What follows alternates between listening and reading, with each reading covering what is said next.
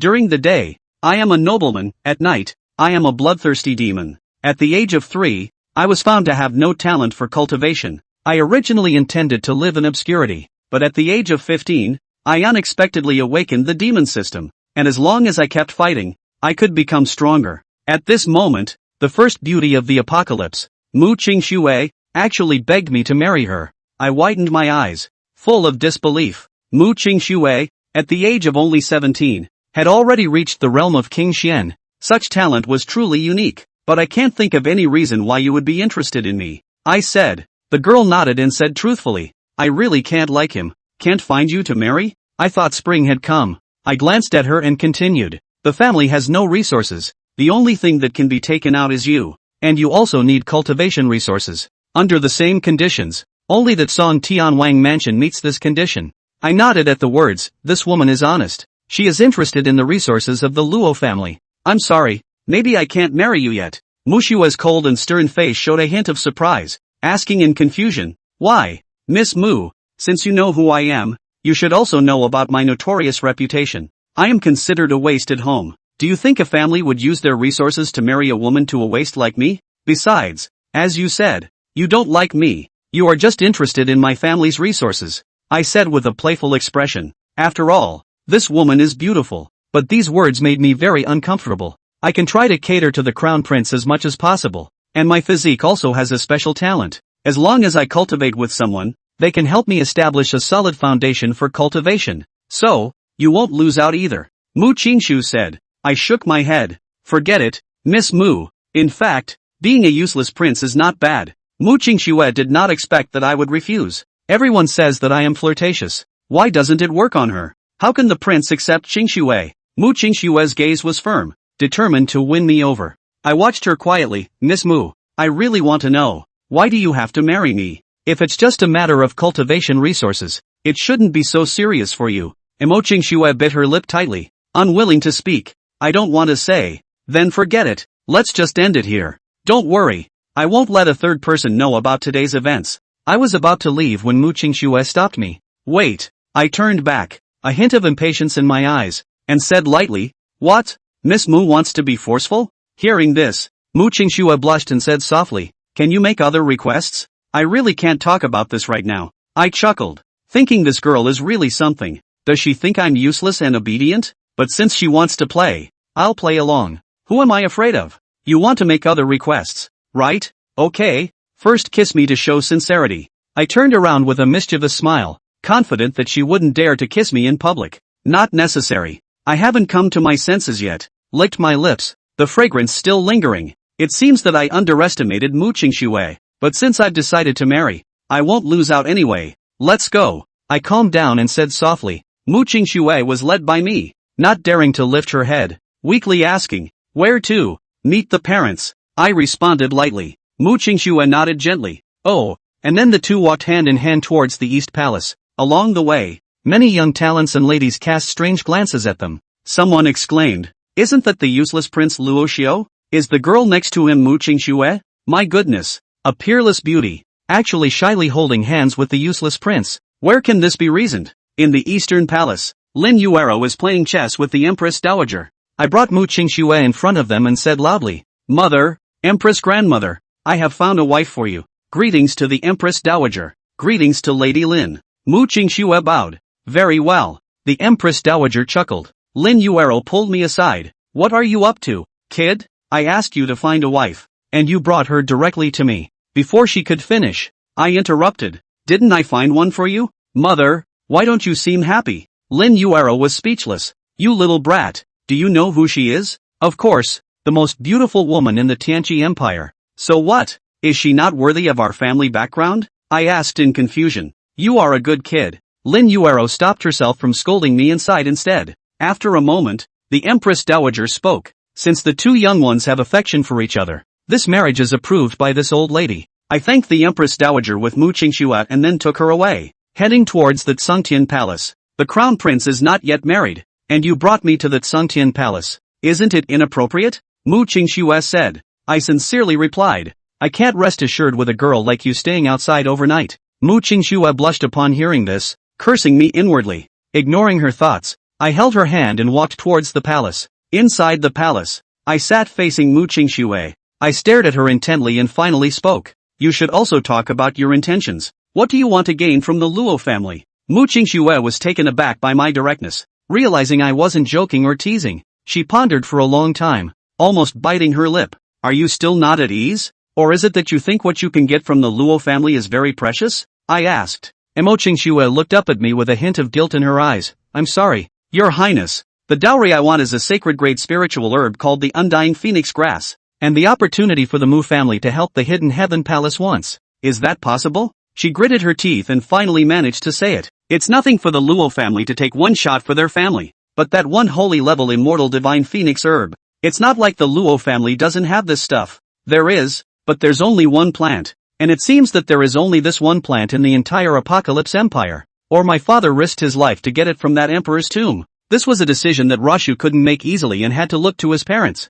I'm sorry, but this holy medicine you want is not something that I alone can make a decision on. Luo Xiu sighed and said helplessly. Mu Qingxue also knew that her condition was too much, and she didn't have any rebuttal. Just a slight nod. Chapter 8. A letter from Luo Funtian, agreeing to the bride price. Just as the two of them fell into silence, Lin Yuro also returned from the Eastern Palace. What's wrong with you two? Lin Yuro looked at the silent two and couldn't help but ask. When I saw them today, they were talking and laughing. How come the two of them don't talk when they're alone again? As if she had done something wrong, Mu Qingxi lowered her head almost to her chest. Luo Xiu sighed slightly and spoke the two's previous words to Lin Yuro. Lin Yuro sniffed and similarly looked towards Mu Qingxue, a hint of worry wiping across her brows. A single sacred pill was enough to cause a fifth sky of Emperor Xian realm powerhouse to break through to the Zun Xian realm without any obstacles. It was enough to raise 5 minor realms, and this was the strength of the holy medicine. If a peak Zun Xuan realm powerhouse took it, there was a 90% plus chance of breaking through to the Saint Xian realm. This was something that countless powerful people had dreamed of. So how could they part with it so easily? I'm sorry, ma'am. It was Qingxue who was ignorant. Don't worry. I'll keep my promise and marrying the world's son. As for that holy medicine, I can do without it. But I only ask that the burial heavenly royal house can get through this once for the family I'm a part of. Mu Qingxue also felt that her conditions were too much. That's a fair offer. Helping a small family through a difficult time. It was actually a breeze for the huge royal family. However, after Mu Qingxue mentioned it like that, it would always leave a bad impression on people. After all, something like a holy medicine was only available in the entire Heavenly Revelation Empire in the burial Heavenly King's mansion. Think about it. What treasures does the entire imperial family of the Apocalypse Empire not have? The favoritism was that there was no holy medicine. So it was evident that this holy medicine was precious and extremely rare. Child, I will speak to the king about your conditions. However, if you sincerely want to live with Shura, I think the king will definitely agree. But have you ever thought about it? Lin Yuro said here, suddenly pausing. His eyes drifted to Mu Qingxi, seeing the latter listening attentively. Only then did Lin Yuro continue. Have you ever thought about it? Shura doesn't have the talent to cultivate, and his lifespan is only a handful of 100 years. Even if we forcefully renew his life, he can only live for 200 years at most. And that one sacred herb you asked for, it's nothing more than you using it yourself. After all, that physique of yours matches extremely well with this holy medicine. If you take it, your cultivation qualifications as well as your cultivation will go to the next level. As your cultivation continues to increase, your lifespan will continue to increase. And have you thought about Shura? Lin Ye's words were sharp and heartbreaking. She stood as a mother and the only thing on his mind was his son. Mu Qingxue looked at Lin Yuro dumbfounded, not knowing how to retort that she wanted this holy medicine. Do want to use it for yourself. Not only will this sacred herb make her bloodline purer, cultivation can even be improved substantially. It wasn't even impossible to break through the Emperor Xian realm in one fell swoop. At the same time, she had never considered that as Luo Xiu, who had no cultivation roots, because one really only wanted to profit from him, and the two really never had any emotional foundation from start to finish. However, after Lin Yuro reminded her of this, Mu Qingxue also felt that she seemed to be going overboard. You have the same loved ones and family yourself. If someone else had treated her family like this, she would probably be even more displeased than Lin Yuro. A wave of guilt rose at the thought. Mu Qingxue lowered her proud head. Then, repentant, she looked toward Luo Xiu and said with an apologetic face, I'm sorry, Seiji. I have indeed been a selfish person, and have never thought of your feelings. I am ashamed of my previous behavior. Everything is my fault, and I'm willing to accept all the consequences, even if it means losing my name. The more Mu Qingxue spoke, the smaller her voice became, and for the first time, she felt that the situation had become so serious. It's even gotten so bad that it's out of your control. Rashu just looked at her quietly. In fact, he had already guessed that little bit of Mu Qingshu's mind, and the only thing that he hadn't expected was that this woman actually wanted a holy medicine. But now that he looked at her like this, Luo Xiu really couldn't get angry. After all, even if Mu Qingshu's talent was high, at the age of 17 now, she was just a child, and it seemed to him that the matter wasn't really as serious as they thought it was. It's nothing more than an edict from the Empress Dowager. It's not as serious as you think, but that holy potion you wanted, there should be no way to give it to you now. Are you still willing to marry me? Luo Xiu looked at her and finally said softly, things have come to this point. I am afraid that my marriage is going to be cold. Luckily, I never had any illusions about the marriage. In the beginning, he himself was only trying to cope with his mother, and Mu Qingshu was also trying to cope with the family as well as obtaining that sacred medicine. With the way things are going, it should be considered a deal breaker. Mu Qingshu looked up at Luo Xiu. In a world where men were superior to women, it was the first time she had ever felt such tenderness in a man. Listen to Rashu's gentle tone. And he's not even mad? Mu Qingshu for a moment actually some trance. In fact, in her heart does not resist Luo Xiu. It's just that the lifespan of mortals is ultimately limited. After more than 100 years, it will finally be yin and yang, available at. But why should one think so much about it? The big deal is that after spending more than 100 years with him, I'll tie my hair as a nun and concentrate on my training. Wouldn't it be better not to ask questions? Mu Qingshu's own heart suddenly brightened as she thought of this. As long as you're willing to marry, I'm willing to marry. Mu Qingshu looked at Luo Xiu's eyes and, more than a touch of sentimentality, Madam, don't worry, I will do my best to love Seiji as hard as I can. Even if the two of us are shallow now, I will try to love him deeply. Mu Qingshu assured again towards Lin Yuro. Luo Xiu stared at Mu Qingshu with his eyes slightly stunned. Is this okay? I thought we were going to break up if we couldn't talk about it? How does that work? 6. Mu Qingshu's sincere words also touched Lin Yuro. In her opinion, doing wrong is not scary, it is the lack of repentance that is the beginning of the journey to the abyss. And Lin Yeye nodded her head in satisfaction, because she saw her heart in Mu Qingshu's eyes. She did want to be genuine with her stupid son. Good, that makes things a lot easier. Lin Yuro laughed with satisfaction. Feelings can be cultivated slowly, and besides, with that physique of yours, maybe it can set Shura on the path of cultivation? It was only then that Mu Qingshu remembered that her divine phoenix body did have the ability to be reborn in fire. As long as there was dual cultivation and the yin and yang mingled, there was a high chance that a cultivation metaphysical vein could be opened up for mortals. If he succeeded, he could indeed go on forever with Luo Xiu. For Luo Xiu, she wasn't averse to it, and feelings could be cultivated slowly. The future was instantly brighter. Luo Xiu listened to the conversation between the two and was a bit speechless. Are all these women's minds so delicate? He listened in awe, yet it seemed to make perfect sense. Just then, a black shadow suddenly flashed outside the door, and in an instant, that black shadow arrived inside the hall. Afterwards, that could kneel on one knee towards Lin Yuro. Madam, a letter from the king. Lin Yeye received the letter from the black shadow with a subdued face, and after the envelope was picked up, it can just disappear, just as if it had never come. Lin Yeye opened the epistle, and on it was written, the body of the divine phoenix. You may be my son's wife, and holy medicine may be given. The king agreed? Lin Yuro had a surprised look on her face. She didn't expect Luo Fantian to get the news so quickly, and he actually agreed. Lin Yuro looked at Mu Qingshu with a complicated expression before she told the two of them the news. Mu Qingshu's eyes were like cold stars. Her face was unbelievable. The burial heavenly king actually agreed? It's a holy medicine. This sudden news. Mu Qingshu had incredulity, but was she really worth it? Such a great gift. It seemed that the only way to repay the favor of their holy medicine was to cultivate a good relationship with Luo Xiu. One must not fail the cold Luo family's heart. Mu Qingshu clenched her fists and secretly decided. Luo Xiu frowned slightly. It seemed like this sacred pill was what his own father was going to use to break through the Tian Xuan realm. Right? Is it about you again? Rashu's clenched fists, secretly swearing, when he was strong enough, he must get a divine medicine for his father. Chapter 9 Immortal Spirit Sacred Pill. Strong Mu Qingshu. Lin Yuro came back to her senses, her gaze softly looking at the two of them, eventually locking onto Mu Qingshu. Smiling, he said, since His Majesty has agreed, Qingshu, this immortal spirit holy pill will be given to you. With that, Lin Yeye took out the immortal god phoenix grass from the spatial realm, and in an instant, the entire lobby was instantly filled with a strong aura of immortal spirit. Shasta, an immortal spirit grass that was full of immortal spirit chi appeared in Lin Yuro's hand. Colorful streams of immortal rhythm were attached to the surroundings of the immortal god phoenix grass. 9 blades of grass like fine needles come to life, and each one is rich in the power of life. It exudes a strong sense of vitality. Mu Qingshue's divine phoenix body resonated when it felt the aura of the immortal divine phoenix. Shu, the same radiant light was easily emitted from within her body.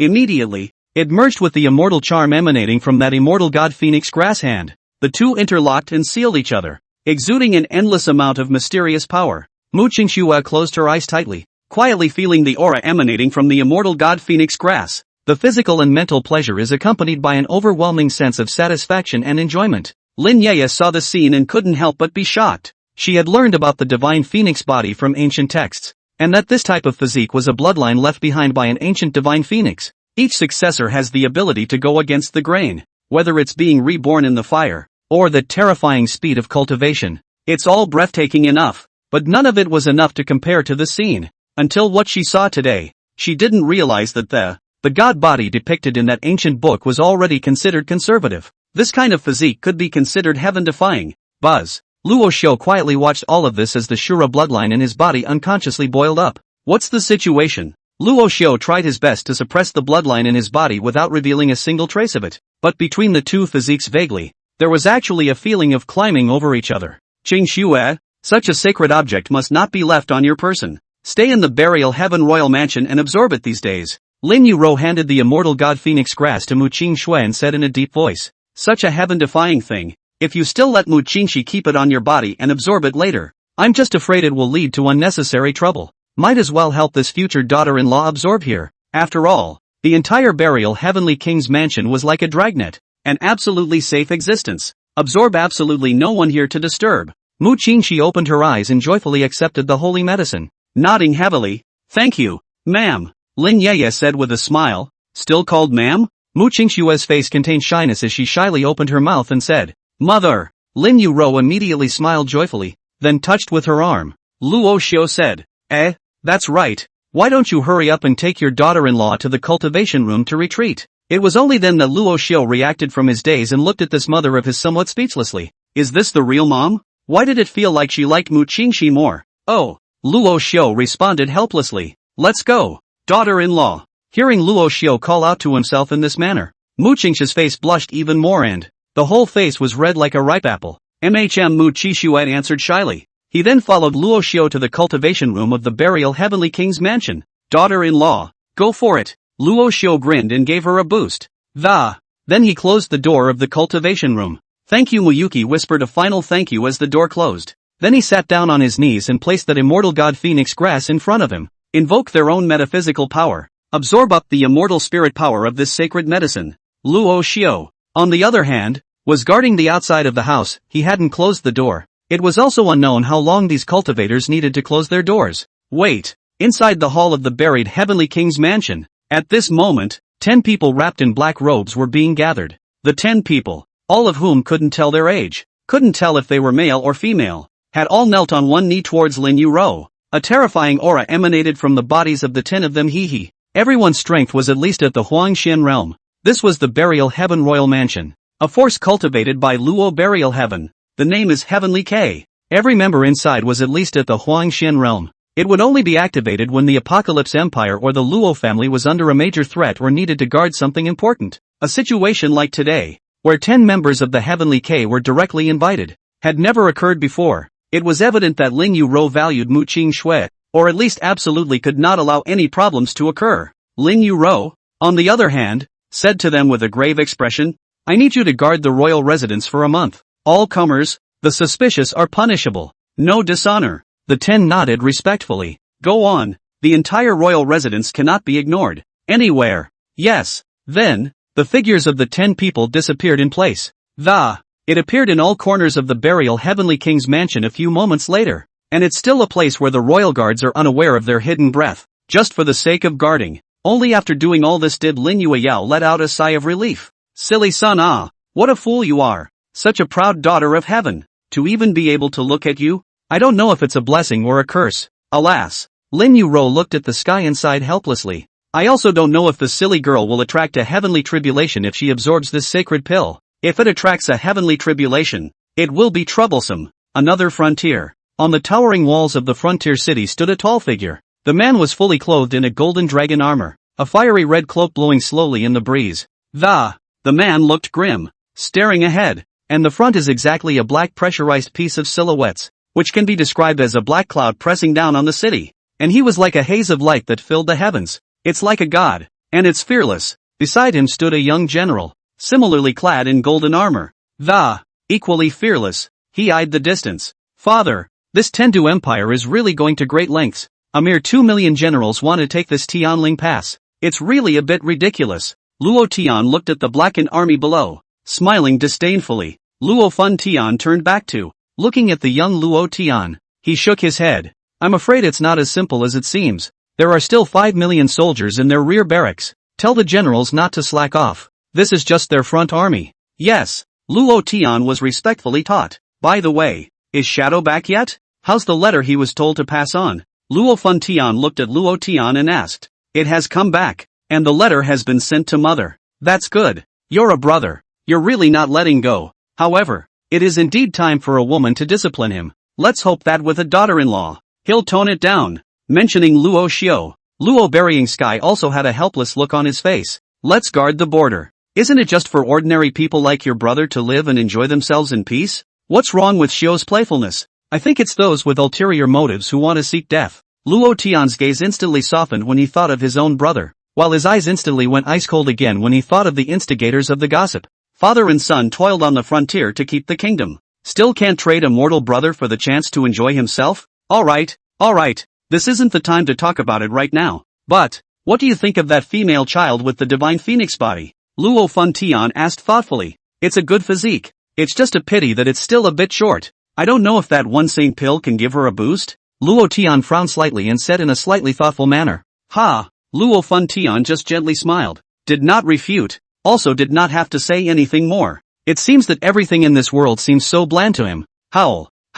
Kill. At this time, the horn of the attack of the Tiandu Empire blew, and the millions of troops below had begun to attack. Coming, Tianer. Follow your father into battle to kill the enemy. Luo Fun Tian looked down and said coldly. Luo Tian just laughed contemptuously, the color of bloodlust flashing under his eyes. Got it. Then, father and son immediately leapt down from the towering walls, and immediately swung 2 swords before touching the ground. The 2 sword blades were like 2 curved moons, and with the snap of a finger, the horses charging ahead were immediately cut off. The whole canyon instantly wailed in the sky. Over 10,000 dead and wounded. Chapter 10 Thunderbolt Baptism, Skyfall Divine Phoenix. In the blink of an eye, half a month passed by. During this half month, Luo Xiu had broken through various battle sites with his Shura mask. It also went deep into the hinterland of the Xian Beast Forest. He had killed an Emperor Xian-level Xian Beast. He had also defeated a Wang Xian Realm Powerhouse, the largest Xian-Do arena in the apocalypse.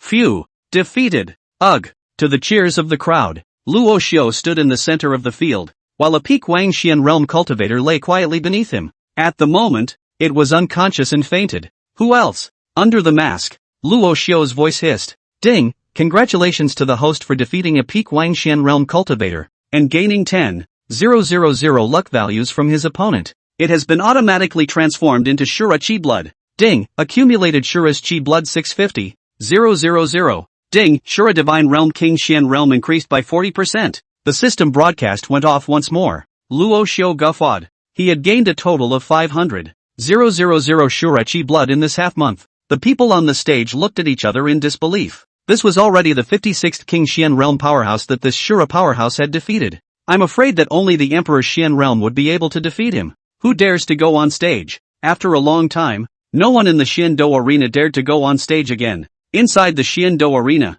a master of ceremonies slowly stepped out and, addressing the crowd below the stage, he said, since no one has taken the stage to challenge, the final reward belongs to this Excellency Shura. Well, instantly the whole room was abuzz, cheering in unison. Only after the scene had calmed down did the mastermind say to Luo Xiu, Your Excellency, you come with me. Luo Xiu nodded and followed the principal towards the back of the Xian-Do arena. When he left, the stage was instantly abuzz. My Lu Go, is this guy really less than 20 years old? The peak of Wang Xian realm can be defeated. Which family has produced this super genius? 56 consecutive victories. You can imagine how great the rewards behind this are. It's coveted to think about. Don't even think about these rewards. How dare you get your hands on them with your strength of the first level of the King Xian realm? I am afraid. But it doesn't mean that others don't dare. Look at some of the Emperor Xian realm powerhouses in the next field. They've already been eyeing this guy. Indeed. It's too attention-grabbing. 56 consecutive victories. You can at least get a million Xianshi reward,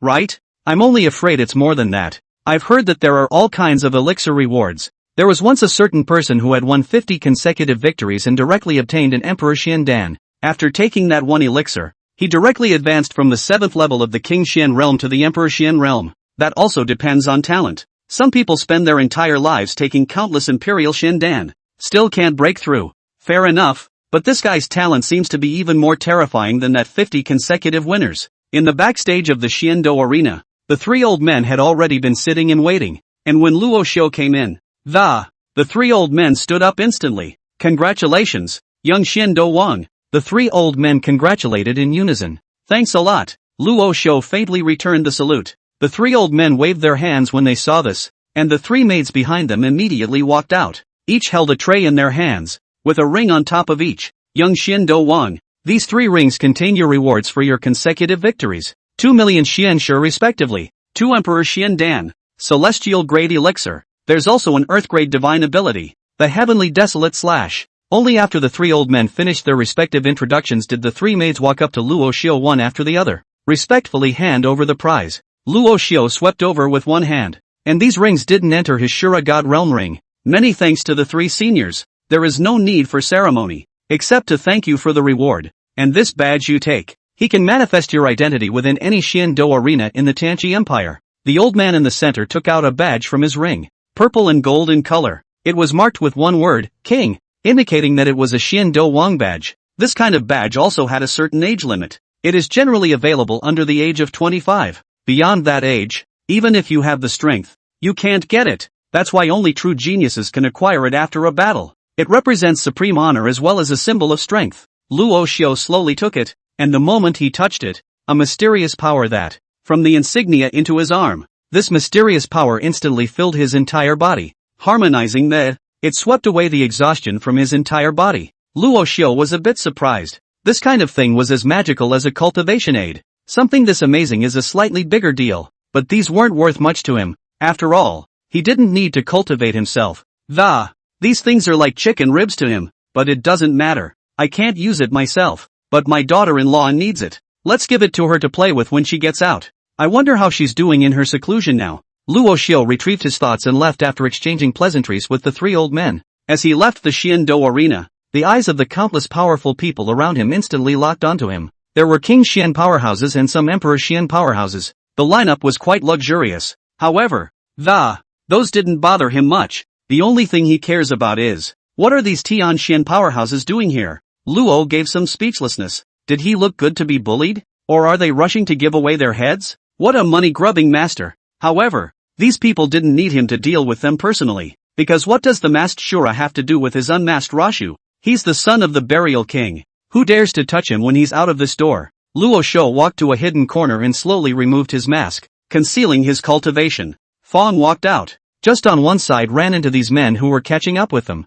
One of them even directly collided with Luo Xiu. Bang! Ouch! Don't you have eyes? Blind your dog's eyes and dare to bump into me. Luo Xiu arrogantly cursed. Asterisk asterisk asterisk asterisk Q. The person who had been cursed was ready to return the favor, but he instantly wimped out when he saw Luo Xiu's square face. The buried king's son. Holy hell no. Yes, I'm sorry, Seiji. I didn't do it on purpose. The man stammered. Snap. Luo Xiu directly slapped him in the face and didn't reason with him in the slightest. Asterisk asterisk asterisk asterisk off. Dare to block my master's way, and dare to bump into my master? Are you tired of living? What do you say? The man said in 100 different words. I'm sorry, Seiji. What do you want to do about it? The man covered half of his face and eyes terrified. Little master's body is golden, so feel free to get 100,000 Xianshi to accompany him. I'm sorry, Rasha said with a slanted smile. 100,000. The man was worse than a fly.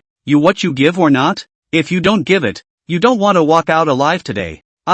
I give. Then with a reluctant face, he took out 100,000 shenshur from his ring and slowly handed it to Luo Xiu. Pa! Rashu nodded in satisfaction and gave him another slap on the other side of his face. That's comforting. Get out. When he was satisfied, he left humming a little song, leaving the man with both sides of his face swollen and in situ aggression. The people who were chasing after him couldn't find Luo Xiu's figure, so they had no choice but to leave unhappily. Luo Xiu had just arrived at the front door of his house when he saw countless dark clouds covering the sky over the entire mansion. Thunder flashed within the dark clouds, precisely over the cultivation room where Mu Qingxi was. Luo Xiu instantly realized what was going on and immediately ran wildly into the mansion. In an instant, thunder rolled down, splitting the entire refining room right open. Mu Qingxi was dressed in a white robe, her delicate figure exposed to the view. Lin Yeye stood watching from afar, and Luo Xiu rushed to her side. Mother, what's going on here?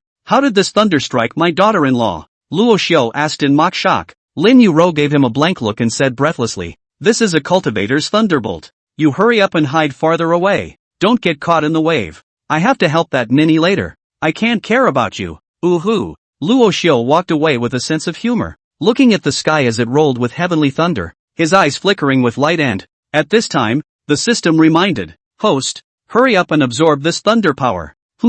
How do I absorb it? I'll help you. The system said, directly drawing the surrounding heavenly thunder that hadn't yet converged over to the top of Luo Xiu's head. Rumble. ***.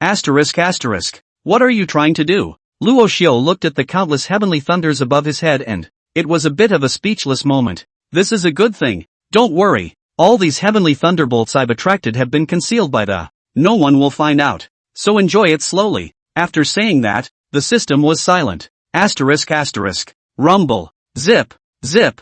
Zip. A heavenly thunderbolt straight toward Luo Xiu's sky spirit cover splits. Luo Xiu panicked to use full power to resist. Ding, gained 100 points of thunder power, which has been automatically transformed into Shura Qi in blood. Ding, 200 points of thunder power have been gained and have been automatically converted into Shura Qi in blood. Ding, ding, accumulated Shura Qi blood 900,000. Ding, Shura Divine Realm Tian Xuan Realm increased by 56%. A thunderbolt had allowed Luo Xiu to harvest another 250,000 Xiu Luo Qi blood. Moreover, the increase in the Shura Divine Domain had instantly jumped by 16% under the tempering of the thunder. This lightning strike is worth it. Luo Xiu's entire body was struck with sparks and lightning. Still can't contain the excitement inside. Check the attribute panel. Host, Luo Xiu. Age, 17. Realm, Tian Xuan Realm. First level. Avatar, Shura Divine Domain. Killing Heart, Desolate Heavenly Slash. Shura's Blood, 900. Shura Divine Realm, 56% increase in Tian Xuan Realm. With a final muffled thunderclap, 2 hours passed, and the skies over the royal residence opened up and a 9-colored divine phoenix slowly coiled in the air. Mu Qingxi had also passed through the terrifying heavenly thunder at this moment, and there were earth-shattering changes within her body. The strength was even impacted to the peak of the Tian Xuan Realm, one step short of breaking through that Emperor Xian Realm. That 9-colored divine phoenix in the sky had been circling for who knows how long. It then directly turned into a 9-colored energy and flew into Mu Qingxi's body. Transient. Mu Qingxi directly broke through the barrier that people only dreamed of. Her cultivation reaching the Huangxian realm, the entire person was bathed in 9-colored light, just like a fairy under the 9 heavens. The hands moved with a frequency that snapped at the heart. It's done. It's really done. A true divine phoenix saint body. Mu Qingxi opened her starry eyes and, incredulously feeling the energy within his body, the excitement within his heart could not be suppressed. Qingxi, don't get excited first. Calm your qi and consolidate your cultivation. Lin Yeye voiced out a reminder from below.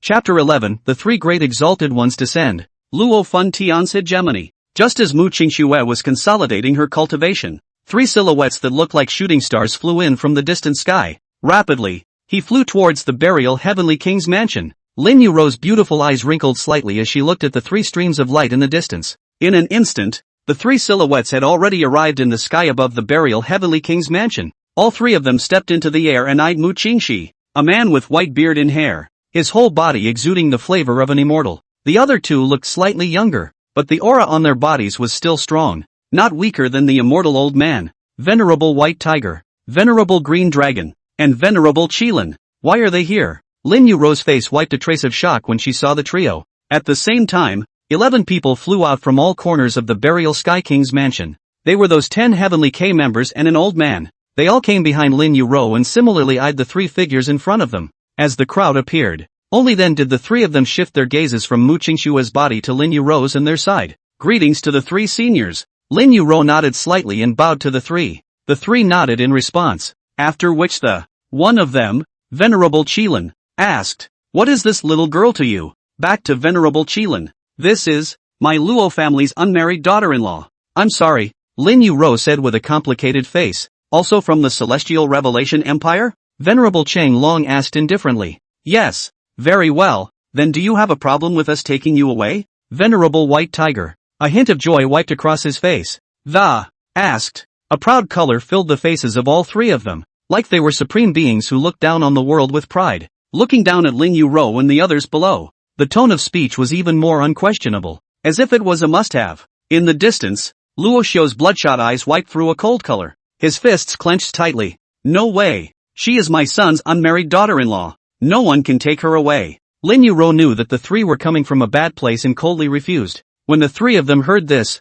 their faces were all furious, and their entire body was like a flood of Xianli instantly tilted down. It directly pressed the 12 people, including Lin Yuro, who were suspended in the air, hard back to the ground. With that, the 3 of them directly opened their domains to ruthlessly suppress Lin Yuro and the others. Make them immobile. Damn it! Lin Yaya's stunningly beautiful face was covered in cold sweat, but her eyes remained resolute, refusing to back down, stiffly carrying all of the trio's mighty pressure. "Lin Yuezhuan, you dare to defy the decision of the Council of Elders?" Venerable Qilin looked at Lin Yuro and, still struggling, his face couldn't help but go cold. All 3 of them were the Council of State Elders of the Celestial Revelation Empire, holding countless powers in the Celestial Revelation Empire. Even if the Kingdom Master of the Apocalypse Empire wanted to take office, he had to be recognized by their Kingdom Elders Council. Otherwise, there's no chance at all that every member of the National Council of Elders was at least a Zun Xian realm powerhouse, and no one dared to resist at all.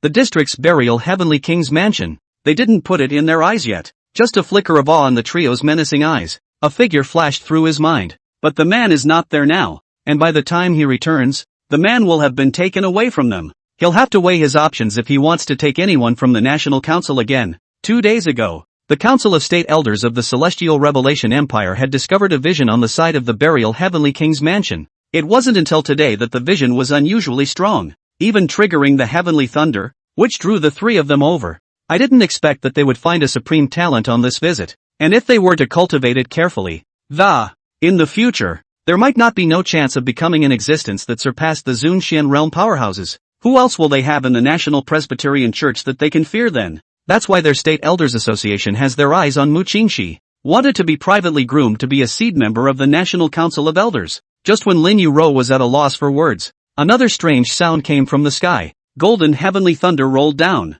and a golden silhouette shone along with the golden thunder. It was like a god under the 9 heavens, with thunder fluttering between his demeanor. "What? You old things getting restless again? Now I'll dare to blatantly rob my daughter-in-law?" The person who came was none other than Luo Tian, who was guarding the heavenly spirit past a dozen days ago. After he had dealt with the scourge at the border, he received a reply from Lin Yuoru. Then he hoofed it towards home.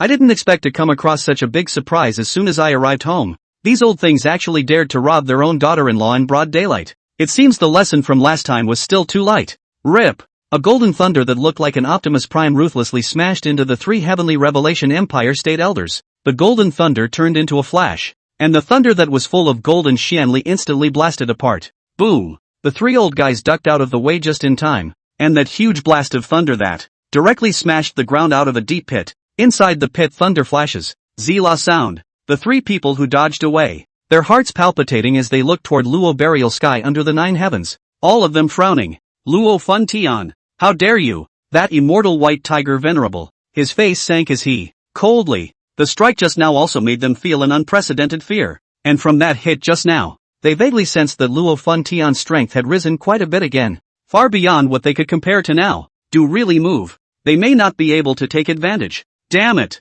Isn't this guy guarding the border? How come he's back so soon? The 3 of them glanced at each other, their hearts full of unwillingness and fear. "Oh, it seems that the prosperity of the country is more and more disturbing to you old things. When I arrange the job at hand, I'll meet you old things again." Luo Tian's golden eyes, deadly gazing at the 3 state elders, disdain was all under his eyes. The three countrymen instantly changed their faces drastically. With these words from Luo Bundian, it gave them a vague twinge of unease. Thinking back to the catastrophe 5 years ago, they still had palpitations. The mind still flickered with the ghost-like two figures. Two people single-handedly killed the Council of State Elders of the Apocalypse Empire and directly forced them to get lost. Luo Funtian's voice was like a god from the 9 heavens, hitting the hearts of the 3 kingdom elders directly. Venerable Qilin's face was ugly, and his violent temper came up at once. With his hand raised, he wanted to make a move against Luo Burial Sky. Go first, it's not appropriate to make a move today. The 2 venerable masters hurriedly dissuaded them. With the 3 of them old guys, they weren't a match for Luo Funtian. In the end, the 3 of them left the burial Heavenly King's mansion in ashes. The domain suppression that Lin Yeye and the others had been subjected to also instantly disintegrated away from them. A dozen or so people have been like deflated balls, their whole body paralyzed. Phew! The gap between the Emperor Xian Mirror and the Zun Xian realm was like the wrath of heaven. It left them without a single thought of resistance. Luo Xiu, who was in the distance, watched this cheap old man of his arrive in time, and then breathed a sigh of relief. Luo Funtian slowly soared to Lin Yuro's side and helped her up, softly consoling, "Madam has made you suffer." There was an apology in his voice. "You asshole, why are you here now?" Woo! The aggrieved Lin Yuro was like a little girl. He jumped into his arms and cried bitterly. She was really scared of that scene just now. These national elders of the National Elders Council never talk any sense to people. It's been brutalized in this empire. At this moment, only Luo Funtian's return could make her feel a trace of peace of mind. If we let them take Mu Qingxi, then she, as a mother, really didn't know how she was going to face her son. Luckily, Luo Funtian came in time to prevent them from succeeding. Well, ma'am, it's all my fault. Luo Funtian tried his best to comfort his lady, and the 2 of them were just as they were when they first met. The passion remained unabated, and Lin Yeye was still just like the little girl she was, rigid on the outside and soft on the inside, even as a mom. Still can't change. This sudden shock must have scared her, causing Luo Buried Sky great heartache. Oh, Lin Yuro was still crying. Luo Funtian directly carried her back to the mansion. Okay, it's okay. As he got up, he glanced toward Luo Xiu in the corner and said, "Silly boy, keep an eye on your daughter-in-law. Your mother is in a bit of shock. I'll take her down to rest first." Luo Xiu nodded his head woodenly, thinking in his heart that this old man of his was still quite strong. Those old guys didn't look weak, though. It seemed that together they couldn't beat their own cheap old man. But that wife-favoring streak is definitely inherited from me. Luo Funtian looked at the 11 people underground again. "You guys continue to guard here. Protect my son and daughter-in-law." "Yes, Lord." Watching his father's back as he hugged his mother and left, Luo Xiu let out a sigh of relief. Today's crisis was lifted, but it also made him feel an unprecedented sense of powerlessness. Ultimately, his strength was still too weak. Strength is the supreme king. The strength must be raised as soon as possible. Chapter 12, The Realm of Myongsu. A sudden hug. 1 hour later, Mu Qingxi thoroughly consolidated her cultivation and slowly opened her eyes. Shoo! Only to see her slowly open her arms. The whole person instantly looked like a fairy rising into the air. At the same time, a 9-colored divine phoenix appeared behind her. The same huge wings were spread out to protect its back. Open! As Mu Qingxue let out a loud shout, the domain that uniquely belonged to her Emperor Xian realm instantly unfolded. That 9-colored divine phoenix instantly transformed into countless streams of light, forming a huge field within a range of 10 meters. That 9-colored divine phoenix was hovering within her domain, and her entire body was in the center of the domain. It's like a god. The entire domain was filled with 9-colored flames that glowed with a strange light. It was as if someone who was inside this field would be burned alive by the 9-colored flames and die. Those heavenly K members guarding the periphery felt their hearts palpitate. They had never seen such a terrifying field. One's own field is a world away from this. There's no comparison. Only Luo Xiu frowned slightly as he watched all this, and in fact, in his heart, he was quite emotional. It was because this domain of his own daughter-in-law was not in the least bit weaker than his Shura Divine Domain. It's just that the range is 10 times smaller than his. The only difference was that this daughter-in-law's domain of his own emanated a divine 9-colored radiance, while his own, the Shura Divine Domain, emanated an endless purgatorial murderous aura. However, Luo Xiu also saw a hint of what was going on in the realm Mu Qingxi had executed. This girl didn't seem to have complete control of her domain yet. However, this was normal. After all, this was the first time she had used the domain. A moment later, Mu Qingxue slowly floated towards the ground to put away the domain. The eyes eagerly searching through the crowd for something? It wasn't until after discovering Luo Xiu's figure, when Luo Xiu was caught off guard that suddenly jumping into his arms. This sudden embrace made Luo Xiu a bit overwhelmed. What is this? Luo Xiu froze in place, his hands going nowhere. Thank you. If it wasn't for you, I wouldn't have been able to break through to the Divine Phoenix sacred body. Everything I have now is thanks to you. Thanks to the Luo family. From now on, you're my man. Mu Qingxue. Even if you don't have any cultivation, I will still guard your side, until I grow old alone. Mu Qingxue quietly leaned into Luo Xiu's arms and said in a serious tone. After saying that, he slowly closed his eyes. Thinking back on the visions over the past half-month, Luo Xiu's figure appeared in her mind countless times. When one breaks through the limits of one's cultivation, one will always face the strife of one's heart's demons. Every time when he was about to hold out, Luo Xiu was like a god under the 9 heavens. Help her get through her inner obstacles one at a time. The visionary Rashu was immensely powerful, so powerful that he could snuggle up in his arms and enjoy the peace and quiet. Everything in that scene made Mu Qingxue feel incomparably dear to her. It also strengthened her heart. Even if the current Luo Xiu didn't have any cultivation, she wouldn't let go anymore. What's more, with his current physique, as long as he double cultivated with Luo Xiu, he could definitely help him break through that obstacle of not being able to practice. Perhaps this was fate. Mu Qingxi quietly enjoyed the warmth of Luo Xiu's arms. Familiarize yourself with his scent. Seeing that there was nothing left for them to do, the surrounding members of the Heavenly K also had the sense to leave. As if he was in a dream, Luo Xiu was again very confused in his heart. That's too much of a contrast for this chick, isn't it? Not only has the person become more beautiful, even the temperament has changed radically. What had she been through in those 10 days or so? Luo Xiu didn't bother to care that much. If what this chick said was sincere, then won't one's love come? She was her unmarried daughter-in-law anyway, so it was normal to hug her. So he too closed his arms around the beauty and took her into his arms. The two embraced each other in the midst of these ruins that had been bombarded by thunder, as if after a great battle. The general beauty of lovers separated by life and death. The two held each other tightly for who knows how long. Ahem. A cough broke the silence between the two, and Luo Fantian held Lin Yuro's hand and, slowly walking towards the two. In response to this behavior of Luo Fantian, Lin Yuro beside him glared at him with a sideways glance. You guys carry on, we're just passing by, said Luo Burial Sky awkwardly as he reacted. Lin Yuro are speechless to death. Directly cover the face. Do not want to see this man. Mu Qingxue hurriedly left Luo Xiu's embrace, her face blushing over in a flash. Rashu just scratched his head awkwardly. Alright, it's all family. Go talk in the hall. Lin Yeye softly laughed. The crowd nodded at this. On the other side, the imperial palace of the Apocalypse Empire, Emperor of the Celestial Revelation Empire, Lin Tianbad wears a crown on his head, and his face is majestic, a purple and gold robe of the 9 dragons.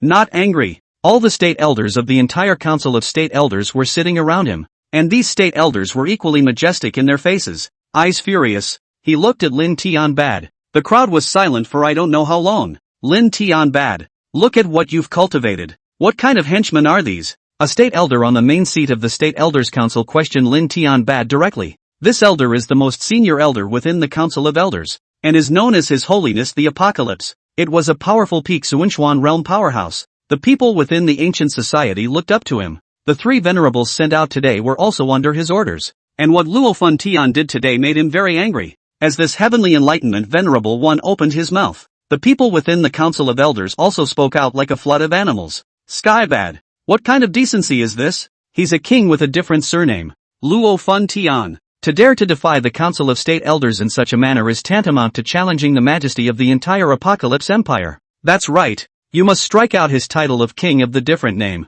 Not bad. And we have to make him surrender the military power in his hands. Otherwise he is still lawless. The many members of the Council of Elders spoke one by one, while Lin Tianbad, who was sitting high on the dragon chair, remained silent. Listened to them quietly. It wasn't until all the state elders had spoken that he scanned the room and, the voice said indifferently, all finished? Hearing Lin Tianbad's indifferent voice, the faces of the state elders tightened, but no one dared to make another sound. Seeing this, Lin Tianbad continued, I would like to ask all the state elders, where is the original purpose of the establishment of the National Presbyterian Church? The crowd remained silent. No one said anything, did they? Then I'll come and recollect it for you. Preserve the nation's fortunes, assist the king, and stabilize the world. Do you all remember? Yet what have you done today? Running to the home of a meritorious minister who guarded the border to snatch someone's daughter-in-law. You still have the face to complain to me here? Are you not chilling the hearts of the meritorious? You're putting the Apocalypse Empire on the spot,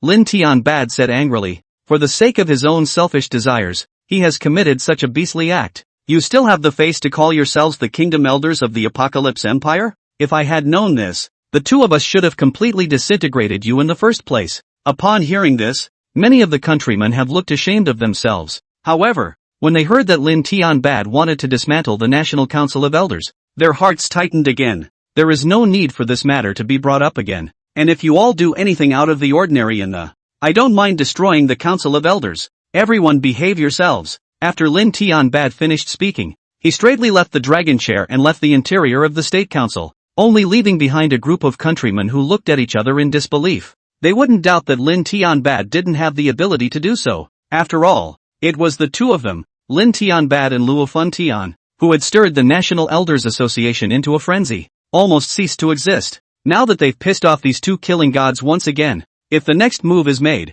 this Council of Elders will not be far from being dissolved. Well, we really did something wrong in this case, so in the future, everyone act more carefully. We're getting lower and lower now. The Heavenly Enlightenment Exalted One admonished helplessly. The boss has spoken. The people can only helplessly give up the intention of pulling together to cultivate Mu Qingxue. Chapter 13, The Mysterious Family. The setting is what it is. I hope you understand that the protagonist is a grower. The character's killer personality doesn't come through once the powerful parents are there. Inside the hall of the buried Heavenly King's mansion, you can take your daughter-in-law down to change her clothes first. Luo Tian smiled and spoke. It was only then that Lin Yeye reacted to the fact that after the breakthrough, Mu Qingxue's lapel was covered in dust. She patted her head and laughed with some self-condemnation.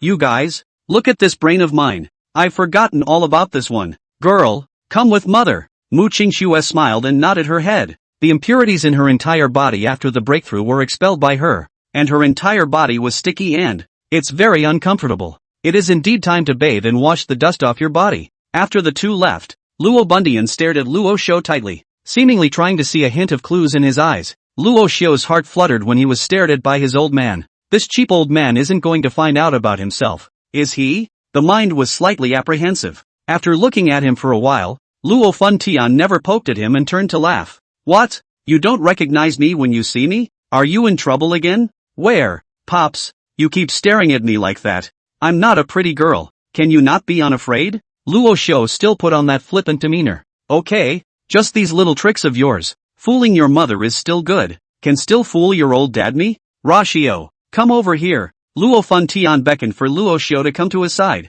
Luo Xiu had no choice but to obediently do as he was told, somewhat wriggling as he arrived in front of Luo Bundian. Without saying a word, Luo Tian condensed golden Xianli in his hands and an endless amount of power converged in the palm of his hand. With that, he placed the palm of his converged Xian force on top of Luo Xiu's head. Buzz! The golden metaphysical power slowly integrated into Luo Xiu's skull, penetrating his entire body and stimulating his nerves. Luo Xiu only felt an incomparable relief throughout his body, because this stream of Xian force was actually pacifying the raging Shura bloodline within his body. Under the powerful Xian force bombardment, the erosion of the cultivator bloodline appeared that small. At the same time, the cultivation demon patterns within Luo Xiu's body slowly emerged and, this time it extended to the neck up to the face, as if to completely galvanize the Shura bloodline in his body. Soon, both of their entire bodies were surrounded by a stream of light. In an instant, a golden barrier was formed to isolate the outside world. Luo Xiu's originally frenzied cultivator bloodline was instantly pacified under the suppression of this arcane force.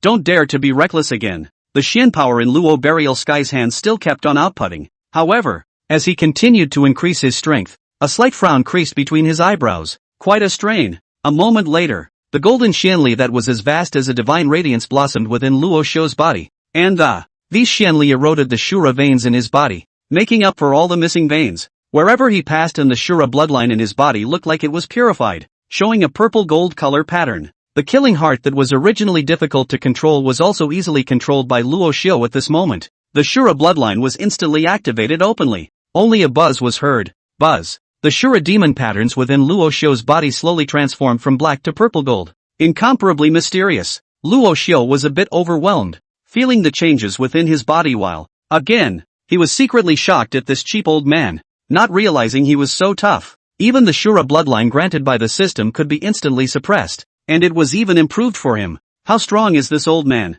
Luo Xiu was secretly shocked in his heart. System, what the hell is going on? Luo Xiu eagerly wanted to know what was going on. Host, don't say anything. This old man of yours is quite something. He is purifying you of the strife of the Shura demonic chi in your body, while at the same time helping you to bring out all of your Shura talents. The system's tone is all rather shocked. As a Shura system, it was also the first time he had seen such a rough and strong refining technique. A small Xian heavenly realm actually possessed such a great power. And the father of his own host. How is that possible? Did they not belong to this side of heaven and earth in the first place? Shocked, the system searched through the chaos of information to find a hint of self-compassion. After a long time, Luo Burial finally withdrew his Xian force, and his original slightly curved face returned to normal. Bastard! Those little tricks of yours can escape your own father's eyes. If you want to cultivate, then cultivate openly. It's not like the family doesn't have that condition. Luo Xiu's face turned slightly red, like a child who had been discovered a little secret.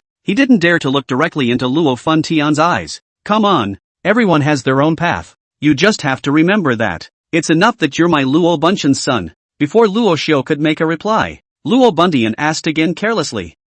This sounds so pretentious. When Luo Xiu heard this, he looked at Luo Buntian with eyes full of shock. I didn't realize that this cheap old man of his was so overbearing. Even the system was shocked. How strong is this? There seems to be something in your head. And the divine soul fluctuations are peculiar and weird. Luo Funtian's eyes looked meaningfully at Luo Xiu. Even the system can find out? Tuzi, aren't you a bit too trashy? This can even be discovered? Luo Xiu was shocked while another very breathless question to the system. This old man is full of pussy. The system is also numb. Host, please don't expose me to the world. I'll be obliterated, came the eager voice of the system. You're so timid? Luo Xiu was speechless at first. I'll explain it to you later. Don't tell him about my existence. He's strong. After the system finished speaking, it directly played with disappearing, not coming out no matter how much Luo Xiu called out. Luo Xiu was helpless. Luo Funtian was still waiting for his afterword. He didn't want that thing to affect his son. Father, that's the method I practiced, so don't ask. And don't tell anyone about me being able to cultivate. Is that okay? Luo Xiu's face sunk slightly as he inquired in a small voice. Luo Funtian frowned slightly. He could care less about other things. But the thing in Luo Xiu's mind was more like a living thing. Not like a human soul though, more like a regular law in general. These types of things didn't have feelings like humans, and he was afraid that Luo Xiu would be influenced by them and go astray. After all, this Shura bloodline was originally a very bloodthirsty existence. If we don't teach them, I'm afraid we'll fall into an abyss of 10,000 feet in the future. However, since his son didn't want him to interfere, he had no choice but to stop. Since you've said so, I won't ask any more questions. However, if that thing will threaten you, I will not shy away from erasing it, Luo Burial Sky said in a deep voice. It's not like the words were meant for Rashio to hear. It was more like saying it to that system in Luo Xiu's head. The system roared into chaos and hurriedly said to Luo Xiu, Host, don't worry. This system will absolutely not interfere with any of your actions and will only enhance your strength for you. Father, don't worry. I have my measure. Luo Xiu nodded heavily. It was a sign that his father cared about him. How could he not see that? That's good. Originally, I was thinking that I'd help you remodel your meridians only after I'd taken you all out of this place. I didn't expect that, but since you've chosen your own path, it's up to you what comes next. Those who want to be strong are destined to be alone. Luo Funtian sighed slightly, his eyes indistinctly flickering with the loneliness in the passage of time. The back was so great that Luo Xiu looked at his vicissitudes of. Subconsciously, he felt that it was an untouchable and powerful person. Is it a vision? Rashu returned to his senses and shook his head to himself. Luo Burying Sky also slowly turned back, looking at Luo Xiu with light in his brows, somewhat reluctantly. Xiu'er, father has something he wants to discuss with you. What is it? Afterward, he pondered for a long time, and as if he had made up his mind about something, he said to Luo Xiu, when all this business is taken care of, I may have to take your mother and brother away for a while. Luo Xiu was first stunned, then, somewhat perplexed, he asked, where are you going? Alas, this is a long story. When I have time later I will slowly explain to you. Luo Funtian turned around, looking at the sky with his hands behind his back and said somewhat helplessly. Luo Xiu saw the despondency and loneliness in his eyes. Invisible pressure flowed between this powerful man's brows in this instant. There is no more of the old style. However, these emotions passed in his eyes for a moment, and back to the. His expression became instantly serious. There are some things you're not qualified to know right now. Just know that we didn't belong here in the first place. And that's enough. What do you mean? It doesn't belong here? What the hell? Map refreshed again? Luo Xiu mulled over the words thoughtfully. As a former Earthling, how could he not know what that meant? I'm just afraid that my own family wasn't originally from this world. It was no wonder that Luo Tian had discovered his system. But why didn't they take themselves there? With his current strength, it wasn't too bad, was it? Before Luo Xiu could inquire, Luo Bundian said helplessly, Xiu, you shouldn't blame us either. The reason why I won't let you go back now is because something has gone wrong with that realm and it's become very dangerous. And you're not strong enough for us to take care of you, so you'd better stay here for now. Not strong enough? I'm also very strong, alright? Luo Xiu was puzzled and somewhat unconvinced. Don't be ridiculous, with your three-legged kung fu. When you get there they can destroy you with a single breath. That side of the heaven and earth is even more dangerous than this Xian heavenly realm. Don't rush to it before you have the strength. As he spoke, Luo Tian took out a token from his spatial realm and handed it to Luo Xiu. And don't blame us, it's a matter of necessity. This is a sky-breaking spirit talisman. Take it. When you break through to the Emperor Xian realm, this token will give you directions. So you can come and find us then. Luo Xiu looked at the token in his hand. It looked ordinary. However, there was a subtle power hidden within the token, and this power was not Xian force. Instead, it was the more magical power of the immortal spirit. What a marvelous power! Luo Xiu's face was shocked. It seems that the world that Pops is in is really not simple. Luo Xiu tightly squeezed the token in his hand and nodded heavily. Father, since you guys have something to, then you should go back first. Don't worry, when I have the strength, I will definitely go and seek you out. That's good. It's an emergency, maybe 2 or 3 more months. And we're going to have to leave. Stay with your mother more during this time. Her memory and strength have not been fully restored yet, and during this time away, I'm only afraid that it will be her incomparably miss you.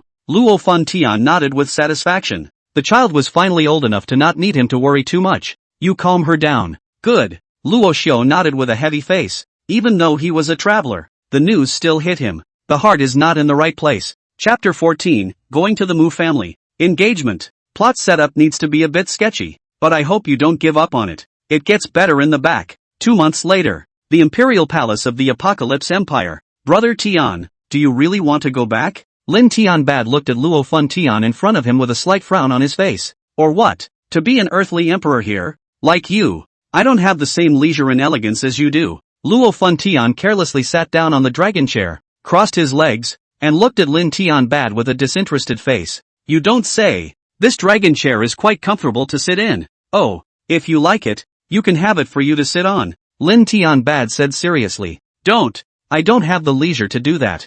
Luo Tian hurriedly refused. What a pain in the ass. At those words, Lin Tianbad slightly clenched his fists, then thought of something and slowly lowered them again. He knew what Tian was going to do, and he couldn't do much to help him after all. Brother Tian, didn't we agree not to go back and get into that mess? Lin Tianbad was a bit unwilling and wanted to try to retain Luo Burial Sky. Luo Tian took the tea on the table and took a light sip. Putting down his teacup, he slowly said, Skybad, you're thinking too simply. There are some things that can't be avoided. It's been so many years of hiding. It's time to face it. But, Lin Tianbad still wanted to admonish something, but Luo Tian directly interrupted him. Alright Skybad, let's not say more about us brothers. I'll let Shura stay and just take care of it for me.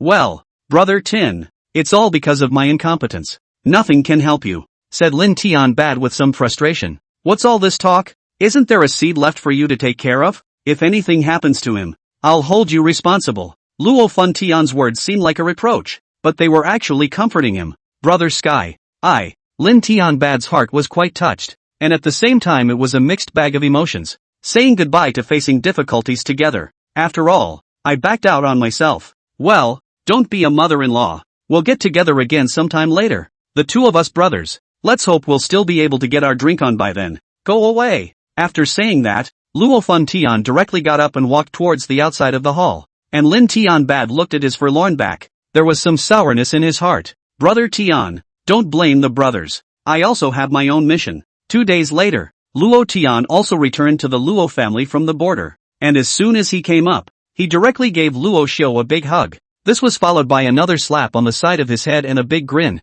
You bastard. Knowing your brother's back. And don't go out to greet them. Luo Xiu covered his head and looked at his brother with some aggression. It hurts. Brother. The brothers embraced again. Brother, when you and father went to the frontier, I told you to let me go with you. You're the one who didn't let it happen. And he said he'd break my legs if I sneaked along, and I'm still mad at him. Luo Xiu pretended to be angry, but in reality, he had already been happy in his heart. It was more important than anything to see my brother come back safe and sound and in one piece. After all, war is not a child's play. Missing an arm or a leg is a minor. Silly boy. You think war is a joke with you? There's no beautiful women in wine for you to enjoy there. Luo Tian said with a smile. Then you still blame me? Luo Xiu covered his head. Old brother. The slap barely broke his own brain. Okay.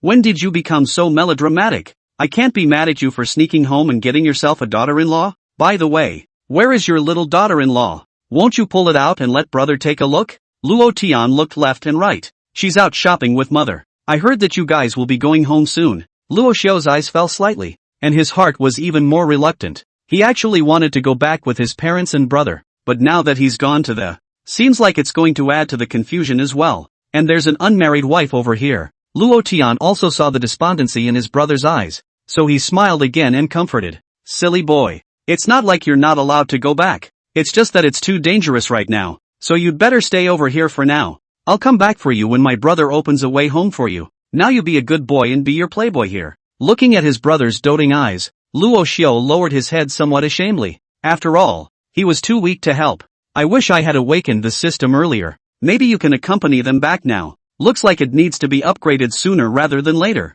Luo Xiu secretly made up his mind in his heart. Just as these two brothers were exchanging pleasantries, Lin Yuro also brought Mu Qingxue back home. Lin Yuro's eyes were filled with joy as soon as she saw Luo Tian, and Luo Tian even jumped headfirst into his mother's arms, like a little kid. Mother, I missed you. Lin Yuro almost didn't plant her head, and Mu Qingxue on the side was also filled with dumbfoundedness. Looking at this man who looked very similar to Luo Xiu, something also came to his mind. You brat, you're still like this. No big deal. Your sister-in-law is still here. Hurry up and go away. Lin Yuro laughed and scolded. Still, he gently rubbed Luo Tian's head and looked at his eldest son, who was even darker than last time. Lin Yaya was a little heartbroken. Hearing his mother remind him of this, Luo Tian came to his senses, hurrying away from his mother's embrace. He was afraid that his siblings would look at him as a joke in general. Mu Qingxue looked at this cozy scene and was somewhat touched. Huan came to Luo Xiu's side, while Luo Xiu nonchalantly took her hand and, laughing, he said, "This is my big brother, more childish than me." At those words, Luo Tian blushed and came directly to Luo Xiu's side, and, directly picking up his ear, he said, "Your kid's skin is itching again, isn't it? Pain.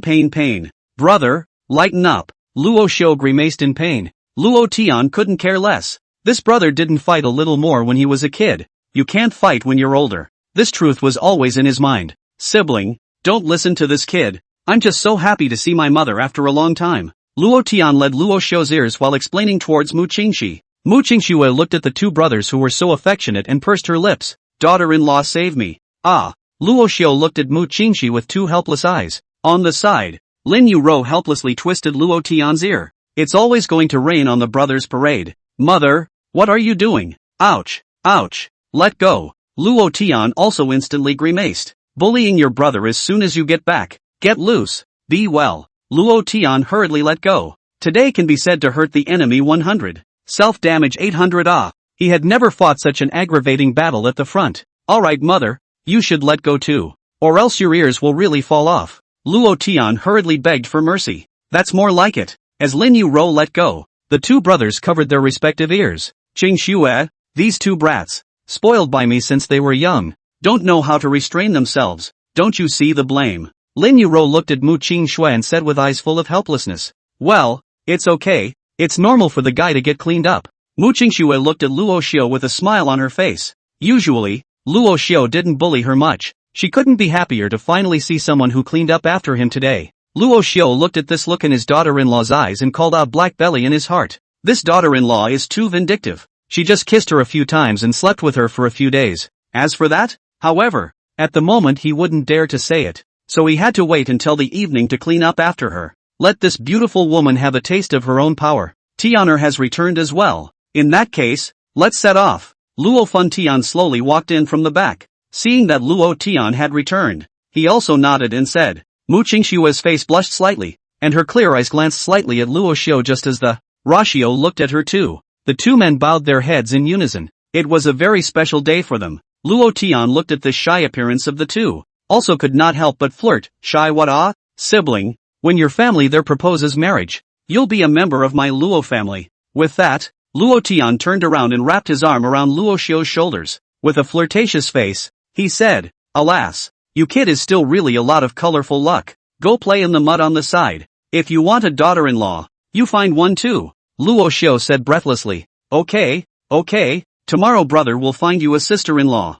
and on the day you come home, just get married to you. Ha ha, Luo. The couple looked at the two brothers and were helpless. Never grow up. The whole family then boarded the flying machine and, tightly, he flew in the direction of the Mu Tingxue family. Today is to propose marriage and engagement. The battle can be very big. When they arrived outside the imperial city, there were already countless honor guards waiting here. Even Lin Tianhua, the emperor of the celestial Qi Empire, was waiting here. And the moment he saw Luo Buntian, it was only then that Lin Tianbad leapt in front of him. Congratulations, brother Tian. Lin Tian laughed badly. Why are you congratulating me? It's not like I'm getting married. You go congratulate that kid. I'm sorry, Luo Fun Tian said somewhat breathlessly. Lin Tianbad looked at this old boy, his face full of black lines. Tian, still the same debauched Tian he was familiar with. Couldn't be wrong. Just, this time he went back. The upper world may have to suffer again. Lin Tianbad shook his head helplessly. Lin Yuro, on the other hand, glared at him, then looked at Lin Tianbad with slightly tender eyes. Said, "Brat, don't follow me today. There are still many things within the empire that you need to deal with. The heart is in the right place. Got it, sis." Lin Tianbad Hanyu changed her appearance and nodded her head obediently. He was originally raised by his sister and Luo Fun Tian, so he listened to the sister very much. "Sister, you guys set off. I'll be here to see you off. I have sent edicts throughout the day to give Shura a windy ceremony, and behind me here are 10 royal honor guards. Take them with you and grow a long face." Lin Tianbad beckoned as he spoke, and the group of teams behind him slowly ascended into the air, coming up one after another. A huge flying machine. Alright, we'll take this honor guard. In the end, under Lin Tianbad's watchful eyes, the two huge flying machines slowly flew towards Muxue City. Chapter 15 Engagement. One day later, Muxue City. All the major clans in the city as well as the city lords had greeted them outside the city. Two huge airships slowly came in the distance, and the onlookers reached tens of thousands of people. It's all about coming to see what's going on. Look you guys, they're coming. Someone exclaimed the moment they saw the airship. The people who were still chattering below were instantly quieted and there was a lot of looking up to the sky in anticipation. What a great grandeur. Worthy of being the son of a king or marquis marrying his wife. This platoon is straight up pulling out all the stops. What a magnificent ship. Our entire city's wealth combined may not be able to afford one of these ships, right? This Mu family is really out of this world. Actually letting them climb up to the royal family. Alas, who says otherwise? I'm only afraid that in the future the fate of this city will be completely reversed. In the future, this city may be in the hands of the Mu clan. The other clans might not even have room to resist. This Mu family has really raised a good daughter. Not only is her talent unmatched, but she also has a stunning appearance. It's only a matter of time before something this good happens. Don't even say it. It's none of our business anyway. Can't you see that the faces of the several great clans on the side have turned a little ugly? If we continue, we might be the ones to suffer. The crowd then reacted to the fact that several of the city's great clans were among them, and they shut up and dare not say more. Father, I'm only afraid that the city is about to change. With the support of the burial royal house, I'm only afraid that this Mu family is going to turn over a new leaf. Beside the city lord stood a young man, clenching his fists and saying with some reluctance. The composed gaze was then slightly heavy, but did not say anything more. Still staring intently at the sky, the two airships that were slowly approaching. The people of other clans also had gloomy faces. The original Mu family was already at the end of its rope. It wouldn't be long before they might be squeezed out of this Muxue city. It was at this time that a burial king's mansion was killed. How can this not make them cautious? They were nothing more than a small family from a small city in the Apocalypse Empire, put in front of a huge king. It was just like a mole cricket. The burial heavenly king has arrived. Dang! In the distant vault of the sky, the king's bell rang, which heralded the arrival of the king. The crowd sought salute towards the sky dome, not daring to be slow. At the leading edge of the airship, Luo Funtian stood majestically at the bow. Get up! He glanced slightly at the crowd below and said indifferently, "Thank you, Your Majesty." The voices of the crowd resounded through the heavens as the two airships slowly landed. The 10 royal honor guards that followed played the musical strains of the wedding, and for a moment pulls the tension into a festive mood. The faces of the people of the Mu family were filled with smiles.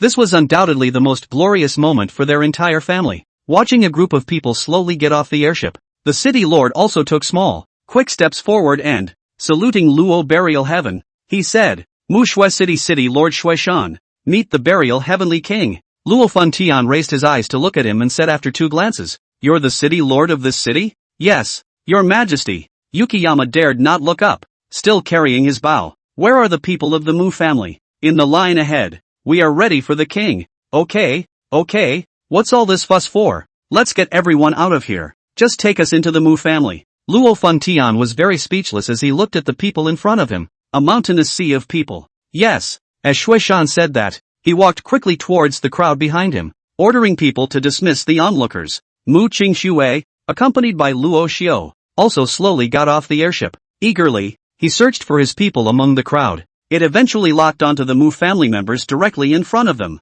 Luo Xiu, that's my clan. Mu Qingxue pointed to the clan members in front of her and, turning to Luo Xiu, he said joyfully, See, silly girl, Luo Xiu said with some favor. Go! Luo Tian slowly said to the crowd behind him. The group of people once again walked closely in the direction of the Mu family. The Mu family head was nervous, and his pale hands were nowhere to be found. Junior Mu family head, Mu Liang pays his respects to the Burial Heavenly King. As he bowed, the clansmen behind him followed. Greetings to the Burial Heavenly King. In-laws, there's no need to be so polite. Just take us into the city and we'll talk about it at the wine table later. Luo Tian laughed greatly. Well. Hearing such amiable words from Luo Tian, Mu Liang was a bit at a loss for words. A wooden nod. Please. Afterwards, the group of people walked towards the Mu family in a great hurry. Before Luo Xiu and the others arrived, the Mu family had already made preparations. The entire compound was also filled with dozens of banquet tables.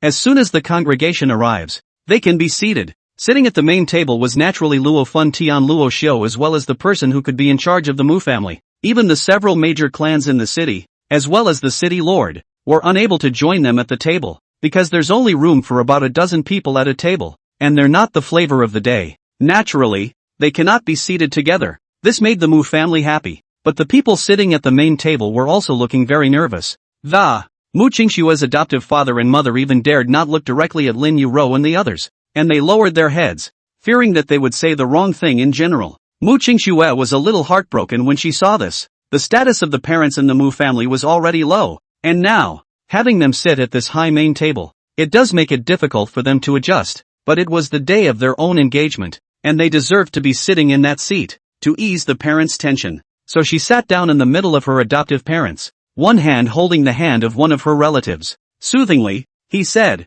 Father and mother, you don't need to be nervous, today is the day of my engagement. We should be happy.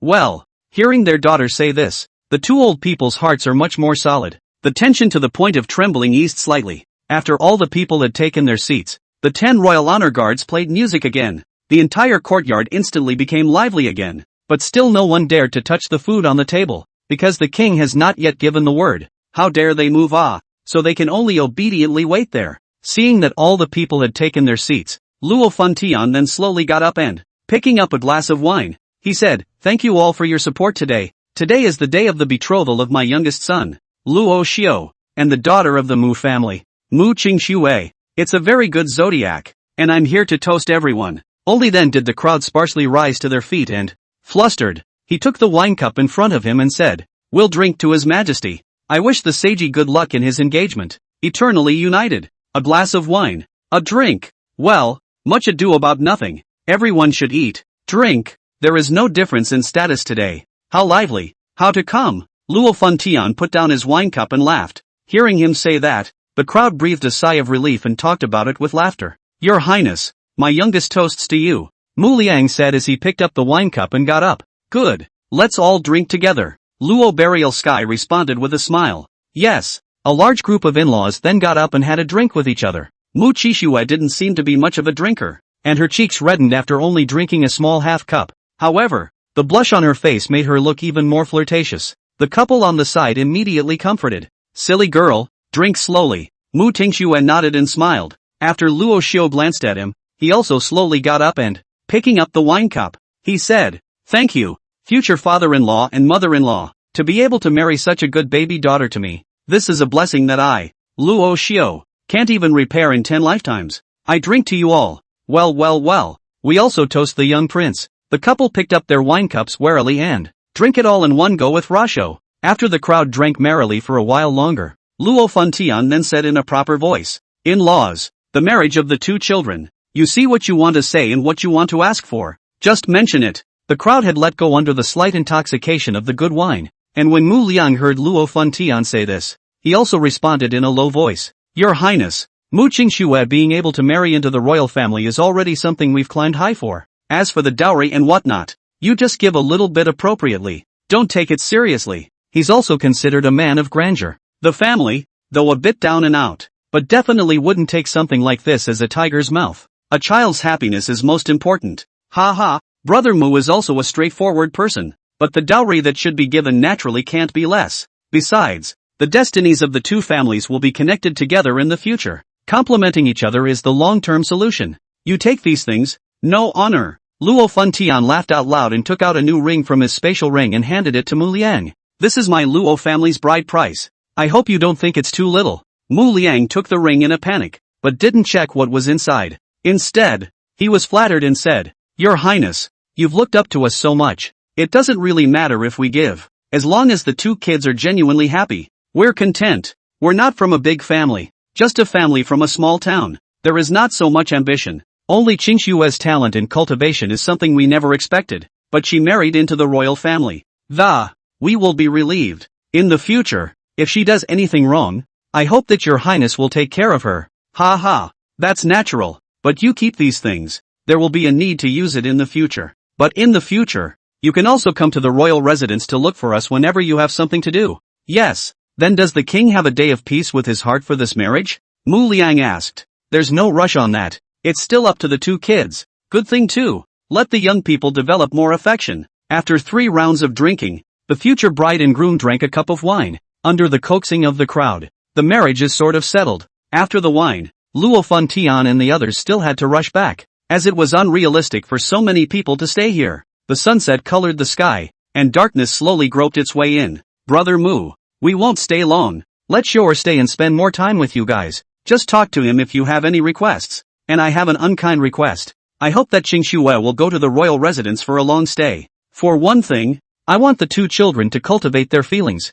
and for another, I want him to manage the management of the royal residence. Mu Liang first stared blankly, and then, looking to Mu Qingxue at the side to ask for her opinion. "Child, what do you think?" "I can do anything," said Mu Qingxue somewhat shyly. Rashu, on the other hand, was snickering, for it was he who had mentioned it to his father. After all, his daughter-in-law was not with him. And, how else can you cultivate a relationship? Well then, when you've spent enough time at home, head to the royal residence to help the king and his men. There's nothing going on at home anyway. We can handle it all. Good. Chapter 16, Inheriting the Throne. Luo Funtian and the others left. 1 month later, spent a month in the Mu family. Luo Xiu and Mu Qingxue then received a letter from Lin Yuro, and the 2 of them hurriedly headed towards the imperial city. Along the way, Luo Xiu's mood was very heavy. The 3-month period that his father had spoken of had come and gone. This going back could be a parting of the ways. On the airship, Mu Qingxue looked at Luo Xiu, who was in deep thought, and slowly came to him. Luo Xiu had already told her about the departure of Luo Xiu's parents. Mu Qingxue was quite shocked when she first heard the news. She also didn't expect that Luo Xiu's family wasn't in the Tianxian continent. "Don't feel bad. Didn't you say so? They left you a key to your home. As long as I'm strong enough, we can go find them," said Mu Qingxi as she sat beside Luo Xiu and held his hand. Comforting. Feeling the warmth coming from his hands, Luo Xiu came back to his senses from 1,000 thoughts. "I'm fine, daughter-in-law." Luo Xiu barely wiped a smile off his face and, "Try not to let your emotions affect Mu Qingxi." "That's good." Mu Qingxue smiled sweetly. The airship slowly stopped in the sky above the imperial city of the apocalypse, and the 2 of them synchronized to get off the airship. With heavy steps, he walked towards the burial king's mansion. He had expected to see his parents one last time, but when the 2 of them arrived at the royal residence, only a group of underlings greeted them. The subordinates' faces were heavy, and the old butler even looked at Luo Xiu without a word. Seeing them like this, Luo Xiu suddenly realized something and immediately dashed towards his home. "Wait, young prince, As he passed by the butler suddenly called out to him. Only then did Luo Xiu stop, while the steward took a letter from his bosom and it was handed to Luo Xiu. This is a letter from the king to you. Luo Xiu took the heavy letter without a word. In looking up at this splendid royal mansion, it did look this forlorn at the moment. He already knew this would be the outcome. Mu Qingxue came to his side, looked at the letter in his hand, and also understood. The two of them walked into the royal residence in silence, and just after sitting down, Luo Xiu looked at the heavy book cover in his hands. Mu Qingxue saw that she was hesitant to open it, just took it from him and said softly, "Let me help you look at it." Luo Xiu let out a deep breath and nodded. Opening the letter, Mu Qingxue softly read, "Xiu, when you open this letter, we may have already left the Xian heavenly realm. Forgive us for leaving without saying goodbye. We were afraid to say goodbye to you, and we were afraid of the parting scene, and we were afraid that we would go soft. Forgive us, okay? From now on, you'll be the only one in this Xian heavenly realm. You must take care of yourself. Take care of Qingxue and don't be as playful as you were earlier. We really love you, and didn't mean to leave you behind, to keep you behind. It's to better protect you, because the world we're traveling to is incredibly dangerous. But don't worry, when you get back, all will be well. Dropped by, loving parents and brother." Mu Qingxue finished reading out the contents of the letter and looked at Luo Xiu, who was on the side. He was seen not saying a word, not knowing what he was thinking. She understood Luo Xiu's feelings at this moment, so she silently sat beside him and took his hand. The two sat in silence, not speaking, until the descent of darkness. Luo Xiu tried to restrain himself as much as he could, and, living from thoughts and grief, for the first time he experienced the sadness of such a parting. It was the first time he had ever felt this pain of parting with a loved one. Luo Xiu closed his eyes tightly, carefully experiencing this emotion. He has to keep this moment in mind at all times. It was an emotion he had never experienced on earth. Mu Qingxue looked at Luo Xiu, whose eyes were tightly closed, not knowing how she should comfort next. It's the first time she's ever encountered anything like this. 2. Luo Xiu. Mu Qingxue called softly. Don't be sad. We'll meet again. Trust me, daughter-in-law. I'm fine. I'm hungry. Luo Xiu barely managed to squeeze out a smile and said. When Mu Qingxue saw that he finally spoke, the entire person then breathed a sigh of relief. Then you wait. With that, he was about to get up and walk towards the imperial dining room, personally cook a meal for Luo Xiu. Luo Xiu then backhanded her into his arms. Her. Don't go. Stay with me again. Mu Qingxue, caught off guard, fell directly into his arms, and, hearing his softly spoken words, there was also a slight nod. Luo Xiu sniffed the smoky scent of her body, and tears moistened his eyes. They're gone and I have no family in this world again. Wherever you go, you're still alone after all. Fool, you still have me. Mu Qingxue wrapped her arms around her like a mother and comforted her. Well, the two of them didn't know how long they had been embracing each other, but Luo Xiu had fallen asleep without realizing it, quietly lying in Mu Qingxue's arms. Luo Xiu, Sunga. After Mu Qingxue helplessly called out twice, she saw that he did not respond and carried him back inside. Early the next morning, Luo Xiu got up and looked around with a confused look on his face, and after making sure it was his room, that was reassuring. Just then, Mu Qingxi slowly walked in with the characteristic tenderness of a wife. Awake! Luo Xiu smiled and nodded. You carried me home last night? And what else? Receiving the affirmation, Luo Xiu's face blushed slightly. It was the first time he had been carried into a room by a girl.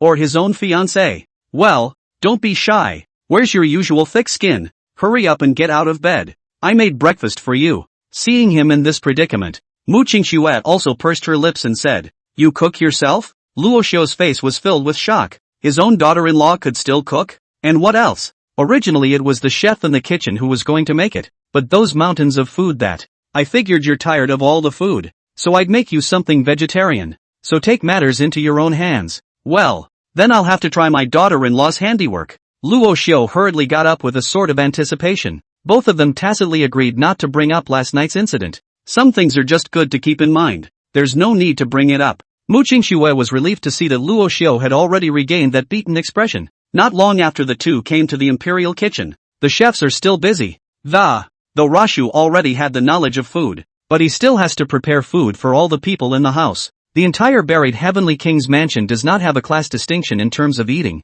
and all of them eat within this imperial dining room. The food was the same as Luo Xiu and the others. This was also the reason why they would follow Luo Fengtian to their death, because no one in the entire royal family has ever treated them as subordinates. It's more like an exchange between friends. Even if it was a foppish son of the world like Luo Xiu, he hadn't made things difficult for them. By now, 2 bowls of white porridge had been set on the large dining table. Luo Xiu, who had been starving all night, took the bowl and started to eat, and just tasted the first mouthful. He just couldn't help but be shocked. It's delicious, daughter-in-law. It's delicious, just eat more. Mu Qingxue, looking at Luo Xiu's wolfish appearance, also pursed her lips. Seeing him eat so comfortably, Mu Qingxue from the bottom of her heart to give rise to a wave of inexplicable comfort. The two are more like a smoldering couple at the moment. It all comes down to peace of mind. After the meal, the 2 men came into the hall and sat down, unannounced, after their parents had left. The whole matter of the royal residence is to be left to him to take care of.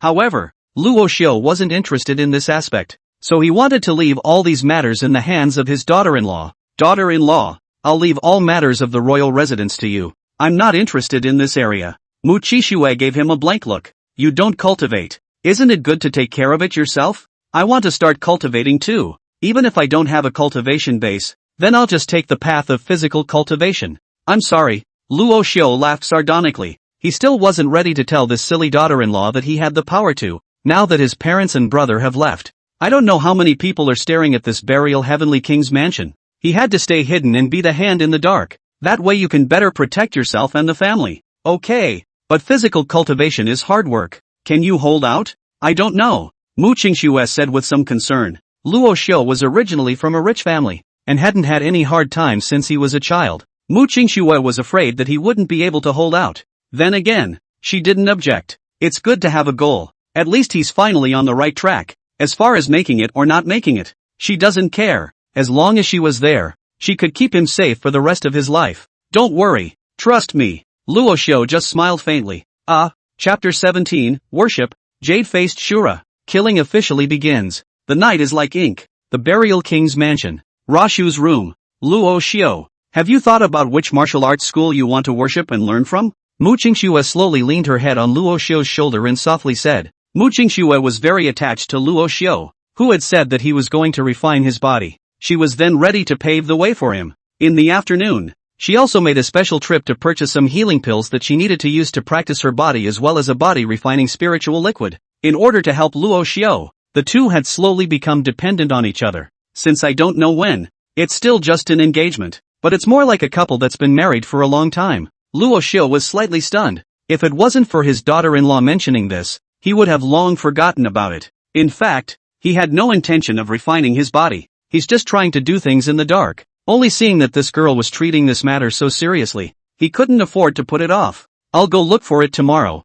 Don't worry, I'll cultivate seriously and I'll protect you then. I'm sorry, Rasha said firmly as he gently nudged a kiss on her forehead. Afterwards, he tightly embraced it again, and Mu Qingxue quietly lay in Luo Xiu's arms. Inexplicably, I felt a twinge of peace of mind. The two did nothing, quietly cuddling together. The next day, in order to live up to his daughter-in-law's expectations of him, Luo Xiu ended up walking inside a physical cultivation martial arts center. Just after arriving at the entrance and looking at the martial arts center plaque above his head, Luo Xiu was a bit speechless. The plaque is covered with moss, and there's no one guarding the door. Did this martial arts school close down? Luo Xiu exhaled and walked in with heavy steps. The courtyard had long been covered with countless native plants, looking incomparably silent and barren. Anyone? I've come to pay my respects. Luo Xiu called out without any hope. After a long time, there was still no response, and just as he was about to turn away, a voice then came from the inner courtyard. Come in. The voice was very old, but it was very majestic. Hearing the voice, Luo Xiu paused in his steps, turned his head to look at the inner courtyard, and still didn't see his silhouette.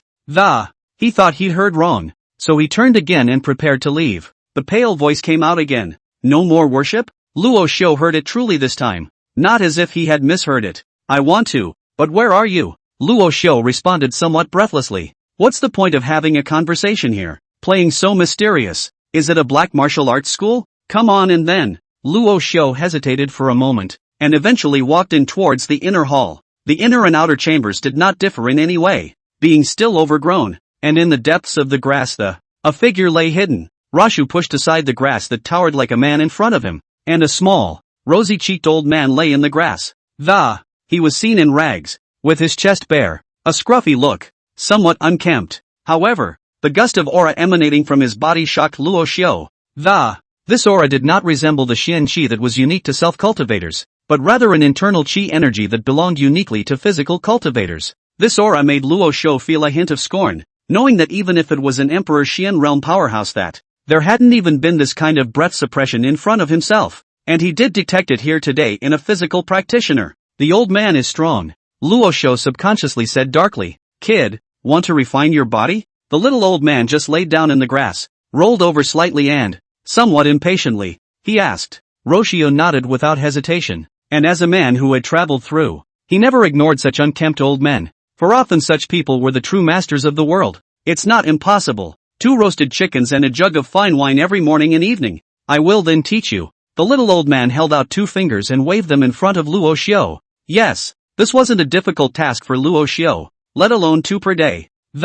Even if it was 20 a day, he would frown. Alright, the old man has accepted you as a disciple. Now go out and buy me a roasted chicken first. Bring back another jug of fine wine. Luo Xiu nodded, turned around and headed out. But before he could take a step, the old man called out to him again. Remember, roasted chicken should be bought at the one in the south of the city with purple-blooded crow's feet. I won't eat any other, old man. Words of beautiful wine. Isn't there a lot of beautiful wine in the wine cellar of the burial king's residence? Just pick a jar of the best from there. Go go go. The little old man finished speaking, waving his hand. He told Luo Xiu to hurry. Hearing the old man's words, Luo Xiu frowned slightly. He didn't expect that the old man actually knew his identity. Okay, elder. Luo Xiu gave a slight salute and headed out. Seeing that he had left, the little old man then slowly sat up from the haystack. Ugh, what a pain in the ass. After that, he fell back to sleep. Come back. Luo Xiu got everything ready and said goodbye to Mu Qingxi, heading for that martial arts school of the little old man again. Mu Qingxi looked at his back and frowned slightly. She only felt that Luo Xiu must have been tricked by some godly man. However, seeing Luo Xiu's happy appearance, she didn't say much. That's all. Let him be, and be happy. The old butler at his side smiled a warm smile and, it was a blessing for the young king to have such a gentle and virtuous wife as well. Ma'am, here are all the bills for the entire royal household, as well as bills for outside debts and profits from various business ventures. You see, the old butler slowly handed a bill to Mu Qingxi. Mu Qingxi smiled and nodded towards the old housekeeper, while then she took the bill and sat down in the courtyard. Check carefully. Now that she's taken over all matters of the entire royal household, she was the one who handled all the big and small matters in the house. Since his own man doesn't want to bother with it, he'll just help him out. Luo Xiu soon arrived at the martial arts center with fine wine and roasted chicken. The words on the plaque had long since been corroded and unreadable. Elder, the chickens and the wine are brought. Sweeping around there was no sign of the little old man on that small haystack either, and Luo Xiu called out in a small voice. Got it. Leave the chicken and wine there. If you go to the outer courtyard and tie up your horse for 3 hours. The old man's voice came from nowhere, and but for the familiarity with which it sounded, Luo Xiu didn't really know if he was the little old man from before, but people had said so. So Luo Xiu had no choice but to put the wine and chicken on the ground. He then slowly made his way to the outer courtyard and followed the old man's instructions to tie up his horse stance. After a few minutes had passed, both of his legs were slowly shaking directly. The soreness coming from his legs lifted his spirits. It's been a long time since I've experienced this kind of acidity, and the last time I did was during my college military training. I didn't expect that. Traveled through it and got to experience it again. It's impossible to do. Though, it feels like your whole leg is filled with lead. Just when he was about to be a little lazy and use his Xian force to recover his strength, the little old man's voice came again. Kid, don't play those little tricks. The little old man's voice ended, and Luo Xiu only felt the gravity over his head. A few more points of aggravation. His legs were even slowly drooping under the pressure of this gravity. As if he was going to hit the ground the next moment, Russell clenched his teeth as he tried to use his Xianli to dissolve Nay, this pressure had actually directly dissolved all of his entire body's Xianli. He couldn't use a single ounce of Xianli at all, and it was only at this moment that he realized that this little old man is a real pro. Careless. For the next 2 hours or so, Rasa spent. I don't know how. Anyway, his consciousness had been blurred long ago. Finally the whole thing just went limp and woke up long after the little old man had thrown him into a bucket full of medicinal liquid. Elder. Luo weakly looked at the old man who was eating roast chicken. Egu, you're awake, but this roast chicken is gone. The little old man turned his head with his mouth full of oil and, apologizing to Luo Xiu, he said, there was actually a chicken leg left just now, and when he heard Luo Xiu's words, he directly smothered it in one bite. Luo Xiu had just tried to move his body, had just tried to move his legs when,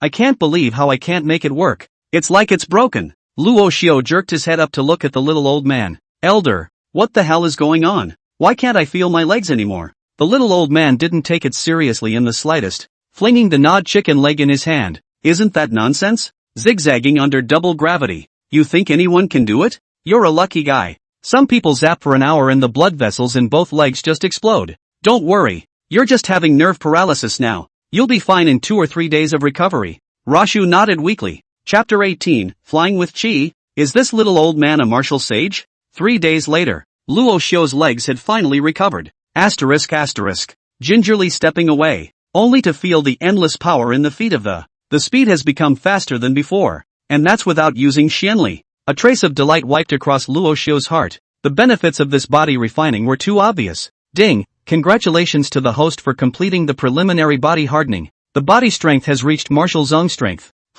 Ding, the realm of body refining, martial artist, martial master, martial zone, martial king, martial emperor, martial zun, martial saint, martial emperor. After reading the information, Luo Xiu couldn't help but be slightly shocked. Reaching martial zone after just 3 horse stances? Could it be that I have the talent to cultivate physical cultivation? Luo Xiu said with slight narcissism. Host, you're thinking too much. These physiques were boosted while hunting Xin beasts before. Yesterday's overloaded horse stance is what made you break through to martial zone. Please don't be narcissistic. Luo Xiu was a bit speechless. This broken system would even tear down the table. Character panel. Host, Luo Xiu. Age, 18. Realm, first level of Tian Xuan Realm. Body refinement, Wu Zone. Avatar, Shura Divine Domain, sacred body level. Can be purified. Killing heart, sword technique. Desolate heavenly / sword technique. Shura's blood, 900. The Shura bloodline has fully evolved. Shura Divine Realm Tian Xuan Realm increased by 50%. Luo Xiu hadn't looked at his character panel for a long time, and it was good not to look at it, but it was a shock to look at it. The Shura bloodline has all evolved? He thought back carefully, recalling the last time his father had powerfully baptized him.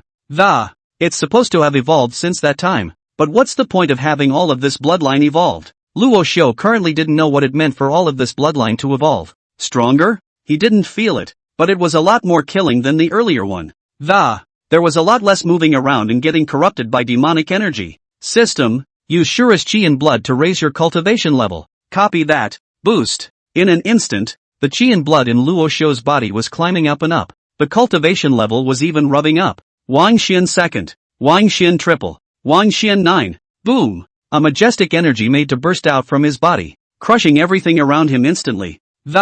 All the facilities in the martial arts center were destroyed. The entire martial arts center was reduced to rubble. Emperor Xian Realm. It's finally done. Happy. He checked his own Qi and blood and the foot was more than 10 times higher than before. The Shura Qi and blood that had been accumulated earlier also instantly turned to 0. All of it was transferred to his own cultivation, and Luo Xiu was very satisfied. Ding, Shura Divine Realm Royal Xian Realm increases by 10%. Ding, the Shura Divine Realm's range has been expanded by 1,000 meters, and when it opens, the host controls its range. No more than 1,000 meters will do, and the smaller the reduction, the increase will increase. Not bad, not bad. The Shura Divine Realm has expanded another 10 times, and it can even contract freely. Luo Xiu nodded with satisfaction. On the hill in the distance, that little old man was quietly looking at Luo Xiu.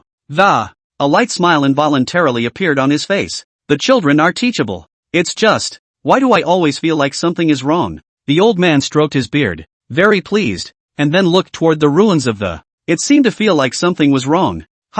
Holy, this asshole thing, it's tearing my house apart. It's over. The house is gone. This asshole made such a mess. Tear down the home. The old man forcibly held back the anger in his heart and continued to observe Luo Xiu. After Luo Xiu completely consolidated his cultivation, he then leapt down, only to see layers of air beneath his feet.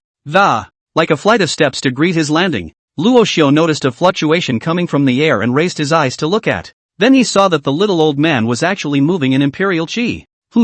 Old man? Holy. He watched the old man's steps, his entire body staring at him with eyes wide with disbelief. Transform your qi into a holy lotus, and ride on your qi? This was the sign of becoming a saint by refining the body, and only those who had reached martial sainthood would be able to move with their qi. This old man is so strong? Unlike Xian cultivation, body refinement doesn't utilize the Xian force of heaven and earth, so if you want to fly freely in the air, that's hard to do. To be able to walk on air like the little old man is undoubtedly a legendary martial saint powerhouse. This kind of powerhouse's strength was comparable to a sacred Xian realm powerhouse of the Xian cultivation, and because of the special nature of physical cultivation, wanting to become a true martial saint powerhouse, it can be 1,000 times more difficult, except for some baseless people who will take this path. Those who have a foundation in cultivation, definitely not going to go with this one, because the accomplishments that can be achieved are so limited. The human body is inherently weak. It was even harder to reach the martial saint level, and ascending to heaven was probably easier than that. Brat, have you seen enough? The little old man glared at Luo Xiu in the air without any good humor and, however, seeing this kid's surprised look, there was still a slight smugness in his heart. See, old man, I'm that strong. It doesn't scare you. Brat, senior, you're actually a martial saint. Luo Xiu was shocked. Nonsense. If I'm not a martial saint, could it be that you are? The little old man gave him a blank look without any good reason. Turning to him, he asked, "You're fine. Why did you run here to refine your body? Also, pay for the damage to the martial arts center later. 100,000 Xianling stones." The little old man tried to find a hint in his eyes, but Luo Xiu's bloodshot eyes remained as silent as ever. There's no fluctuation. What a loser. I always felt there was something wrong with this kid, and yet I can't tell you. It's weird. Looking at the old man's look of wanting to eat someone, Luo Xiu was startled. The old man found himself? Shouldn't it be so scary? LOL.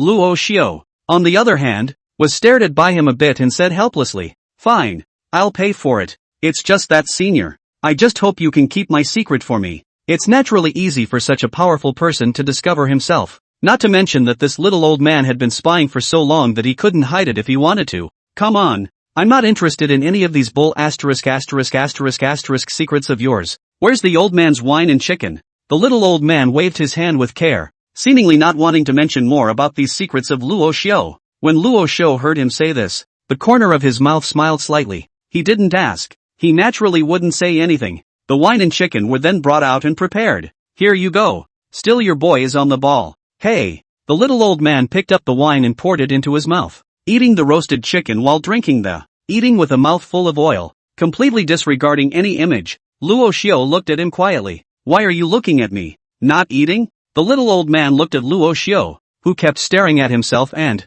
somewhat irritated, he said, "I've eaten. You keep eating." Luo Xiu responded with a smile. "You turn around. I don't like being watched at dinner. It doesn't smell good." Yes, in no time at all, a big roasted chicken was dazzled by the little old man. The altar of fine wine was also empty, and the little old man patted his exposed belly in satisfaction. Only then did he look at Luo Xiu, and after running his hand over the remaining oil stains on his mouth, he said, "Kid, today, my old man will take you to a good place." What?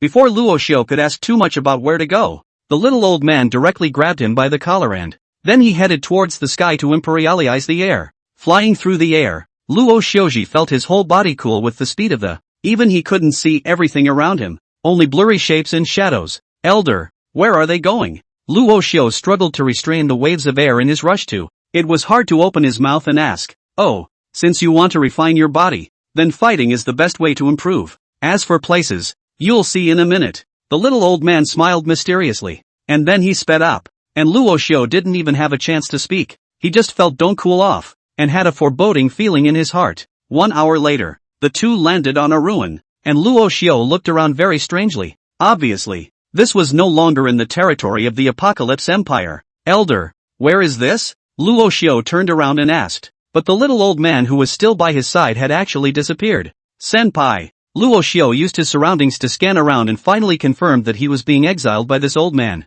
Before he could familiarize himself with his surroundings, a sandstorm kicked up directly in the distance. The yellow sand flew up into the sky, forming a tornado hundreds of meters high. What's even more terrifying is that the direction of the sandstorm was heading towards him. Not far from the sandstorm similarly sped a group of Xian beasts, among which there was no lack of Xian beast kings. Even they were afraid of this sandstorm, and Luo Xiu couldn't help but look grave. Not waiting to be overly thoughtful, that sandstorm was already less than 10 miles away from him, and Luo Xiu scattered his legs and ran. He was just about to use his Xian force to accelerate. Without realizing it, his Xianli was sealed again, and he hurriedly thought of the little old man. "I'm really going to get screwed by that dead old man today. I've been serving him well, and this is what I get." There was no time for him to think about it now, so he just scattered his legs and ran. It's important to run for your life. Chapter 19, Tornado Body Refining. Are you kidding? Phew.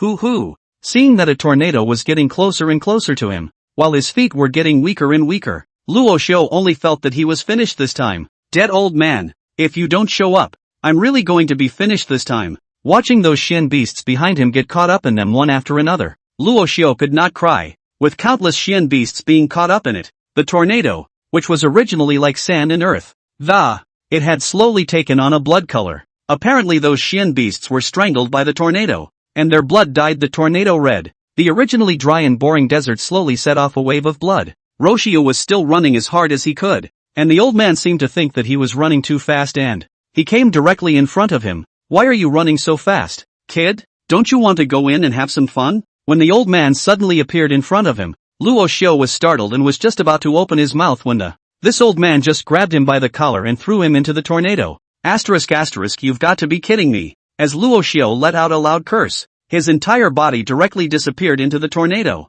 Within the tornado, countless broken flesh of Shen beasts were blown and floated in midair. Luo Xiu couldn't stabilize himself at all. Likewise, as the tornado spins at high speed, spinning wildly inside. Seeing that the tornado was getting faster and faster, Luo Xiu only felt as if his entire body was about to be shredded. He didn't remember having any grudges, any enemies, with this old man, did he? Why are you screwing yourself like this? But there was no room for doubt now, he had to find a way to get out of it. Or else, with the strangling force within the tornado, one would probably be twisted into pieces within a few minutes. What to do? What should we do? What do we do? Luo Xiu's brain was spinning rapidly at this moment.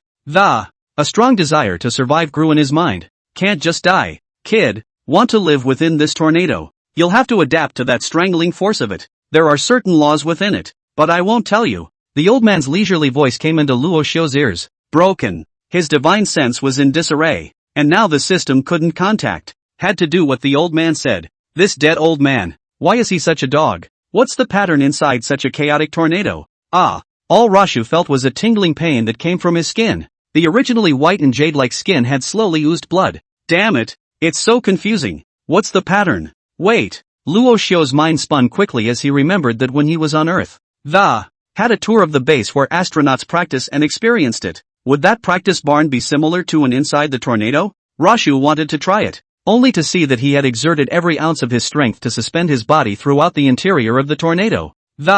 It then twisted itself as the tornado turned, but in doing so, his body would be cut by an endless gale of wind that it would only be more excruciatingly painful than before. Damn. Spell it out. Luo Xiu gritted his teeth, still spinning with the tornado, and his skin had long since been dyed a scarlet color by blood. But as he spun closer and closer to the speed of the tornado's rotation, his body surprisingly appeared to have a strange feeling. Slowly, he just felt an overwhelming sense of relief throughout his body. That earlier feeling of dizziness is gone, too. Instead, it was like the soul had been uplifted in a way that was incredibly comforting. Outside the tornado, on a small hill, the old man nibbled on a large duck leg and watched quietly. It was like he could see inside the tornado. Not bad. Mastered it so quickly. The old man threw the remaining bones he had gnawed to the side, followed by a big wave of his hand. Scatter! The 1,000-foot-tall tornado instantly dispersed, and Luo Xiu was caught off guard by the headfirst into the yellow sand.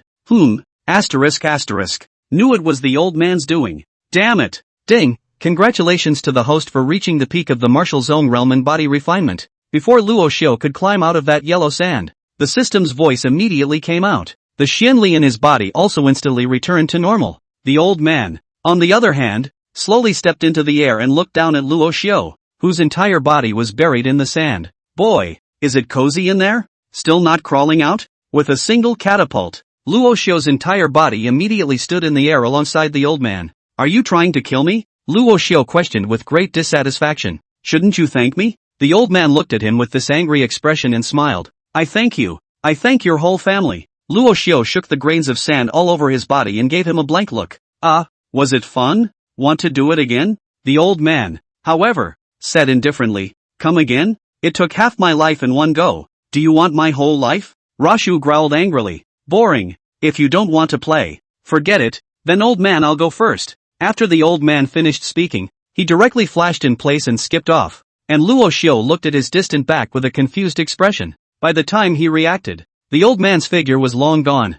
I'm going. Old man, come back here. What am I going to do if you leave? Where is this? Luo Xiu shouted as he looked in the direction the old man had left. How do you expect me to get back to this borderless desert? Luo Xiu wanted to kill this old man's heart. He just couldn't fight it. Seeing that the old man wasn't replying to himself, Luo Xiu had no choice but to find another way. But where should he go in this endless desert? 3 days later, the Emperor's god is not a man of the world. Luo Xiu finally sought out a desert road with traces of carts and horses that had traveled on it. Rashu followed these tracks forward. As expected, it wouldn't take long to spot a caravan of merchants up ahead. As if he had met a life-saving straw, Luo Xiu hurriedly dashed towards the convoy. However, for safety's sake, he eventually took out his Shura mask and put it on. The whole person's aura instantly became bloodthirsty and the strong men in the caravan ahead sensed his aura and instantly raised their guard. At the head of the group was an expert of the 8th level of the Emperor Xian realm, and beside him were 4 or 5 big men who were escorting the car.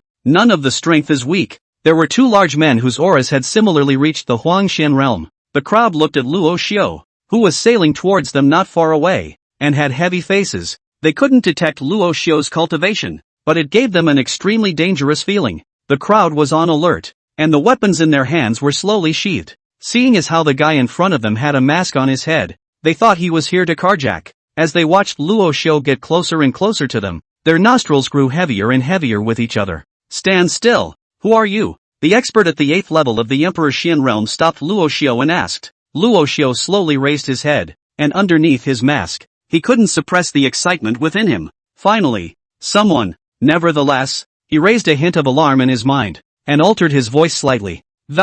Make it a little paler. Sorry, I'm lost here. Can you take me out? Luo Xiu said slowly. Lost? The eyes of the crowd looking at Luo Xiu narrowed slightly in skepticism. Right, Luo Xiu said indifferently. The man in the lead looked like he was pondering something, carefully sizing up Luo Xiu. Eventually, he made his way over to the plush carriage and leaned over to say something. Luo Xiu stared at him closely. He also didn't know what these people were doing. He had to be vigilant. A few moments later, the man, as if he had received some orders, generally came to Luo Xiu and said, Your Excellency, I'm really sorry. We have a mission to attend to and may not be able to let you follow. After saying that, he took out another desert map from his own bosom and handed it to Luo Xiu. Here's a map of the desert, with the routes marked on it. You can get out of this desert if you follow that red one.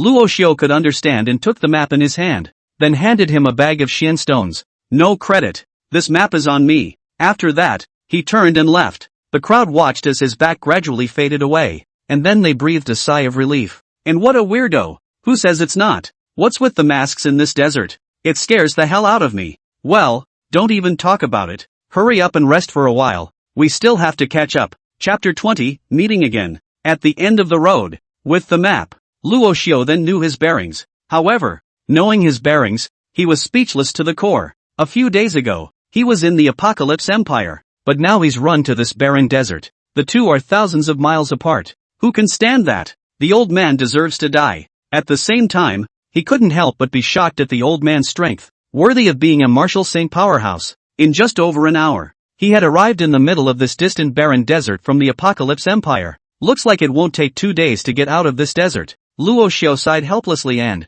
the map was put away and the journey continued. This barren desert was located within the Green Dragon Empire, and the two empires were separated by thousands of miles. Trying to chase after Imperial Qi and fly in this barren desert is extremely difficult. A single slip could set off a roiling tornado. Therefore, Luo Xiu still chose to carefully step while Apocalypse Empire. Inside the buried Heavenly King's mansion, Luo Xiu had disappeared for 8 days, and Mu Qingxi was as anxious as an ant on a hot pan. The delicate little face was even more incomparably white. Madam, still no sign of the little prince. The old butler slowly came to him and helplessly said, Where would he go? I don't believe that such a big living man would not be found. A look of worry wiped across Mu Qingxi's sweet face. Elder Lu, continue searching while sending all the strongest people in the mansion together. I'm sorry, Mu Qingxi said with a heavy face. Luo Xiu didn't have cultivation, so even if he was playful, he couldn't possibly not go home. The only possibility is that he's been kidnapped, but it's been so many days.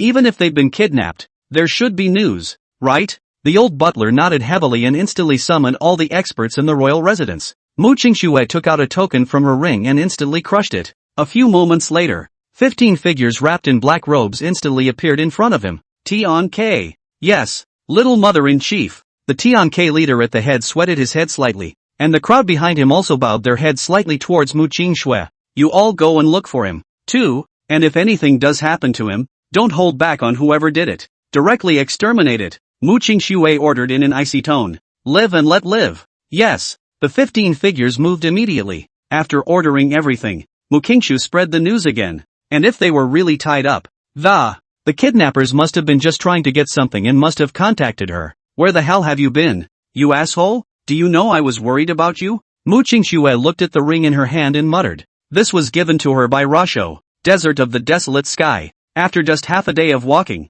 Luo Xiu only felt that his mouth was now dry, and this was already the 4th day that he's dripping. Damn, this Thai desert, why is it so big? Luo Xiu looked at the blazing sun above his head and couldn't help but spit it out. He then arrived on a small hill just in time to hear the sounds of various fights coming from below. Clank, bing, bing. There's a battle ahead? Luo Xiu looked downward from the hill just as 2 groups of people were fighting with each other, and as he took a closer look, it was the same wave that had sold the map to himself 2 days ago, but how come there are only 5 or 6 left? 5 or 6 of them formed a circle, guarding the veiled woman in the center of the circle. Several people were injured to varying degrees, some with a broken arm, others with blood all over their faces. The clothes on his body were full of holes. Dozens of people were already lying on the ground. The surrounding area was even scattered with the remains of countless carriages, and the corpses of 6 or 7 horses were also clearly lying among them. It should have been a round of fighting already. Princess,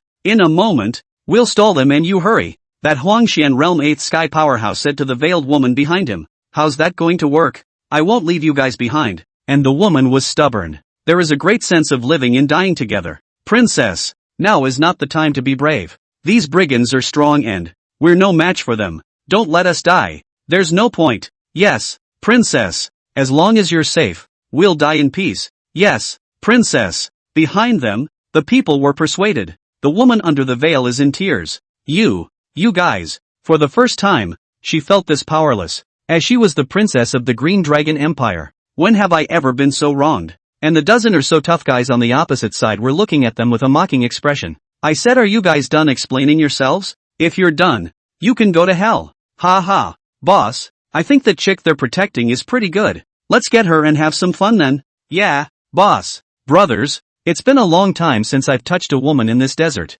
The group of minions behind the scar-faced boss had looked at the veiled woman with greedy faces. Looking at the woman's marvelous body, a group of juniors couldn't hold it. Look at you guys, when the time comes, I'll come first. Scarface also had a playful look on his face and the greed in his eyes was not much less than that of the minions behind him. It's still you, boss. Let's get in up and down then. Ha ha. The woman flushed as she listened to their obscenities and wanted to scrape them alive. I'll kill you. The woman said that she was about to charge towards the group of toughs, but she was still stopped by the few people in front of her. Princess, hurry up. With that, the 4 of them charged towards the group of Hummers, and the leader of the Hummers looked at them like this and, eyes full of disdain, looking for death. Brothers, give it to me. Soon the 2 parties were writhing together again. Luo Xiu just quietly lay on the hill and watched. Less than a minute, 2 more of the 4 fell, clearly not alive. Come on, princess. The woman just needs her eyes to be scared and blossom. Ha, can you escape? The scarred man laughed. Another swing followed, and the blood-colored blade of light instantly decapitated 1 person. Now there was only that woman and that Huangshan Realm 8th Sky Powerhouse left on the field. The humans approached step by step and directly surrounded them. Luo Xiu shook his head helplessly. That's just it. Let's call it returning a favor to you guys. Slowly putting on his Shura mask, he leapt forward and landed directly in the center of the 2. Stood in front of the 2 men. It's you. Hello again. Luo Xiu nodded. They know each other? The humans, on the other hand, frowned. And help? The scarred man tightened his grip on the large knife in his hand, looked at Luo Xiu with cold eyes, and said indifferently, this brother. How? He didn't think this guy had the strength to handle so many of them. Instead of responding to the scarred man, Luo Xiu threw an elixir to the veiled woman. Feed it to him if you don't want him to die. Veiled, she looked at the tall figure in front of her, took the elixir he threw at her and nodded numbly. Luo Xiu didn't want to talk nonsense, and with a thought, the Shura Divine Sword instantly appeared in his hand. The surrounding crowd had a wary look on their faces. However, the next moment, only Luo Xiu's figure disappeared into thin air, flashing behind them like a ghost. Shoo! What? The 7 or 8 surrounding minions fell down with wide eyes and unbelievable faces. As they fell, a trickle of blood oozed from their necks only as an afterthought. Luo Xiu's figure once again returned to its original position. None of the 8 were alive, and they couldn't even see how Luo Xiu struck. The scarred man looked at the surrounding minions who had all collapsed, his eyes looking at Luo Xiu in horror. So strong. His only thought now was to hurry up and run away. This man was too scary. He moved slowly, and then a strong desire to escape flooded his mind and the feet condensed Qianli and instantly popped out 1,000 meters away. He, can you escape? Luo Xiu sneered. Ding, congratulations to the host for obtaining 250,000 Qi luck values, which have been automatically converted into Shura Qi blood. The Shura Divine Sword in his hand instantly blasted towards the scarred man, penetrating him on the spot. Then it was sent back to Luo Xiu's hand again, dripping blood. Ding, congratulations to the host for obtaining 150,000 lucky values, which have been automatically converted into Shura Qi and blood. The veiled woman looked at this scene with a shocked face. All killed? After taking the elixir, the man also improved significantly. Hurriedly getting up, he said to Luo Xiu, thanks for your help, brother. I'm Xiaolong, a second-grade guard of the Green Dragon Empire. Luo Xiu nodded and turned around, ready to leave. Wait, brother, Sharon hurriedly called out to him. Anything else? Luo Xiu sidestepped his face, glanced at them, and said indifferently, I wonder what brother's name is. Xiaolong inquired as he endured the severe pain coming from his body. It's just a casual encounter. I just made a move just now to return a favor. Now we're done with each other. Luo Xiu was unwilling to inform. This, brother, I have an unkind request. Can you escort us to the Green Dragon Empire? I don't know. Sharon asked again. I'm sorry, I don't have that obligation. Luo Xiu refused. It's been days since I've been home, and my daughter-in-law must be looking all over for me right now. He didn't want to waste his time on them. After that, he was ready to leave. Brother, the conditions are as you wish. We really don't have a choice right now. If we encounter any more brigands on the road, we really won't have a chance to live. Xiaolong pleaded with a bitter face. Not interested. Chapter 21, Saving a Life, Sending a Buddha to the West? Why don't I send you on your way? The veiled woman looked at Luo Xiu's determined attitude and was instantly a bit dissatisfied. Why are you like this? It would be an honor to have you escort this princess. When had she ever suffered this kind of anger when she was the high and mighty princess of the Green Dragon Empire? The people who wanted to become her escorts could be said to be lined up all over the imperial city of the entire Green Dragon Empire. Now that he had lowered his stance and asked him to become his guard, he was still ungrateful. It was an insult to her. What's more, don't you understand the reasoning behind saving a person to the end and sending the Buddha to the West? When you send me to the Green Dragon Empire, I will definitely have your father Emperor reward you properly. When the time comes, you'll be able to enjoy, in this lifetime, the glory and riches that you've never been able to enjoy. Still not satisfied? The woman said with a haughty look on her face, as if she had long forgotten the situation she was in today. Even more so, they forgot the reality that Luo Xiu had just saved their lives. Instead, he was being aggressive with an air of superiority. Luo Xiu laughed, the entire corner of his mouth showing a playful curve. He didn't think that the woman would be so stupid. And a princess? The boar is more like it.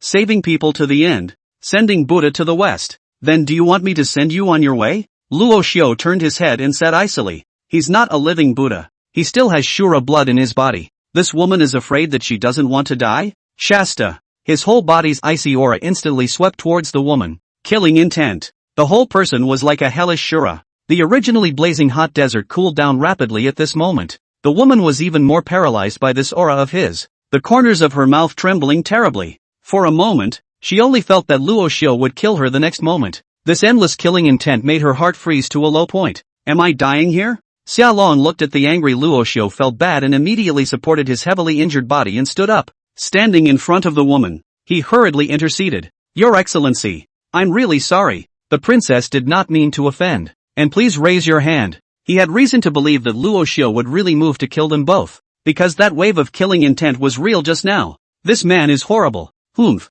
Rashu glanced at the limp woman and turned dismissively. He didn't want to waste his time on people like that. Their deaths have nothing to do with them. As he was parting, he once again coldly reminded Xiaolong, following such a master around, you won't even know how you'll die in the future. It's better to leave as early as possible. After saying that, Luo Xiu continued to rush. Xiaolong looked at Luo Xiu, who was walking away, before he slowly let out a sigh of relief. Then, helpless again, He turned his head to look at the paralyzed princess of the Green Dragon Empire. Her heart still couldn't calm down for a long time. Luo Xiu had cast too much of a shadow on her. She's never had anyone threaten her like that since she was a little girl. I didn't realize that just today I was subjected to it twice in one day and almost died both times. Princess, get up, Xia Long said helplessly. Nay. The woman on the ground looked as if she didn't hear his call, and even cried directly. One day later, Luo Xiu was finally back in the Apocalypse Empire, the frontier of the Celestial Revelation Empire,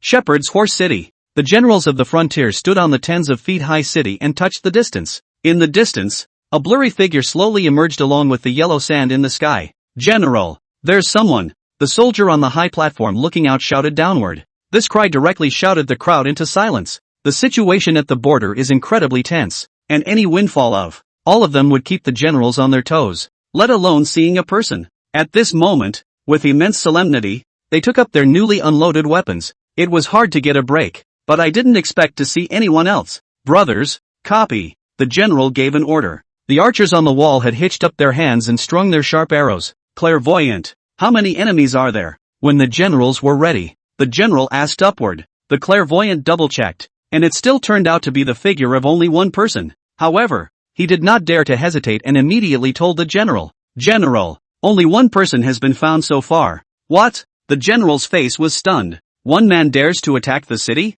Could it be some Zun Xin powerhouse from the enemy country? If it came to thousands of troops, they were not afraid. However, if only this kind of shape-shifting powerhouse appeared, that was what they feared the most. This kind of strong person could go up to the sky and into the earth. Not something that ordinary soldiers like them could deal with. The general didn't dare to delay and immediately sent someone to notify the imperial powerhouses stationed in the city. A few moments later, the figure buried in the wind and sand slowly became clear. The arriving Apocalypse Empire powerhouse also frowned slightly. Messenger, can you spy the exact strength of this person? The general asked with a grave look on his face to the messenger in front of him. The messenger shook his head. He was only a Wang Xian realm. The blood drained from the faces of the generals as they watched the messengers all shake their heads. They have been scared white. Don't be afraid, generals, even if there is a hellish abyss ahead, we must go forward. If even we are afraid, there will be no one to guard the home behind us. All pull yourself together. The general looked at the timid appearance of the generals and said in an uplifted voice. When these words came out, the generals reacted. They were all family men, and if they allowed such a powerful man to break into the empire, then the damage done is incalculable. Damn. Spell it out. Who cares what kind of powerhouse he is? Whoever dares to harm my family, my home, I'll fight him to the death. That's right. Spell it out. Swear to defend your home. The generals and soldiers said excitedly. In this moment they will live and die outside, just to guard the home behind you, to guard your family. They stood by and defended to the death. Soon, Luo Xiu arrived under the city wall against a huge sandstorm, looking at the many generals on the city who were standing by, looking at their eyes as if they were dying touched them slightly. In them, he seemed to see his father. They are all men to be feared. Instead of venturing forward, Luo Xiu slowly stopped. The general on the citadel watched as he stopped and inquired aloud. Who are you? Luo Xiu took out the jade pendant unique to the burial Heavenly King's mansion from his own waist, and heard his father say that this was a symbol of identity throughout the empire, and as long as he took out this piece of jade pendant, the generals would know his identity by themselves. General, I'm also from the Apocalypse Empire. Luo Xiu threw the jade pendant towards the general. The general took the jade pendant and after surveying it, his face changed drastically. Burial jade, burial king, quick, open the door. Soon enough, the city gates below opened wide, and only then did Luo Xiu enter the city. When he came in, the general was already waiting for him behind the door. The moment the general saw him, he instantly knelt down on one knee. Last General Yuban. See the young king. The general was very excited and seemed to be inwardly delighted. For this kind of generals who were loyal to their country, Luo Xiu couldn't afford to accept their great gifts. He quickly helped him up. General, what are you doing? Why do you perform such a great honor? The general smiled excitedly. I'm sorry, little prince. It's the end of the line who was too excited to see you. Do you know that the young princess has been looking for you everywhere these past few days? Luo Xiu was slightly stunned. General, please also elaborate. Alas, young prince, where have you been for so many days? Do you know how urgently the little princess is looking for you? The information has reached the border here. And, why are you here? The general said in a somewhat puzzled manner. Pouring snow. Luo Xiu was slightly helpless. Having been away for so many days himself, He had expected this outcome. LOL. The general is more than enough. If I have the chance in the future, I'll explain it to you slowly. Also, I hope you won't spread the news of my presence here, so as not to cause a panic. Luo Xiu wanted to slowly go back and explain. If he let that girl know he was here, she couldn't wait to fly towards herself right away. And having left the territory of the empire itself, which was somehow explained by the, you can't say you were abducted by an old man, can you? Last general understands. Yu Ban nodded, and then said, then the young lord is going straight back to the, or are you going to be here for a while? Go back, or else your daughter-in-law will die of anxiety. Luo Xiu said helplessly, then I will go and make the arrangements, and make sure that the little king will also be safely delivered to the imperial capital. There's no need for that. General, you sent someone to send me back. Won't that expose me? It's better if I go back by myself. Well, okay. Well, General, I still have to catch up, so I won't chat with you. I'll find you for a drink sometime. I'm sorry. Rasha smiled and said goodbye to him. Then he left, and with his departure, the city of Shepherd's Horse fell into tranquility again. Only that roiling yellow sand still floats. The generals are still guarding it painstakingly. Chapter 22, he's angry, and the consequences are dire. After a night of running, Luo Xiu finally returned to the imperial city of the Apocalypse Empire again. Looking around at the walls of the city, which were covered with portraits of himself and various identities, Luo Xiu was somewhat speechless. Make it look like you've been abducted. But it was normal to think about it. These should all be ordered by Mu Qingxi. If one is really kidnapped, and those kidnappers see these notices, she should be contacted. If it was an ordinary kidnapper, it would be fine. Maybe he wanted something within the royal palace. Or maybe he was seeking money. After you take the stuff, you should let yourself go. It's just that the old man's no ordinary guy. Probably watching himself somewhere right now. How could he take the initiative to contact Mu Qingxi? Besides, the old man wasn't looking for money. Maybe it was for exercise. Maybe it's about finding a little fun in this boring life. Regardless, it's okay to come back on your own. With a sigh, Luo Xiu hurried in the direction of his home, the Burial King's mansion. Luo Xiu saw a group of people standing in front of the gate of the king's residence from a great distance. Just as he was puzzled and wanted to go forward, the door of the royal residence slowly opened. Luo Xiu had to stop. He hadn't seen these people before and wanted to see what they wanted, so it found a corner and hid itself. The one who walked out from within the royal residence was Butler Lu, who had a grave expression on his face. Gentlemen, do you really think that our royal family is easy to bully? A trace of anger wiped across the butler's pale face. Obviously, the arrival of these people had offended him, and Luo Xiu stood watching from afar, frowning slightly. Did these people take advantage of their absence to come looking for trouble? The man at the head of the group was unconcerned and said without a care in the world, "Old man, nowadays, your royal wife is not here, and the young prince is nowhere to be found. We have come to offer our condolences in fear of the Jinbei king's order. How is that bullying you guys? Ha ha. You guys."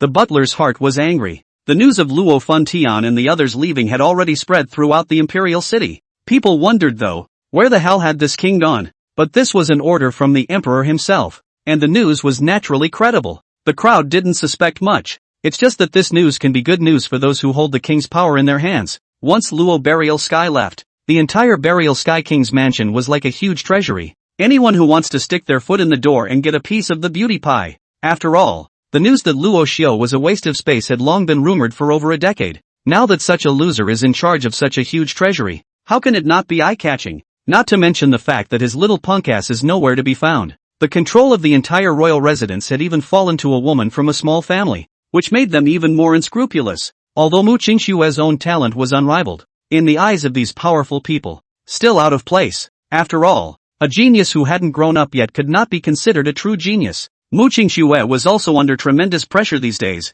while trying to find Luo Xiu, all the while dealing with the threats of these powerful people. Such pressure is indeed unbearable for a little girl like him. It hurt Rasha to think about it. He didn't rush out, but continued to listen to their conversation. Only, in the distance, he had clenched his fists long ago when he heard the man's words. The killing heart is overflowing. He didn't realize that he had only been gone for a few days and these people couldn't hold back. Good. Do you really think that with father and the others gone, the family can just let them rub it in? If he wanted to hit the royal family, he would have to make these people pick a layer of skin. The butler frowned slightly once he heard the name of the Jinbei king. Now that the king was gone, the Jinbei king was indeed a behemoth to them. If you fought directly and hard, you couldn't fight at all. A housekeeper sighed slightly. If the young king was also present at this moment, things might not be so bad. Is the king of Jinbei unable to hold back so soon? Even if the king is gone, the young king is still there now, the housekeeper said in a cold voice. The man laughed disdainfully again.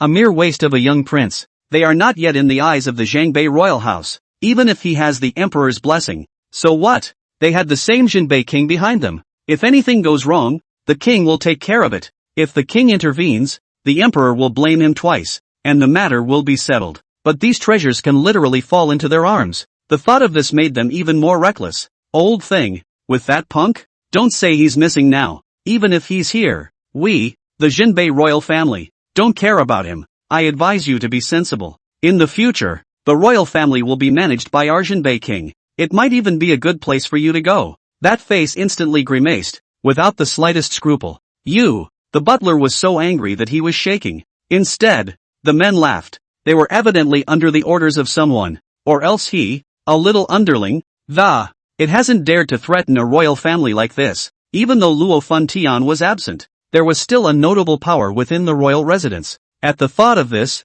there was a slight impotence on the old butler's face. Very well, king of Jinbei, right? Really think I'm easy to bully? The corner of Luo Xiu's mouth sneered slightly. I had wanted to go home and have a good rest and relaxation, but it seems that I can't go back to this home now. Then play nice with them. The housekeeper argued with them for a long time, and still couldn't change it again. Finally these men gave the steward an ultimatum. Old things, we'll give you 3 days, and if you don't leave after 3 days, just don't blame us. After saying that, a group of people left in a big way. The butler watched angrily as they towed away, and finally helplessness slowly flowed out from the bottom of his eyes. Little prince, where the hell have you been? If you don't come back, how come this royal palace won't be able to keep it? Ugh. Looking at the departing backs of these people, endless killing intent wiped across Luo Xiu's heart. Slowly, he put on the Shura mask, followed, inside the royal residence. After the butler closed the door, he came inside the small courtyard where Mu Qingxi was. Give her a blow-by-blow account of what just happened.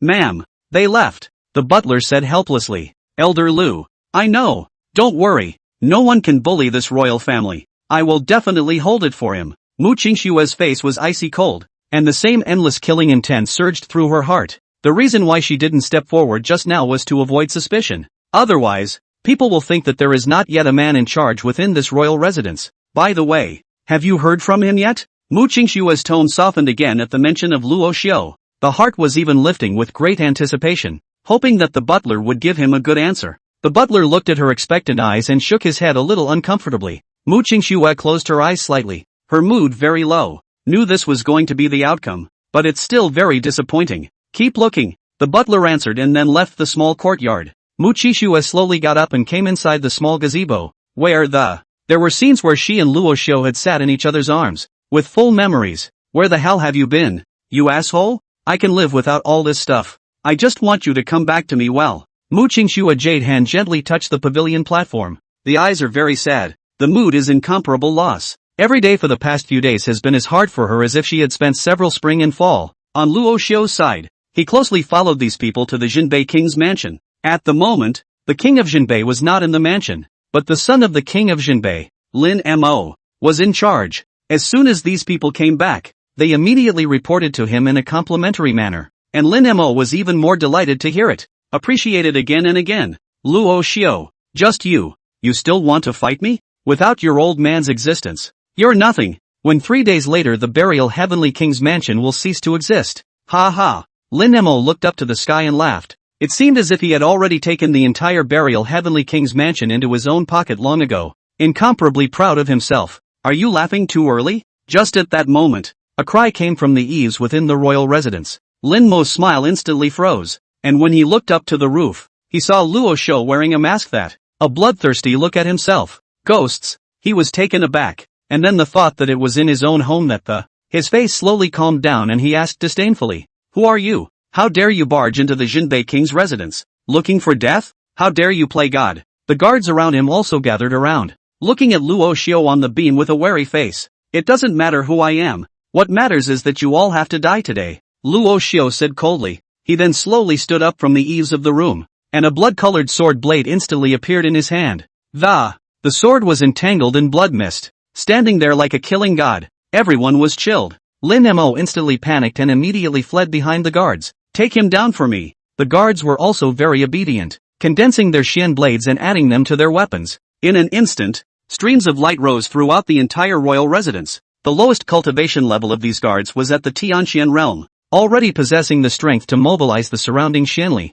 For a while, the entire royal residence was plunged into a tense atmosphere. Xian qi appeared in all directions, and sword light rushed to the sky. The experts secretly guarding the royal residence also appeared. Very well, you guys came out on your own to seek death, and don't bother me to look for them one by one. Open. As soon as the words fell, Luo Xiu instantly unfolded his cultivation god domain, directly enveloping the entire Jinbei king's mansion. The royal residence, which was still sunny, instantly turned bloody and crimson. An endless aura of death enveloped the entire royal residence, and the royal family's guarding experts were affected by Luo Xiu's domain in droves. He only felt that the surrounding xianli was incomparably sticky, and his strength could not be utilized to the fullest. It was only then that these experts realized how uncomplicated Luo Xiu was. Young prince, he's an imperial Xian realm expert. What? Lin Mo was as unbelievable as if he had seen a ghost. At that moment, another royal Xian realm expert stepped forward and added with a gloomy face. No, it's impossible for the domain of an imperial Xian realm expert to envelop the entire royal residence.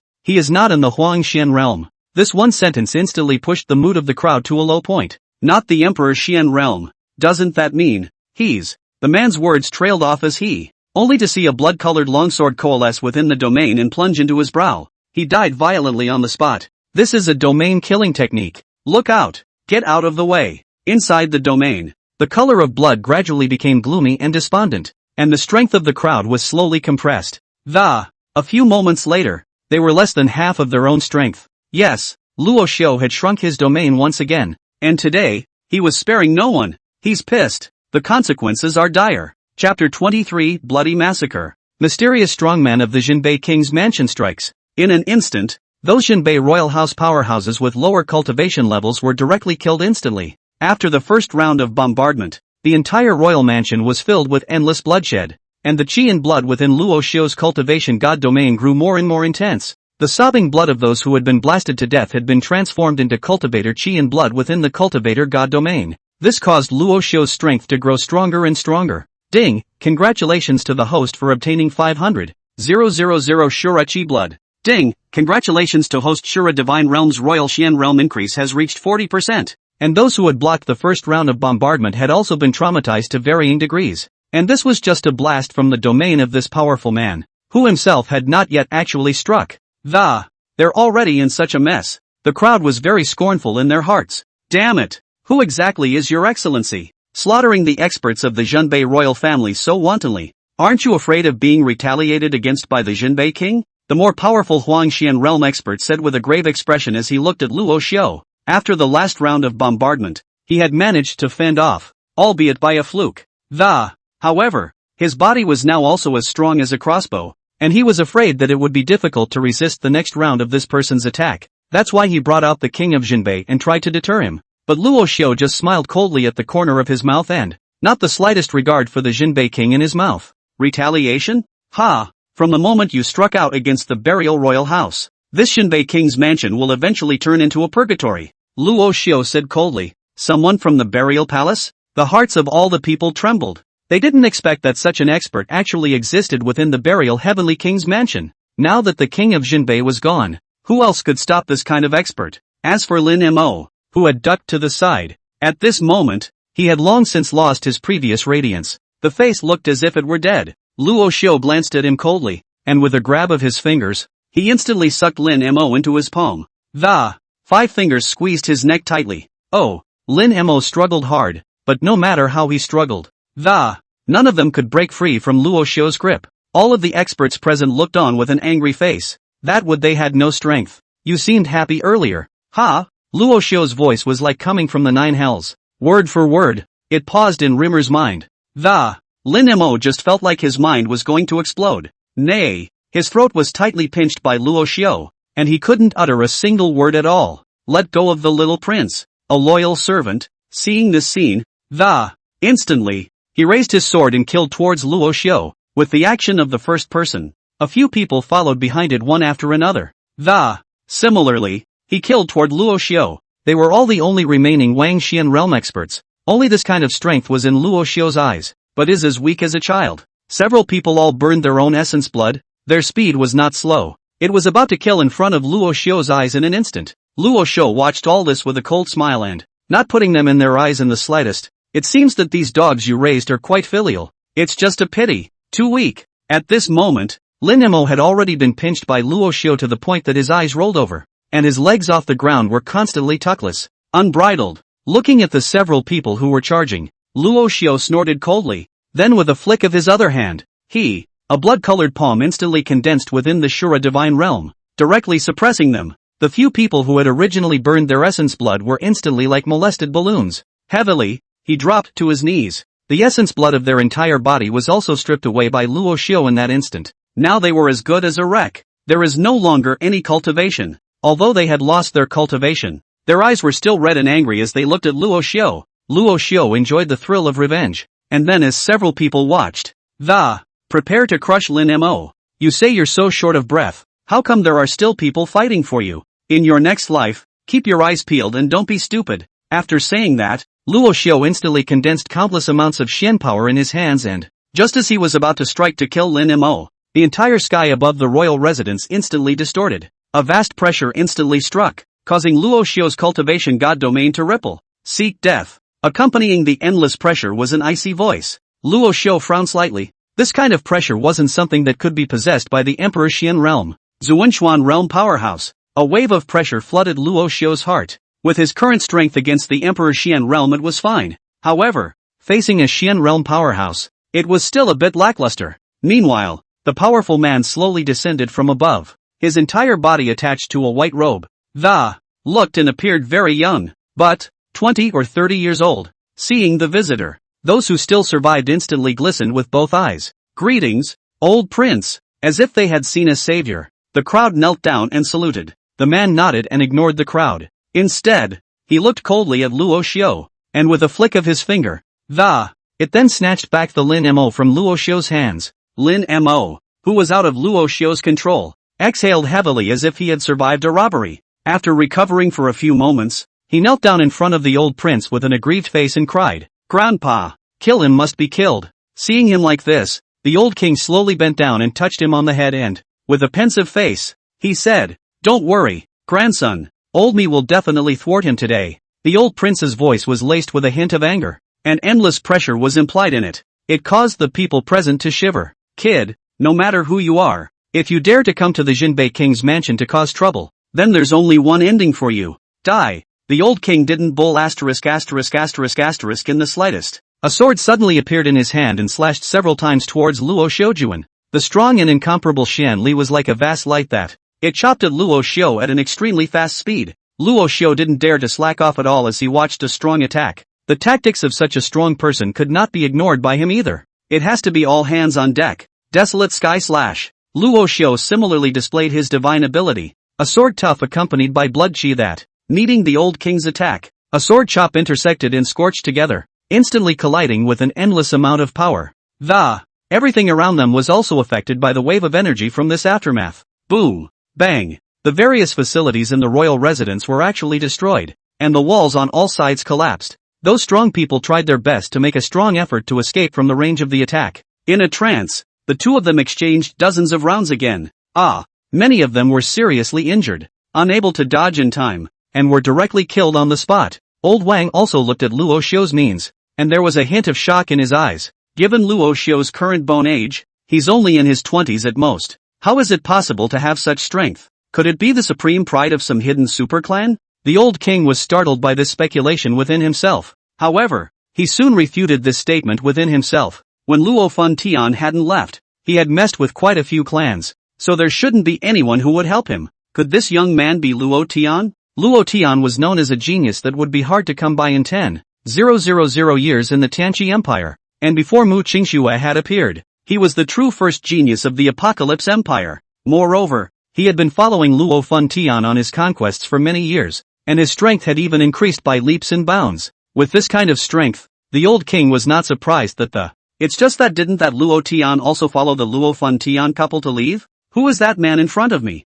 The more the old prince thought about it, the tighter his brow wrinkled. But, in any case, he wouldn't even think of going up on Rasho's body. After all, The detective had also investigated Luo Xiu, who was simply a waste with no cultivation. Old man, I didn't think you were still alive. You really have a great life. Luo Xiu knew deep down that trying to make a move against the Jinbei royal house today was already impossible. At this moment, he already wanted to escape as soon as possible. If he was discovered by the other powerhouses of the Apocalypse Empire, then it would be especially difficult for him to leave. Who the hell are you? The old prince looked at Luo Xiu with a cold expression. It doesn't matter who I am. You just need to know that if I don't die, just don't rest in death with your Jinbei royal house. After putting down his harsh words, Luo Xiu left. He disappeared from view, like a ghost, and not a single breath could be detected in the slightest. The old prince also didn't have the bottom line that he could catch up with Luo Xiu, so he could only sigh helplessly. It's just that Luo Xiu's last words made him inwardly incredibly jealous of such an age that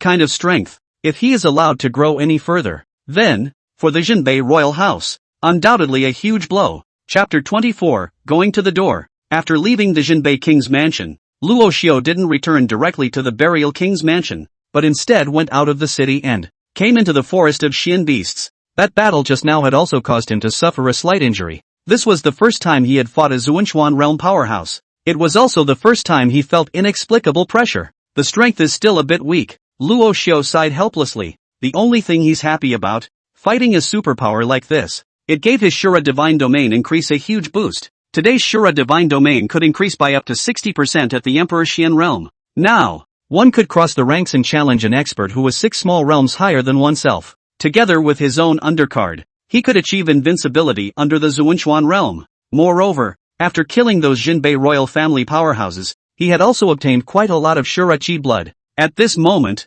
he already possessed 2 million Shura Qi blood, which could bring his strength to another level. But such strength was still far from enough, and there were quite a few experts in this Jinbei royal house, and many of the masters are in the seaside. Now that you have destroyed this Jinbei king's mansion, the king of Jinbei would definitely send more experts to conquer himself. It is imperative that we must hasten to improve our strength before those powerful people arrive. Make yourself stronger. System, help me search this forest of Xian beasts. I need more battle sense as well as Shura Qi and blood to increase my strength. Roger that. The system instantly scoped out the forest, and it didn't take long to lock on to the target. Host, not far from you, there are 10 powerful peak 5th rank Xian beasts. Yes, having gotten the news, Luo Xiu immediately sped toward the depths of the forest. 2 days later, inside the buried Heavenly King's mansion, a group of experts from the Jinbei royal house came to the burial Heavenly Palace under the leadership of the old prince. Luo Xiu had neglected to mention that he had previously massacred the Jinbei royal house when he was accidentally revealing information related to the burial palace. Now, a group of experts came to the front of the mansion. Mu Qingxue looked at the group of super powerhouses in front of her with a grave expression. Old prince, what do you mean by this? Mu Qingxue coldly questioned the old prince. Old Prince Lin Tianyan looked at them with a playful face, but in reality, he was already angry inside. That previous powerhouse had already destroyed the entire Jinbei king's mansion. Almost the entire royal residence has been devastated and is no longer fit for habitation. Your burial heaven royal mansion is still so powerful that you still dare to send strong men to destroy my Jinbei royal mansion. Lin Tianyan looked at one person with a puzzled face. Mu Qingxue said nonchalantly, just hearing what he said. The people within the buried Heavenly King's mansion had their faces even more gravely puzzled now. When did they send strong men to destroy the Jinbei King's mansion? Isn't that pure slander? Old prince, don't you think this excuse is ridiculous? Mu Qingxue's snow-white face didn't show the slightest bit of fear, because the Jinbei royal family has blocked all news. After all, it's a matter of their face. How can we let outsiders know? Mu Qingxue and the others naturally didn't know what had happened 2 days ago. Playing dumb? The crowd of powerful people from the Jinbei royal house stared angrily. Lin Tianyang waved his hand, signaling them to be quiet. Then he looked at Mu Qingxue again. This Luo Fun Tian is really a good and ruthless tactic. I can't believe I left you such a strong guardian. We were the ones who looked away. What does the old prince mean by this? We can't understand. It doesn't matter if you don't understand. Since the Jinbei royal residence was destroyed by you, let's take over this burial Sky King's mansion. How dare you? Aren't you afraid that the emperor will find out about this and take his anger out on you? A trace of anger wiped across Mu Qingxue's handsome face. Your Majesty. He still has to call me uncle when he sees me. Do you think he'll chastise us for a drive of empty shell kingdoms? Lin Tianyan laughed with an unconcerned expression. Little girl, don't be too naive. In a world of the weak and the strong, whoever is strong and whoever has the word The level of chutzpah had far exceeded that of his grandson Lin Mo. Mu Qingxue looked at him angrily. Alright, little girl. What else is there in this burial heavenly king's mansion for you to hold on to? Why don't I make a match for you and remarry my grandson? When the time comes, we will definitely focus on cultivating you. And it definitely won't be worse than this burial heavenly king's mansion. Don't you dare, even if I, Mu Qingxue, exert my last ounce of strength. And definitely won't let you guys have your way. Mu Qingxue's handsome face wiped over a trace of fortitude as she said coldly. Stubborn. Now that none of the Luo family is left, what ability do you think you have to fight against my Jinbei royal house? The moment Lin Tianyang's words came out, Mu Qingxue's heart instantly went cold. She could vaguely guess that the Luo Xiu's disappearance definitely had nothing to do with this Jinbei Wangfu. Is my fiancé's disappearance related to you? Mu Qingxue asked coldly. Little girl, meals can be eaten indiscriminately, but words cannot be spoken indiscriminately. If his disappearance has anything to do with you, I, Mu Qingxue, hereby swear by heaven, I will definitely fight your Jinbei royal house to the death. Mu Qingxue coldly swore. Lin Tianyang's eyebrows slightly touched. Mu Qingxue's supreme talent all caused him to be incomparably jealous. If the little girl was immortalized with them, causing her to grow up, she might be another powerful enemy. Not to mention they had a mysterious teenage powerhouse before them. Thinking like this caused Lin Tianyang to become irritated. The eyes also instantly became bloodthirsty and ice-cold. Little girl, don't you dare to refuse the wine and eat the penalty wine. The old man. Before Lin Tianyang could finish his words, a cold snort came from the side. I wonder what uncle wants. The person who came was none other than the emperor of the Celestial Revelation Empire, Lin Tianbad. It was only that he was only one person who came this time, and he didn't have any of the strongest guards around him. Seeing this, the crowd knelt down.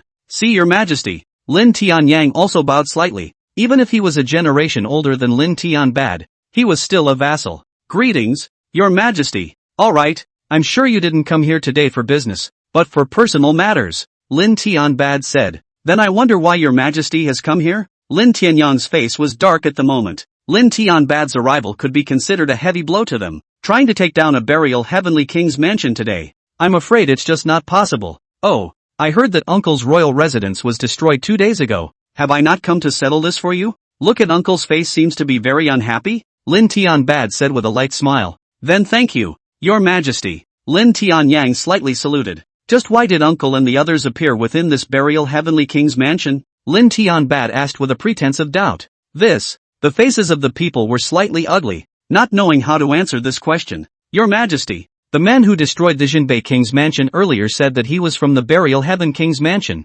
We've come just to make a claim. Oh, really? Lin Tianbad looked towards the crowd of the burial heavenly king's mansion and asked suspiciously. Mu Qingxue first bowed, then said, Your majesty, it's a purely false accusation. I've sent all the masters in the palace to look for my fiancé. How could there still be time to strike against the Jinbei royal house? This is a false charge in the first place, so why bother? Lin Tianbad nodded, then looked at Lin Tianyang and the others. Uncle, how can this be explained?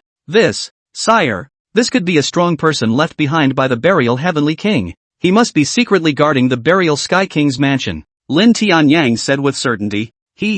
Then, listening to the old king also say so, the strong men father left behind were to guard the royal residence. So, why would he want to deal with your Jinbei royal house? Mu Qingxue laughed coldly and turned against Lin Tianyang. Could it be that someone from the Jinbei royal mansion is suppressing the burial heaven royal mansion? That strong man would strike out at you? During this period of time, the Jinbei royal house had been constantly pressuring the burial heaven royal house. Again, Luo Xiu's father had left behind strong people, and when he saw this scene, he would definitely look for trouble from the Jinbei royal house. It's just that this old prince is now a thief crying out to catch a thief, which is really ridiculous. Lin Tianbad didn't say anything. Instead, he looked at Lin Tianyang, his eyes penetrating with questions. Lin Tianyang had some difficulty in distinguishing. After all, it was indeed the Jinbei royal house that had first sought trouble from the burial heaven royal house earlier. Lin Tianbad saw that he couldn't say anything. The corner of his mouth slightly sneered. However, as an old king himself, he would still give him some face. Uncle, I am calling it quits on this. The buried heavenly king is a meritorious servant of the empire. I do not wish to hear such news again in the future. Lin Tianbad's tone seemed to be very plain, but in reality, it concealed a threatening intent. Anyone who was smart could see that Lin Tianbad wanted to keep the burial heavenly king's mansion. Moreover, the emperor had said so, so that even if he, Lin Tianyang, had the greatest ability. He wouldn't dare to make another move. Lin Tianyang bowed slightly and promised before glancing at Mu Qingxi with an ugly expression. In the end, he could only leave with his people unhappy. Thank you, Your Majesty. The people from the Burial Heaven Royal Mansion happily thanked them. There is no need to be polite. There are struggles between kingships from time to time, and I can help you once in a, can't help you guys twice. Lin Tianbad said helplessly. I understand. Alright, you guys work hard. In the future, this Burial Sky King's mansion will still be guarded by you guys. As for Shura, I will also help you look for her, and when I find her, I will definitely send her to you. When Mu Qingxue heard this, she brightened up. With the Emperor's help, it would be much better. Thank you, Your Majesty. Chapter 25 Successive Beheading of 10 Great Imperial Shin Beasts. Mysterious Beast Egg. Northern Region Xian Beast Forest. The most central location within the Xian Beast Forest was surrounded by the 10 Great Imperial Shin Beasts. It's like they're guarding something. Even though Luo Xiu had still already beaten them to a pulp, they didn't think about escaping. Luo Xiu's eyes were somewhat shocked as he looked at them. His eyes filled with incomprehension and doubt. What on earth could be worth guarding with your lives? Looking at the 10 Great Beast Emperors who were blocking in front of him, Luo Xiu asked indifferently. If the 10 Great Beast Emperors wanted to join forces and escape, there had not been a single chance, but they gave it up. They preferred to sacrifice their flesh and blood. It was also still stopping Luo Xiu. To Luo Xiu's questioning, a scorpion-like beast emperor looked at Luo Xiu with eyes full of red light, his eyes full of sternness. Humans, we have not offended you, so why do you have to kill like this? The scorpion beast emperor asked coldly. The voice was a little muffled, as rusty as if it had just learned to express itself in human language. However, the voice that penetrated the demonic beast's characteristic voice was still intimidating. What's the point of wasting words with him, old poison scorpion? The big deal is death. The white tiger beast emperor on the side was a violent temper, and at the same time, the injuries on its body were shocking. His body was covered with countless sword marks, and his original 4 legs were now down to 3. The other was dripping bloody blood. Even so, T remained proud of his chest and refused to lower his noble head. The old white tiger is right. It won't be that easy to kill us, even if we're dead. You must show him that we are not to be trifled with. That's right. Want my life? Then I'll remove one of your arms for the road. Humans cut the crap and want to step into the core area, then crawl over our dead bodies. Guys, him. The other beast emperors of the 10 beast emperors looked on angrily, spitting out words, without any fear in his heart.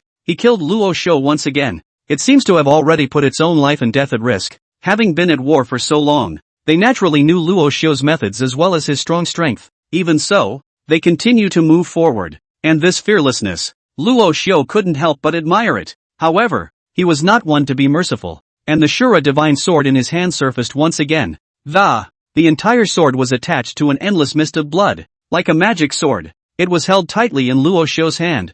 I'm impressed by your spirit of dying as if you were dying. There's just no need for mercy in this world. Strong is king. I will give you an honorable death. Shura Divine Domain open. Luo Xiu looked at the 10 great beast emperors that were charging in. Not daring to be the slightest bit slow, the Shura Divine Domain instantly rushed into the sky, forming a huge blood-colored barrier within a 100-meter radius, isolating the battlefield from the outside world. The 10 great beast emperors also fought with all their might, opening their awakened domains one after another. However, compared to the enlightened Luo Xiu, their domains were as small as they appeared. It was suppressed in an instant, and now some of the beast emperor's domains had yet to open up. It was directly crushed by Luo Xiu's powerful domain power. Brothers, don't hold back. Directly burn your bloodline to battle with one. Not bad. It is our supreme honor to die for the young lord today. Definitely can't let this human teenager take another step forward. Kill. White tiger hollow. Poison scorpion sting. Savage bear shock and awe. The lion roars. They had sacrificed themselves to obtain stronger abilities to fight against Luo Xiu. The 10 great beast emperors had burned their bloodline power and used their most powerful inherited divine abilities. The ability to merge together was already comparable to a Zun Xian realm powerhouse. Even more so. Within a moment, 10 incomparably brilliant energies merged together and the entire forest was filled with dazzling light, and the divine light flickered like day, igniting the center of the forest. Luo Xiu, on the other hand, used his divine ability, Killing Heart, that he had gained from completing the quest before. Buzz. In the twinkling of an eye, that Shura Excalibur was like his own heart. It was like it was completely trying to become one with itself. And it was also this unique feeling of intent that made Luo Xiu feel the power of his sword heart. It was at this moment that he truly felt the meaning of the way of the sword in the truest sense of the word. Forging the sword with his body, realizing the sword with his heart, and condensing his complete sword intent. He closed his eyes tightly, sensing the moment carefully. A moment later, only his eyes that looked like a sea of blood suddenly opened. Sword Dao intent, killing heart. Endless energy burst out from the bottom of his heart, gathering the Xian force of his entire body. It was tightly integrated within the Shura Divine Sword, and the Shura Divine Sword, which was originally still filled with blood mist, instantly became incomparably sacred. The blood color of the sword body also instantly turned into a radiant glow, as if it had been sublimated. Chop! As Luo Xiu bellowed, the Shura Divine Sword in his hand immediately charged towards the energy gathered by the 10 great beast emperors. Bang! Golden light rushed to the sky, and the two majestic energies heavily bombarded each other. The 10 beast kings also completely dissipated between heaven and earth under the impact of these two energies.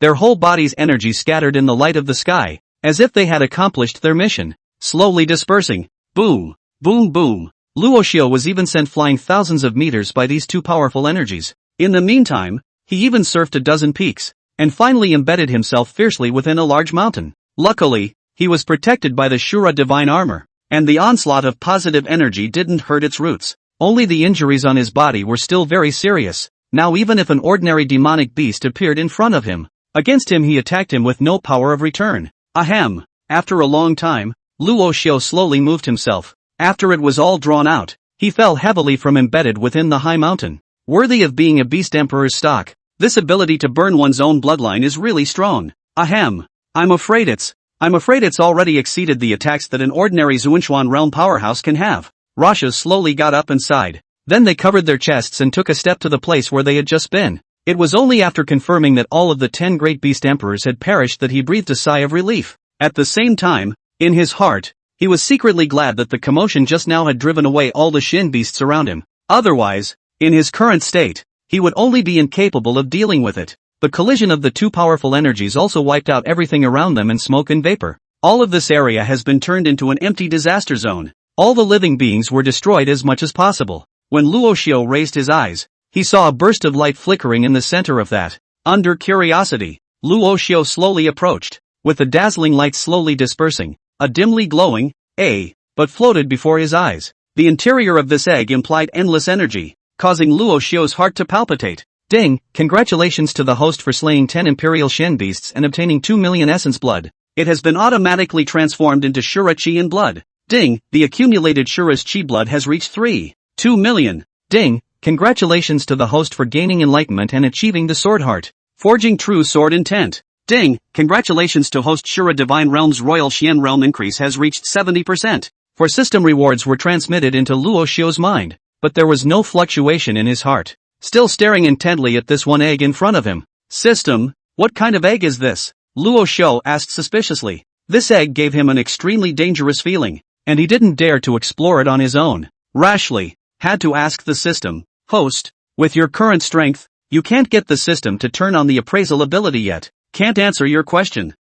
Okay. Luo Xiu was helpless. Chapter 26, The Quirky Little Fishy. Just as Luo Xiu was looking at what should be done with the egg in front of him, voices came from a human cultivator right in the distance. Everyone follow. The commotion from earlier is not far ahead. Senior brother. It couldn't be a struggle between the beast emperors of this side of the region for territory, could it? Will we be affected if we go now? I don't think so. I can obviously feel one of the two arcane forces coming from a human. And the energy that erupted from both of these Xian forces exceeds the strength that an Emperor's Xian realm powerhouse should have. Then why are we rushing over there? Can we intervene in a battle between such powerful people? Don't get caught in the wave. Don't worry, their fight should be over by now. This kind of battle between powerful people can be divided between winners and losers in the turn of a breath. And the strength of the two should be comparable. Even if one side is destroyed, the other side has also run out of gas. So maybe we can even pick up some slack if we go now. A Tian Xuan Realm powerhouse. Then we're rich. Ha ha.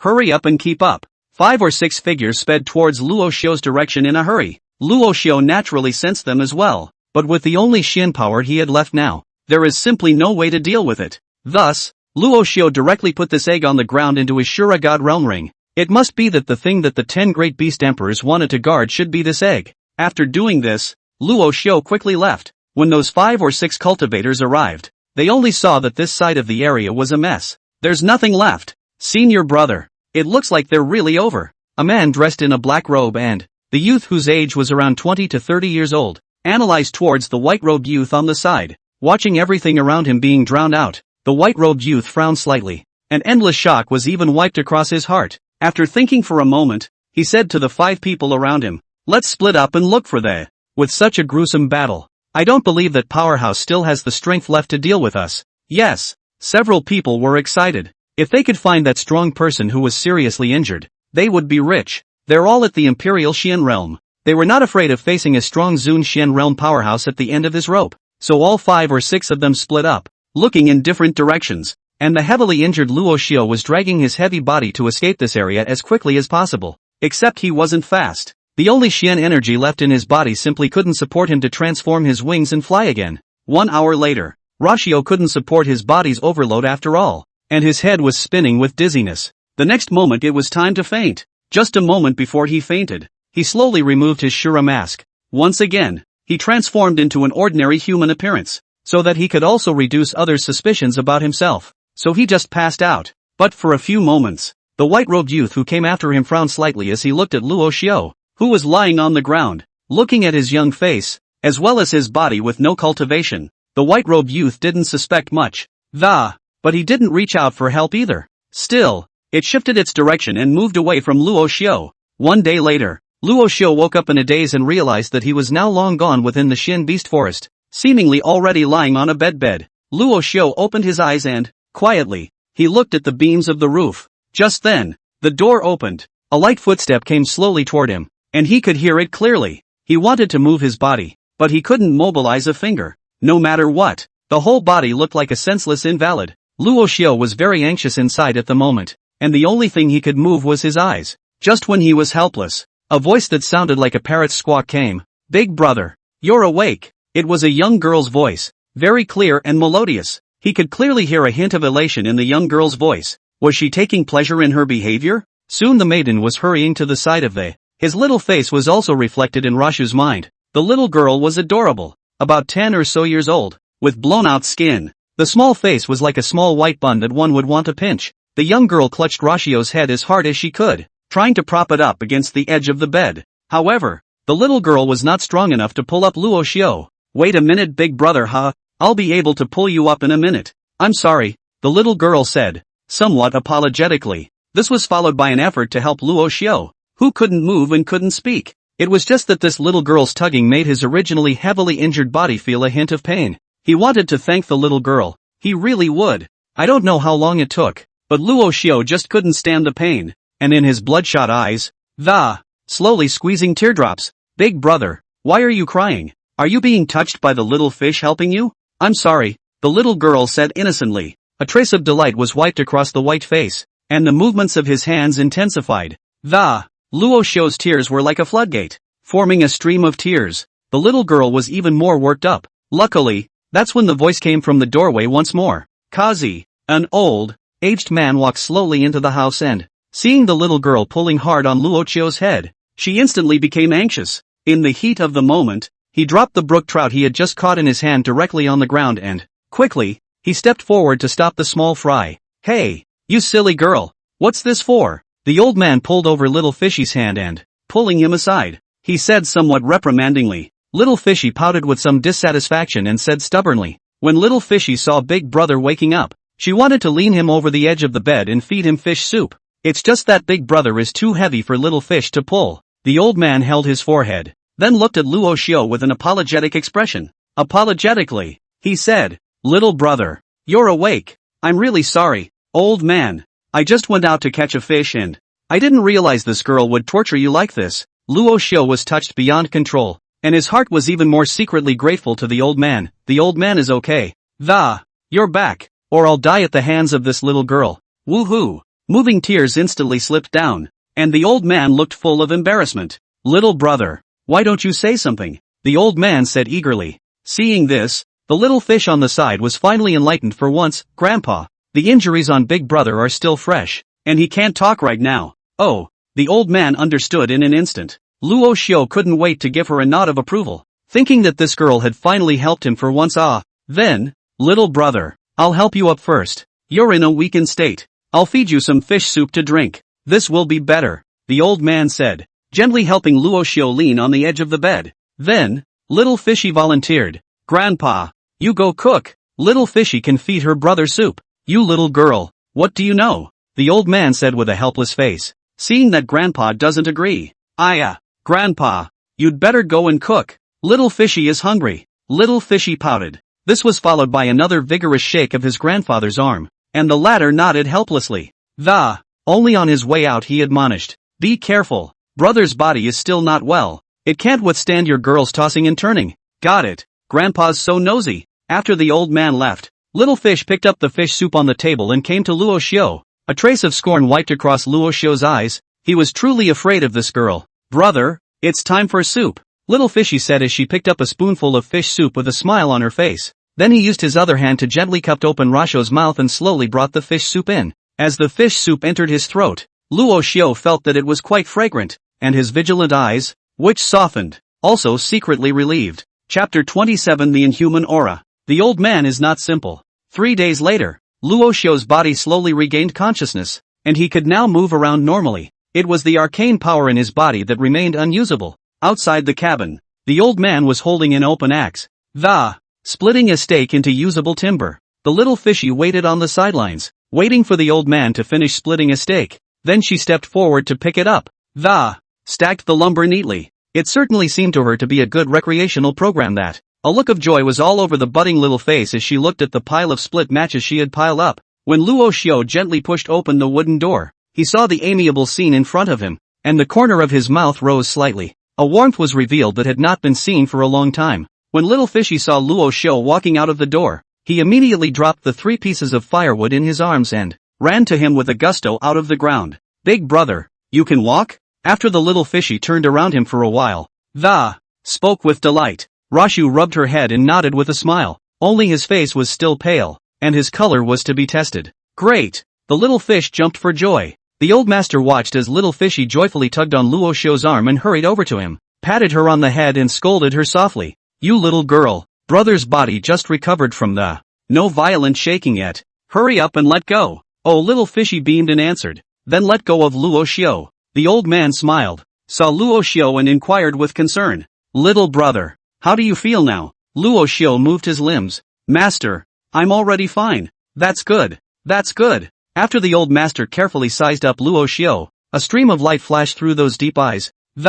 After all, it was not overdone. Naturally, Luo Xiu also noticed the old man's gaze, only both of them tacitly. Nothing more was said. At that moment, a middle-aged man's voice came from outside the house. Elderly, are those timbers of mine ready? The crowd followed the sound and the middle-aged man came towards the courtyard with a smile on his face. Mr. Li, those timbers you want, Lao Fu has already split them for you. Come and have a look. I'm sorry, the old man said, waving his hand and pointing to a pile of split wood off to the side. As the middle-aged man walked into the courtyard, Luo Xiu carefully sized him up before averting his gaze. The middle-aged man didn't have any Xian power on his body and was obviously immortal as well. The middle-aged man also saw that in the compound, which was originally only occupied by the grandparents and grandson. An additional unfamiliar young man curiously inquired, Master, what is this little brother? The old man smiled. He's a distant descendant of the old man. All right, postman. You might want to come over and take a look at the wood to see if it meets your standards.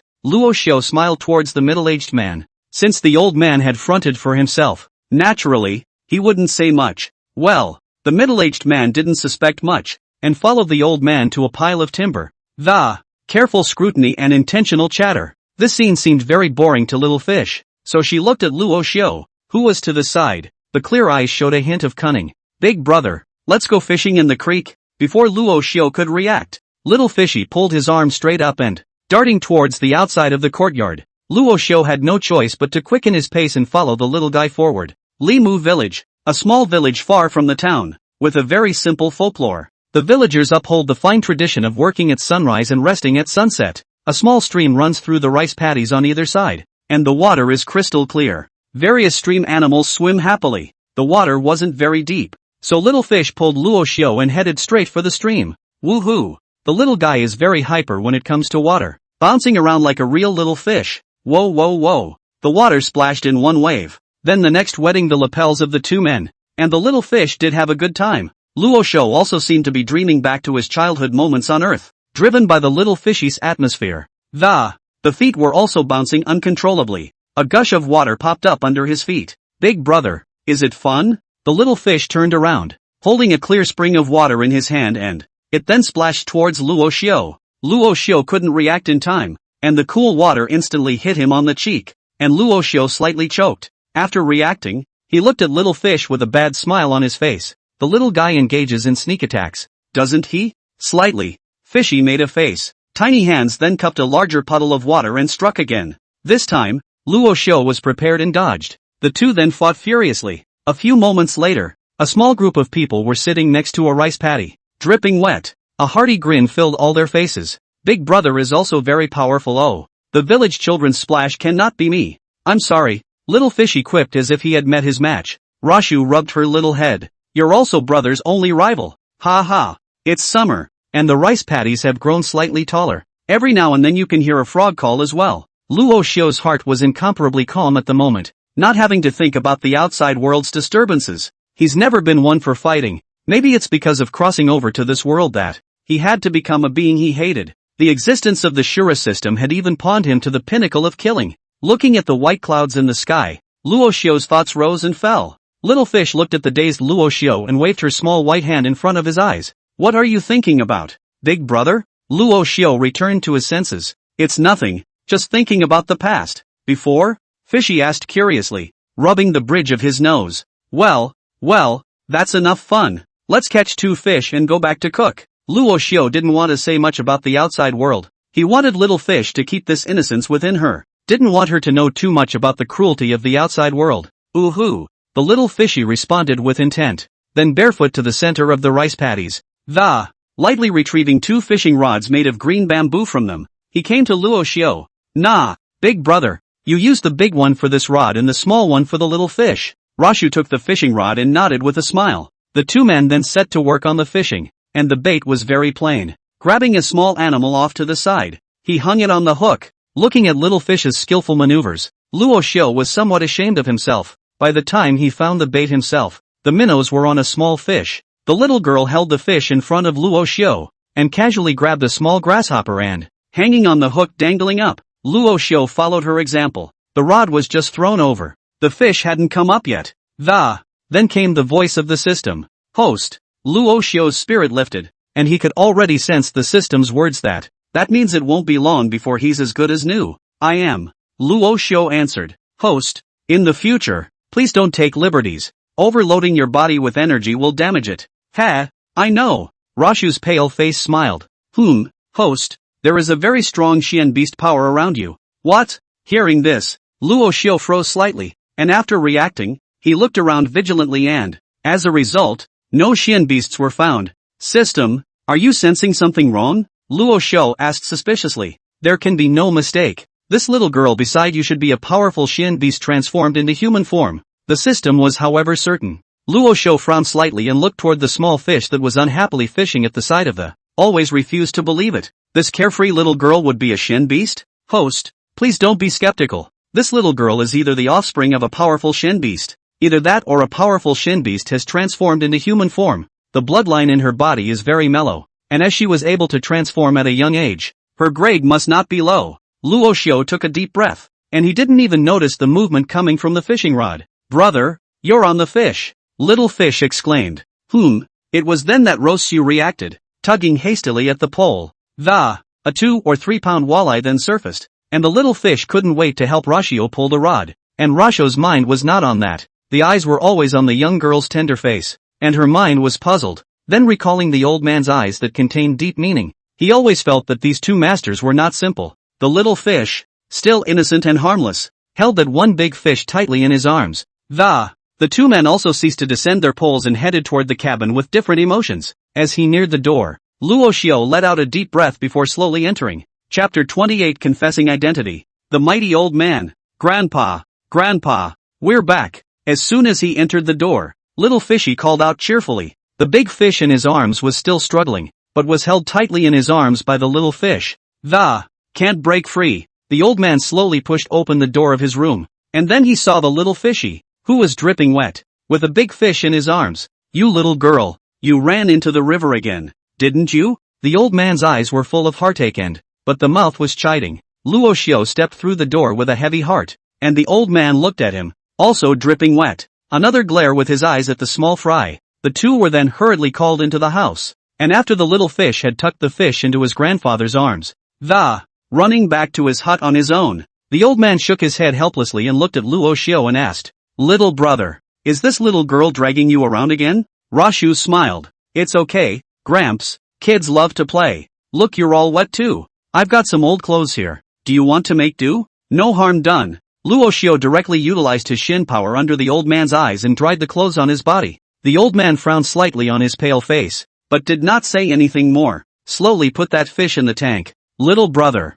please sit down," the old man said in a deep voice. Luo Xiu, however, didn't sit down, his eyes staring intently at the old man. "Master, Luo Xiu looked serious. Before he could say anything, the old man snatched at him and said, "You know all about it?" The old master understood from the beginning that Luo Xiu was definitely not an ordinary person. There is no longer any need to hide it. Xiu nodded. From the moment he regained his metaphysical power, he then detected an unusual aura from the old man's body, and now it seemed that the old man should also be a Shin beast. Now that we know, it's better to talk about it. After all these days, he could also sense the old man's pure and kind heart and his ability to live so peacefully with humans. It shows that he really just wants to live his life. Perhaps some mighty beast of God has taken his grandchildren into seclusion. But what does that have to do with him? He only knew that the old master was kind to him, regardless of whether he was a man or a demon. If there was a favor, he would repay it, and if there was a grudge, he would kill it. "Master, let's just open up and talk. Kid, I don't like to beat around the bush, and I do not hate his demonic beasts. In my heart, some people in human skin is a demon, some demonic beasts, although for the alien, yet it possesses the goodness of a human being," Luo Xiu said with a serious face and a sincere tone. "Ha ha, you kids said it well." The old man laughed out loud and, patting him on the shoulder appreciatively, that Xiu could have such a character. It was not in vain that he, an old man, had spent so many important herbs to save him. Since the other young man was so bold, he, an old man, didn't pretend anymore. "Drink." A strong Shin beast aura also flowed throughout the room. Luo Xiu was viciously crushed by this aura, and with his serious injuries, he didn't even have a single thought of resisting. Old master. Luo Xiu was a little topsy-turvy. Such a strong aura. He had never detected it on any Shin beast in the past. Clearly, this old master was tougher than any Shin beast he had ever seen. It was at least a peak Tian Xuan Realm Shin beast. Or even stronger. A powerful aura struck. Luo Xiu only felt the breath in his body was in chaos, and he gasped for air in large gulps. A trickle of blood had escaped from the corner of his mouth. However, a moment later, Luo Xiu felt that the breath in his body had become very smooth again. The entire body's meridians were unblocked. What was spit out just now was all the residual sludge in the body. The old man was using his breath to remove the bruises in his body. So strong, a light wisp of breath can be so strong. This, ahem. As the last mouthful of black blood was sprayed out, Luo Xiu's entire body relaxed. "Thanks, old master." Luo Xiu cast a thankful glance toward the old master and a heavy bow. The old man sniffed, and only then did he withdraw his breath. "Alas, now that you have recovered, you'd better hurry up and leave. Your status should not be low. If people look for this place, little fish, can't really stay here." "I'm sorry," the old man said, waving his hand and sighing helplessly. "Kid knows. And let me remind you that if you reveal information about the two of us, even if you run to the ends of the earth, old me will still be able to find you. And then don't blame old me for not remembering old times." The old man's expression suddenly became serious, his voice cold and with a hint of threat. "To ensure the safety of myself and my grandchildren, but had to be careful. Don't worry about your old me." Luo Xiu hadn't finished.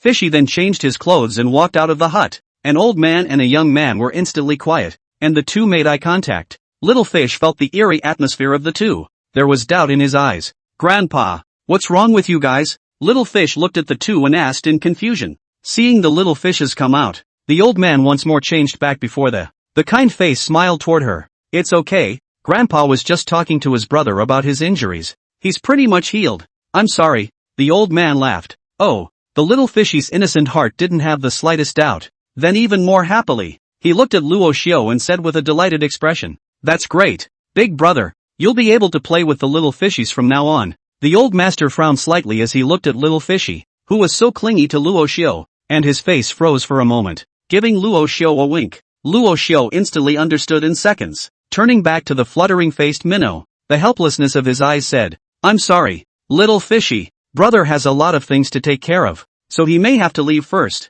Hearing Luo Xiu's words, little fish's face instantly sank. "Leaving? Away? Where are you going?" "A letter from my brother's family asking him to go back early." "I'm sorry," Luo Xiu said soothingly as he stepped forward and rubbed her little head. "Is that so?" Fishy was a little aggravated. The eyes were even more flushed and tears slowly swirled in them. "Well, little girl, don't cry, don't cry." The old man took her heartily into his arms, and Rashio turned his head and, although he had not spent much time with this little girl, that innocence was forever imprinted in his heart. Whether man or beast, the feelings are the same. Moreover, Luo Xiu felt that his continued presence here would indeed be detrimental to the grandparents. If word got out that he was here, a lot of people would surely come here to look for him. It might reveal both of their positions by then, and the old man had said before that there seemed to be someone looking for them.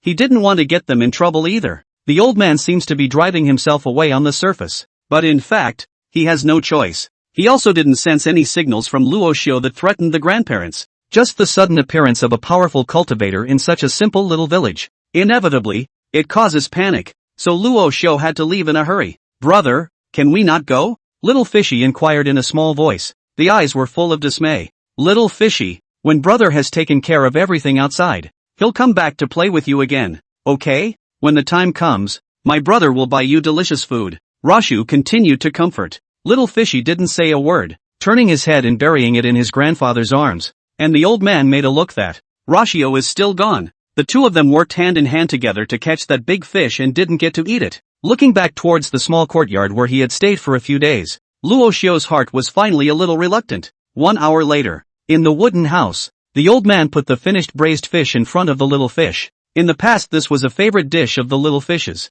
"Silly girl, brother is a man of great deeds. We can't delay." The old master looked at the moody little fish and comforted him. Little Fishy understands." Little Fishy barely managed to squeeze out a smile, looking down at this braised fish. He could never get his chopsticks down. The little mind is even more empty. The old man shook his head helplessly, and once again, Luo Xiu's figure appeared in the Shin Beast Forest where he had fought the last time. Several days had passed since the last battle as well, and the vitality of the place had pretty much recovered. Only the area that was damaged by the fight remained in a state of disarray.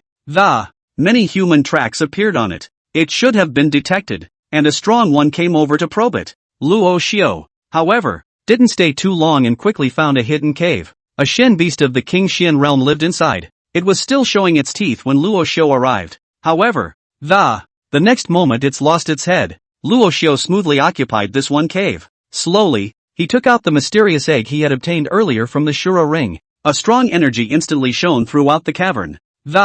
This mysterious beast egg was already covered with cracks, as if it would break out of its shell the next moment. Luo Xiu frowned slightly. He also didn't know what kind of Shin beast was inside this egg. It was worth the lives of 10 powerful Emperor Shin beasts to guard it. Forget it. So Rashu was prepared to wait quietly in this cave. And he would like to see what kind of beast this egg could actually hatch out of. As time passes and the colorful eggshells reach a state of falling apart, the eye is about to break out of its shell. It's about to hatch. Luo Xiu was also very much looking forward to it. In his previous life, he had read a lot of webcomics about things like this hatching from eggs that, I don't know if it's true or not, but I recognize whoever I see at first sight as my parents. It would be nice to get a powerful beast pet for yourself. Chapter 29 Breaking Out of the Shell, Chaos Devouring Beast. 1 hour later, the surface of the egg had all but shattered, and endless energy burst out from within the egg. A thick black fog was even spreading throughout the cave. Everything covered by the black mist has lost its vitality. The various living beings inside the cave were devoured. Luo Xiu watched this with a frown on his face. This guy hadn't completely broken out of his shell yet. Already possessing such a strong annihilation ability, even he himself did not dare to be careless. Dashed straight to the outside of the cave. What kind of egg is this? How could it have such a terrifying devouring ability? Luo Xiu looked at the cave with a palpitating heart. The moment he came out, he blocked the cave entrance with his Xian power. Don't dare to let that black mist spread out again. Otherwise, what consequences would happen? Luo Xiu didn't dare to be certain. With that, Luo Xiu stood fixedly outside the cave, observing everything inside. It was just that his divine soul power was still unable to penetrate straight through the terrifying black fog to the situation inside the whole system. What the hell is this thing? How could it emit such a terrifying annihilation power? Luo Xiu couldn't help but ask curiously to the system host, As I said earlier, you don't have enough authority to disclose it to you for the time being. The system's answer still dares not be revealed. Luo Xiu was very helpless. Time passed by, and everything inside the cave remained chaotic. It was only that the force of annihilation that slowly weakened along with the loss of vitality of the living beings inside the cave. Apparently, everything inside had been swallowed up by it in its entirety. However, Luo Xiu still didn't dare to go in rashly, and being careful was a good thing. This is something he still understands. After a few more moments, the wave of chaotic black mist inside the cave slowly dispersed, restoring its previous appearance.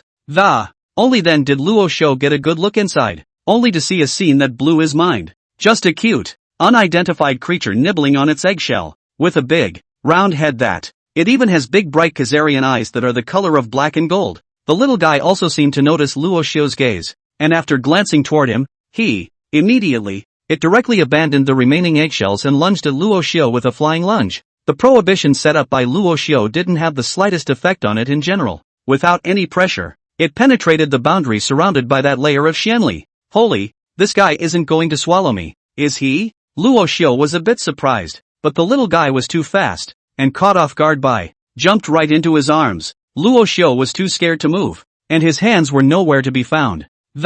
He was afraid to swallow this little guy up if he wasn't happy. It just didn't seem like things were quite what they were supposed to be, and the little guy seemed to like him a lot. Slowly he climbed from his waist to his shoulder and then licked his face, his little mouth squeaking. Very intimate. Not eating people? Only then did Luo Xiu drop his guard, and his heart secretly sighed with relief. The little one wasn't as big as his long heart, and he grabbed it with one hand, and the little one didn't resist, and licked at his hand again, in a very pleasing manner. Luo Xiu was bursting with joy. In his opinion, this was a sign that the little guy recognized him. Little one, can you understand me? Luo Xiu looked at it and smiled. The little one rolled in his palm, then nodded. It's really understandable. Luo Xiu's eyes lit up. Do you know what your name is then, little one? Luo Xiu continued to ask. The little guy still understood and looked at Luo Xiu suspiciously before shaking his head. No? The little guy nodded his head, and then, playfully crawling along Luo Xiu's arm to his shoulder, intimately licking his earlobe. At that moment, the little one's stomach suddenly rumbled. Luo Xiu smiled. Who could not love such a cute little guy? Afterwards, he took out a little bit of heart from his Shura God ring and put it in his hand. The little guy's big eyes lit up when he saw something Khazarian. Without being polite to Luo Xiu in the slightest, the two tiny paws, holding the two treats, nibbled on them.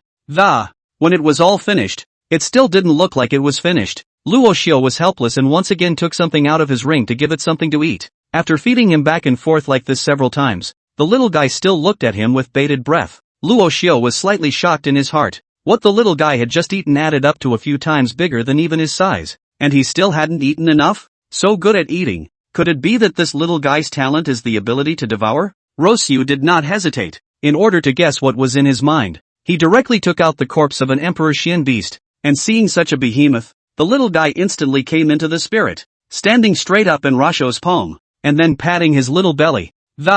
Directly opening his big mouth, a strong suction force burst out from his mouth. 100-ton Imperial Shen beast was then swallowed into its stomach in one gulp until it finished swallowing, and then it belched with satisfaction. Luo Xiu's jaw was almost dropped by it. This little guy was just too fierce. You have to know that even if the Emperor Xian beast died, it still contained endless energy within its body. The little guy just swallowed it so easily and without any discomfort. Weird.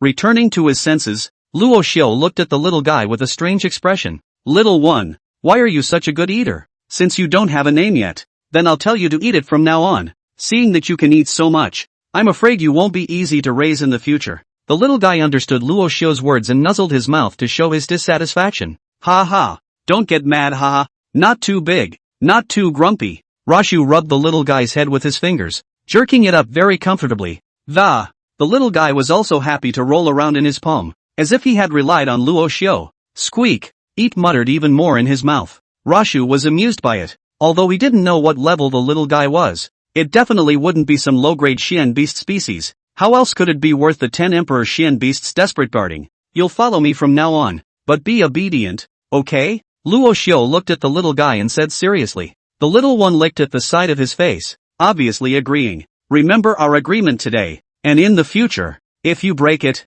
I will not hesitate to abandon you. Understand? Such a dangerous little guy. Luo Xiu had to greet it well in advance. Otherwise it's definitely going to be difficult if something happens in the future. The little guy heard the words that Luo Xiu would abandon it. Kazran's big eyes rose up in tears, and he licked intimately at his hand again. Luo Xiu was also very helpless as he watched the little guy about to cry out. Was he too hard on the little guy? She's only just born. What kind of bad intentions do you have? Alas. Alright, as long as you listen well from now on, I won't abandon you. I'm sorry, Rashu sighed and said in a comforting tone. The little guy was just happy. After straightening up for a few moments, Luo Xiu left this forest with the little guy. This little guy had already wasted quite a bit of time hatching, so Luo Xiu didn't dare to delay any longer. Still had to hurry home or it might be a real mess without myself. Moreover, after all the fuss he had made, the strong men of the Jinbei royal house might have already made their move. Thinking of this, Luo Xiu's eyes instantly sank. King of Jinbei, this old man's ambition seems a bit big. Even the emperor of the Apocalypse Empire couldn't deter him much.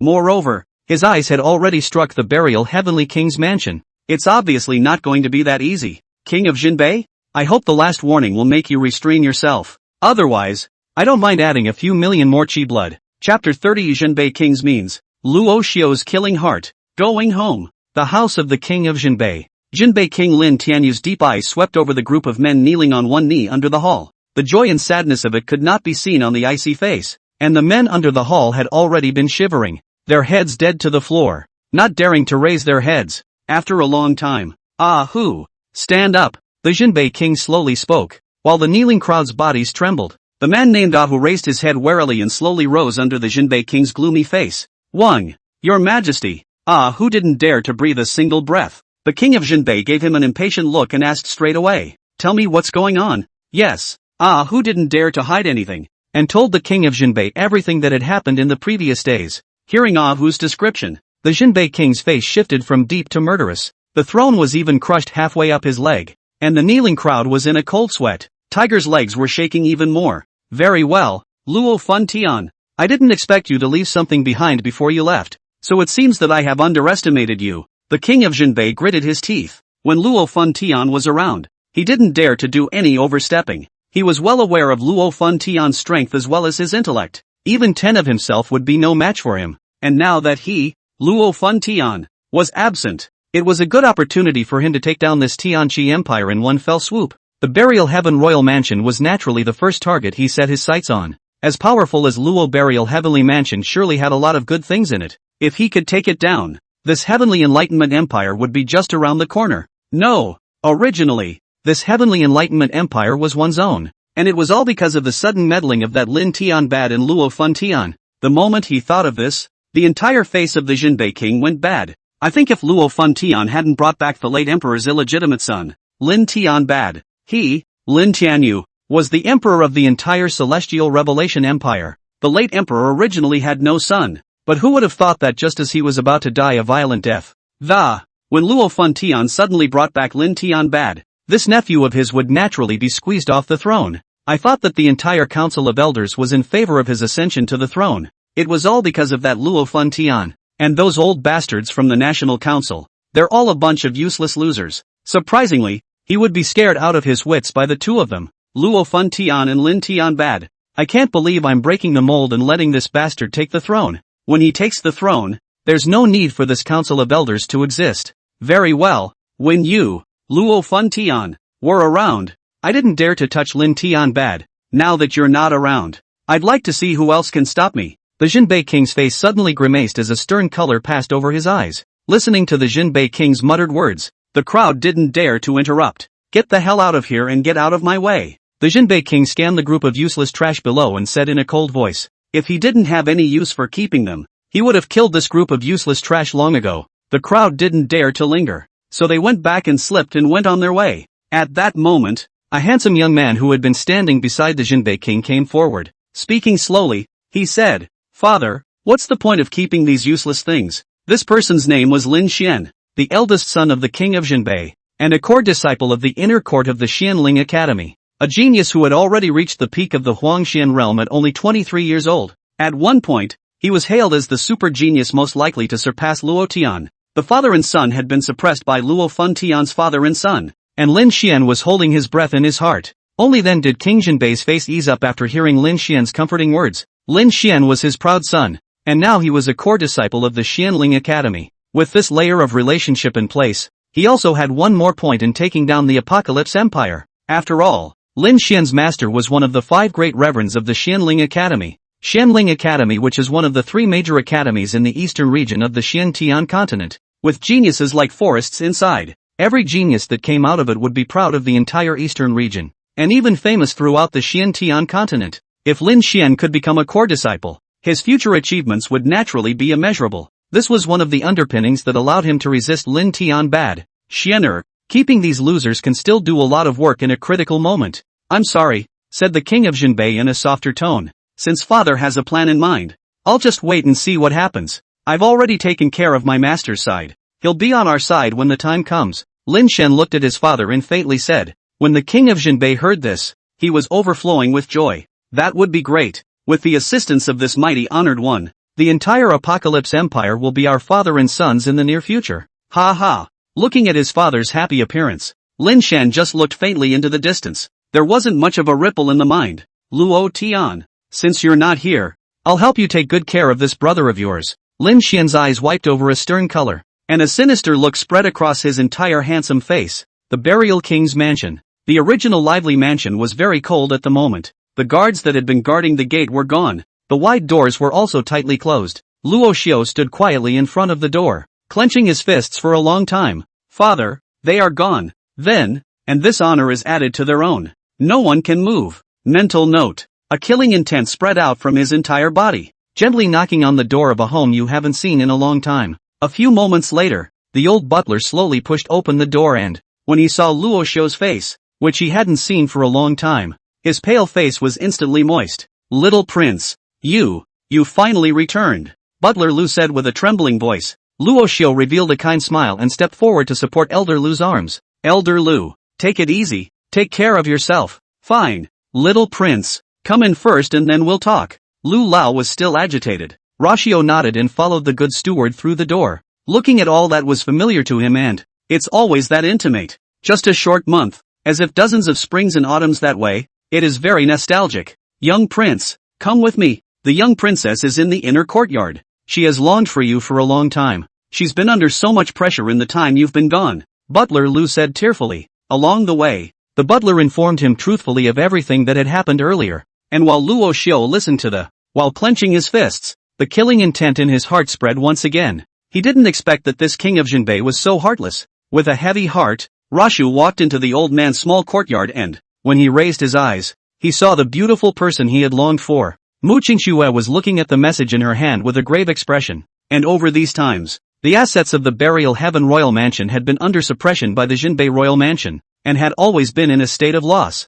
Mu Qingxue also had a bit of a headache these days. Not a single smile appeared on her stunning face. Elder Lu, you've come to report news again? Mu Qingxue sighed, her voice helpless. Never receiving any good news these days, she seems to have gotten used to it. Jade hands propped up on the stone table and rubbed her temples for relief. Daughter-in-law, called Luo Xiu softly. Mu Qingxue thought she had heard wrong, but she still turned her head quickly as a reflex. In the next moment, the face that she had longed for surfaced. Is this an illusion? How can it be so real? Mu Qingxue thought that she was overworked and hallucinating these days. Silly girl, I'm back. Luo Xiu looked at her and flew to her with an arrow step, taking her into his arms. It wasn't until a familiar scent, a familiar warmth encircled her, that Mu Qingxi realized with a start. Quickly breaking away from Rashu's embrace, he stood up in front of him and scrutinized cupping his face, he looked at it critically. You quickly tell me that this is not a dream, right? Mu Qingxue's eyes slowly reddened and, the wave of tenderness that was desperately hidden in the bottom of his heart suddenly surged forth. Fool, this isn't a dream. I'm back. Luo Xiu revealed a warm smile he hadn't seen in a long time. Then, tightening the young girl into his arms, Woo! Mu Qingxue cried in his arms in a daze. Where the hell have you been? You asshole? Don't you know how to go home after all this time? Do you know how much I've missed you? Woohoo! I'm sorry. I'm back and everything will be fine. Woohoo! Without another word, Rasha held her tightly. I don't know how long it took, but Mu Qingxue looked like she was tired of crying and fell asleep directly in his arms. Don't go.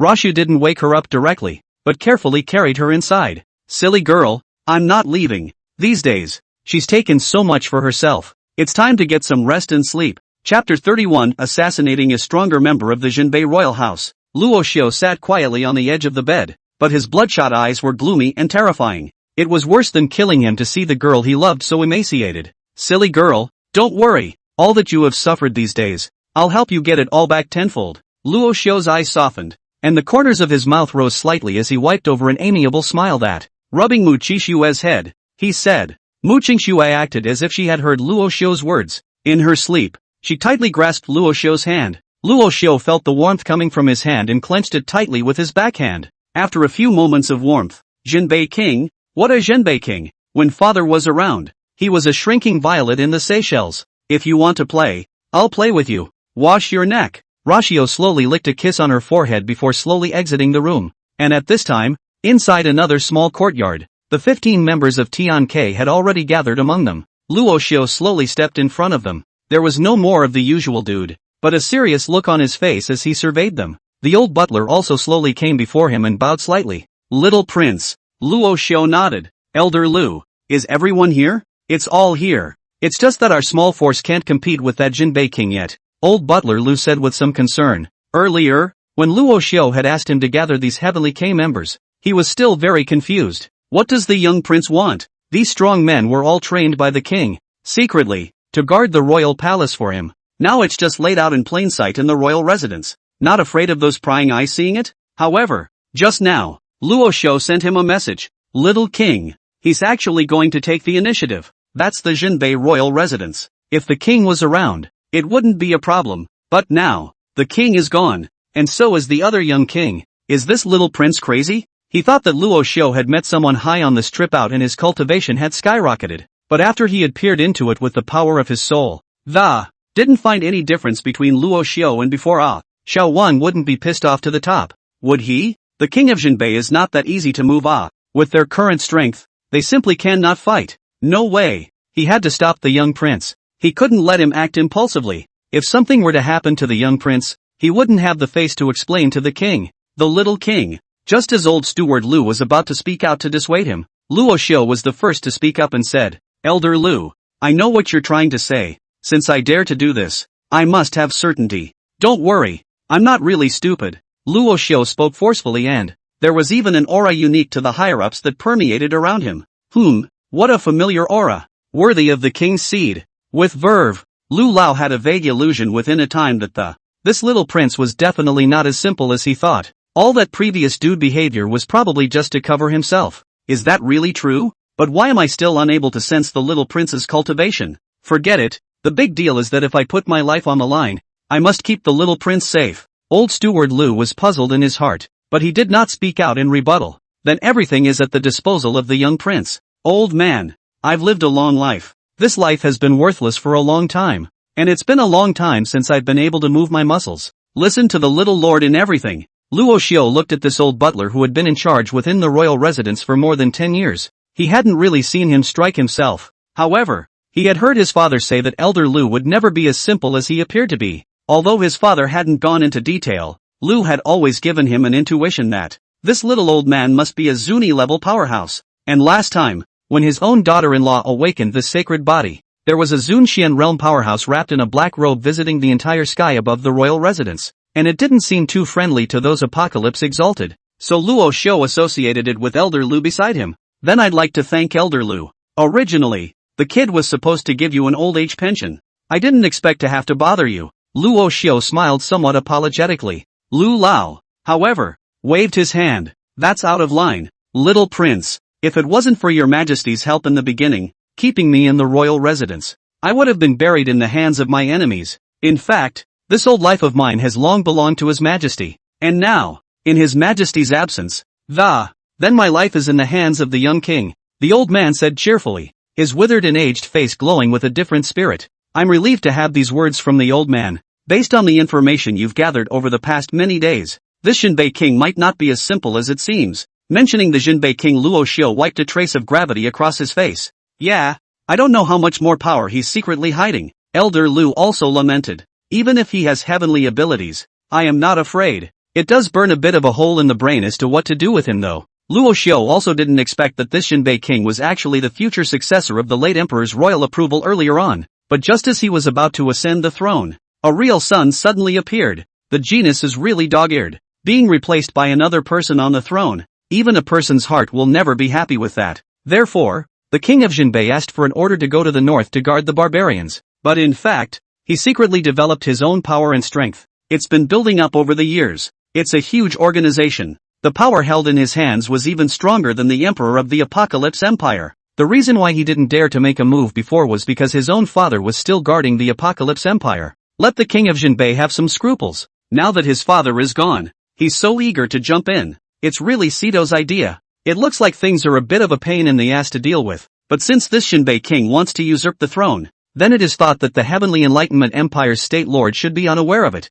and even have been secretly planning for it. So then it seems like all one needs to do is create some trouble in the shadows. Collecting his thoughts, Luo Xiu looked toward this power that his father had left to him, the Heavenly K. Although none of them had reached the Tian Xuan realm, but there were already 3 or 4 people who had reached the peak of the Huangxian realm. If the resources of the house were utilized to enhance their strength for them, then in a short period of time, each of them should be able to take it to the next level. Of course, it is on these 3 or 4 individuals that the focus of training is. Only by allowing 1 or 2 of them to reach the Tian Xuan realm would one have the strength to fight against the Jinbei king. Say it and do it. Gentlemen, I believe that you are absolutely loyal to the royal family. And although we have not met previously, now that my old man is also gone, are you all still willing to follow me? Luo Xiu carried his hands behind his back and scanned the crowd before Fade said. Instead, the crowd was silent, not even blinking. Luo Xiu frowned slightly, somewhat confused about these people. Would you like to say yes or no? Getting all high and mighty. However, a man stepped out from their midst and knelt down on one knee in front of Luo Xiu's body and, indifferently, all of Tian K swears to serve the royal family to the death. Please order the young king as well. The group of members behind them also dropped to one knee and shuffled around. Please ask the young lord to order. Luo Xiu secretly breathed a sigh of relief, together with the fact that he had been pretentious just now. Originally, I was thinking that if someone didn't want to do it, I'd just let them retire to their hometowns. After all, they had also guarded the royal residence for more than a decade. Forcing them to go on a risk with themselves was indeed a bit unkind. It's just that he underestimated the determination of these people. Okay, I was being pretentious earlier. All the people of Tian K listen to the order. I want all of you to hide around the Jinbei King's mansion now, and if you have the chance to, kill all of their powerhouses, as many as you can, but only if you make sure you're safe. Remember, it's kill them all, leave no one alive. Yes, sir, the crowd chimed in. Luo Xiu, on the other hand, called out those 4 peak Emperor Xian realm powerhouses alone, arranging for them to cultivate within the cultivation room of the mansion. He even handed over to them the only 4 Xian Lingdan left within the royal mansion. Make sure you break through in a week. Yes. Chapter 32, My daughter-in-law is gentle. After arranging all the affairs within the mansion, Luo Xiu once again returned to his small courtyard. Just as he entered the small courtyard, he saw Mu Qixue running out of the house in a panic. I don't know if it's because she's in a hurry or what, but the young girl doesn't even have shoes on her feet. It wasn't until Rasha caught her eye that she stopped in her panic. The 2 men looked at each other and froze for a moment. The atmosphere grew ambiguous. What's the matter, silly girl? Why are you in a hurry? Luo Xiu looked at her petulant look and couldn't help but flirt. Who knew that the next moment, the young girl jumped directly into his arms. Sound of fluttering. The whole person then hung directly on Luo Xiu's body, and Luo Xiu also backhanded her and held her tightly. The tip of his nose pressed against the young girl's forehead, sniffing the fresh scent that emanated from her body. Mu Qingxi hugged Luo Xiu tightly and didn't say a word. Like a dreamer, he was afraid that the next moment he would be lost once again. The 2 of them hugged each other tightly, and the dusk sunset gradually lengthened the shadows of the 2 of them embracing each other. The breeze slowly blew down the leaves in the courtyard. After a long time, this isn't a dream, right? Mu Qingxue left Luo Xiu's embrace with hot tears in her eyes. As if confirming something, he cupped his face tightly and asked carefully. Luo Xiu scraped the bridge of her nose face with a soft smile. Don't worry, I'm really back. Mu Qingxue's entire heart trembled as she listened to the familiar words, the familiar voice. Luckily, it wasn't a dream. He's really back. Don't believe it? Rasha looked at the frozen young girl and rubbed her hair. Who knows the next moment? Oh, Rasha was caught off guard by her forceful kiss. Time seemed to stand still in this moment. All that was left was the sound of the 2 men breathing heavily. Reacting, Luo Xiu wrapped his backhand around her thin waist and actively catered to it. Mu Qingxue, however, closed her eyes tightly and inhaled Luo Xiu's breath. And Rashio's hand did get restless. squirming from top to bottom. As Mu Qixue saw that her fortress was about to be touched by this bad guy, she directly backbite Luo Xiu's lips. Luo Xiu yelped in pain, and Mu Qixue smoothly pushed him away. Daughter-in-law, what are you doing? It hurts, do you know? Luo Xiu looked at her accusingly. His lips had been bitten through the skin by this girl, and blood stained his bright white teeth. Mu Qixue glared at him angrily, then looked at him with an angry face. Where the hell have you been all these days? Rashio covered his mouth and tried not to look at his daughter-in-law's gaze.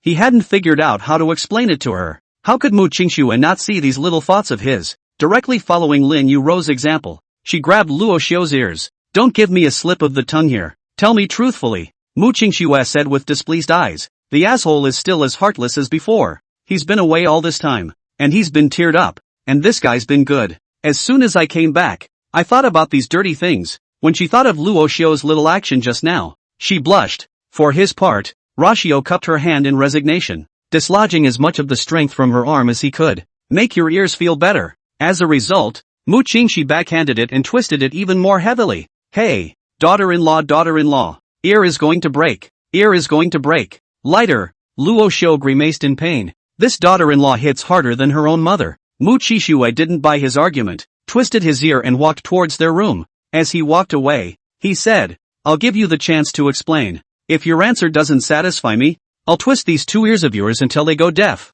How could he be let off so easily? Causing himself to worry for so long for nothing. Deserved it. Daughter-in-law. Are you your own daughter-in-law? How can this be? Luo Xiu bitterly grimaced. This daughter-in-law had definitely gotten the true essence of her own mother. He just felt like his ears were going to fall off. Rashio bowed carefully. When she arrived inside the house, Mu Qingxi directly sat on the bed and twisted Luo Xiu's ear with her left hand. The face was chilling as she watched his struggling form. Begin your explanation. And if your explanation satisfies me, I will slowly let go. If I'm not satisfied, I'll screw it tighter. Luo Xiu had a black face. So it started with the day he was taken away by the old man, and Mu Qixue grabbed him by the ears and, a little looser, a little tighter. Naturally, Luo Xiu's expression changed in many different ways, sometimes grimacing in pain, sometimes squirming, and Mu Qixue was almost amused by his expressionistic emperor. Daughter-in-law, that's the way it is. I've confessed everything. Can you let go? After narrating it once, Luo Xiu said with a pleasing face. Mu Qixue raised her eyes to look at him. No ripples on her cold as frost face, and there was no intention of letting go. Who was the old man who took you? Where does he live? Mu Qixue asked indifferently. Luo Xiu looked at her with some difficulty. He had also been to the old man's previous address a few days ago, but that one martial arts center had been destroyed by himself, and the old man wasn't in it. How does that make him answer? Mu Qingxi looked at Luo Xiu's difficult face and her face became even more displeased. The movement of his hands tightened a fraction. Daughter-in-law. Luo Xiu grimaced once more. Come on. I really don't know where the old man is now. The dilapidated martial arts center he was in before had also been destroyed, and the last time I passed by there, I even went in to take a look, and the old man was indeed no longer there. Tell the truth? Really? Everything I say is true. Truer than gold. Luo Xiu assured with a pleasing face. Anyway, he was telling the truth and wasn't afraid of his own daughter-in-law checking in. Only then did Mu Qixue believe his words, and her jade hands slowly loosened his ears. As if relieved, Luo Xiu let out a deep breath, then shielded his ears and, fearing that his daughter-in-law would backhand him again, "Poof, you bastard. I will slowly settle this account with you." Mu Qingxue hummed him, then turning his head to one side, he slowly removed the ring from his jade hand and, it was put into Luo Xiu's hands. It's yours, keep it to yourself. Luo Xiu curiously looked at the ring in his hand and fixed his eyes on it. It was very familiar. Isn't that the ring his old lady wore before? Daughter-in-law, what are you doing? Luo Xiu looked at her suspiciously. Naturally, it's returned to its rightful owner. It was left to you by your mother, and I kept it here for safekeeping. He said that this ring would allow you unhindered access to the imperial palace of the Apocalypse Empire. Mu Qingxue gave him a blank look and explained. It was then that Luo Xiu remembered that this ring seemed to have been given to his old mom by the Empress Dowager. This thing is a good one, and not a bad grade. A proper heirloom, but since mom gave it to her own daughter-in-law, it meant approval. So Luo Xiu ended up not wanting it and put it into Mu Qingxi's hands again. Mu Qixue looked at him suspiciously. What are you doing? Since mom gave it to you, you can have it for yourself. If she wants to give it to me, she gave it to me herself a long time ago. She was afraid that you wouldn't want it, So she just made an excuse for you. Luo Xiu shook his head and said, he knows his mom's character. Chapter 33 Rashu, there's a masked senior? Well, if mom gave it to you, just take it for yourself. Luo Xiu looked at his own daughter-in-law and a frowning look of helplessness. If you think this is what mom told you to pass on to me, then I'll pass it on to you right now. Consider it a token of our love. Hey, Mu Qingxi glared at Luo Xiu, her small face slightly reddening. It's just not serious. When Mu Qingxi heard Luo Xiu say this, she didn't squirm anymore and once again put the ring into her hand. What's the need for decency? Those gestures are for outsiders. So relax when you're family, Luo Xiu said indifferently. Then looking at his daughter-in-law's little feet, previously unshod. There was already a little dust on the ground when I stepped on it. He then cupped his daughter-in-law's little feet and wiped the dust off of them. Mu Qingxi was a bit uncomfortable and wanted to retract her small feet, but Luo Xiu tightly tugged on her ankles. Rashu wiped her down as he admonished. Next time, don't be so adventurous and, know what? It's just the two of us now. I'd go crazy if anything happened to you. Mu Qingxi's heart was sweet as she listened to Luo Xiu's serious words.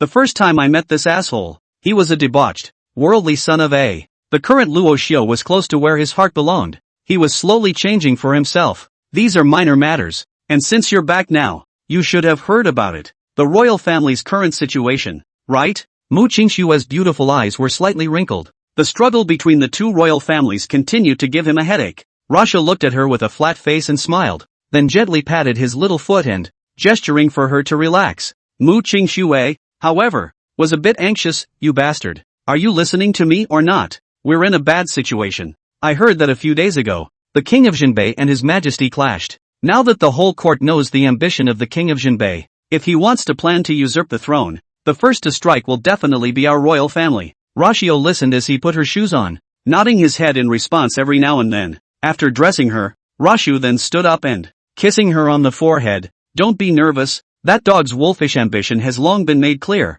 Someone will naturally clean him up. That being said, if that king of Jinbei makes a move against our royal family first, we really do not have any power of resistance. With the strength of the royal family now you are also clear, and Jinbei royal family is not at all on a level. Mu Qingshue's worried color remained unabated. Well, silly girl, let's just let us men deal with these struggles between the powers that be. I'm already heartbroken after making you suffer so much these days, just leave it to me next. Luo Xiu touched her head and, comforting. These days it is true that his own daughter-in-law has suffered, and countless burdens of pressure have been placed on him. Even with the cultivation conditioning, he still felt sluggish. Otherwise, how could this girl fall asleep after she got tired of crying as soon as she was excited to see herself earlier? It was obvious that he was under too much unbearable pressure these days. She was only a 17-year-old girl too, although that age would have been adulthood in ancient times. But it's still a bit of a stretch to really ask them to handle these struggles between powers. My own daughter-in-law was doing well enough these days, so he didn't want to involve his daughter-in-law in what was coming next.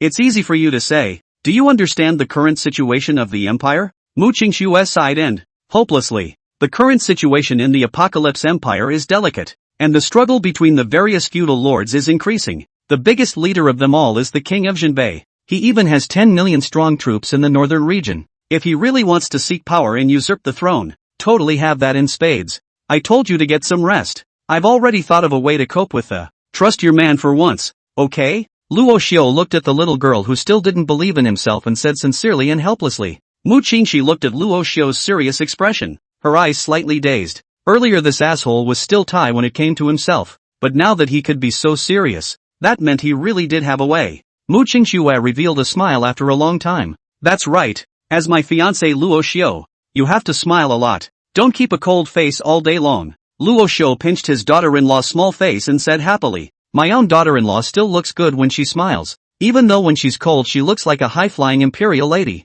But that's not good. You still need to smile more. Mu Qingxue slapped Luo Xiu's hand away and, with a speechless face, he looked at him. If you were serious about handling the affairs of the mansion and cultivating seriously, would I have to manage you every day with a cold face? Men are the mainstay. Women are the mainstay. The affairs of the house should naturally be left to the mistress of the house, and the affairs outside, just leave it to us men. You don't have to worry about this later. I won't let anyone bully us. I hope you do what you say you're going to do and put your cynical attitude away properly. Well, Luo Xiu's smiling face was full of promise. After the young couple had warmed up for a while, when they were ready to go to dinner together, Mu Qingxue suddenly remembered something, and generally turned to Luo Xiu and asked, Ah Xiu, isn't there an elder wearing a mask within the royal residence? As the two walked side by side, Luo suddenly paused when he heard this. Seniors in masks? It didn't seem to be there. It had never been in his memory. Daughter-in-law, why would you ask that? Luo Xiu asked suspiciously. A few days ago, a strong man wearing a mask broke into the Jinbei king's mansion, stirred it up, and for that reason alarmed the last old king, and to hear that predecessor tell himself that he should be related to your father. He should be hearing that our royal family is being bullied by the Jinbei royal family and giving us a head start. Mu Qixue narrated the story, while Luo Xiu's face on the side was frantically changing. At the same time it was very breathless. Wasn't that just himself? Where's this masked senior coming from? Still, he didn't spill the beans, and given the current situation, it was better to hide one's cultivation, or else some unsuspecting person would want to assassinate him. If they were to learn that they were armed with strong strength, then the stronger you send, the more powerful you'll be. There will be more trouble then. 2. I think it's my dad's men. After all, they're always on the frontier, and there's a lot of them I haven't seen it either. Luo Xiu scratched his own head and said awkwardly. Mu Qingshu didn't have any poor suspicions about him. After all, that strong person who had broken into the Jinbei king's residence was very powerful. She doesn't believe it's Luo Xiu's doing. Chapter 34, Eat is very sticky. Muin ice cream is happy to be a mother. Even you don't know? Mu Qingxue frowned slightly, but on second thought it made sense. Strong people were eccentric as hell, suggesting that the masked senior might just want to guard them in the shadows, and didn't want to be exposed to the public eye. Rashu shook his head. The two men had fallen silent, each with their own thoughts. Luo Xiu was a bit helpless when he saw his daughter-in-law's suspicious brain. If she was allowed to go this deeper, sooner or later she would find out about her own head. Although he didn't mind telling his daughter-in-law about his possession of cultivation, but he didn't want to be exposed at this time. One less person to know is one more insurance policy. Right at this moment, Eat scurried directly out of Luo Xiu's cultivation god ring, crawl along his arm to his shoulder. Mu Qingxi, who was still holding her chin in thought, froze the moment she saw Eat. Eat, on the other hand, stared at Mu Qingxi with bated breath, curiously nibbling on her little paw. That look directly adored Mu Qingxi. Little guy, why did you come out? Luo Xiu looked at Eat with some shock. You didn't put it out yourself, did you? The Shura Divine ring didn't open itself, so how did this little guy come out? Ah Xiu, what is this? Mu Qingxue looked at Eat with a pleasing and curious face. Girls love cute things, and the moment he saw Eat, just can't help but get on and stroke it. Luo Xiu looked at his daughter-in-law with such interest, so he placed Eat in her arms, explaining helplessly, all these days of wandering in Suddenly I picked up an egg in a forest, and this little guy hatched out of that egg, and I don't know what species it was, since it can just ignore the laws of space and drill itself out of my ring. Hearing Luo Xiu explain this, Mu Qingxi was even more delighted. The little guy was also very fond of Mu Qingxi, and rubbed himself in her arms.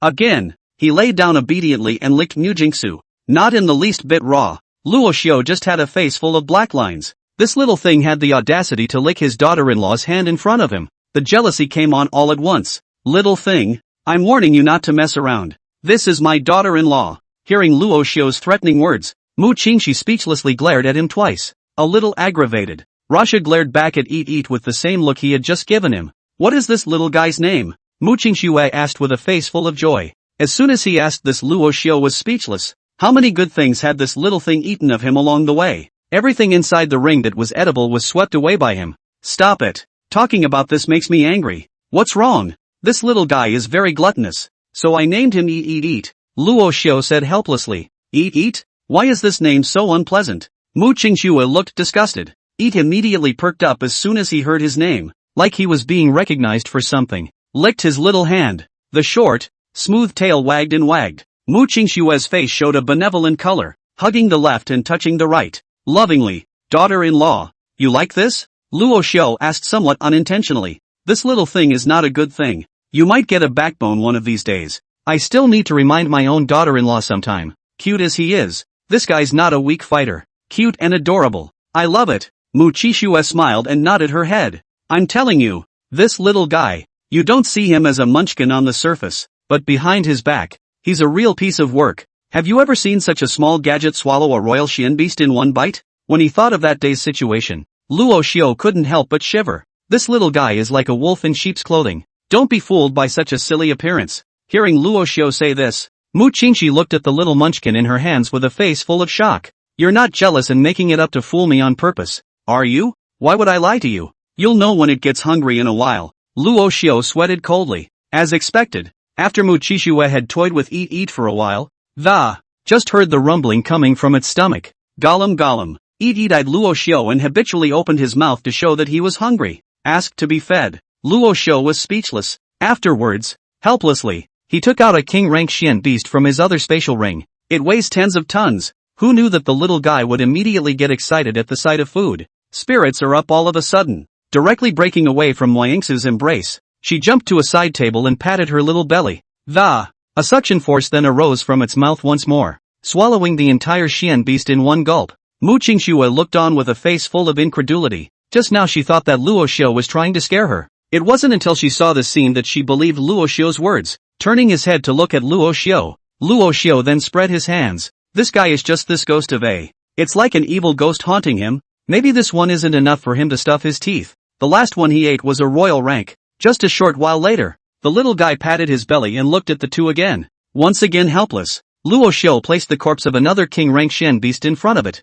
Fortunately, he had collected all these corpses when he killed these Xian beasts earlier. Otherwise this little guy's meals are a real problem. It was just that the budget was still a bit too big, as there weren't many king-rank Xian beasts left in his ring. Little one, what else can you eat besides these? Luo Xiu asked helplessly. A large pile of things containing powerful energies was then placed in front of it, allowing it to choose for itself. Who knew that the little guy was not at all polite and swallowed everything in one bite? Whether it's metallic or energy-laden herbs, through and through. The couple took a deep breath and looked at each other. The little guy was sort of full this time, and jumped into Mu Qingxue's arms again to be cute, and every now and then a little hiccup. You really don't have any manners at all. You eat everything. Aren't you afraid that you won't be able to absorb the energy? The corner of Luo Xiu's mouth twitched slightly. With a lifeless face, he looked at Eat. Whoever loves this thing can't really afford to keep it. Mu Qingxue was however very pampered, holding Eat tightly in her arms. Don't you get any ideas about it? I'm keeping it.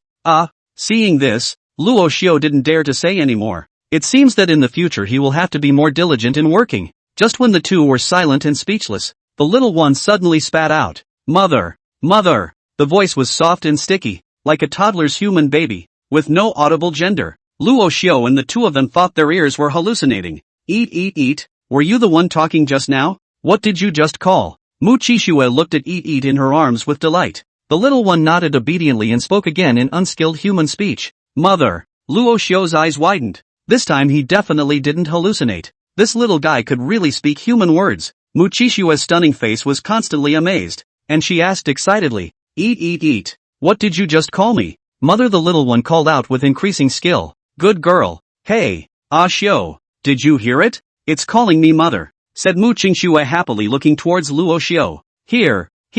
Luo Xiu was helpless, but also have to accept the reality. Chapter 35, Mu Qingxue closed her doors and once again traveled to the Jinbei King's mansion. With Eat by their side, the two of them have been in a series of surprises over the past few days. There was a lot of laughter. Eat is getting better and better at mastering human discourse. The only drawback was that Luo Xiu had never heard him call himself a father. It made him very depressed. Who can stand it if they only recognize their mother but not their father? It wasn't like he hadn't taught him how to scream himself. He chattered himself into teaching. But it turned out to be a good thing for the little guy. Give it to him anyway. Luo Xiu was filled with black lines. Is it possible that he was set up to teach his baby to call his father and ended up recognizing a father for himself? This day, a family of 3 was happily eating a barbecue inside the royal compound. And while Luo Xiu was grilling, while breathlessly watching Eat, the speed of his own roasting was not as fast as his eating, and after roasting for half a day, he ended up swallowing it in one bite. It's almost too much to feed.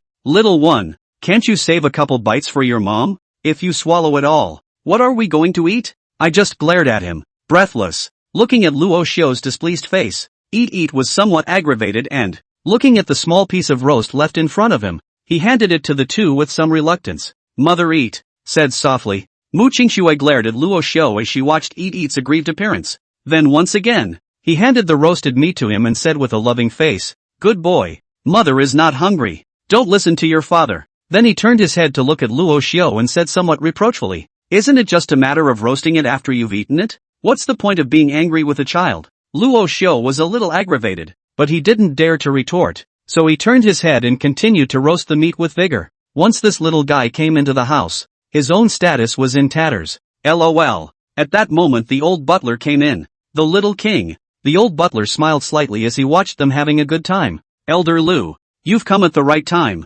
Come over and have some together? Luo Xiu greeted with a smile. The old butler shook his head, bowed his body and slowly came to Luo Xiu and a piece of information was handed to him. This is the situation in the city in the past few days, and it's not looking good. The old butler sighed and said. Luo Xiu took the intelligence and looked at it. Mu Qixue also came over and saw what was on it. The smile on the stunningly beautiful face instantly froze and turned into a frown. The news broke the happy atmosphere of the crowd. Only Luo Xiu was not moved by this and remained indifferent. This king of Jinbei is really good at what he does. How dare he recruit people under the eyes of the Son of Heaven? And the ones who are looking for them are some of the strongest people in the Jianghu. Mu Qixue clenched her pink fist, her voice filled with hatred. Don't worry about it. We'll just keep playing music and dancing at home. Someone will clean him up. Luo Xiu looked on indifferently. Since this guy was so shameless and bold, naturally, someone will clean him up. And the news may not be good news for the entire empire, but for him. But it is good news. The more hate this guy pulls, the better for him. He just couldn't believe that this guy was recruiting so recklessly and the one in the palace is in no hurry. Okay, I get it. This stuff really hurts the mood. Luo Xiu said indifferently to the old butler. The old butler glanced at Mu Qingxi, nodded and retreated. After the old butler left, Mu Qingxue turned to Luo Xiu with a speechless face and asked, he did this, and you're not worried at all? Luo Xiu pulled on his sleeve, while grilling the meat that, while explaining, this piece of news may be bad news for others, but for us, it's once-in-a-lifetime good news. You think there's only one Jinbei king who wants to rebel? Luo Xiu asked rhetorically with a mysterious smile. Mu Qingxue was slightly stunned, and then she was enlightened when she thought of something. Before Lin Tianbad came, the Jinbei king was the first successor, but it didn't mean that he could directly own the entire Apocalypse Empire and sit on the supreme throne. There are countless princes in the entire Apocalypse Empire. They both wanted their children to inherit the throne from their older brother. Thinking about it this way, the king of Jinbei recruited his troops with such fanfare. The ones in a hurry were not only the lord of the Tianqi Empire, but also countless old princes. Then what should we do now? Mu Qixue looked at Luo Xiu with a breezy face and, it's also pretty much a no-brainer. Maybe it's just the way the guy is. The way he is. Just why couldn't she resist slapping him twice when she saw that expression? Luo Xiu looked at the somewhat bizarre smile on his daughter-in-law's face, and his back went slightly cold. What else can I do? I'm going to raise my strength as soon as possible. Anyway, the whole empire is about to change. Perhaps within the next few months. It makes sense. When you put it that way. I've also touched the threshold of a breakthrough in the past few days, so I think it won't take more than a few days before I have to close the door and break through. Mu Qingxue nodded her head. With her divine phoenix body elevated to the divine phoenix sacred body, her strength has also taken a qualitative leap, and breakthroughs have come one after the other. Nowadays, her strength was the third level of the Emperor Xian realm, and she was about to break through the fourth level.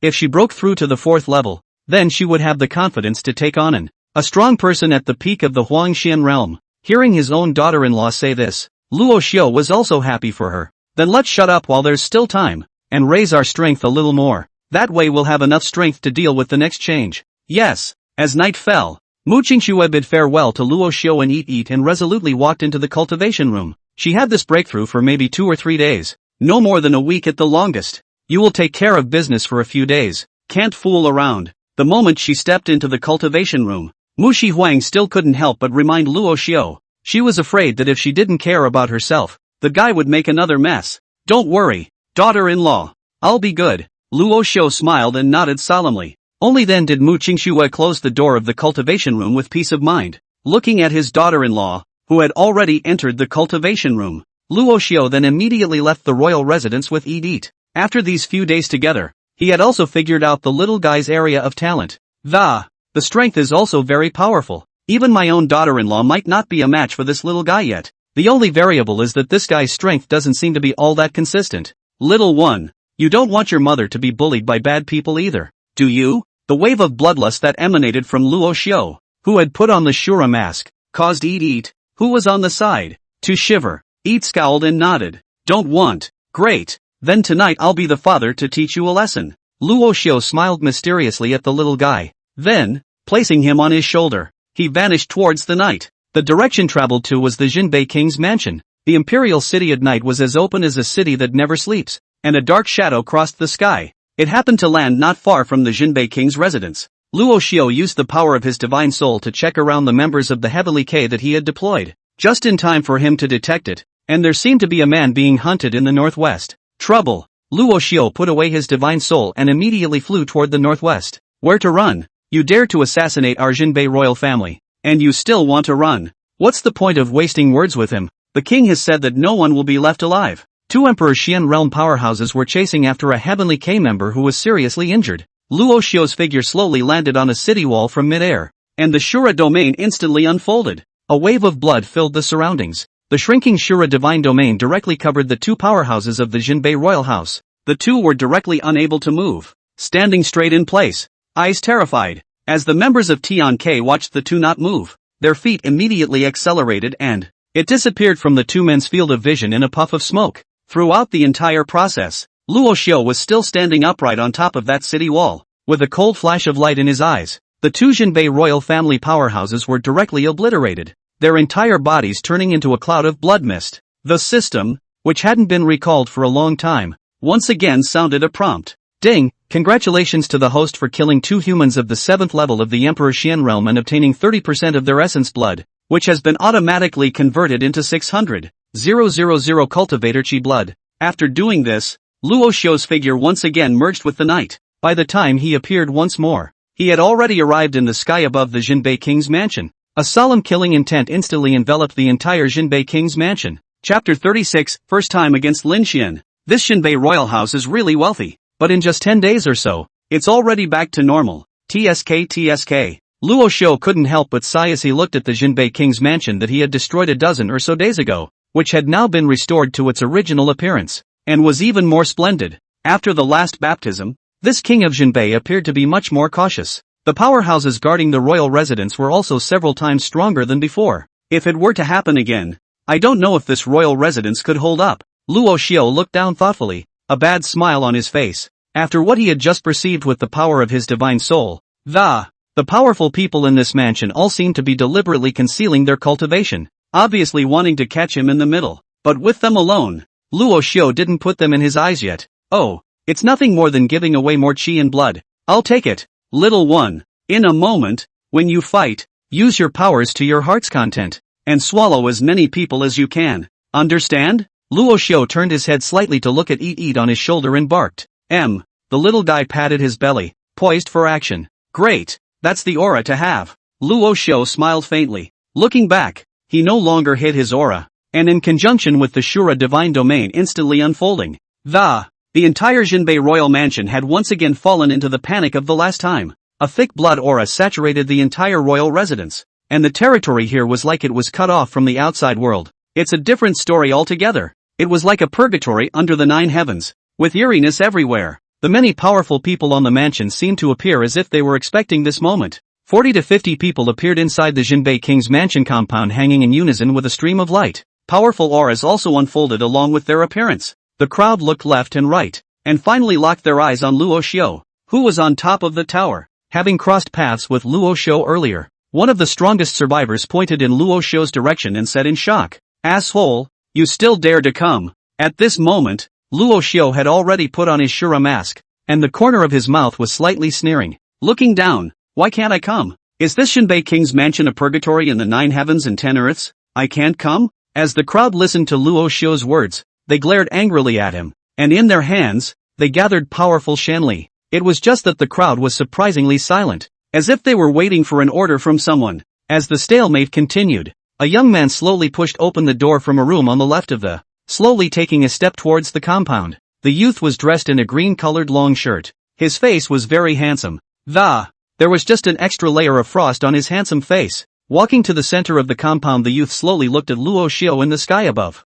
Little king. The crowd saluted in unison. The youth didn't even look at them. Instead, his gaze burned as he locked eyes with Luo Xiu. Are you the mysterious powerhouse from the burial heavenly king's mansion? Lin Xian asked as he opened his mouth indifferently. His heart was even more unperturbed, as if he didn't put Luo Xiu in his eyes. You're here to do a questionnaire? Luo Xiu said with a contemptuous smile. Asshole, you dare to talk to little lord like that? You're simply looking for death. Based on your status, It's a great honor for you to be asked by the young prince. Answer quickly. Don't be wild. The youth was not in a hurry. Instead, the group of people around him flattered him, like a dog, wagging its tail to please its master. Snap. I have to say, this Shinbei Wangfu has raised dogs that are obedient, and the master hasn't even said a word. These dogs are barking wildly instead. Luo Xiu clapped his hands and scoffed. The group of strong men below were grimacing, and under the darkness of the night a gaze like a blazing flame wanted to scorch Luo Xiu. If eyes could kill, Luo Xiu would probably have died no less than 1,000 times at this moment. Angrily, when they wanted to speak out against Luo Xiu once more, but it was stopped by the youthful body of the living. A mouthful. Lin Xian said indifferently. I didn't think you'd dare to come back. The last time was when the royal family was defenseless, letting you sneak up on me. What are you going to do about it this time? I didn't sneak up on you this time, but came right out in the open. So what can you do? With that, Luo Xiu instantly unleashed the potential of the cultivating god's domain, and the crowd of powerhouses below that. Other than that youth, they were all scared by this strong aura and backed away. Some of the weaker ones were even trembling and staggering, and if it had not been for the support of, it had long since gone limp. Alright, cut the crap.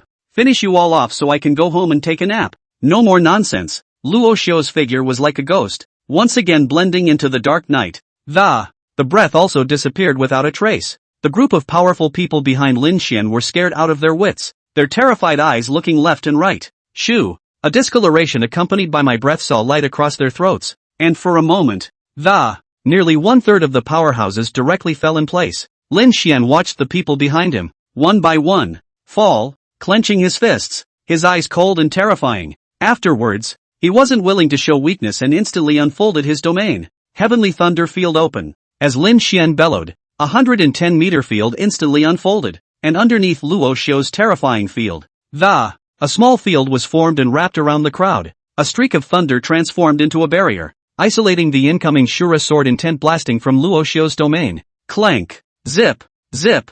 Zip! The collision of the two realms, the friction of thunder and sword intent, a fork of a light flashed and the people wrapped in Lin Xian's domain didn't dare to be careless, still looking left and right vigilantly, because Luo Xiu's cultivation god domain was simply too strong. Even if Lin Xian's talent field was as powerful as it was, it still couldn't protect everyone, and they are at this moment like a frightened bird. The bravado of just now had also long been left behind, and now all that was left was eyes full of fear. The two domains were still fighting against each other, and Lin Xian's Heavenly Thunder domain was wrapped in Luo Xiu's domain like a shimmering ball of light, like the only light in the group. I see. This guy is very powerful. Hurry up and help me. Lin Xian can't hold up the entire domain alone with the strength of one person. He woke up the panic-stricken crowd with the words. Only then did the crowd pour their Xian energy into Lin Xian's Heavenly Thunder domain, and with the full power of the crowd injected into it, the Heavenly Thunder domain slowly stretched out. That's what creates a two-sided standoff.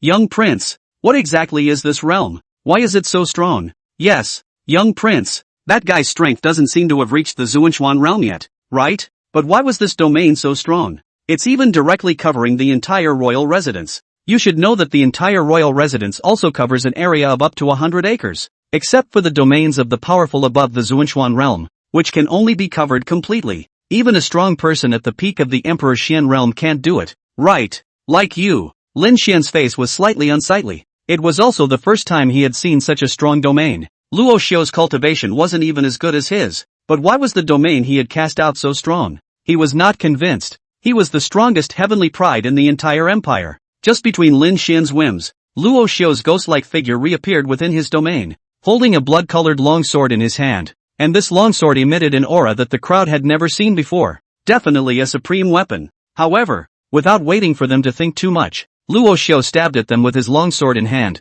while dodging and flickering amidst the thunder. Chop! Perfectly avoiding all the heavenly thunder within the heavenly thunder field until the sword sealed his throat. Only after obliterating an Emperor Xian realm powerhouse did he slowly disappear. By the time the crowd reacted, Luo Xiu's figure had already dissipated once again. Only that one Emperor Xian realm powerhouse was lying quietly in that pool of blood. The crowd was horrified, while Lin Xian's brows were wrinkled into a thin line. Meanwhile, while the crowd was distracted, Eat swallowed the body of that powerful man in one bite. Afterward, he also followed Luo Xiu's example and tore through a piece of space, sending off. No good. He has another helper. Lin Xian stared angrily in the direction where Luo Xiu had disappeared, and then, against all odds, he put away his realm of trying to fight Luo Xiu head-on, without the shelter of the heavenly thunder domain. The figures of the crowd were once again exposed within the Shura Divine Domain. They all panicked. However, Lin Xian stopped caring about them and offered one of his own weapons, a long sword.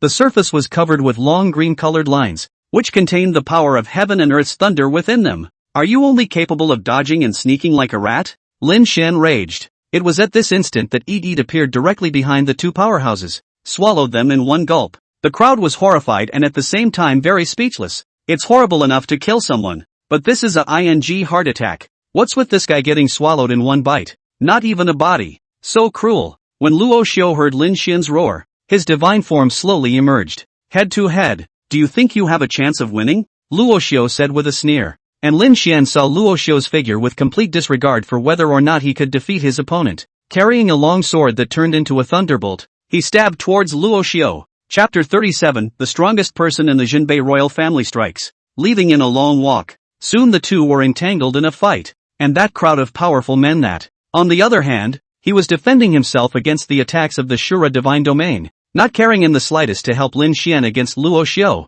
Lin Xian's moves were very harsh, and the force was very strong. Nay, against the battle-hardened Luo Xiu it still wasn't enough. Luo Xiu dealt with it calmly. Even if the genius was as talented as Lin Xian, he still couldn't compare to himself. But for Lin Xian's talent, Luo Xiu was still very shocked, and if he hadn't been hung up on his own, it might not be possible to deal with this guy. With Lin Xian's talent, I'm afraid that besides his own brother, it was only when his daughter-in-law grew up that he could fight him. On the contrary, on Lin Xian's side, he was tortured by Luo Xiu's skillful combat techniques, fighting fearfully, and he could sense that Luo Xiu hadn't used his true strength.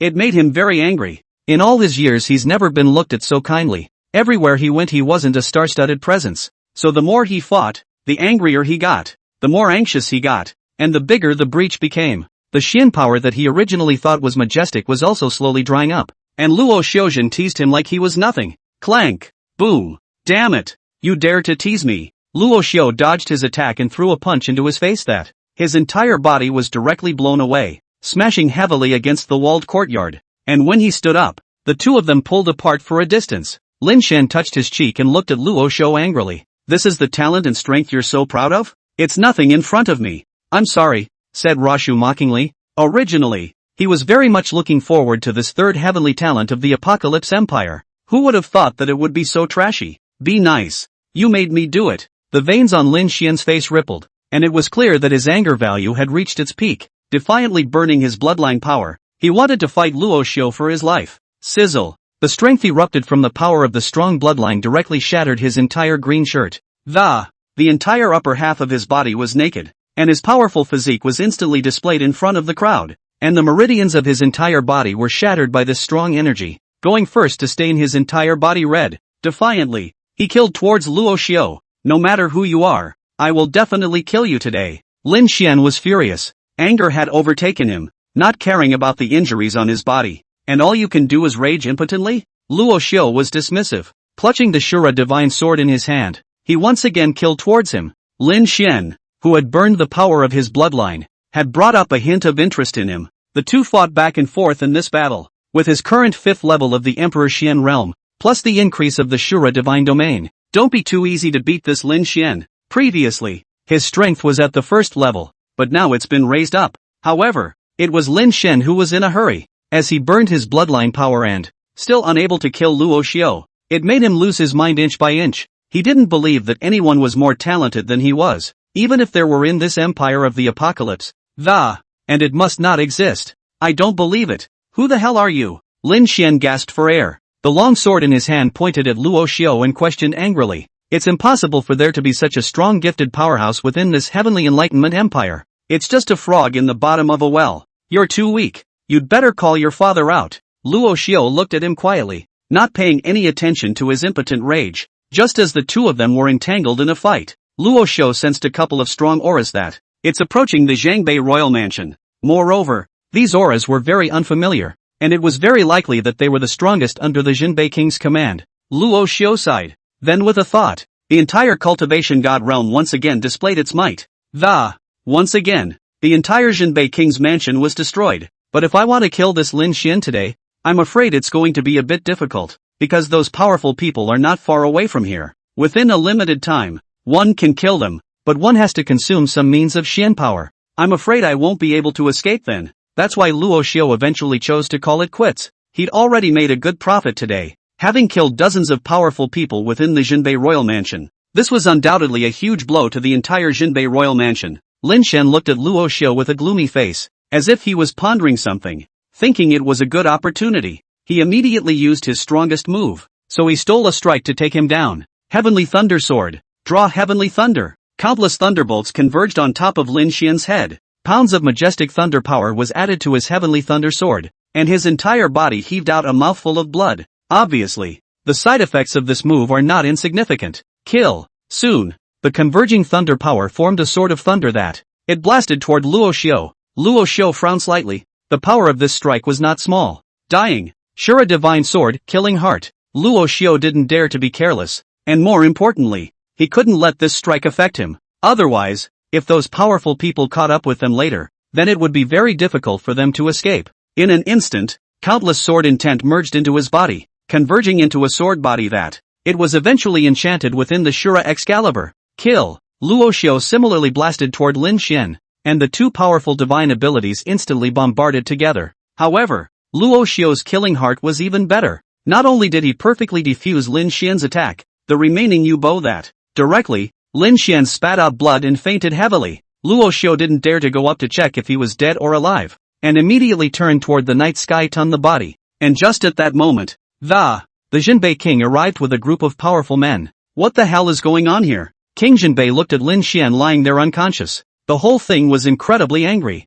The three Tian Xuan Realm powerhouses behind him similarly frowned. An old man with white hair was even quicker to arrive in front of Lin Xian, rushing to help him up.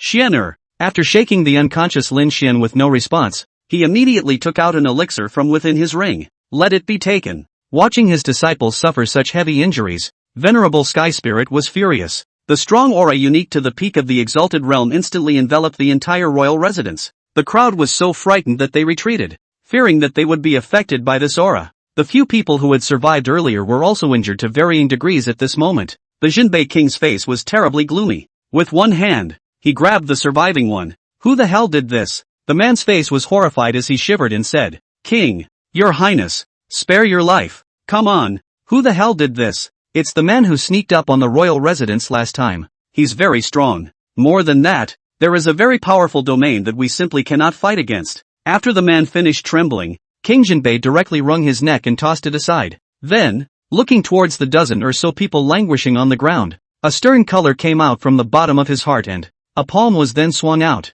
and the dozen or so people who were seriously injured directly died. Your Holiness, how is Xianer doing? Alas, the injury is very serious and has injured the origin. Even if it is cured, the talent will also be greatly discounted. Venerable Sky Spirit said helplessly. Lin Xian was his favorite disciple, and had even inherited his mantle. The future is unlimited. However, it was such a perfect disciple that was ruined. Venerable Celestial Spirit's face was very heavy with killing intent at this moment. Your Majesty, send someone to investigate, and when you find out who did it, I will definitely thwart them. Don't worry, Your Holiness. The King of Jinbei was also looking at his son with a heartbroken expression. Although he had no few sons but there was only one that could be as good as Lin Xian. Luo Xiu, who was far away from the Jinbei king's mansion, removed his mask and let out a deep breath. If he had been delayed longer by that Lin Xian just now, he might have been caught up by those powerhouses. Now that I think about it, apart from the excitement, all that's left is a heartbeat.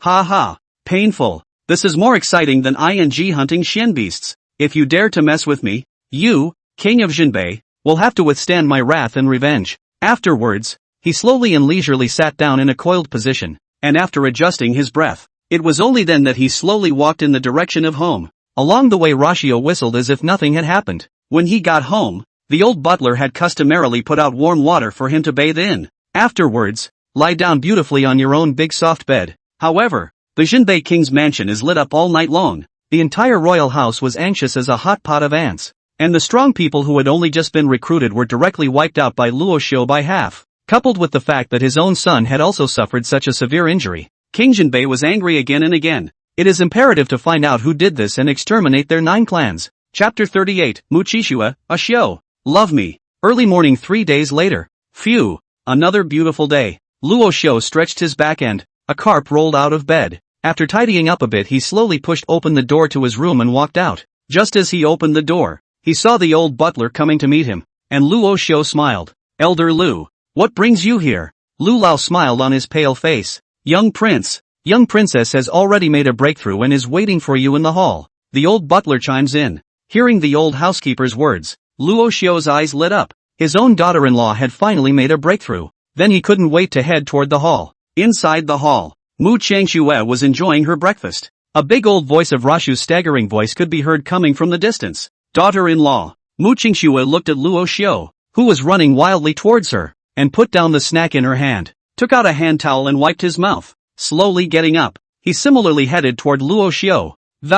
Just in the way of girlish reserve she slowed down, and then you arrive at a big hug to hold in your arms. Daughter-in-law, you finally made a breakthrough, Luo Xiu said joyfully. Missed me? While enjoying Luo Xiu's warm embrace, Mu Changxue, while saying helplessly, it's not just a small breakthrough. Why does it feel like you're happier than me? Can you not be happy? My daughter-in-law is so awesome. He. Come give me a kiss. One day without seeing you is like 3 years. We haven't seen each other for years. Luo Xiu shamelessly kissed his daughter-in-law on the face. Mu Changxue saw that this guy was going to get an inch again and panicked and pushed away. You guy, don't give an inch. Mu Changxue blushed scarlet. I don't know what's going on in this guy's mind. He's always got these nasty ideas. I can't do anything about him myself. It's really pissing me off. But shouldn't I give it to him myself? Otherwise, this guy would have suffocated. With his current physique as well as his strength, it might have been able to help him break through the barrier of not being able to cultivate. Mu Changxue looked at Luo Xiu thoughtfully. Daughter-in-law. Luo Xiu watched as his daughter-in-law pushed herself away again, somewhat helpless. And I don't know when we'll be able to fix it. Day after day, looking at the absolutely beautiful face of the daughter-in-law and cannot pick. This kind of suffering is not common, people can compare. Alright, say it like you're aggrieved, sighed Mu Changxue, tapping Luo Xiu's forehead with a slender jade finger. Can it not be aggravating? Luo Xiu retorted aggrievedly. Mu Changxue was very speechless as she looked at Luo Xiu, who had a grumbling face. Su, it's not that I don't want to give it to you. I want to improve my strength as soon as possible. Try to get as strong as you can so that the chances of helping you awaken will be higher. So bear with me, okay? Mu Changxue patiently explained. Luo Xiu froze slightly as he listened to his daughter-in-law's explanation. So that's what this is about? At the same time, a warmth flowed from his body, and he did not expect that my own daughter-in-law is so considerate of herself. Mu Changxue looked at the frozen Luo Xiu with some helplessness, so she prepared to change the topic of conversation. I heard from Elder Lu that a few days ago, that mysterious senior traveled to the Jinbei King's mansion again. Did you know about this? I know. Luo Xiu nodded intentionally, thoughts still lingering from the last question. He had to think of a way to take his daughter-in-law's blood in a hurry. Did that senior contact you? Mu Changxue frowned slightly as she continued to ask. That's not true, but I heard about that senior directly scrapping the Jinbei royal family's eldest son, Lin Xian, and now that the Jinbei royal family is searching for doctors everywhere, it's no wonder that they don't have the energy to take care of us. Ugh, this matter is really getting troublesome. I don't know how that senior is doing. Why don't we contact him appropriately? Don't. Better not. Rashu was taken aback by this proposal from his daughter-in-law. Why are you reacting so much? Mu Changxue's pretty face looked at Luo Xiu's panicked expression and, very puzzled, he asked. Luo Xiu sweated. Now is not the time. If that senior wants to meet with us, he'll show up on his own. The entire Jinbei royal family is looking for him. If we intervene now, he'll be exposed faster. So let's not contact him for a while. Mu Changxue heard Luo Xiu's explanation and nodded her head as well. And again, if that predecessor is sentient, once they search for it, that senior would definitely meet them. And by then, the Jinbei king would follow the traces to find him. And this would indeed be more than worth it. Luo Xiu was relieved when he watched his daughter-in-law agree. Then he heard Mu Changxue say, the situation in the Apocalypse Empire is getting more and more tense now. I've heard that many of the feudal lords have already returned to the capital in droves, and the frontiers they guard are facing great foreign troubles. Luo Xiu also frowned slightly. The current Apocalypse Empire was unfavorable, with constant internal and external troubles. These feudal lords are now unmotivated to deal with foreign enemies, and their minds are full of thoughts of usurpation. It was about time he himself went into the palace to meet this uncle. Ah Xiu, are you listening? Mu Changxue asked as she looked at the maid into Luo Xiu. Listening. Shouldn't we also do something for the empire? After all, The entire empire. It's a great gift that we are the only king with a different surname. We can't watch the people fall into dire straits again. I don't know, Mu Qingxue said with worried eyes. She had learned from Lin Yuro that the lord of this heavenly enlightenment empire was Luo Xiu's own uncle, and now that the numerous feudal lords wanted to rebel, the situation is not encouraging. The pressure on this heavenly enlightenment empire's state lord was very great. Shouldn't they help out a little bit? Daughter-in-law, you're right. Naturally, I won't stand by and watch this Tianxi empire fall into the hands of these rats. It's just that we can't move easily yet. The major feudal lords have rebelled and are waiting for us to take a stand. Now, we are at war with this Jinbei royal house, so naturally we will not join forces with the Jinbei royal house.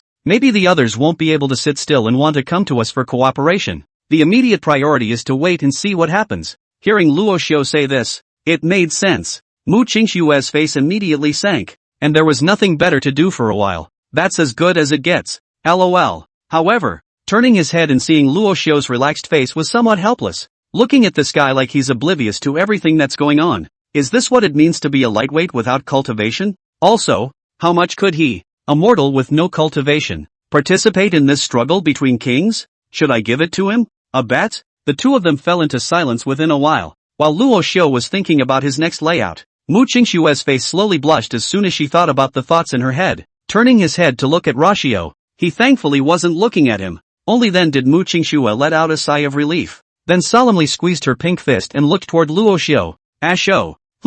What's wrong, daughter-in-law? Luo Xiu was interrupted from his thoughts and looked at Mu Qingxi suspiciously. Ashu, why don't you take me? With a great effort of dawdling, Mu Qingxu uttered the words, followed by the, with a flushed face, he didn't dare to look at Luo Xiu. Luo Xiu was stunned at first. Could it be that he had misheard? Daughter-in-law, what did you just say? Mu Qingxue's face became even more flushed. This asshole, is it on purpose? He had clearly said it out loud just now. Didn't he hear it? Damn it. No. Nothing. Mu Qingxue couldn't open her mouth to say those words again no matter what. It's so humiliating, and she's embarrassed enough to say it once. As a girl, the asshole is still distracted. Oh, said Ruo, scratching the back of his head. Maybe I'm sperming myself and I'm mishearing. You. Ugh. Never mind. Mu Qingxue was helpless and Scarlet's face slowly regained its icy color. Leave the thoughts of earlier behind. If you can't, then you'll do it to him the hard way at the end of the night.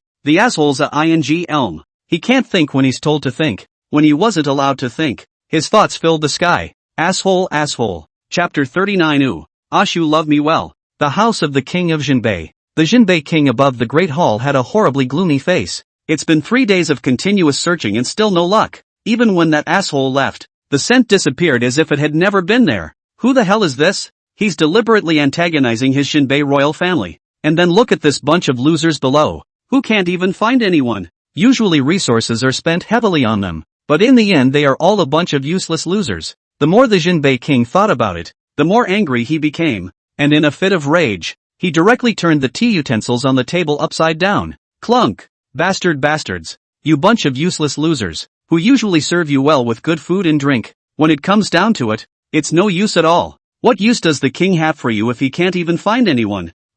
And the people under the hall looked at each other in dismay, not daring to utter a word. It's not that they don't want to look for it, but they've been searching for days without a clue. It's like the whole thing has evaporated. There's no trace at all. They're not gods. How can they find it? Just then, Lin Xian slowly arrived at the main hall under the protection of venerable celestial spirit. Lin Xian's handsome face was all pale. Not a trace of blood could be seen at all. However, there was a great deal of gloom on that fury white face, and the whole face was terribly gloomy. Father, called Lin Xian weakly to the king of Jinbei above the high hall, slowly opening his mouth. Seeing the arrival of Lin Xian and venerable celestial spirit, King Zhengbai's face eased a bit. Your holiness, Xianer, the Jinbei king sighed and stood up. Someone give me a seat. 2 servants slowly carried back 2 chairs from outside and placed them behind Lin Xian and venerable celestial spirit. The 2 sat down naturally. Your Majesty, that little thief still has no whereabouts? Venerable sky spirit slowly spoke. Only then did the king of Jinbei sit down and shake his head.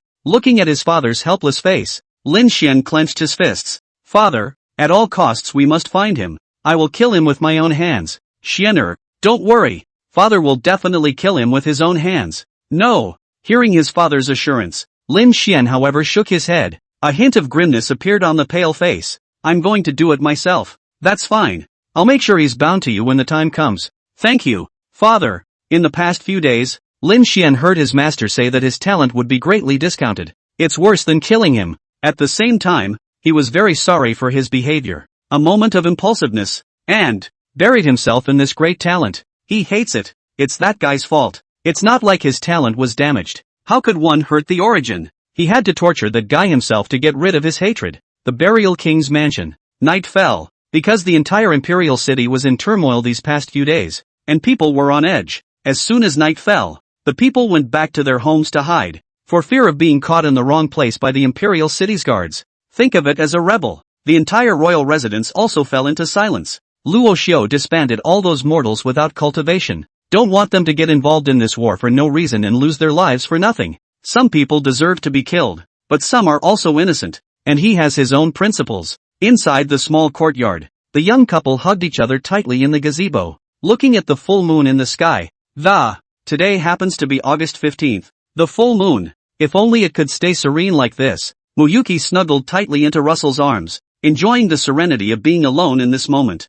I had a dream once about a place. I spent very good days there, and there was no war in that country of mine. No practitioners, ordinary people going about their business. But had a great time. It's there. Luo Xiu comforted the little daughter-in-law in his arms and told him about his world on Earth. When the love was strong, he could always think of the old days. Perhaps the happiest time was when there was no war. This kind of fearfulness is really bad. Is it really that wonderful? Mu Qixue blinked her stunningly beautiful eyes with a face of yearning. Well, if it's possible, I'll show you around. Luo Xiu smiled and nodded. Mu Qixue, however, laughed bitterly. That kind of world was probably only found in dreams. You also said that it was a dream. It can't be real. The world is so cruel. Without strength, you don't even have the right to survive. Daughter-in-law, be optimistic. It will come. I hope. Well, the night is already late. Let's go back and rest too. After practicing all day, the whole body is spent. Mu Qingshue's cheeks flushed slightly when she said these words. Yes. Rashu nodded. The two then walked toward the house. And in the light of it was only then that Luo Xiu saw that his daughter-in-law had long since turned red in the face. With a puzzled look on his face, he asked, Daughter-in-law, what's wrong with you? Why is your face so red? Is there any? Mu Qixue turned her head away, trying not to meet Luo Xiu's eyes. Luo Xiu didn't think much about it. His own daughter-in-law was strong. Getting sick was impossible. Are you going to wash first? Or am I going to wash first? Luo Xiu looked toward the bathroom and said. Mu Qingshue's face became even more flushed. But since she had decided, she couldn't back down. Su, do you love me? This sudden question from Mu Qixue made Luo Xiu notice that something was wrong. What's wrong with this daughter-in-law today? All day long, and in the morning squirming and saying a whole lot of strange things. Why are you asking this at this time of night? Still, Rasho answered honestly, I love you, always. Mu Qingxue was delighted in her heart, and then, clenching his pink fists, he looked at Luo Xiu and said, then let's wash them together. Rasha's mind went blank. This time he wasn't distracted. His ears heard clearly that it's definitely not a hallucination. Daughter-in-law, what's wrong with you today? Luo Xiu asked with a slight frown. It's so weird. This daughter-in-law took the initiative and made him uncomfortable. Mu Qingxi looked at Luo Xiu's face without a trace of joy, but instead a bunch of questions. Somewhat helpless. Ashu, I've made up my mind. I'll give you. Tonight. What? Daughter-in-law, what's wrong with you? You don't have to pay any attention to those words I said today. I know you're looking out for me, and this can be done without a rush. Rashu was really a bit at a loss for words. Could it be that this little daughter-in-law was irritated by her words today? Afraid you'll change your mind? No, Asho. This is something I've been mulling over in my mind for a long time, and I'm serious about it. And this is an extraordinary time, and I want you to get stronger, so that you have some ability to defend yourself, too, because I'm afraid that I can't protect you. Mu Qingxue sighed helplessly and said what was in her heart. After hearing this, Luo Xiu didn't say anything, and backhanded his own daughter-in-law in his arms. With this wife, what more could a man ask for? Silly girl, have you really decided? No regrets? After a long time, Luo Xiu asked softly. I've never had any regrets. I'm just afraid of failing you all in what you expect of me. Maybe we didn't have any feelings for each other before, and the engagement was very hasty, but later I slowly realized that I really fell in love with you. My heart was always empty the whole time you were gone. There's no way I can deny my heart that I'm deeply in love with you. Ah Shu, do you know how happy I was when I heard you say that I love you? Shu, so, let me help you? Mu Qixue leaned tightly on Luo Xiu's shoulder and said all the words in her heart. Luo Xiu's heart was touched by the fresh fragrance coming from the young girl he smelled. His own daughter-in-law had said so he stopped squirming. Good. You're the only one in my Luo Xiu's heart too, Qixue, and you're the only one I love. No longer hesitating, Luo Xiu directly carried his daughter-in-law inside the bathroom. Remove the garments from her body with your own hands. Rashu's movements were light and gentle, and both of them were breathing very hard. Daughter-in-law, you are beautiful. Bad guy Mu Qixue shyly patted Luo Xiu's chest, her cherry mouth ranting in a small voice. Luo Xiu accelerated the movement of his hands, like a hungry tiger looking at the white rabbit, eyes fluttering, until he was honest and open. Rashu no longer hid his inner desires. Shu, love me well. Kiss. No, you don't like to read it. Omitted it for you. From the bathroom to the room, the two battled until dawn. Separat. Does it hurt? Luo Xiu asked softly. Mu Qixue shook her head with a blushing face, like a blooming blood-colored rose. Not a speck of dust. The two were then too tired to talk. The room was filled with the fragrance of love, and the two fell asleep in each other's arms. Meanwhile, during the time that the two were asleep, they have all undergone a radical change in their physique. Chapter 40, Daughter-in-law. Why are you still addicted? After the battle, the two slept for 6 hours, and when they woke up again, it was already evening. Mu Qixue was the first to wake up and just wanted to get up from the bed, only to have her legs move slightly and a tearing pain came from above. The entire corner of her mouth twitched slightly, and then she looked aside and the still sleeping Luo Xiu's cheeks instantly blushed over. What a tosser. This asshole. How can I still go out to meet people today? Mu Qixue's stunning eyes fiercely glared at the sleeping Luo Xiu, then tried again to get up slowly, though the wrenching pain still paralyzed her whole body. Originally, she could have used her Xin power to dissolve this wave of pain, but it was something she should have experienced as a woman, so she didn't dissolve it. Instead, take your time and experience the flavor. Mu Qixue's movements were very light, but Luo Xiu's sharp perception still felt it and he slowly opened his eyes, watching his daughter-in-law move her body with some effort, and thinking of the fierce battle last night. The corners of his mouth couldn't help but smile. Daughter-in-law. Mu Qixue was startled when she heard a voice coming from Luo Xiu behind her. The body that had been slowly moving had also stiffened at this moment. This guy, he didn't see his predicament just now, did he? It's really a shame. What to do? Asshole. Wake up sooner or later. Woke up at this time of the day. Mu Qixue's entire body didn't dare to move. Her face was as red as an apple, and her entire body was giddy and nor did he dare to turn around and look at Luo Xiu. Luo Xiu then continued to laugh. Daughter-in-law, are you getting out of bed? Looking at his own daughter-in-law's wriggling and squirming appearance, completely devoid of the high spirits of the earlier, at the moment it is more penetrating a mature flavor, and the woman's taste is also more intense. It's a good sign. It's true that if you want a young girl to become a woman, you still need a man. This asshole. It's definitely on purpose. Pisses me off. After holding her tongue for a long time, Mu Qixue still turned to glare at Luo Xiu in anger. Still looking. Haven't seen enough,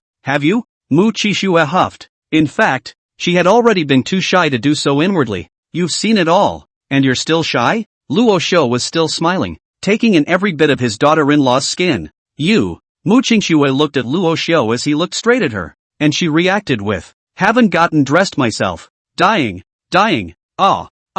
As a scream resounded throughout the room, Luo Xiu's eyes suddenly went black. A whole quilt covered his entire face directly, stopping both noses from wanting to spurt blood. Oh, you asshole. Still looking. Go to hell you. Mu Qixue was very angry and pounded Luo Xiu under the cotton blanket. Snap. Stop it.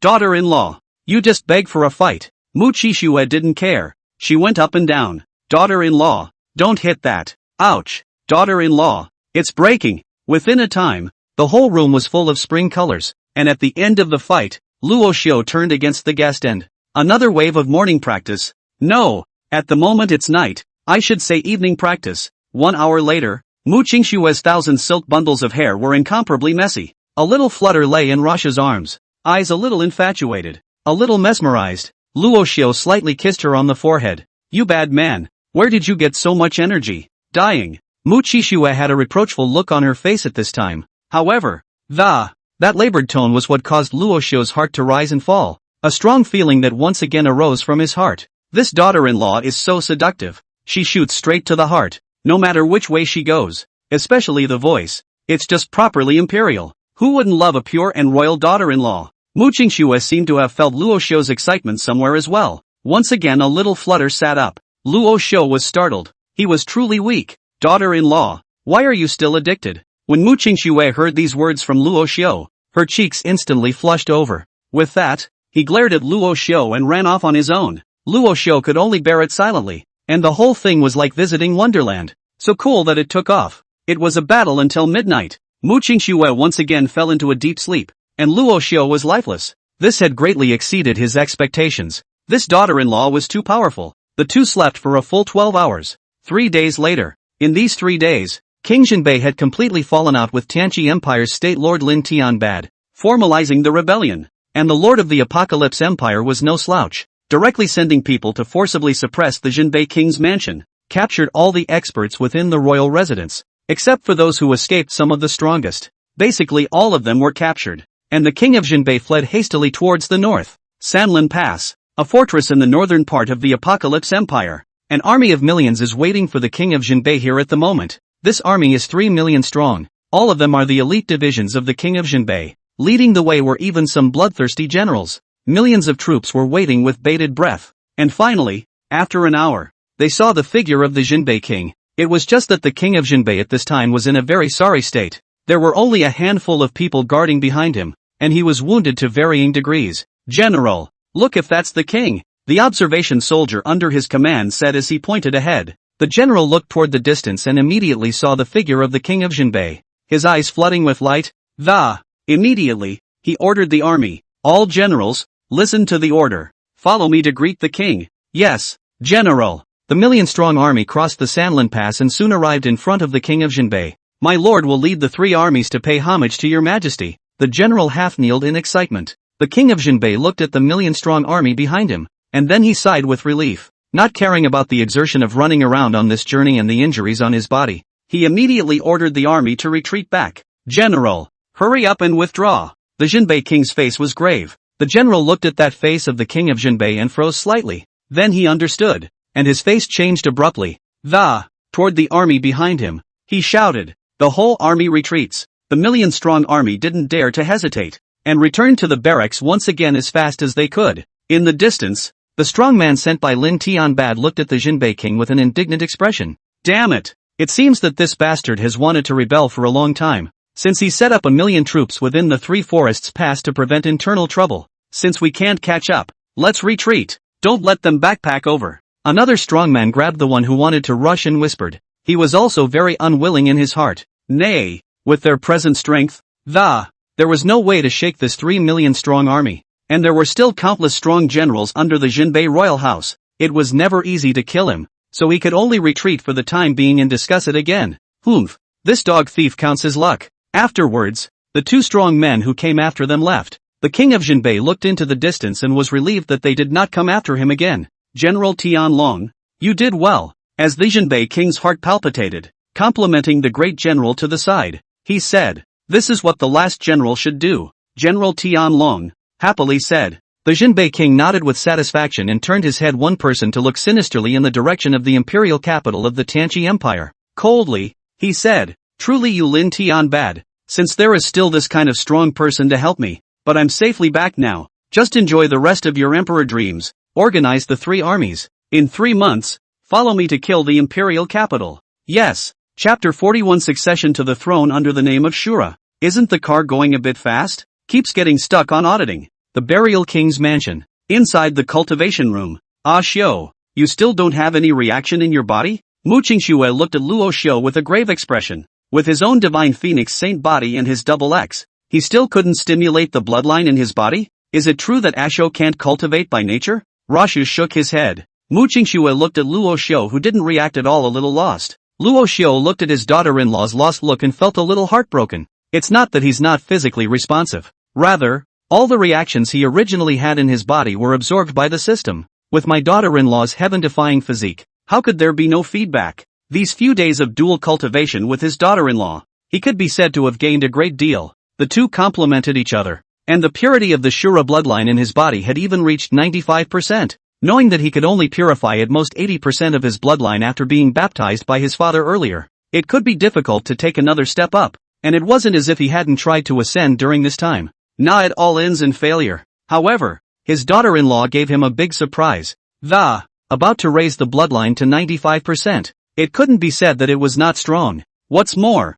these days of dual cultivation had even allowed him to harvest 3 million Shura Chi blood. Indirectly raising one's cultivation level by 3 times was simply heaven-defying. You know that even if he had killed a Tian Xuan Realm Shin beast right now, according to the ratio of the, at most, they could only gain 1 million or so Shura Chi in blood. However, having absorbed 3 drops of my daughter-in-law's essence blood, directly, he gained 3 million Shura Chi blood. What kind of heaven-defying bloodline is this to gain such a harvest? Earned. With this 3 million Shura Chi in blood, he could directly ascend 3 realms in a row. Not only that, but with the purification of his own Shura bloodline, every function in the body had been enhanced to varying degrees, and the field had increased by 90%. As long as he wanted to, even a powerhouse below the second level of the Tian Xuan realm couldn't do anything about him. You'll even get hit and decapitated. This daughter-in-law is simply a cultivation artifact. Looks like I need to XXOO with my own daughter-in-law more often in the future. Luo Xiu was excited inside.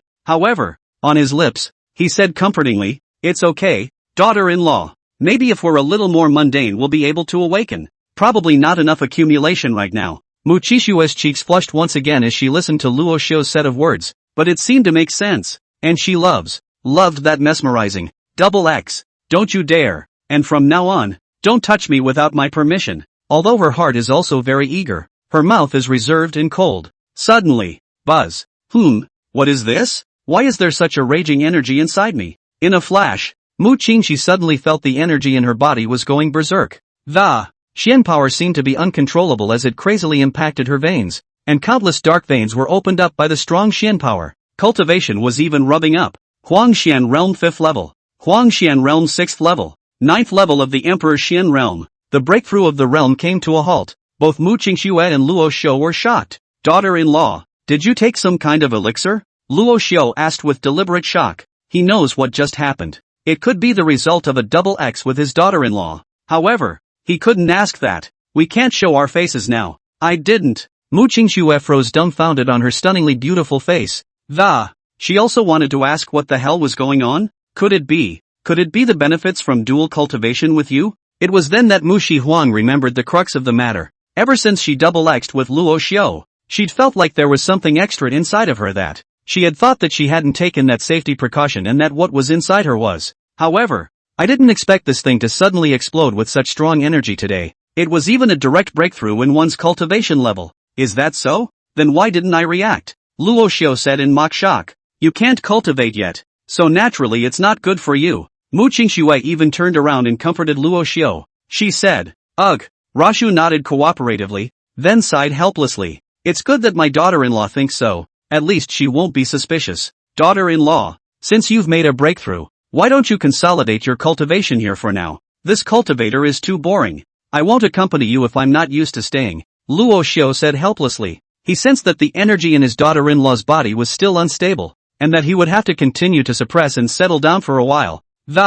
Moreover, he had just broken through several levels of cultivation in a row, so he also had to consolidate it. "Well then, don't be too sad. It'll work out." Mu Qingxue looked at Luo Xiu, who looked a bit forlorn, and carefully comforted him. Mu Qingxue looked at Luo Xiu's departing back and felt a little bad. Perhaps in his heart he was also very eager to be able to cultivate. Who doesn't want to be a powerful master? Perhaps his usual diffidence, his debauchery, is feigned. In truth, he was very despondent in his heart. Yes, that must be it. It's only by acting like you don't care about anything. It's the only way to hide your heart well. Asho must have been like that. It was actually very hard on his heart. I guess we'll have to be more frequent from now on. We'll have to help him awaken. Fast. He can't be allowed to be so depressed any longer. Mu Qixue looked at Luo Xiu's forlorn back, her heart inexplicably hard, thinking of all the things that she would be able to understand Rashu's feelings. However, Luo Xiu, who had exited the cultivation room,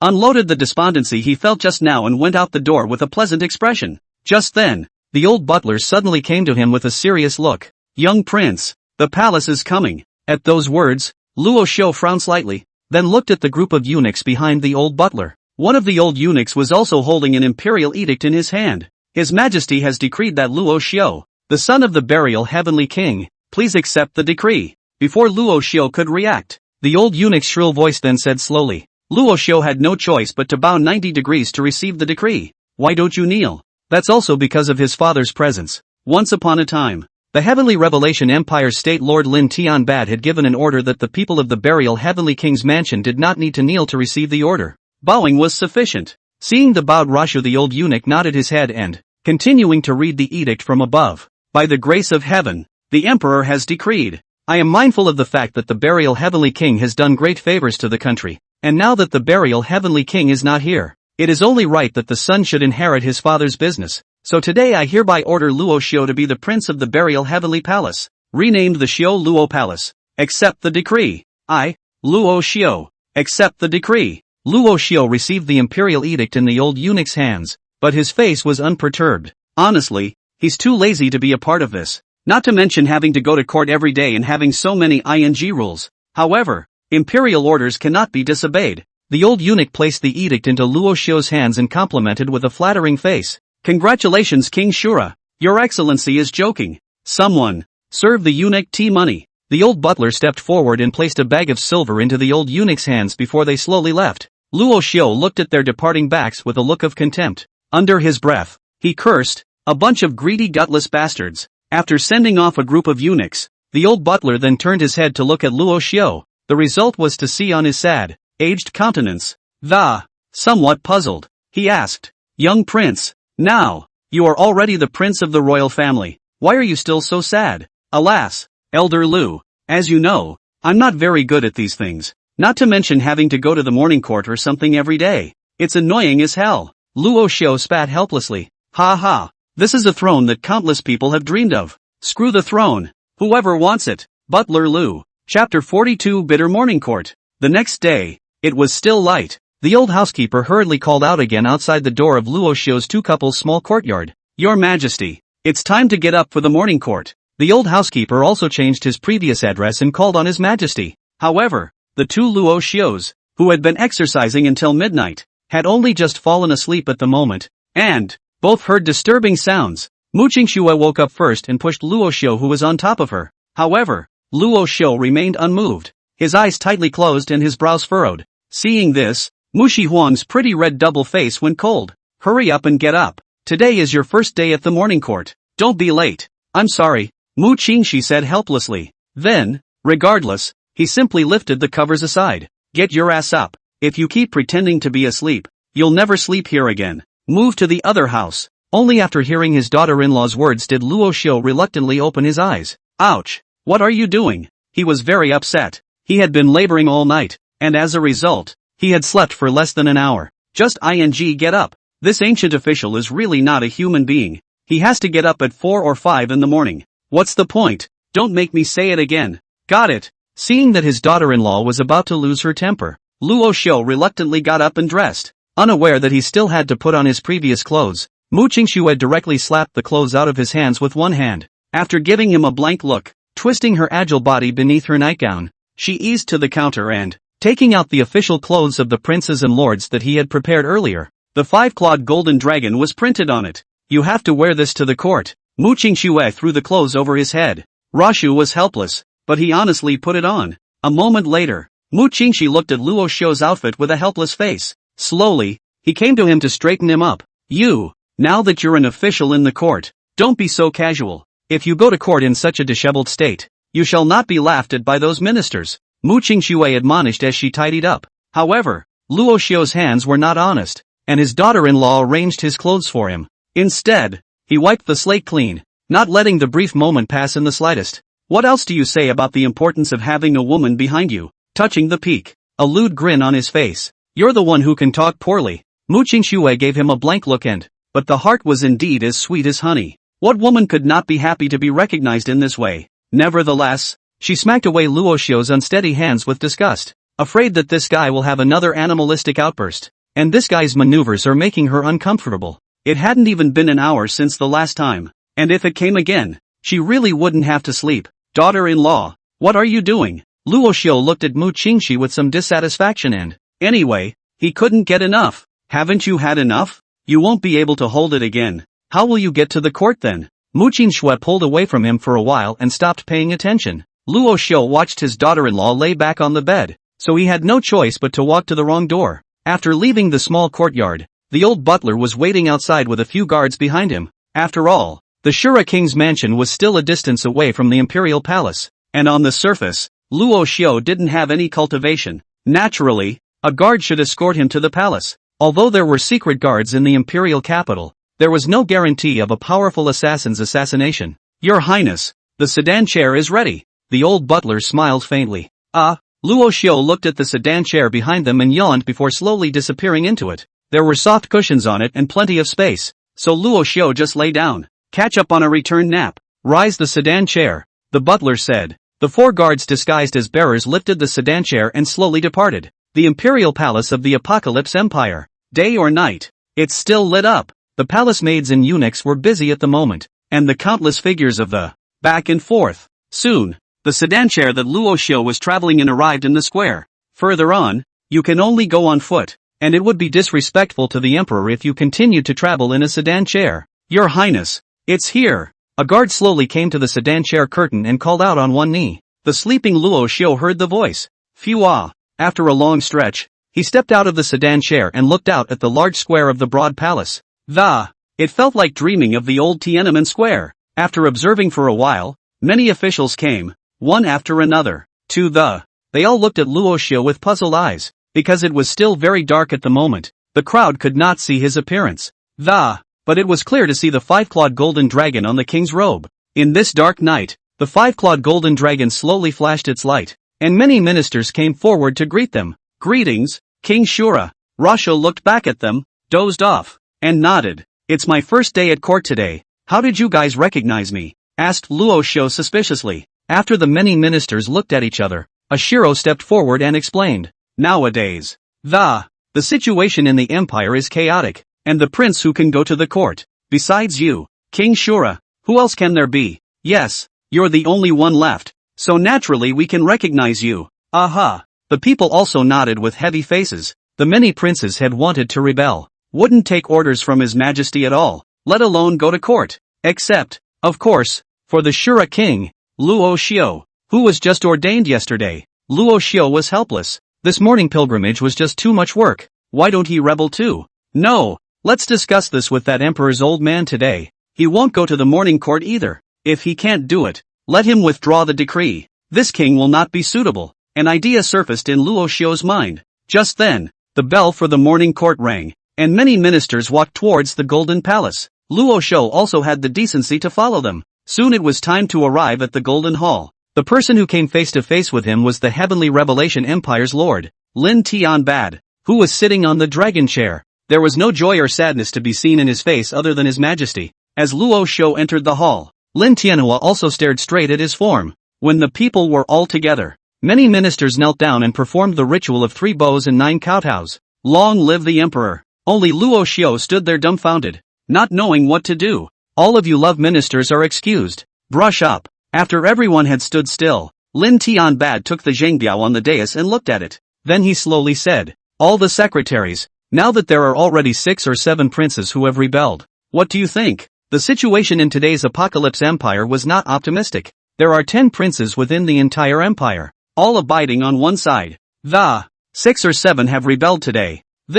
As soon as we talked about this, many ministers had a hard look on their faces. Some of them were not loyal to Lin Tianbad. When the witness didn't answer, Lin Tianbad turned his gaze to Luo Xiu and faintly asked, Shura King, in your opinion? Hearing His Majesty question himself, Luo Xiu came back to his senses. You're asking me? Luo Xiu froze at a loss for words, forgetting that this one in the wheelchair was an emperor. Numerous ministers had sweated for him when they heard him make such light of the emperor's words. This Shura king is really too tigerish. On his first day at court he dared to ask His Majesty such a rhetorical question. Aren't you afraid of offending the dragon's face? However, Lin Tianbad above the dragon chair did not get angry, but nodded his head. On the dragon's face, the color of inquiry was still revealed. Luo Xiu exhaled deeply and slowly spoke. Your Majesty, since people have rebelled, what else is there to do? Kill them all. Rashu almost blurted out. Hearing his words, the entire court was quiet within a moment. They thought they had heard wrong. Oh, why? Lin Tianbad continued to ask, a strong interest showing on his dragon face. Your Majesty, isn't their rebellion tantamount to wiping out the apocalypse?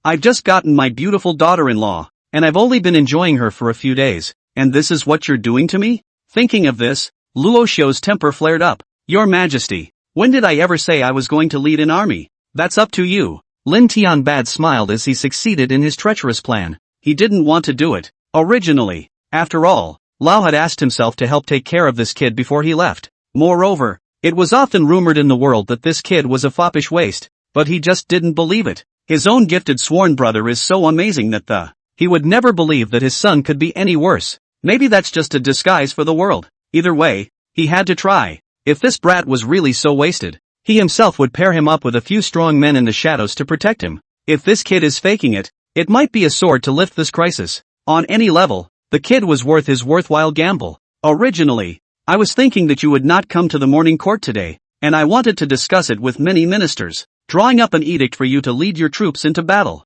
And it turns out you came on your own, so that's even better. At this moment, Luo Xiu's face darkened horribly. This old man was apparently a brother to his own father. But in the end, once he was gone, he screwed himself like this. It's more than a ing brother. So true. Lin Tianbad looked at Luo Xiu's deep face and smiled awkwardly. You brat. As for being so angry, the next moment, Luo Xiu directly stopped pretending. You are such a good uncle. Counting the whole world not to mention your nephews you. Luo Xiu gritted his teeth. No wonder this old thing appeared out of nowhere, and took the throne by forceful means. It has to be said that it is wise enough to crown the world. I should have thought of that when I came in this morning myself. So damn careless. Ha ha. Fallacious. Fallacious. Lin Tianbad revealed a rare sly smile. Crowd. Seeing the corners of the mouth of a group of ministers twitching straight up. Even if they were given 10 more lifetimes, they wouldn't be as spendthrift as this old emperor. Ratio. Luo Xiu knew that no matter how much more he pulled,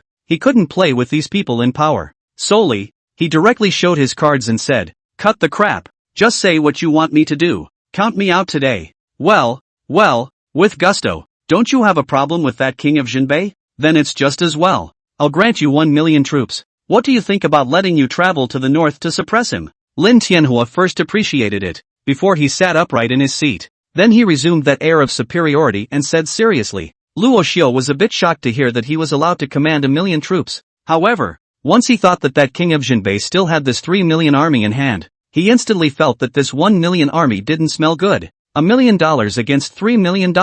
Won't that get you killed? Does that make sense to you? You're asking me to take 1 million troops against someone else's 3 million troops. Besides, that old thing still has countless fierce generals in his hands, and there are countless powerful cultivators. So you can just cut off my head. I'm sorry, Luo Xiu said breathlessly.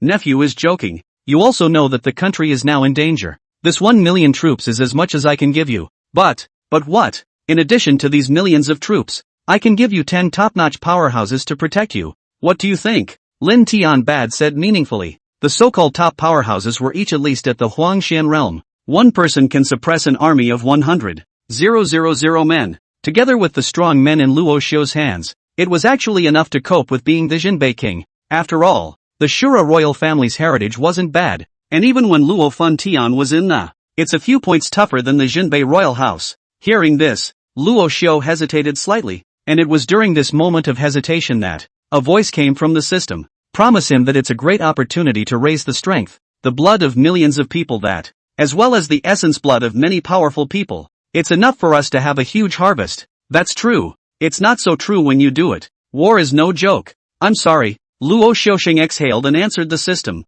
Don't worry. I have a way for you to overcome. The system assured. Hearing the system's assurance, the corners of Luo Xiu's mouth rose. That's what he wanted from the system. Waiting for that. System. Unity seems to think he's been punked, too, and that he's still rushing his own ducks. The active kind. Okay. Remember what you said. Luo Xiu directly agreed. Good. It won't be brother Luo's seed. When you return in triumph, I can let you go into the royal treasury at will to pick 5 things at random. Lin Tianbad clapped his hands and testified. You'd better keep your word. Then I'll go down and I'm not going to get involved in the talk of you old foxes, lest I get pitched into it by you again. After Luo Xiu finished speaking, he turned around and left without looking back. Who cares about etiquette? He's the one who's asking for it now. The ministers looked at each other in dismay, and gave way, and thus eyes wide open. He watched Luo Xiu arrogantly leave. Oh, right. Isn't there still a month to go? I won't be attending court this month.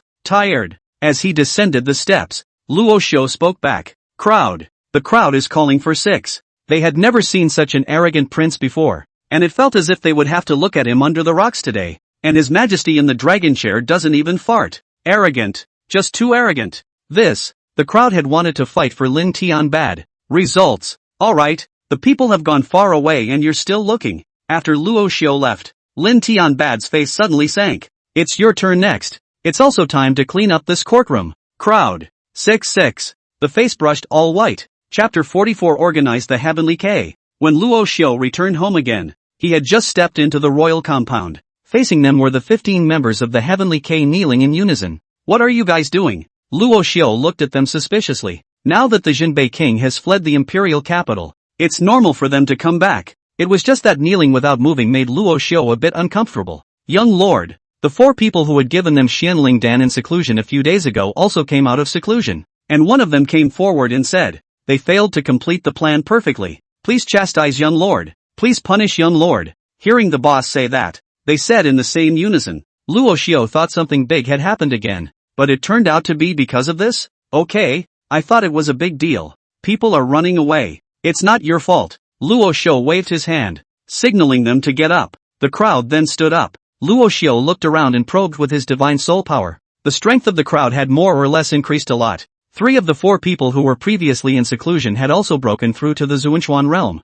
and Luo Xiu was inwardly pleased. Nowadays, he is considered to have a considerable force in his hands. There were 3 Tian realm powerhouses amongst the 15 top experts, and when placed within the Tianqi Empire, they were enough to shock the existence of one party. It also added a few more points to the fact that he was going out on the road in a month's time. The strong man who hadn't broken through yet, on the other hand, knelt down on both knees in front of Luo Xiu. My subordinate failed to break through in time. I hope that young lord will chastise him. Each of them wore a mask on their face, and they all looked clean and it was hard for Rashu to recognize it. You're one of the 4 of them? Luo Xiu asked. Yes, young lord. The man didn't dare to look up. You guys are doing well enough. How long will it probably take you to break through? Back to young lord. Give my subordinate 3 more days and I will definitely break through. Nong assured. Very well. Feel free to mention whatever resources you need, as long as they're available in the royal palace. I'll do everything I can to give it to you. Thank you, young lord. The crowd threw grateful glances.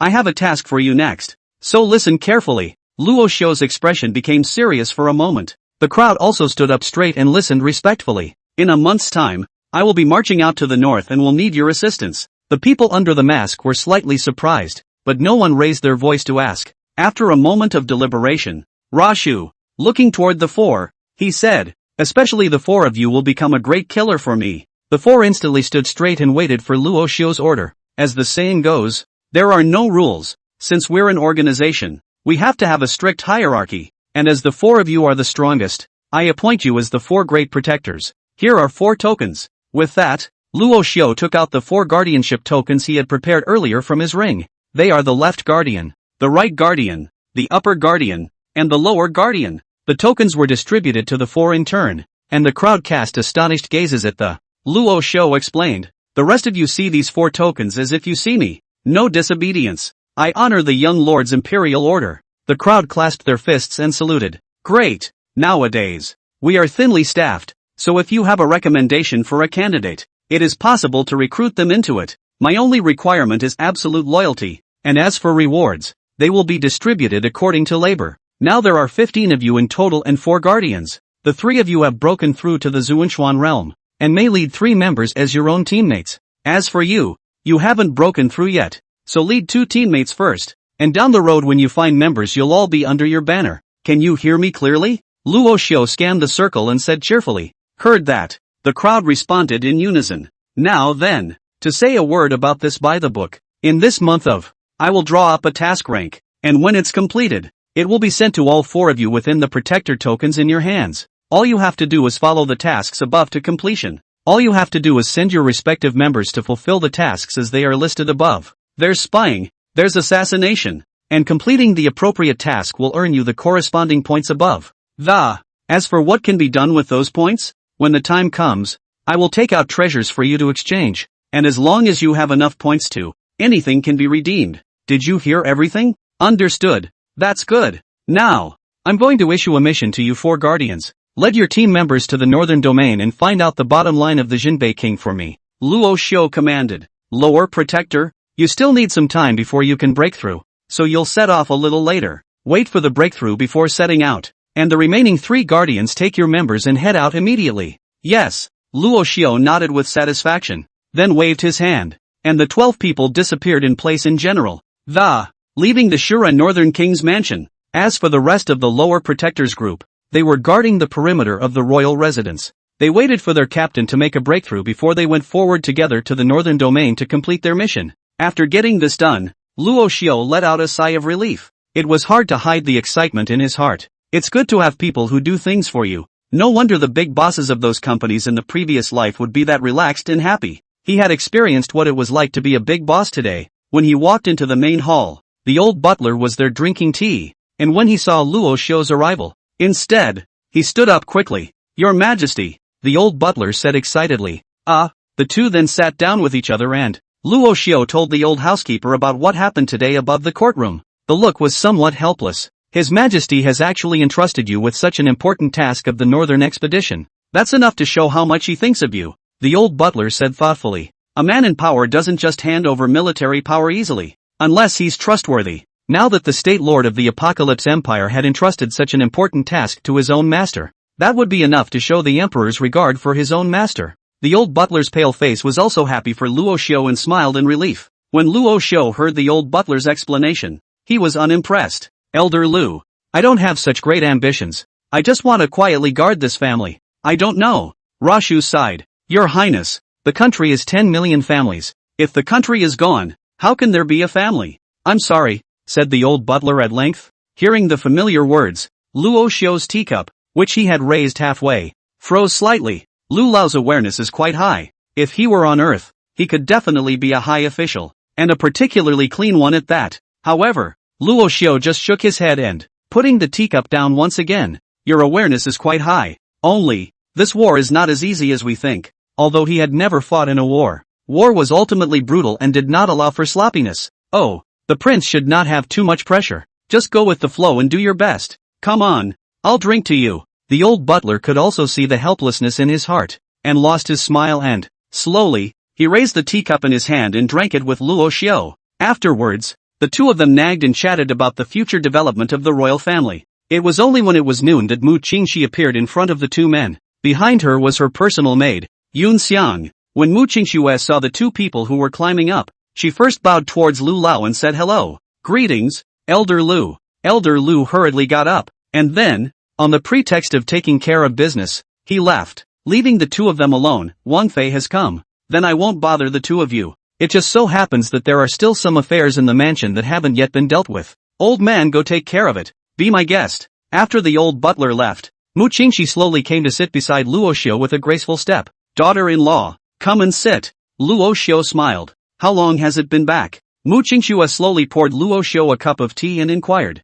Not for long. What did the emperor say? Mu Qingxue didn't notice that Luo Xiu didn't seem to have any of his old idle moods, and his debauched nature seemed to have tightened up quite a bit. Something seemed to be on his mind, so he asked. Alas, don't mention it. Luo Xiu took a sip of the tea his daughter-in-law poured for him. There was a look of displeasure on his face. Chapter 45, the first great sect of the Jianghu, the Dragon and Tiger sect. That old man is just too much. He asked me to lead the troops to attack the king of Jinbei. What do you say about this? Luo Xiu practically roared out in anger. Mu Qingxue was equally shocked when she heard Luo Xiu's words. Could it be that the emperor? He doesn't know that you don't have cultivation? Mu Qingxue asked incredulously. Do you think it's possible? This old man is obviously doing this on purpose. He wants to test the depths of our Shura royal house. What a scheming old fox. The corner of Luo Xiu's mouth smiled coldly. Mu Qingxue looked at his stormy mood and clasped his big hands with both hands. He rubbed it as a sign of comfort. Don't get too excited. With father's relationship with the emperor, he shouldn't be so bad as to let you go to your death. Maybe it's to train you? She couldn't believe that the Grand Master of the Celestial Revelation Empire would do such a ridiculous thing. Since this was left to his own Sangha, there must be a reason for him to do it. After all, his own husband is his own nephew. Tiger poison is still not eating his son. And, now that every prince wants to usurp this throne, the only one the emperor could trust was Luo Xiu of the Shura king's house. It was normal for this to be handed over to the Shura royal family. And because of Luo Xiu's father's relationship, those generals would more or less sell him some face. When it really came to the battlefield, it wasn't really going to kill him. However, this matter is always risky, and Mu Qingxue was very worried in her heart. Forget it, it's a done deal, and that old fox also promised to give me 10 top-tier powerhouses. Let's take a step and see what happens. Luo Xiu sighed, his deep bloodshot eyes flashing with a hint of golden light. This trip out on his own may have exposed his underbelly. In fact, he wasn't worried about the strength of the Zhenbei king. What really worried him was that after exposing his own strength, would the group of old foxes above the court make a move on this? Although he believed that Lin Tianbad wouldn't do anything to him. But that group of national Presbyterians is no good. With his parents and brother gone, it was hard to fight against them with the only manpower and strength he had left. It's fine if you're on your own, but now you have a whole family to guard. That group of old things already had a problem with their own royal family, so it would be difficult if they secretly set up a trap at that time. That's what he really has to think about. Then do you need me to accompany you? Mu Qingxue said with worried eyes, though guarded by a strong man at his side. He himself, as a fiancé, was. It's always going to be a worry. Fear not. Fear not. What are you thinking? Silly girl. This war is no joke, and with the way things are today, you still need to take care of the house. Leave the outside to me, and you take good care of our home at home. Luo Xiu held her jade hand and laughed. You've only been back for a short while, and you're going out again. Mu Qingxue didn't refute Luo Xiu's words. Gently resting her head on his shoulder, she said in a soft tone, Ugh, I'd like to be by your side all the time, guarding you, too. But this Tianqi Empire is ultimately our country. It always needs to be protected. Don't worry, I'll come back to you in peace. Seeing that his daughter-in-law was depressed, Luo Xiu scraped the bridge of her nose and kissed her on the forehead. Afterwards, the two of them leaned closely together, quietly admiring the scenery in the courtyard. No more words. For the next few days, Luo Xiu didn't prepare anything and quietly stayed at home with his daughter-in-law. Until the 5th day, the situation inside the imperial capital became more and more tense, as countless strong practitioners of loose cultivation and people from rivers and lakes flocked into the city. Even Lin Tian had a headache. It's not like the strong men sent out could forcefully capture them. After all, it's not like they've broken the law. Forced capture would only lead to more trouble. The courtroom. Lin Tianbad rubbed his temples to relieve the pressure of the situation at hand. However, when he raised his eyes and saw a group of drunkards under the court, the whole person was not good again. These strategists and civil ministers only talk a lot on weekdays, and when it comes to a real moment of crisis, ask them to come up with a plan and they'll just be there stumbling around, not even able to fart. Chancellor Xia Yuan was equally worried. He was well aware of these Jianghu people's one faction is, once the empire actually caused unrest, these people would only be dishonest. Within a moment, the entire courtroom fell into silence again. Your Majesty, I have a plan. Right at this moment, the Minister of War slowly walked up and saluted. Lin Tianhao raised his eyes to him. I Qinghua, please speak. Guo Tianming nodded his head and spelled out his plan. Since they are Jianghu people, then we can let those jungle people manage it too. Guo Tianming's words were somewhat meaningful, and the crowd froze without understanding the meaning. Xia Yuan, who was on the side, was brightening up and felt in his heart that this plan was feasible. I Qinghua continues. Lin Tianbad also slightly raised his interest and boarded up his body. Don't these Jianghu people love to talk about those wild ways of the Jianghu? Guo Tianming smiled. Nowadays, the number one sect in our Tianqi Empire is the Dragon Tiger sect, and the 4th prince is the future successor of the Dragon Tiger sect. Why not let him enter the court to organize the big picture and deter these Jianghu people? With the deterrence of the Dragon Tiger sect, the problems of these Jianghu people can naturally be solved.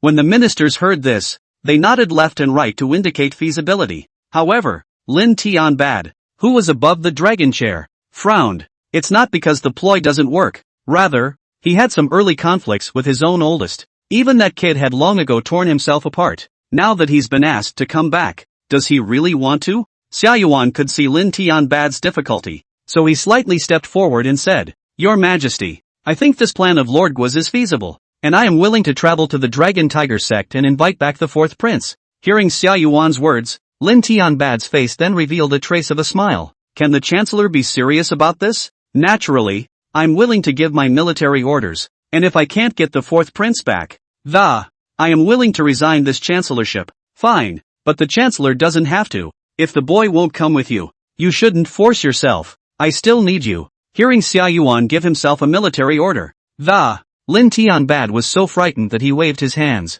He didn't want to lose Xia Yuan. He knew best the temperament of his own oldest, and if he was not willing to come back, 10 cows can't pull it back, but you can't lose your right-hand man because of this. Well, if I cannot invite the fourth prince back, I will remove myself from the position of chancellor. Be willing to be an ordinary strategist at His Majesty's side. Looking at Xia Yuan's determined look, many ministers showed surprise. This prime minister's position is a meat and potatoes. Xia Yuan just so easily under the bet? And that's without anyone forcing it. How stupid this seemed to them. This Xia Yuan was not overconfident, I'm afraid. Who doesn't know about the fourth prince and His Majesty? I'm afraid only the Empress Dowager can persuade the fourth prince. What a big statement. The gods looked at Xia Yuan and shook their heads regretfully, with a hint of mockery in their gazes. Why are you like this? Lin Tianbad was likewise very helpless. I still hope that your majesty will fulfill me. Xia Yuan knelt. Okay, I promise you. Thank you, your majesty. Only then did Xia Yuan back off and return to his position. And Gui Tianming continued. Your majesty, with the prestige of the dragon and tiger sect, it's enough to deter these little tiny people on the Jianghu people. But what to do about the monks? In the past few days, there have been not only more Jianghu people in the city, but also many big foreign casual cultivators. I don't know what its purpose is. Today, the people of the city are on edge. The consequences are unimaginable at this rate. Guo Tianming was also very helpless in his heart. At the mention of this issue, both Lin Tianbad on the dragon chair, the still numerous ministers frown again. The so-called Jianghu people are those who can't cultivate because their meridians are damaged. It's usually some kind of body refiner. Of course, among them, there was no lack of strong people who had refined their bodies to the point of great accomplishment, and could likewise overturn mountains and seas. However, even though there were many body refiners, few became supreme because of the limitations of the human body. Anyone who could become a top body refining powerhouse was undoubtedly a one in a million existence. It's such an extraordinary group of people who don't want to be ordinary,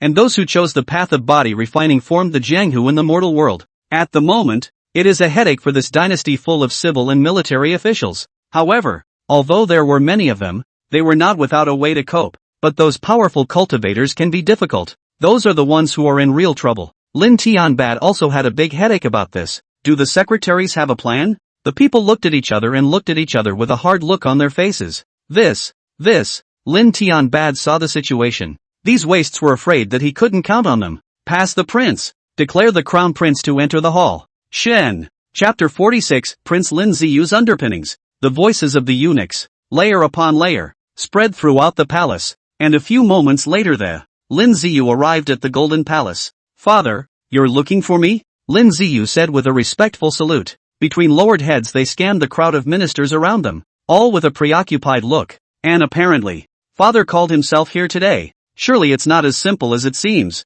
Ziyu, get up first. Lin Tianbad looked at him, and his face eased up a bit. Thank you, father. Ziyu, what do you think of the situation in the Tianqi today? Lin Tianbad asked somewhat absently. Yet to hear him say this, Lin Ziyu was too scared to speak. Father, son minister dare not presume the matter of national luck. Father, is this a test? Usually such fathers are still in power, and basically don't let their children interfere in dynastic affairs, unless it comes to the point of no return. But the part that can be involved is also limited. After all, this kind of royal power is the most sensitive. Who can guarantee that this kinship is unreliable? Will it usurp one's position? The prince plotted to usurp the throne, something that happened again at a moment's notice across the continent. So when he heard Lin Tianbad ask this, Lin Ziyu subconsciously paled. Although he had analyzed the situation of the country, but that was secretly. Prepare yourself to inherit the throne in the future. But now, father has not yet seen old age. He would never dare to assert the situation of the country in front of it. Could it be that my father was suspecting that he was trying to usurp the throne? If that's true, and he finds out that he's a regular observer of the world's situation, then he himself will lose the position of the crown prince in a light way, and in a heavy way, he will die. Thinking of this, Lin Ziyu's face instantly turned white, as if he was facing an enemy. Not daring to raise his head, Lin Tianbad's deep eyes looked at him. There is no need to be alarmed. I am not blaming you. I'll let you say what you want to say. If you want to wear this crown, you must be able to bear its weight. As the crown prince of my Tianqi empire, the crown prince of the country, now that the entire empire is in tatters, the feudal lords are divided, and I'm simply too busy to do it alone. So do you understand what I mean? Lin Tianbad said meaningfully. He wasn't trying to test Lin Ziyu. In his opinion, although Lin Ziyu was ambitious, he also knew the way of filial piety. It's also good to be able to train early. What's more, the situation is not optimistic nowadays. He would like to see what this crown prince has to say. Will it be able to support the weight of the entire empire in the future? Still timid, Lin Ziyu looked to the side at his own uncle who was the minister of the household. Tang Guoming met the crown prince's gaze and subconsciously nodded toward him. Getting a hint from his uncle, Lin Ziyu was relieved. With that, the heavy countenance then eased. My son thanks father for his cultivation. All right, speak your mind. Lin Tianbad waved his hand impatiently. My son thought. Lin Ziyu put down his guard and spoke eloquently about the situation that the strategist beside him had analyzed to himself, which was appreciated by a number of ministers. Lin Tianbad's gaze also slowly took on a hint of light from the grayness at the beginning. Obviously, he also agreed with Lin Ziyu's analysis. Great. However, these one-sided statements alone are not enough to keep the whole country running. You still have to implement this. Now father has a matter to entrust to you. Are you willing? In appreciation. Only then did Lin Tianbad bring up his business. He knew better than anyone what his own son had done over the years. The crown prince has surrounded himself with a lot of literati strategists and secretly recruited a lot of strong cultivators. Even those body-refining rivers and lakes had quite a few networks. It also makes the most sense to leave this matter in his hands. Crown Prince Lin Ziyu showed a look of surprise that his own father could allow him to participate in the imperial government. This was a great recognition of him, and there was no reason not to say yes, so he replied decisively. My son is naturally willing. Very well, the task I've given you is, use all your connections to oversee the control of these foreign imperial city cultivators and find out what they came here for. Are there any doubts? Hearing this mission, Lin Ziyu's face showed shock as he understood the enormity of the task. Trying to track and observe these robber cultivators was not that easy. The manpower and resources to be spent on it are even more expensive. But in order to be appreciated by my father, he still gritted his teeth and agreed. My son has promised father. I was right about you. I grant you permission to seek out the Council of State Elders for help in any trouble you encounter during this period. Lin Tianbad promised. These Council of State Elders were not very supportive of him, but for the future of the entire Apocalypse Empire,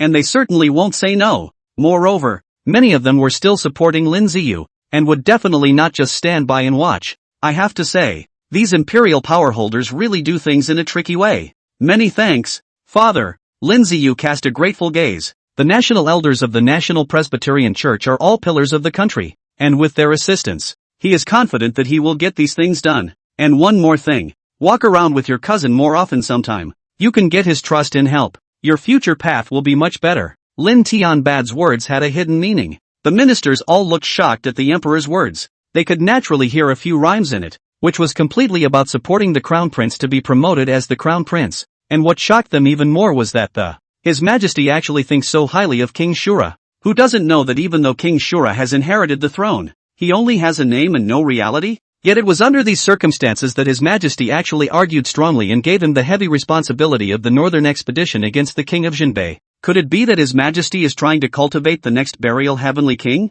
At the thought of this, many people's hearts could not be calmed for a long time. The name of the buried heavenly king was a taboo existence in the entire court before this. The burial king has never once been to court or intervened in the imperial court, yet he has been able, by his own force, to, blocking the invasion of foreigners. It was evident that it was so powerful that even the National Council of Elders, united, had not been its opponent. The crowd couldn't understand what this king with a different surname wanted, neither for real power nor for the so-called glory. Even the emperor himself prepared a rich fortune for him, and he still refused. However, every time it came to a national crisis, the buried heavenly king was still able to deal with it in a calm and collected manner. Now, His Majesty is actually going to retrain a burial king. But is this young Shura king really worthy? Leaving aside his previous unpleasant past, his own cultivation talent was extremely poor. Couldn't even break through the first realm. Why did His Majesty entrust me with this important task? The crowd did not understand. Lin Ziyu's eyes were wide and unbelievable,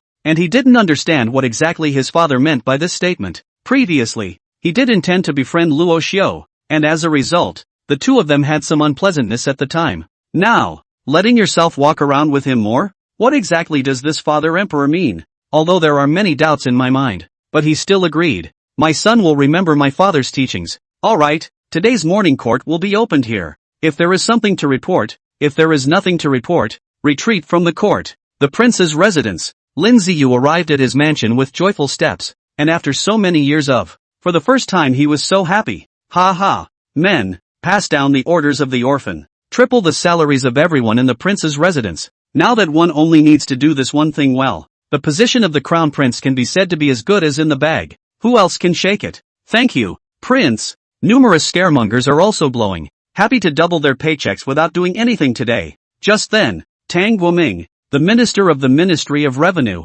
slowly walked in, and when Lin Ziyu saw this, he, rushing forward, "Uncle!" Tang Guoming's face frowned slightly, but he still didn't forget his etiquette. "Greetings, Your Highness the Crown Prince. Uncle, there are no outsiders here. Everything is fine with Jane. Your Highness, I came here today for the Emperor's last words." Tang Guoming made his intentions clear straight away. Now, in their time, everyone had appreciated the terror of Luo Tian. He was afraid that Luo Xiu would become the next burial heavenly king, and that the crown prince's relationship with him was not as good as his majesty's relationship with his father. When the time comes that a sharp sword, polished by my own hands, is stuck in my own heart, that would be a real death sentence. Does uncle find anything wrong with it? Lin Ziyu still hadn't discovered the pros and cons of this. The excitement on his face was long in coming. Alas, you were not born in that era and do not know the true terror of the burial heavenly king. Tang Guoming sighed and shook his head, recalling the unpleasant past. Luo Tian practically came out of nowhere,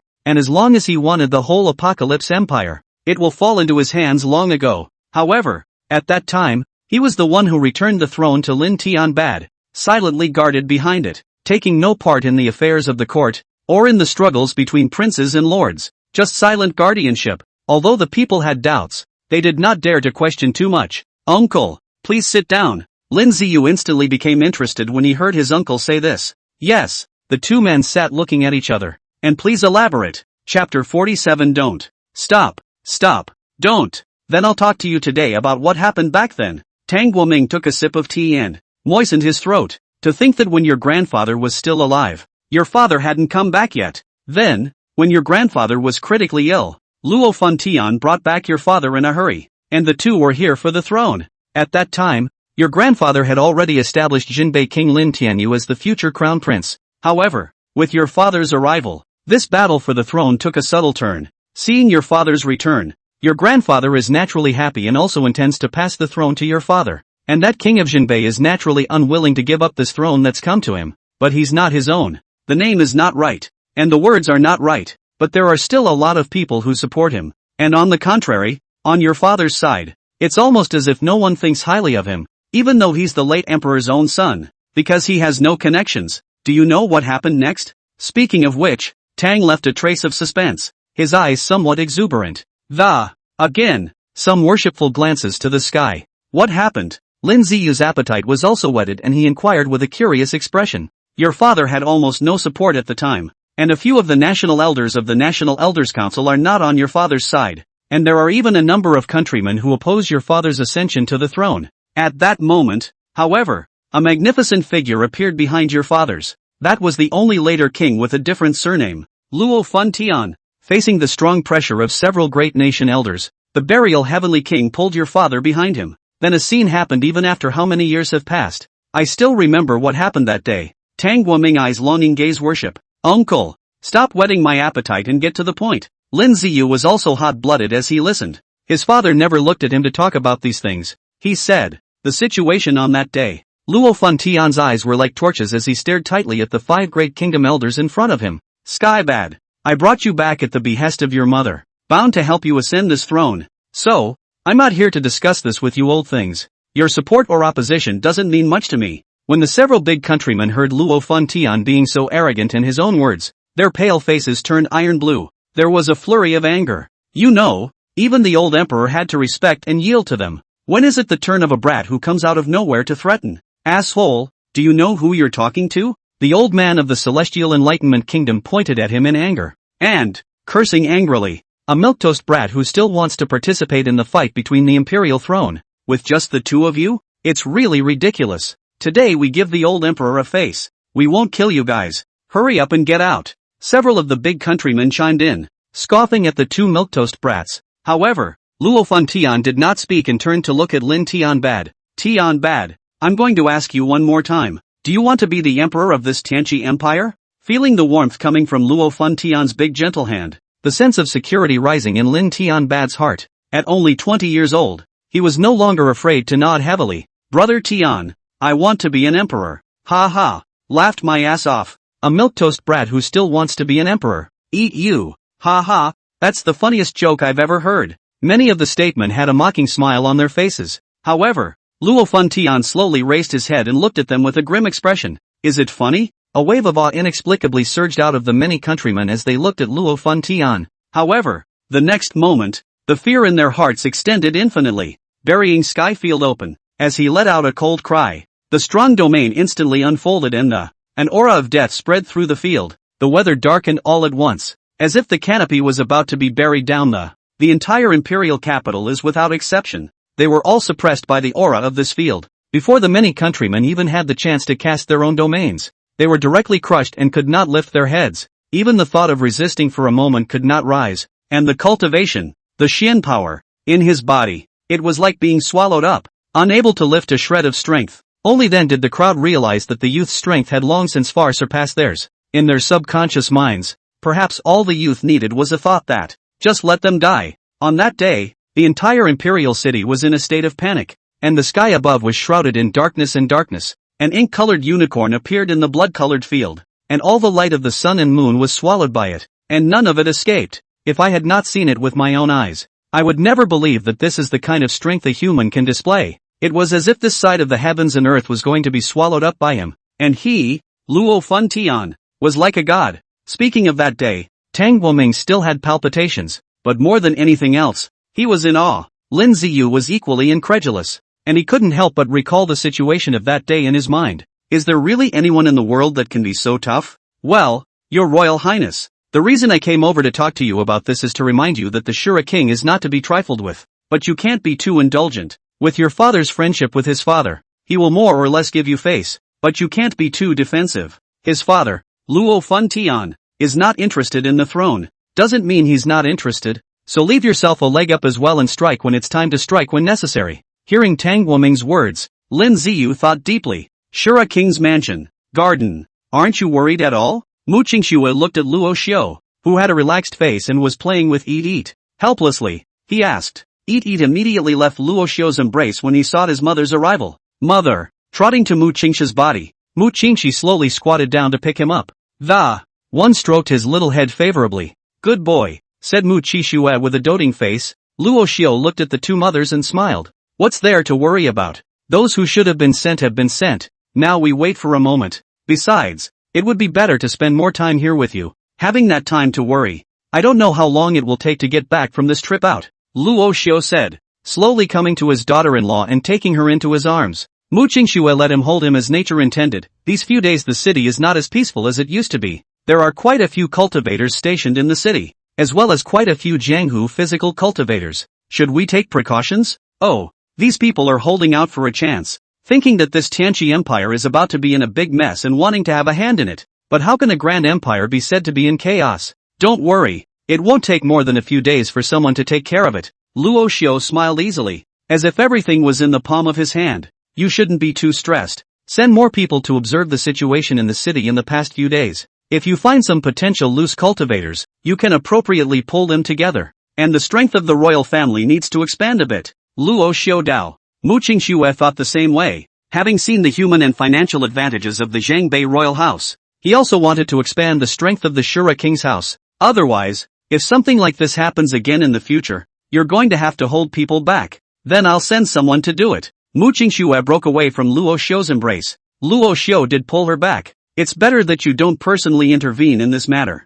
Let Elder Lu go. He's more experienced in that area, and he's got the power there. It's not a bad way to look at people. Most appropriately. Also, the royal family's industry in the city can be expanded a bit, so you'll get started on that aspect. Luo Xiu spoke eloquently, and in just a few words, he arranged everything too. Mu Qingxue looked at him with some shock. It's a little hard to hide the excitement in his heart that this guy is serious. Anything can be solved in front of him, and things are still so drippy. It's always so much more reassuring without realizing it. You guys are just lazy. Such a big royal residence. If you had taken care of it like this, why were you pounced on to this point? Mu Qingxue's beautiful eyes blanked Luo Xiu. Isn't there still you, daughter-in-law? I still like to be behind your back. 2 sentences later, the guy is being immodest again. Hands had reached inside some swamp of some kind. Mu Qingxue only felt an incomparable heat all over her body. The face was red with obsession. Eat. Go back to the ring first. Mom and Dad have to run errands.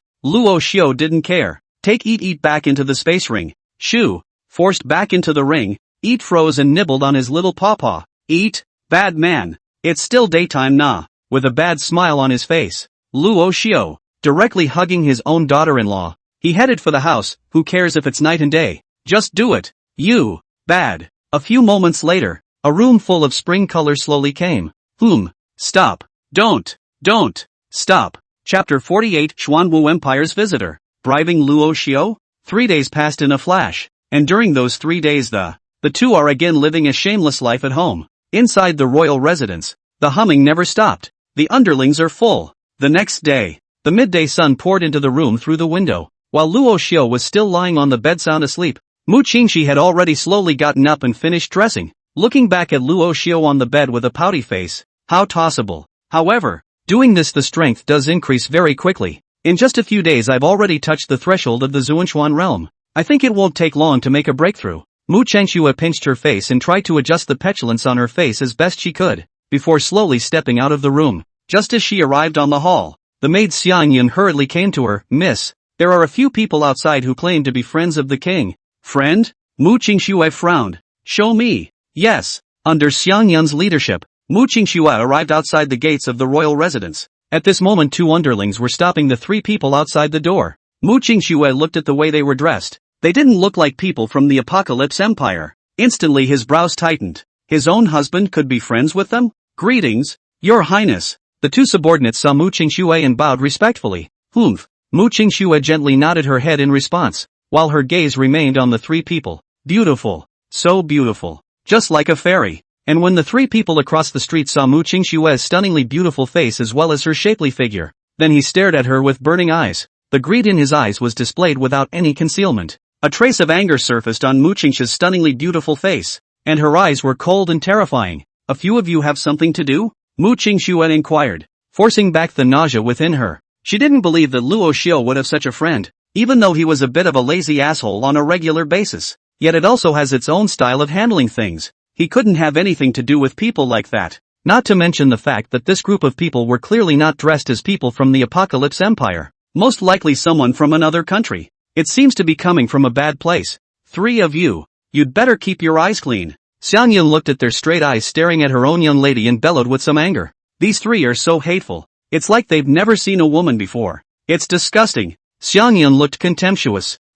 Only then did the 3 of them react, and hastily put away the greed in their eyes, faking a respectful salute. This is Princess Shura, right? It's our fault for being rude. Mu Qingxi nodded. She could sense that the strength of these 3 people was not low. Do the 3 of you have something to look for our king? Mu Qingxi didn't want to talk too much nonsense with them, directly posed the inquiry. This, Your Highness, should you let Shura King come out? We have something important to discuss. The 3 of them stammered. Obviously they wouldn't tell the true purpose of their trip until they saw Luo Xiu. Mu Qingxi's face became even colder by one point. These people were only here for a bad reason.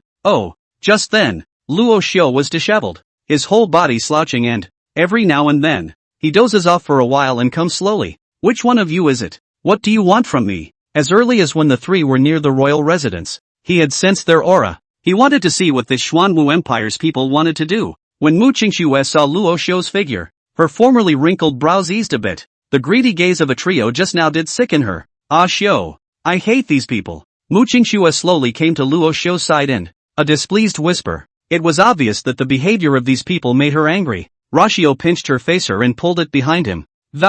Gave her a soft smile, signaling her to reassure her. Don't worry. Mu Qingxi naturally understood the meaning in Luo Xiu's eyes, and then she stopped paying attention to these 3 people. Only then did Luo Xiu look at them. What do a few of you want with me? And don't be any cat or dog calling yourself my friend. My daughter-in-law is sick of seeing it. I'd be so upset. Luo Xiu's expression was cold, not giving them the slightest bit of face. The 3 of them were originally a little happy to see Luo Xiu, but it turned out to be a hot face on a cold ass. This was undoubtedly a hard blow to their faces, and the 3 of them blushed for a while. However, for the sake of the Empire's interests, they still forced themselves to resist the inner urge to kill. The man in the center looked at Luo Xiu with a smile on his face and complimented. You are King Shura, aren't you? What a young and talented person. Congratulations, King Shura. Congratulations to King Shura. The 2 men echoed the sentiment. However, Luo Xiu still didn't give them any good looks. Rubbing his disheveled, silver-streaked white hair, he said impatiently, "If you have something to say, if you have a fart, let it go, and if you have nothing to say, get lost." The embodiment of a cynical dude young man, the three of them had understood Luo Xiu's past, even though they were upset in their hearts. Inwardly, he could only endure the urge to hit someone, and on the surface, he still had to accompany a smile. "King Xiu Luo, is it possible for you to speak at your residence? You don't understand human language, do you? My palace is not for cats and dogs. If you've got something to say, I'd rather be hugging my daughter-in-law. How do you have time for you clowns?" Hearing such humiliating words from Luo Xiu, the faces of the three instantly turned cold. His whole body was even more angry to the point of shaking. They have never been so greatly insulted. "Shura King, why are you humiliating people like this?" The man in the center was no longer in disguise. His eyes were sharp and the tone was icy. "Ha, you can't pretend after a couple of curses? Didn't you say that your Xuanwu Empire is the most tolerant? Looks like you guys haven't done your homework yet." Luo Xiu looked at them with a face of contempt and mockery. "You." The two men on the side trembled and stepped forward to make a move against Luo Xiu. Mu Qingxue behind Luo Xiu immediately released her strong aura, suppressing the two. Seek death. The breath suppression of a peak Emperor Xian realm instantly crushed the three of them without temper. The man in the center also rushed to stop the two. "Stop, King Shura. We have come on this trip with no ill intent, but we want to cooperate with you." The man's face went white and his tone softened. The two men on the side didn't dare to act rashly anymore, although they also had the cultivation of a royal Xian mirror. But the aura that Mu Qingxue had just exuded told them that they were definitely not her match. What shocked them even more was that there was actually a strong expert hidden within the Shura King's residence. The moment they were about to make a move just now, an even stronger aura directly locked onto them. The strength of that person was so strong that he was at least a Zun Xian realm expert. They had reason to believe that, with the slightest hint of murder in their minds, this expert could wipe them out in an instant.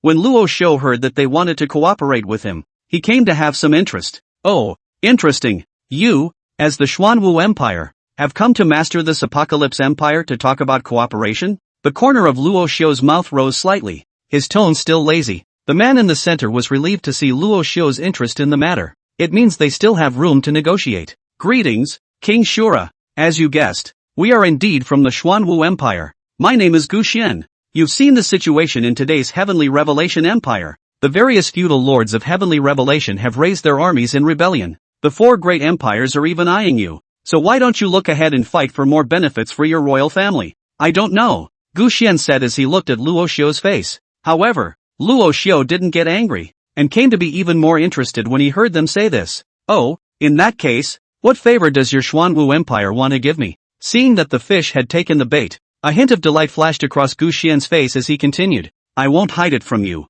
We, the Xuanwu Empire, have already joined forces with King Jinbei. If you are willing to join forces with us, King Jinbei promises you, the conflict between you can be set aside, and he will promise you more favors when he sits on the throne. Likewise, our Xuanwu Empire will also promise you more benefits, pills and techniques. Xianling sure sway you offer. We promise never to bargain. Doesn't that outweigh the benefits you've gained in this chaotic empire of the apocalypse?" As Gu Xian spoke, a smile gradually bare on his face. He didn't think that Luo Xiu could refuse such a great favor. After all, people die for money and birds die for food. He didn't believe that Luo Xiu could be unmoved. Chapter 49, Wealthy Xuanwu Empire. Don't want it for nothing. "Ha, you guys are using money to bribe a king? How dare you guys think of that?" Luo Xiu laughed coldly and looked at them. Instead, there was a hint of an intriguing rhyme on his face. Seeing the situation, people die for money, birds die for food. Why is your highness so stubborn? Gu Xian, however, was unimpressed.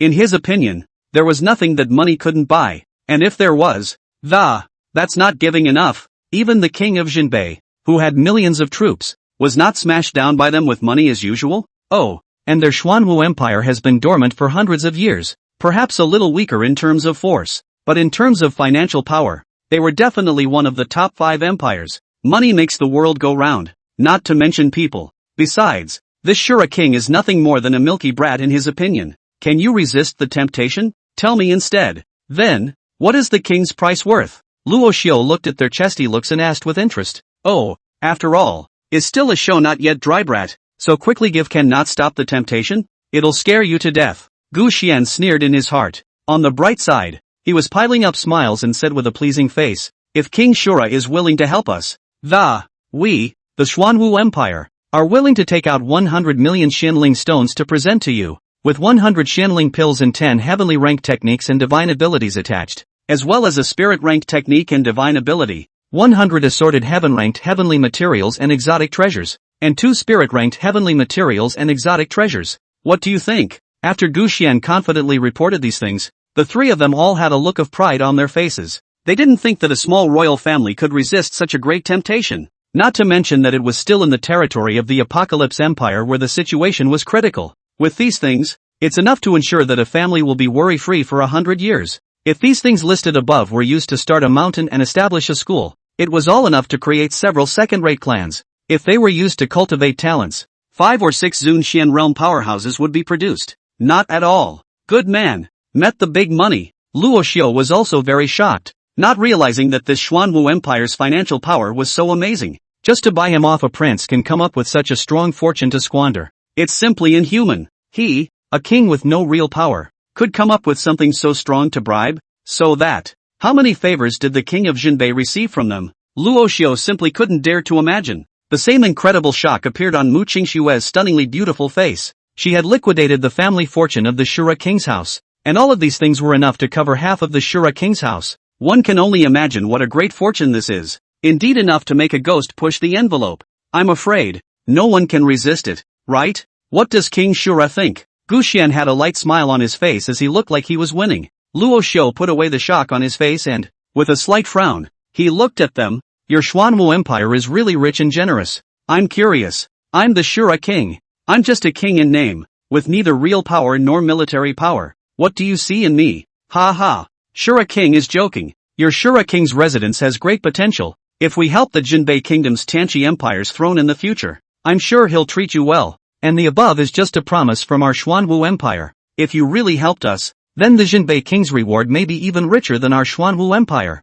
In Gu Xian's opinion, at this moment, Luo Xiu had already taken the bait, and there was no one who could refuse it. Such a great temptation. However, Mu Qingxi, who was behind Luo Xiu, likewise saw that something was wrong with Luo Xiu. Tightly squeezing her jade hand and looking at Luo Xiu, she also wanted to know how her man should choose. She didn't believe that Rashu would sell out his country to help his enemies. However, Luo Xiu, who was on the side, was tightly frowning with a look of being in deep thought. However, in Luo Xiu's heart he had already sneered. Could King Jinbei spare himself with that devilish look and vindictive mentality? He probably couldn't even trust himself when he let those words out. Could he? Oh, he'd like to see this old fox. What was he thinking? What is his purpose in pulling me in at such great expense? Rashu was puzzled. Before Luo Xiu could come up with an answer in his mind, Gu Xian was urging, King Shura, how are you thinking? They are also very anxious. Nowadays, the entire imperial city is dotted with the ears and eyes of the golden dragon guards.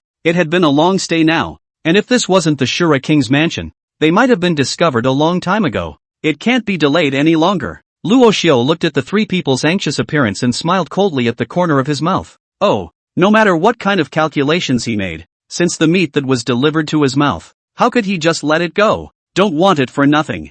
Pid the Oh, this king can promise you that in 3 days' time, come to my house with what you have promised me, and tell me the purpose for which you have sought the king. If you fail to do so, otherwise all is waived. Luo Xiu looked at them and said indifferently. Hearing Luo Xiu's conditions, they obviously hesitated. However, the golden dragon guards didn't give them any time to think about it at all. Already quickly searching towards the side, several golden dragon guards had slowly approached towards the Shura King's mansion. It was the golden dragon guard who was staring at the three of them. The three knew they were in a bad situation. It can't be delayed any longer. Big brother, the golden dragon guards are almost here. The two men on the side looked anxiously at Gu Xian. The face was grim. Damn. Gu Xian clenched his teeth and quickly calculated in his mind. The first condition that Luo Xiu proposed, they could agree to that. But if you make your purpose known so early, accidents will inevitably happen. They couldn't guarantee this, and they didn't know if Luo Xiu was really willing to be bought by them, or on purpose. But if they didn't agree, they would really be a complete failure. The consequences of failure are too much for them to bear. Within a moment, Gu Xian's entire mood was in disarray. Surely there is something fishy. Then I must not play dead you are. Luo Xiu looked at him and sneered in his heart. Why are you so entangled? Hasn't this king given you 3 days to think about it? If you don't leave, you won't be able to leave in a while. Luo Xiu looked at the trio and smiled playfully. Only then did Gu Xian react, and after taking a deep look at Luo Xiu, rushing to say goodbye, then thank you, Your Majesty, allow us to think about it, and give you an answer in 3 days. After saying that, the silhouettes of the three of them directly and quickly left. At that exact moment, 5 golden dragon guards happened to arrive. Greetings, King Shura. The 5 people bowed respectfully. Get up, Luo Xiu said indifferently. With that, he was about to turn around and enter the royal residence. However, the golden dragon guards behind him, however, hurriedly called out to him, Your Majesty. Rosher turned to look at them suspiciously. Something wrong? Those 3 just now were spies from an enemy country, and if they had said anything to His Majesty, please also tell us truthfully. Your Majesty, Long Yi said with a grave expression. Luo Xiu frowned slightly and looked at them with a displeased expression. Are you guys doubting this king? I wouldn't dare. It's just that the Crown Prince has ordered that anyone who has come into contact with a suspicious person, all must be cross-examined. Please don't make things difficult for us. Your Majesty. Long Yi's face was covered in sweaty atmosphere, not daring to breathe.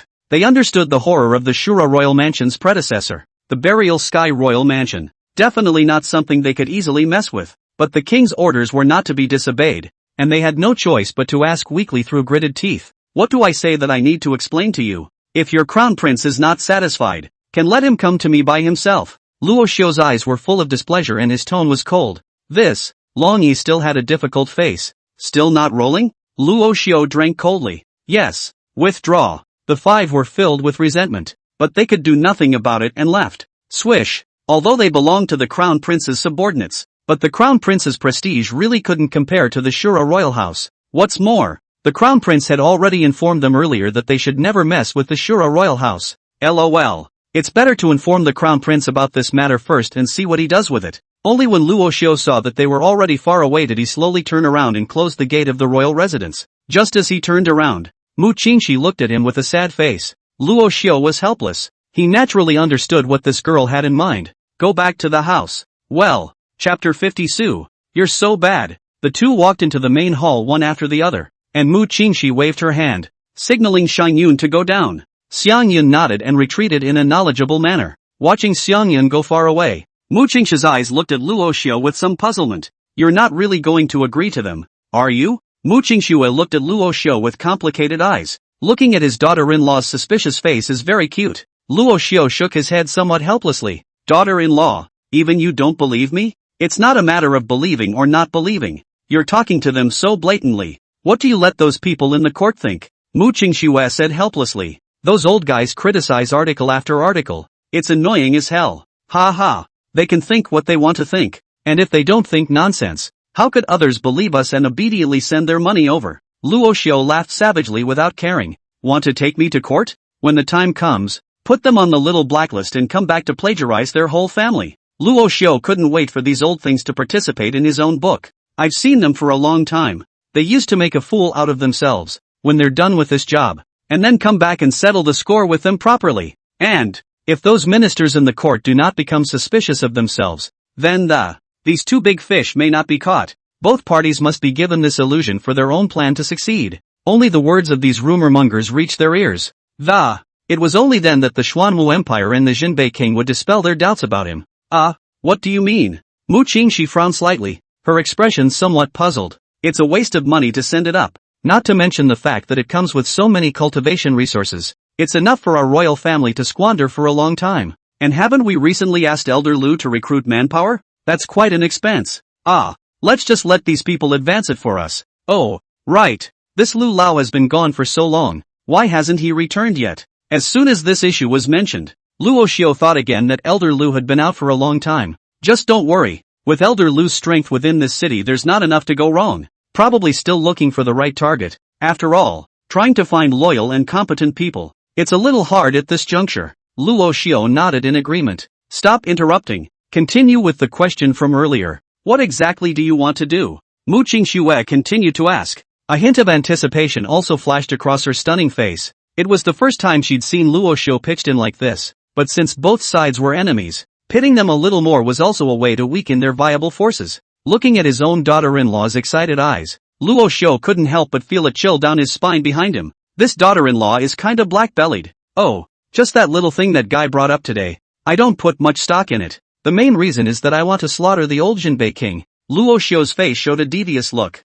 and the corner of his mouth couldn't help but curl over into a foxy smile. The same. Mu Qingshue's mouth twitched as she looked at Luo Xiu's treacherous appearance. This guy pits people's ability as a masterpiece. If the first time he, yourself, forget it, what's the point of thinking about it? It's all in the past. Mu Qingxi secretly thought in her heart, and a trace of an unnatural look flashed across her pretty face. Looking back at Rashu, he thankfully wasn't looking at himself. Only then did Mu Qingshuo secretly breathe a sigh of relief. I've heard that this Jinbei king has collected quite a few good things in secret. When the time comes, you can mention it intentionally or not, and maybe they'll be sent to you automatically. Mu Qingshuo gently picked up the teacup on the table, took a small sip and said faintly. Luo Xiu looked at his daughter-in-law with some surprise and praised her in his heart. It's not a family.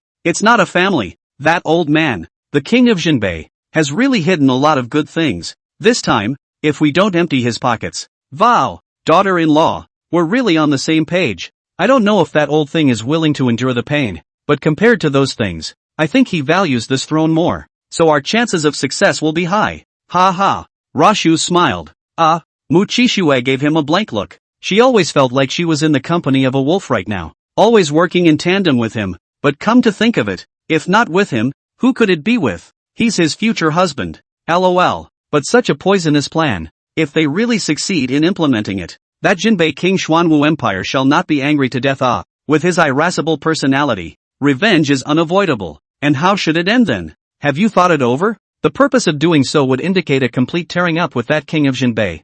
At that time, we still don't know how he'll retaliate against us? Mu Qingshuo thought of the crux of the matter and said with a somewhat heavy face. However, Luo Xiu only smiled gently. He had already thought through all the questions his own daughter-in-law could think of, waiting for another half a month before he sets out to conquer the king of Jinbei himself. Then this guy himself naturally won't let him live. As for that Xuanwu Empire, that's even better. Such a tricky thing. Just dump it directly to those old guys in the court. The struggle between the two empires. One is too lazy to participate. If they want to retaliate, LOL. It's almost like you're rushing to give yourself experience. Don't worry. This Jinbei king is nothing more than a puppet in the eyes of the other Xuanwu Empire. Do you really think the Xuanwu Empire really wants to support him? He. Luo Xiu wiped a cold smile from the corner of his mouth. He was well aware of the Xuanwu Empire's purpose for this. Watching the Tianxi Empire suffer internally and externally. This guy is trying to cross the line too. Think you can overthrow an imperial dynasty that has been passed down for thousands of years by supporting a puppet prince?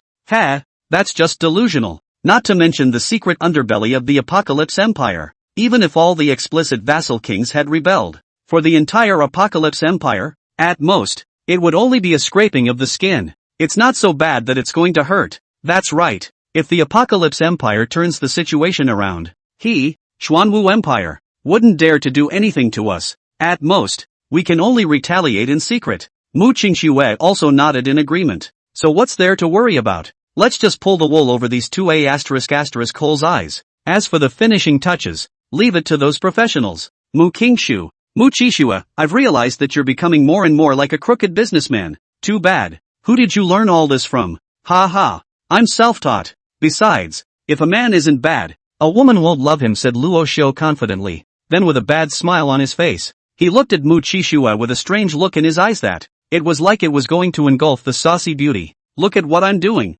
Mu Qingshuo met Luo Xiu's gaze. Her cheeks whooshed and brushed a pretty red. Shy and angry, she glared at Luo Xiu. This guy is not going to. Again. Charming peach blossom eyes, blinking as if they would plant wintry trees for they. How could Luo Xiu endure this?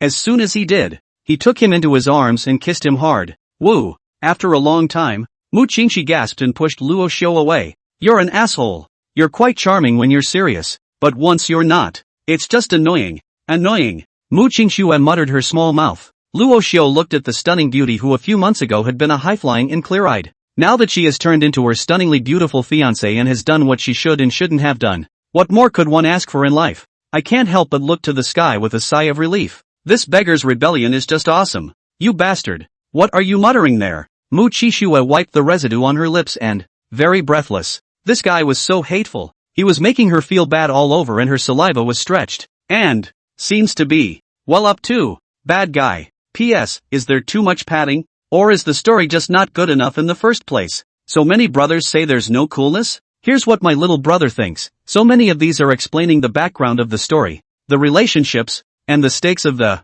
and it's almost time for the good part, because it's only after this outing that the main line of the minions begins. After all, the kind of mindless cool that, really don't quite believe it or write it. Just see here, family members, forgive. The back will absolutely not fail you. The emotions of the two youngsters will also slowly rise. Eat's main storyline is coming out as well. Let's all wait and see. Chapter 51, The Return of Elder Lu. The imperial capital of the Apocalypse Empire. Wanfeng House. Inside a luxurious private room, Gu Xian was reporting the conditions given by Luo Xiu to their master. Come on, sir, let's get on with it. Duke. Behind the looming veil, a magnificent figure emerged. Sitting squarely on that bed, two shapely dancers are on top of him. Flirting with men with the shapely, teasing techniques they've learned all their lives. Behind the hidden gauze curtains, the magnificent figure was now dark and sullen. The dark eyes were looking at the three Gu Xian through the gauze curtain. Off.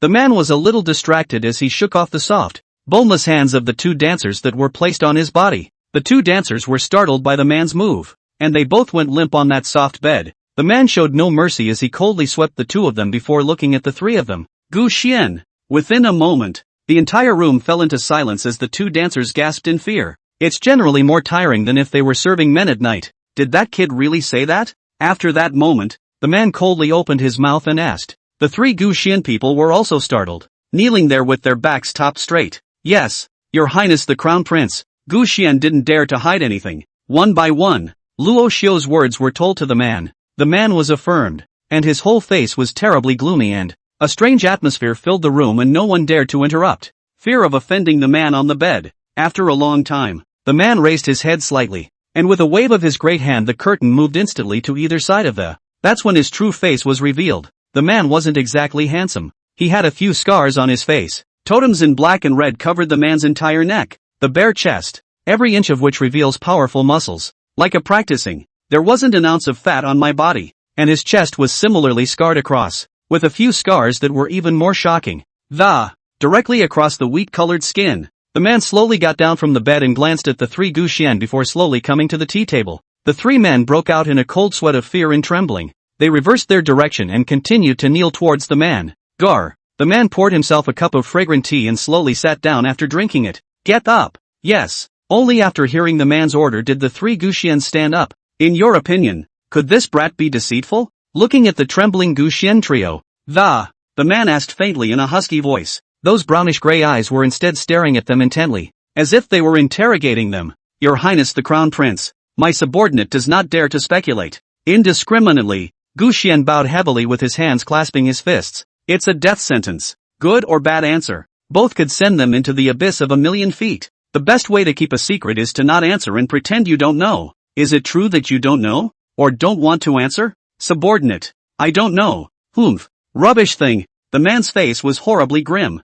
However, a moment later, the man's mouth lifted slightly, revealing an intriguing smile that, however, this one smile was so terrifying in Gu Xian's and their eyes. Ha! Oh Shura King, you really are getting more and more impenetrable to me. You say you're a waste of a prince. In the face of such a great temptation, you actually have to consider it? Oh, this is getting really interesting. The man held the teacup on the table in front of his own eyes and muttered to himself. In that case, let's meet with him in 3 days. Bam! After a few moments of thought, the man slammed his teacup heavily on the table, a heavy gloom wiping across his face. Gu Xian and the others all broke out in a cold sweat. Shura King's mansion. Elder Lu walked inside the king's mansion with 5 strong men, and the 5 men exuded an aura of. Undoubtedly, they had all reached the Emperor Xian realm. Your old man is back. Luo Xiu stopped feeding on Eat when he saw that Elder Lu had returned, saying hello. Eat, on the other hand, snatched the half-deer leg in Luo Xiu's hand,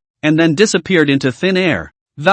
It disappeared into Luo Xiu's ring. However, the terrifying aura was captured by the 5 people behind Elder Lu when they saw it. All of them were shocked. Having cultivated to their realm, they had more or less seen the world. Some adults like to keep exotic beasts as pets, and just now the wisp of breath from Eat. They definitely didn't dare to know wrongly. This was definitely a divine pet. This king is really big. The 3 of them couldn't help but give the Shura King's mansion a high look. Luo Xiu noticed their shocked gazes and didn't say anything more. Master Wang, Lu Lao, however, had a bland face and greeted with a smile. You also hurry up and pay your respects to the king. Then he greeted the stunned 5 people around him and faintly said. The 5 men returned to their senses, and were also sensible enough to get down on one knee and, turning to Luo Xiu, he shouted in unison, "My subordinates refer to your majesty. Get up. No need to be polite." Luo Xiu looked at them and nodded, sweeping them with his divine sense. Their strength was good. "Thank you, your majesty." Then he looked at Elder Lu and smiled appreciatively. "It's still your old man's keen eyesight. These guys are unrivaled talents." Elder Lu was a bit surprised that Luo Xiu still had this ability to recognize pearls with his discerning eye. The mind wondered, "You also see how extraordinary they are?" Luo Xiu was flabbergasted, then quickly responded, "Ha ha, I trust your old man's gaze. The selection is naturally not bad." Elder Lu looked at Luo Xiu's sincere eyes with some disappointment and sighed helplessly in his heart. However, he always felt that Luo Xiu was hiding something.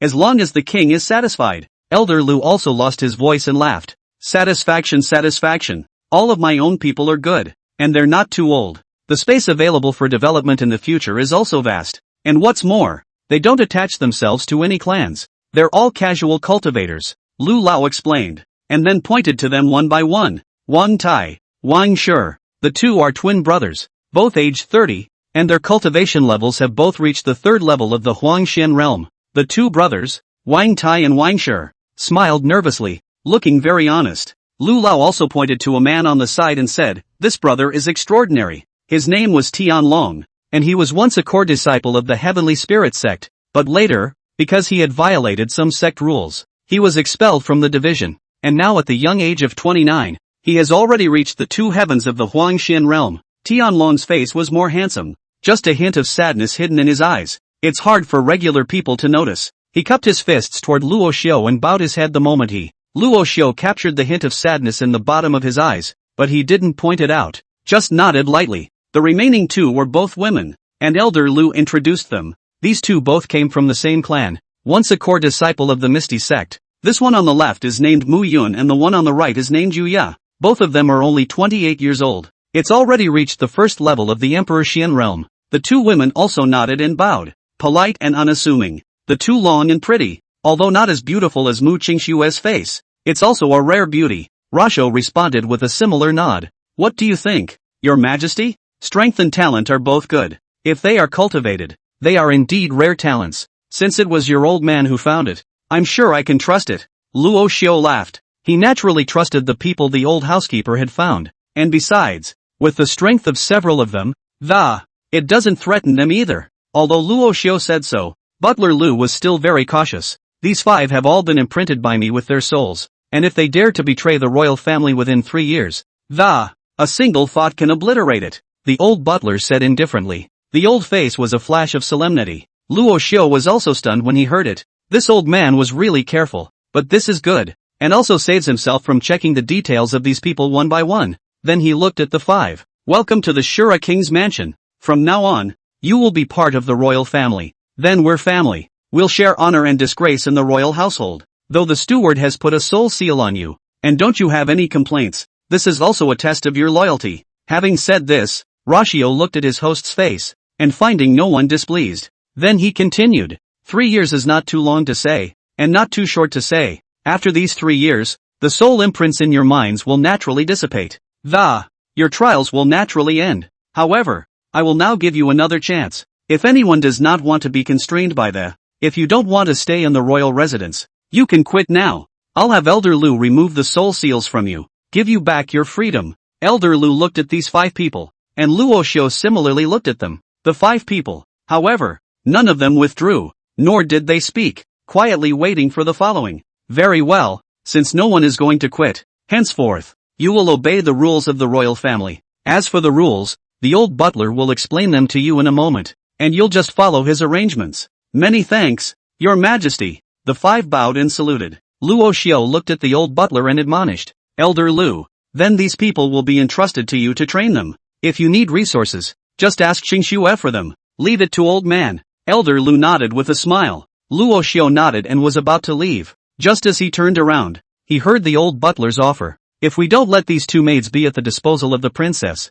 she has only one maid, Xiang Yun, at her place. It's too busy on weekdays." Luo Xiu thought about it, The royal family's estate was not much to say the least. My own daughter-in-law is really too busy to do it alone. Then let's listen to Elder Lu's arrangements. I'll talk to Qingxue later. Good. P.S. I think I'm a poor writer too, but for the life of me, chutzpah. Ask for a little gift from everyone. Free is fine. Thanks for the support. Chapter 52 Crown Prince of Xuanwu Empire, Wu Delong. 2 days later, it was time for the appointment with Gu Xian and the others. Outside the Shura King's mansion, 5 people wrapped in black robes appeared. The old butler looked at their figures and guided them through the door with a smile on his face. Earlier, Luo Xiu had already talked to him about the situation, so he naturally knew what these people were here for today. So act unusually enthusiastic, please. Several of you. The king has been waiting for a long time. A few people paused in their steps and looked aside to the taller, more. A stout man wrapped in an ornate black robe. The lanky man nodded without uttering a word.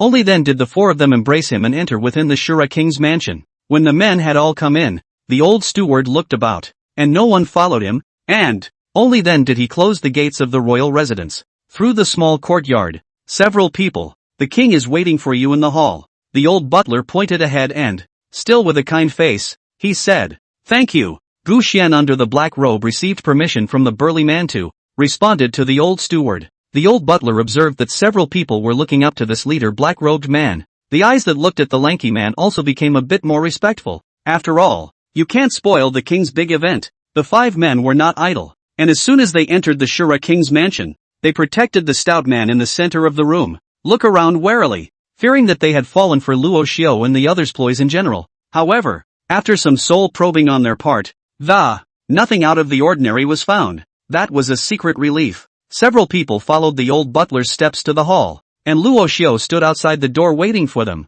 Only when he saw their figures did Luo Xiu's face, which was originally covered in gloom, slowly stretch out. Several people, please come in, Luo Xiu greeted with a smile. When the burly man who was in charge of the road saw Luo Xiu, his brownish-brown eyes wrinkled slightly. Afterward, a powerful divine soul aura went straight at Luo Xiu. Seeing this, the old butler at the side immediately released his powerful aura. Your Excellency, it seems unreasonable to do so, doesn't it? The old butler's face, which had been amiable a moment ago, a hint of ruthlessness was instantly wiped across his face, and Luo Xiu in front of the door was still calm and relaxed. Only the smile on his face slowly retracted. A few of you are a bit too cautious, aren't you? If the king had wanted to clean you up, he would have taken you down the moment he walked in the door. Why wait until now? If you're here to cooperate, then show trust. Luo Xiu's blood-colored eyes looked towards the stout man surrounded by the world in the center and said indifferently, King Shura is right. Stand down. The burly man saw this and waved his hand.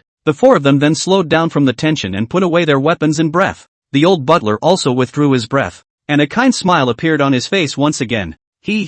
That's right. Luo Xiu laughed and nodded in satisfaction. Seeing the situation, the burly man under the black robe, which slowly removed the black robe, smiling at Luo Xiu, he said, worthy of being the Shura king, hearing 100 times is not as good as seeing it now. I am the current crown prince of the Xuanwu Empire, Wu Delong. Wu Delang. Hearing this name, Luo Xiu froze slightly. An odd look then appeared on his face, and when Wu Delong saw this, he, somewhat puzzled, he asked, is there something wrong? King Shura, oh, no, it's just that the prince's name sounds a little familiar to me. It's probably too loud. Luo Xiu laughed. Inside please. Yes. Only then did the crowd walk into the hall in unison, with Luo Xiu and Wu Dehuang politely saluting that's why he sat down. Wu Delang's 4 attendants slowly stood behind him, and at this moment, they also removed their black robes. One of them, Gu Xian Luo Xiu, was recognizable, while the remaining 3 were new faces that he hadn't seen before.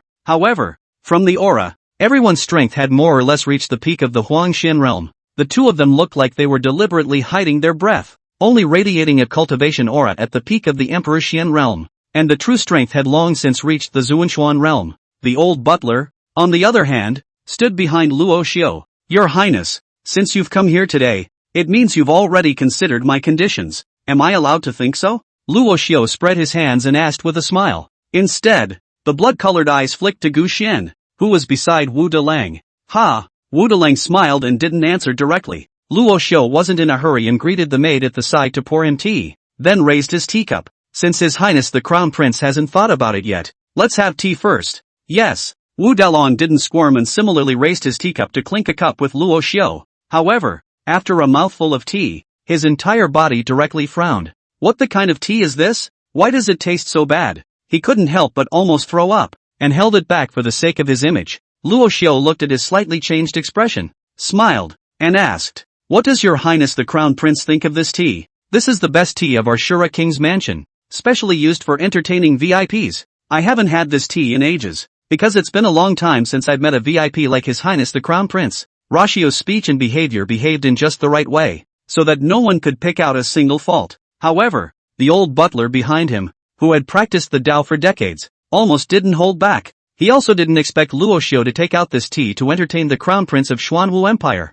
This tea is clearly the worst of the lot, and has been hoarded in the warehouse for years. I'm afraid it's only been moldy for a long time. A few tea-loving maids had secretly stolen some of this type of tea from the storehouse earlier. I ended up vomiting and having diarrhea after drinking it once. For this reason, the old king even ordered all these tea leaves to be burned. Where did the king get this from? Thinking of this, the old butler's eyes slightly looked toward Luo Xiu. Nothing has changed. Looking at Luo Xiu's godlike face, the old butler still resisted the urge to laugh within himself. Otherwise, these decades of conscientious Taoism will not be preserved. Wu Dilang forced himself not to vomit, and had to put on a good tea smile to look at Luo Xiu. Good tea. Not only did he have to restrain the tea in his throat from spitting out, there was also the need to compliment Luo Xiu. The whole man's face was a shade of iron. Your Highness the Crown Prince, it's good that you like it. Xiaoyu continued to serve tea to His Highness the Crown Prince. Luo Xiu greeted the maid beside him again and poured him a cup of tea.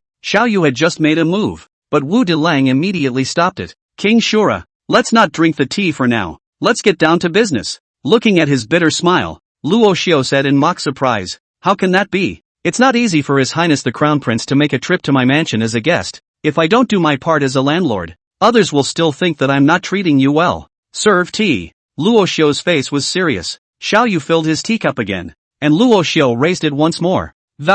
With righteous indignation, he said, Your Highness the Crown Prince, thank you for looking up to this king. This cup, I wish us a happy cooperation. Wu Dilang's face was uglier than eating, but in order for the plan to go smoothly, still raising his trembling hands, he picked up the teacup on the table and drank it down as if he were dying. Dry. The four people behind him looked on with puzzled faces, seeing that their own crown prince didn't look too good. Thought there was poison in this tea. Your Highness the Crown Prince. You. One of them held Wu Dilang's arm and asked with concern. Vomit. I'm fine. Vomit. Wu Dilang eventually couldn't hold back and vomited along with his overnight meal. This was a loss of face in front of Luo Xiu. Several people rushed to support him, looking worriedly at, what exactly did you guys put in this tea? One of the powerhouses who had attained the strength of the Tian Xuan realm. Finally, he was no longer hiding his strength, and in an instant, a strong aura swept toward Luo Xiu and the others. The old butler had originally held back his red face, which slowed down when he sniffed this hint of killing. He then came in front of Luo Xiu and confronted the powerful man. However, neither of them dared to take the lead. Luo Xiu was still smiling lightly as he looked at Wu Dawang. These people are underestimating him. Poisoning may not kill them, but the expired tea leaves made enough tea to disgust him. After a while, Wu Delong then slowed down. Stop. No insolence. Rushing to stop that strong man, the henchman looked at him and eventually withdrew his breath. Until now, Wu Dilang still thinks he can't get used to drinking this tea. After all, the two countries are geographically different, and previously he was not used to eating a lot of food, so he didn't suspect Luo Xiu. Hold me, he said, as if he had diarrhea, and his whole face was pale. Chapter 53, The Lion's Share and the Doubling of Conditions. It took a while for Wu Delong to slow down, and his lanky body squirmed a bit and, fidgeting as if he was afraid that Luo Xiu would pour him another cup of tea. Maybe he'll go back and be allergic to tea for the rest of his life? Oh, Luo Xiu almost didn't laugh out loud as he looked at his unnatural appearance. After a few more moments, he saw that he had eased up. Your Highness, are you alright? Luo Xiu's face was mournful as he inquired somewhat apologetically. Nothing. Wu Dilang was sitting on pins and needles. His mouth was as hard as if he had eaten shang. Stammers when he speaks. Every now and then, he still gagged. He had lost a lot of face today. Well, then, it was careless of the king to. I should have thought that His Highness the Crown Prince might not be accustomed to drinking tea from our Apocalypse Empire due to regional differences, and it's all my king's fault. Luo Xiu pretended to regret his bitter face. My king will toast you again? As a token of appreciation. Shura King, don't joke around. I'm really not used to drinking this tea. You'd better keep it for yourself. And, King Shura doesn't have to. Vomit. Don't blame yourself. Vomit. I'm fine. Wu Dalang was a meal and a vomit. And the whole spirit of the man was extremely destroyed. The old butler behind him couldn't look away directly and hurriedly looked away. This king of ours is really too dark-bellied. The crown prince of one of the 5 great empires was actually so messed up by him. I'm afraid that these 2 cups of tea today will be this prince's eternal nightmare. And the 4 people behind Wu Dalong had equally ugly faces. The strong man who had just served Wu Dalong's vomit only felt a foul odor emanating from his entire body, with an ing smell of garlic mixed in. Every time Wu Dalong wanted to vomit, he closed his eyes tightly and, afraid I'd vomit along with him, Luo Xiu looked at his wretched appearance. Only then did he bring up the matter of cooperation. Since His Highness the Crown Prince is physically ill today, it's better for us to hurry up and finish the cooperation talks, so you can go back to rest as well. Good. Wu Daolang agreed decisively. Today, he has lost all his face. If he still can't negotiate this cooperation, he wouldn't really have the face to come back to Luo Xiu again. Seeing this, Luo Xiu nodded in satisfaction and continued with a smile. Your Highness, the Crown Prince, it's fine to cooperate, but those terms have to change. Originally still having a hard time, Wu Dalong instantly lifted his spirits when he heard Luo Xiu's words. King Shura, didn't we negotiate the previous conditions? Wu Daolang frowned slightly. Obviously there was some displeasure.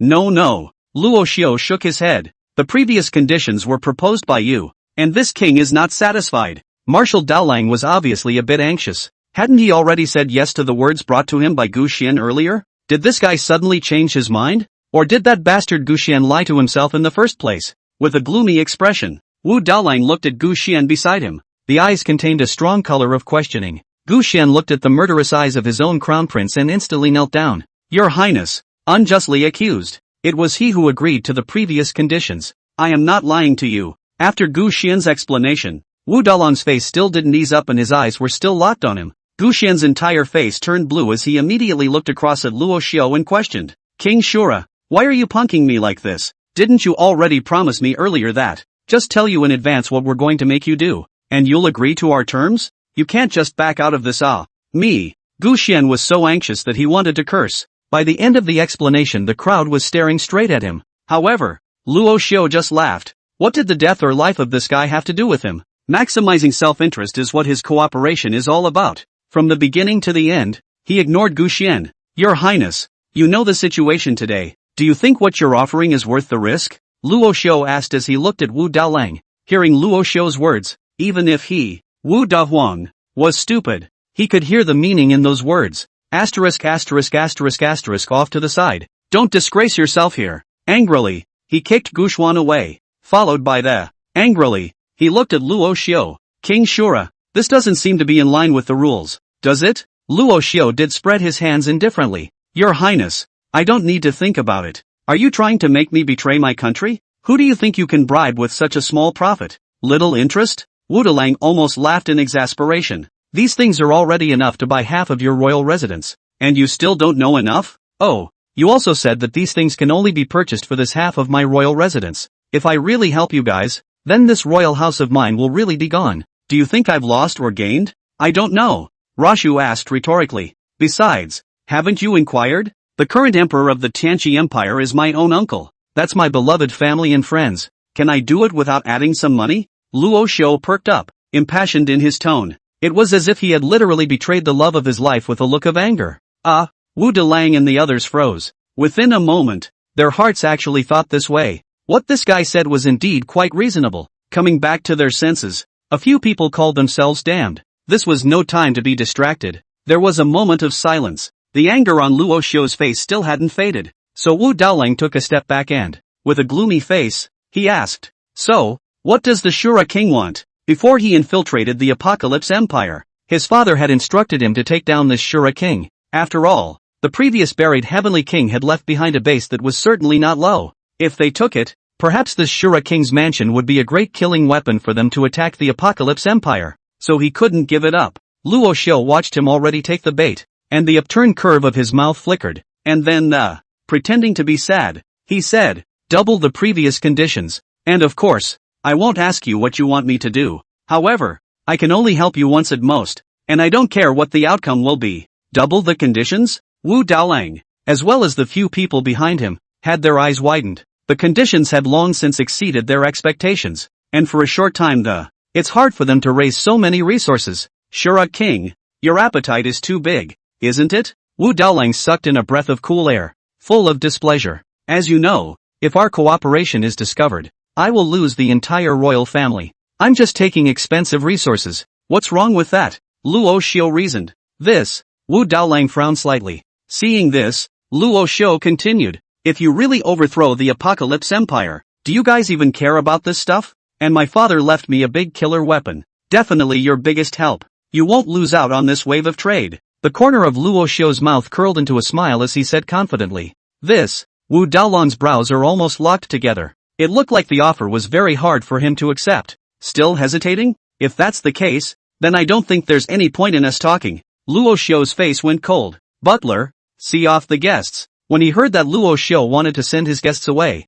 Wu Daolang instantly tensed up. He had to take down the Shura King's mansion. Wait. Chapter 54, The Prince's Visit. Luo Xiu looked at Wu Daolang, a hint of refined laughter flashing through his eyes. Then he slowly sat down again. Your Highness the Crown Prince, is this considered? Wu Daolang's face showed bitterness. King Shura, there's really just no more discussion. Luo Xiu smiled and shook his head again. Your Highness, the Crown Prince, I'm betting my entire fortune and life against you. What would you do in your place? This, Wu Daolang hesitated. If it were him, he might also raise the price like Luo Xiu did when he encountered this situation. So he could understand it. Except that these were things that he simply couldn't get together in a single moment. Right now, the plan is looming again. King Shura, could you give me some more time? After all, these resources aren't a small amount of. I need time. Yes, but I can only give you 3 days. And if you go beyond that time period, our cooperation is null and void. Luo Xiu nodded in response. Good. Wu Daolang gritted his teeth and agreed. As long as he took the Apocalypse Empire, he didn't care about this amount of resources. I still have one more question, and I'd like to ask His Highness, the Shura King, to answer it. Your Highness the Crown Prince, please, why did you agree so readily? Wu Daolang asked curiously. To this day, he still dwells on his inner doubt, a question that hides a layer of meaning. He was trying to catch some clues from Rasho's answer that, see if he is sincere in wanting to work with himself. After all, how easy is it for a king to betray his country so completely? Luo Xiu laughed, a little indifferent. Profit comes first. Ha ha. Well said. Then I wish us good cooperation. In 3 days, I'll send someone to deliver the stuff. At that time, I will no longer come to the door. Wu Daolang nodded with a big smile. In his consciousness, Luo Xiu was also a money-hungry person. And profit above all else is every money-hungry. The essential inertia. Based on this alone, he recognized Luo Xiu as someone he wanted to work with. Then I'll leave you to it, and I wish us good cooperation. Happy cooperation. Only after Wu Daolang and the others left did Mu Qingxue slowly walk out of the room. Do you think he will believe us? Mu Qingxue slowly sat down and, a hint of concern wiped across his face as he asked. Luo Xiu said without a care in the world. Does it matter whether he trusts us or not? If he sends the stuff, let's just take it as it is. If he thinks it's a trick and refuses to send it, then it's game over. Rasha vaguely guessed what they wanted him to do. This matter seemed to be very important to them. Perhaps a major event that would change the situation of the entire Apocalypse Empire. This one thing, only he, the Shura royal house, could do. Mu Qingxue was still hanging on to her sad face. Luo Xiu had just been appointed by the Emperor of the Celestial Revelation Empire as the Grand Marshal of Jinbei. Now that there were enemies coming and going, he didn't believe that the powerful people of the Apocalypse Empire hadn't noticed. And many people in the court have also mentioned what Luo Xiu did a few days ago. He has been angrily criticized for associating with the enemy in such a perilous situation. Although the Emperor of the Apocalypse Empire did not say anything, it was hard not to be suspicious. She was now a little worried about the situation of the royal family. Rashio watched his daughter-in-law's brow furrow as he slowly got up and came behind her. Wrapped his arms around her luxuriant waist. Don't worry, silly girl, I'm not as stupid as you think I am. And don't think that old emperor is too easy. Maybe he already knew what I wanted to do, Luo Xiu said in his ear. When Mu Qingxi heard Luo Xiu say this, her tightly locked brows eased a bit. Do you think it's worth it if we do this? Mu Qingxue slowly turned around and, burying his head into Luo Xiu's arms, he asked in a low tone. There's no such thing as worthy or unworthy. He counts as my family, so this is something I have to do. Luo Xiu sniffed Mu Qingxue's hair with the tip of his nose, slowly closed his eyes, and said, that old fellow was more or less infected by his own fathers. For the mission this thing is very valued. If he is asked to give up this mission, It may be more difficult than killing him. With this layer of his own mom's relationship in place, he had to help him no matter what. Nightfall. The news of the Xuanwu Empire's people arriving at the Shura King's mansion had long since been investigated, and it had also reached the ears of Crown Prince Lin Ziyu. He'd heeded his own father's instructions to get on good terms with Luo Xiu. Another was received to guard the orderly policing of the imperial city. So he came to the Shura King's house anyway, whether it was because of that incident in the morning that, or to make good relations with Luo Xiu, he had to make a trip. Lin Ziyu and a few of his attendants were currently standing outside the door of the Shura King's residence. Greetings, Your Highness the Crown Prince. The old housekeeper slowly pushed open the door and looked at Lin Ziyu with some surprise, then hurriedly bowed and saluted. Butler, please inform King Shura that the Crown Prince is seeking an audience. Seeing that the visitor was the old housekeeper, Lin Ziyu smiled. The old butler nodded and then greeted them. Crown Prince, you come in first. The group arrived at the hall of the royal residence, and Luo Xiu slowly walked out of his room at this time. Greetings, Your Highness the Crown Prince. Luo Xiu bowed. He had predicted that the old emperor would leave the policing of the imperial city to him. The people he met today only escaped his ears. I just didn't expect this guy to be here so early. Cousin, we're all family. Why be so formal? Sit down and talk. I'm sorry. Lin Ziyu smiled. Rashu nodded and sat down. Lin Ziyu then couldn't wait to ask. Cousin, from what my people said, a group of people have entered your residence today, and they are very mysterious. I wonder if I can disclose them. Lin Ziyu pretended to be surprised. He was both afraid that Luo Xiu would get angry and that he wouldn't get the answer he wanted. Luo Xiu smiled and nodded. It's really true that nothing escapes Your Highness the Crown Prince's ears and eyes. Someone did show up today. Before Luo Xiu could explain, Lin Ziyu immediately indicated. Cousin, brother, I don't mean to question you. You know the situation of the empire nowadays. My father left the security of the imperial city to me to take care of. I have no choice but to. Lin Ziyu's face showed bitterness, making it look like he was in a particularly difficult position for outsiders to see. Brother doesn't have to be like this. Just ask whatever you want to ask. Luo Xiu remained indifferent, whether he hid this matter or not. It was only a matter of time before outsiders knew about it. When Lin Ziyu saw that Luo Xiu was so forthcoming, his face relaxed a bit. Those people are from the Xuanwu Empire, right? Not bad. It's here to talk to me about cooperation. Luo Xiu didn't hide it and said directly. What cooperation? Lin Ziyu frowned slightly and asked eagerly. I don't know yet, but I said yes, and their offer was tempting. Luo Xiu looked at Lin Ziyu, took a sip of tea, and said directly. Seeing Luo Xiu being so direct and dry, Lin Ziyu and the others directly froze. Within a moment, the atmosphere fell into silence. They don't know what kind of medicine Luo Xiu's gourd is selling, and they really don't know what to do. This, Chapter 55, Confessing with My Daughter-in-Law. Luo Xiu's strong strength, confessed in advance. Somewhat hastily, after a while, Lin Ziyu looked at Luo Xiu with a somewhat grave expression on his face. Cousin, you don't know anything about military and current affairs, and you're undoubtedly pushing yourself into the limelight by doing this. Lin Ziyu didn't know what to say to Luo Xiu at this juncture. If Luo Xiu really did something confusing, he really didn't know how to explain it to his own father,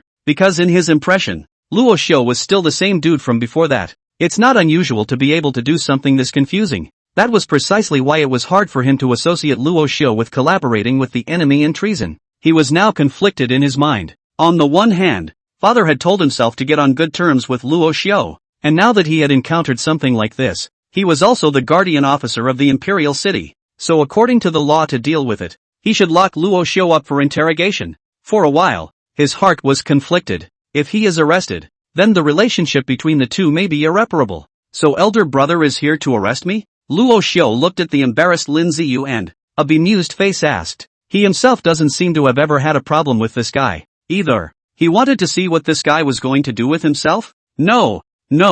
I came on this trip mainly because I wanted to care about you. In a huge empire, the only one that the royal family can be close to is you, the Xiu Luo royal family. Yet this has happened again. You are making it very difficult for elder brother. Lin Ziyu waved his hand repeatedly when he heard Luo Xiu's words. Nowadays, the Shura royal house was the only face of the Tianqi empire left, and if he had pushed Luo Xiu to the brink, if he rebels too, then the entire apocalypse empire would be a complete joke. So no matter what, he couldn't provoke Luo Xiu.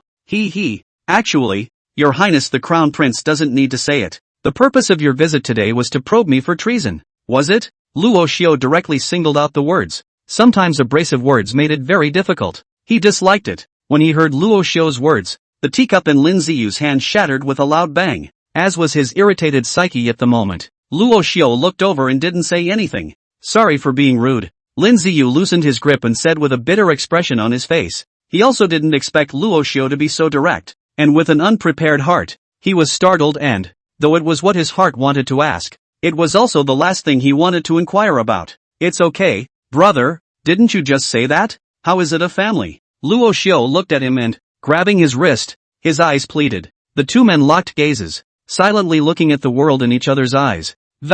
Both sides want to see what's really going on in the other's mind. After a long time, both of them got the answer they wanted and smiled at each other. Although Lin Ziyu's earlier means of recruiting himself were somewhat unorthodox, from his eyes, Luo Xiu read what he was thinking. The two men have the same purpose in this matter. And Lin Ziyu likewise understood Luo Xiu's intentions. His heart was incomparably shocked and he couldn't reply for a long time. He didn't realize that the usually debonair, unkempt dude that, how dare you do that for the greater good. It was a little self-conscious and ridiculous that people were so careless that one is still so skeptical. Lin Ziyu said with some shame. Cousin, it was elder brother who misunderstood you. You are more marvelous than even I. If you need any help, brother will do everything in his power to help you. He finally understood why his father wanted him to befriend Luo Xiu. And finally, I understood my father's intentions. It's true. I'm not as good as him. Just let everything take its course. Luo Xiu smiled. Well, in that case, I'll leave you alone,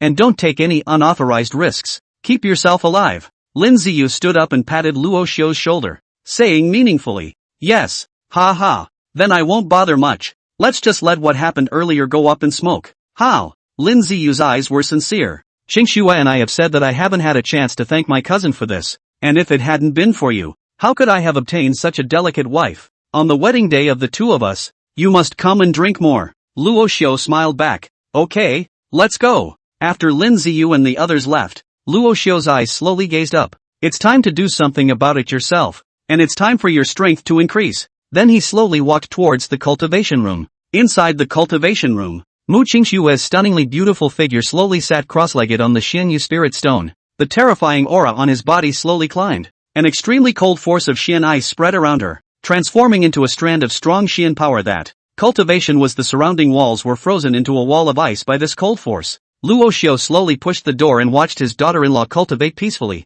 He didn't disturb. The same slowly sat cross-legged. Yet Mu Qingxi, who was beside him, sensed his aura and, slowly, he opened his eyes. Ah Xiu, what are you doing in this cultivation room? Mu Qingxue asked with some confusion. Luo Xiu, who had just sat down on his knees, heard a strange sound coming from his ears that, the eyes that had just closed opened again. Daughter-in-law, you've finished practicing? It's almost done. Didn't I tell you that the Xian force was too overbearing when I was practicing? It's easy to expose. Aren't you not allowed to come in? Mu Qingxue said with some displeasure. The divine phoenix sacred body is extremely domineering, and when absorbing the Xianling qi to cultivate it's easy to cause a riot if an outsider steps in. Earlier, when he was cultivating by himself, Luo Xiu had barged in a few times. All of them had been injured by the power of metaphysical ice within themselves. Why doesn't this guy ever learn? There was some helplessness in Mu Qingshue's eyes, and some blame in her eyes. However, Luo Xiu just laughed,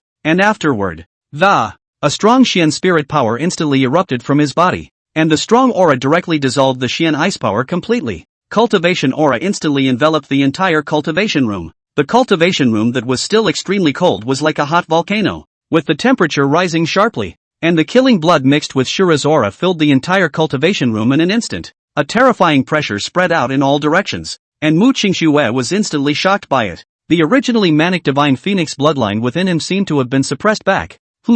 This aura, is it emanating from Asho? No way. Mu Qingshue's stunningly beautiful face looked at Luo Xiu blankly, her eyes full of unbelief. He has cultivation? No, it can't be. If this was really his cultivation, then why did he hide it before? This breath is obviously so strong. Why did he pretend to be so soft and weak before? It's to make the world think he's so stubborn. What's this for? Is this still my Asho? Is this the real you? But why do you keep lying to me? Mu Qingxi felt Luo Xiu's aura climbing upwards, and her mind was already in a mess. Obviously, she'd spent so much time with Rasho, done everything, yet none of them had ever detected a hint of his cultivation. Was this guy really so strong that his breath could be hidden? But why? Why is he hiding himself? Is it a lack of trust in yourself? Why? Why? Is he so untrustworthy? Mu Qingshua's violet eyes were now saturated with tears. Thinking of all the things in his heart, a sense of aggression surged into his heart. She felt she had been terribly deceived.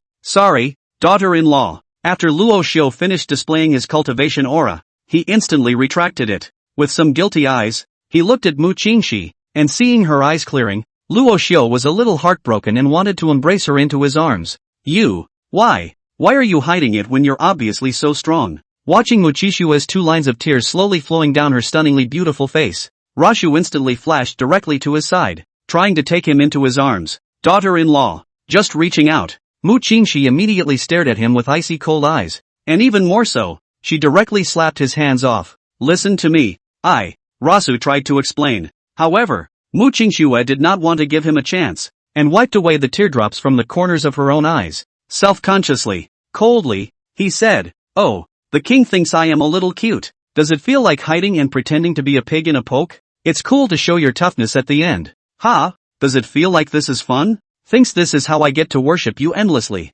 Looking up at you like a silly girl, are you?" Tears flowed from the corners of her eyes, and the corners of her mouth mocked with contempt and derision. But you know what? You're only going to end up hurting more people than you can handle. Do you think it's funny that so many people care about you and worry about you? Luo Xiu's face was bitter as he listened to his own daughter-in-law's mocking words. Childish, liar. After saying this, she only staggered to her feet and, the aura of his body was also extremely chaotic due to his emotions. Luo Xiu looked at him in this state and was very distressed, then came directly and forcefully, holding Mu Qingxue tightly in his arms, after which softly releasing his Shura aura, he helped stabilize the manic bloodline aura in his body. Calm down some. Luo Xiu couldn't help it. It couldn't be thoroughly explained in a single moment. He couldn't stand by and watch his daughter-in-law in danger. Liar. You're a liar, daughter-in-law. I didn't mean to keep this from you. Just calm down for a minute. I'll explain it to you slowly, Luo Xiu said worriedly. Asterisk asterisk asterisk asterisk off.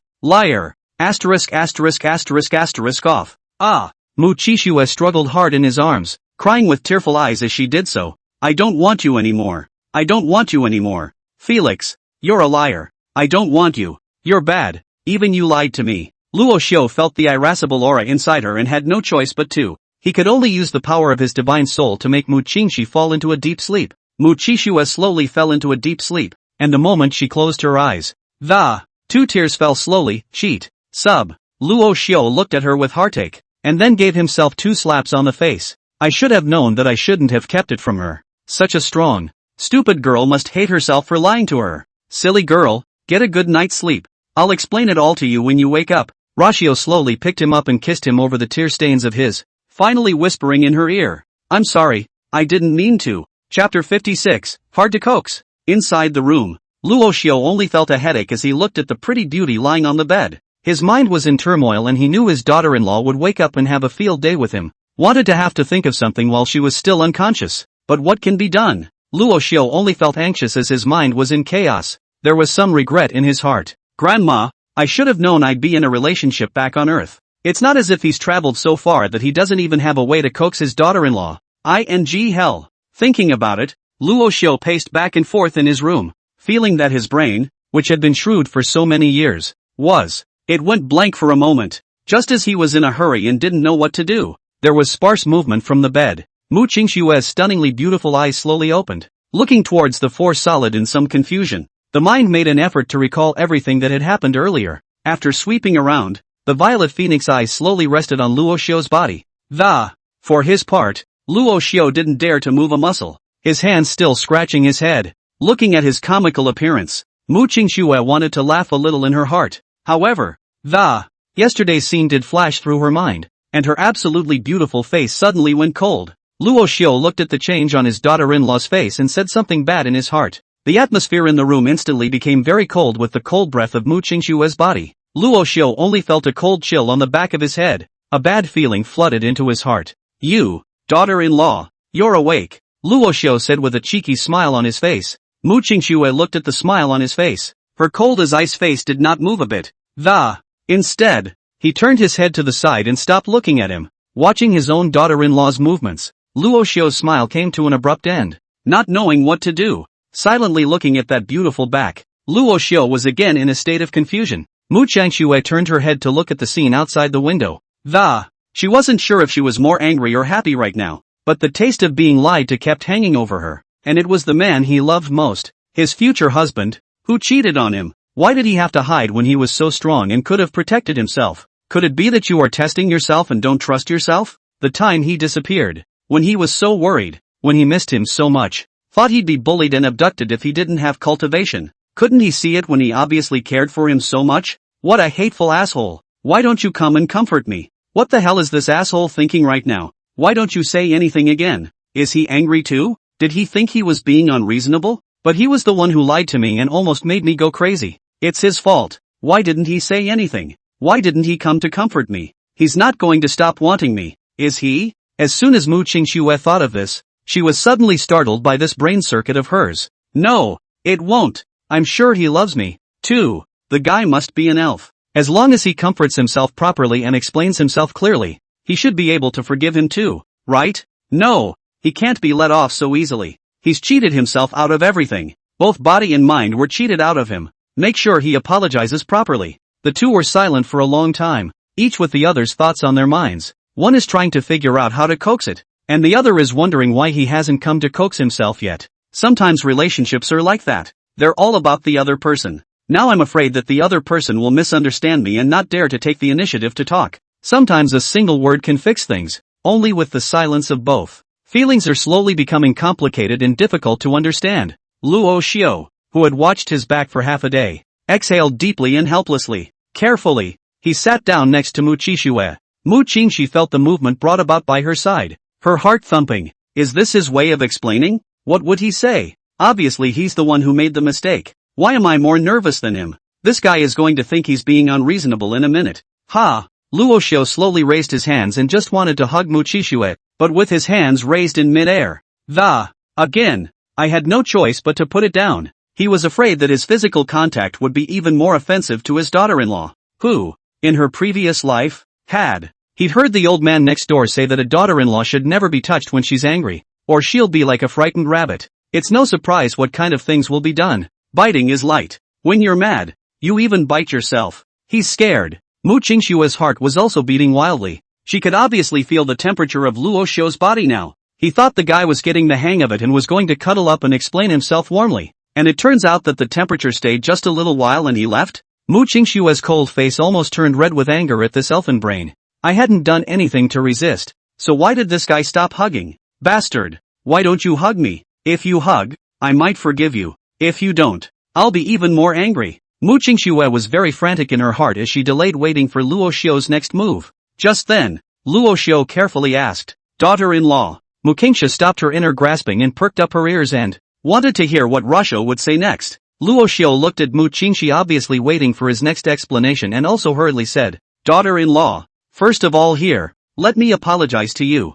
I lied to you about this matter of me hiding my cultivation, and it was wrong of me to do so, but I didn't mean to distrust you. Secondly, I am hiding my cultivation for other reasons as well." Speaking of this, Luo Xiu could clearly feel Mu Qingxue's body shuddering, and so he moved his body towards her, sticking a little closer. But in the process of moving, Luo Xiu was just being careful, and he was afraid that this daughter-in-law would be unhappy and make trouble with him again. Mu Qingxue felt Luo Xiu's proximity, and her heartbeat started to accelerate again for a moment. For some reason, since his own body had become familiar with Luo Xiu's aura, for his proximity, the body's response grew stronger. Their bodies were close together, and seeing that his daughter-in-law did not resist, Luo Xiu continued, "Actually, I was unable to cultivate since I was a child because my mother was injured when she was pregnant with me, so my meridians were innately defective." Speaking of which, Rashu, who remembered the previous point, was slightly self-conscious. As a traveler,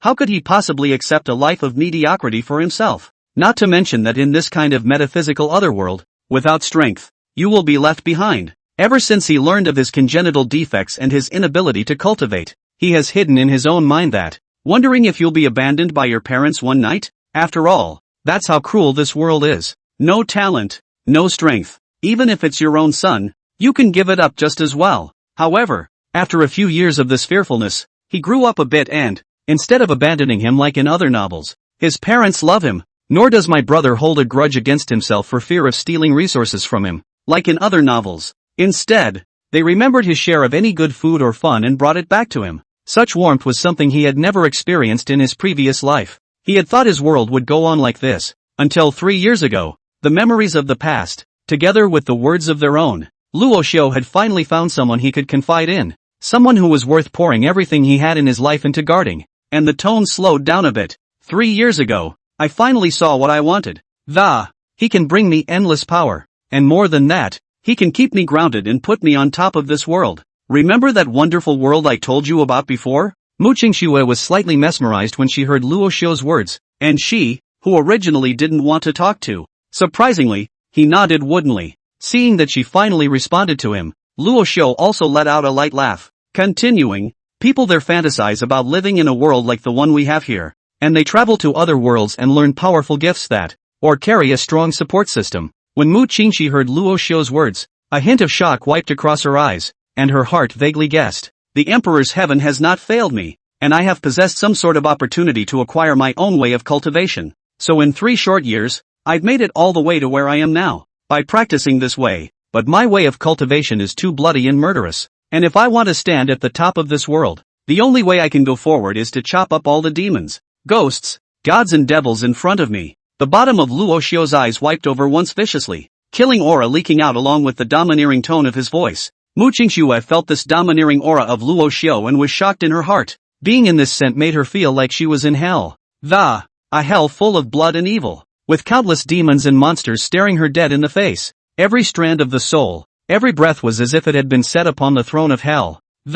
One must be brave and fearless to overcome these evil things. That was how Rasha's message made her feel. Even those who harbor powerful cultivation will be frightened by it. I didn't expect Luo Xiu to have cultivated in this kind of purgatory for 3 years. The way of killing? In the past 3 years, this path of his has been paved with blood, hasn't it? What a sad, lonely sob that was. Mu Qingxue was worried and a little heartbroken at the same time. She hadn't thought that Luo Xiu would go through this. Chapter 57. The end of Luo Xiu's search for the road was a sea of blood. Mu Qingxue's heart, which was still torn and persistent, was at this moment incomparably firm, only to see her quickly turn around and jump into Luo Xiu's arms. I'm sorry, I was capricious. Rashu was caught off guard by the sudden embrace, his own mouth still explaining. Rashu's still risen hands were nowhere to be found. Somewhat puzzled, he inquired in a small voice, Daughter-in-law, are you forgiving me? Mu Qingxue felt the warmth coming from his skin carefully in his arms. A hot tear dripped onto his chest, trying to blend into his heart,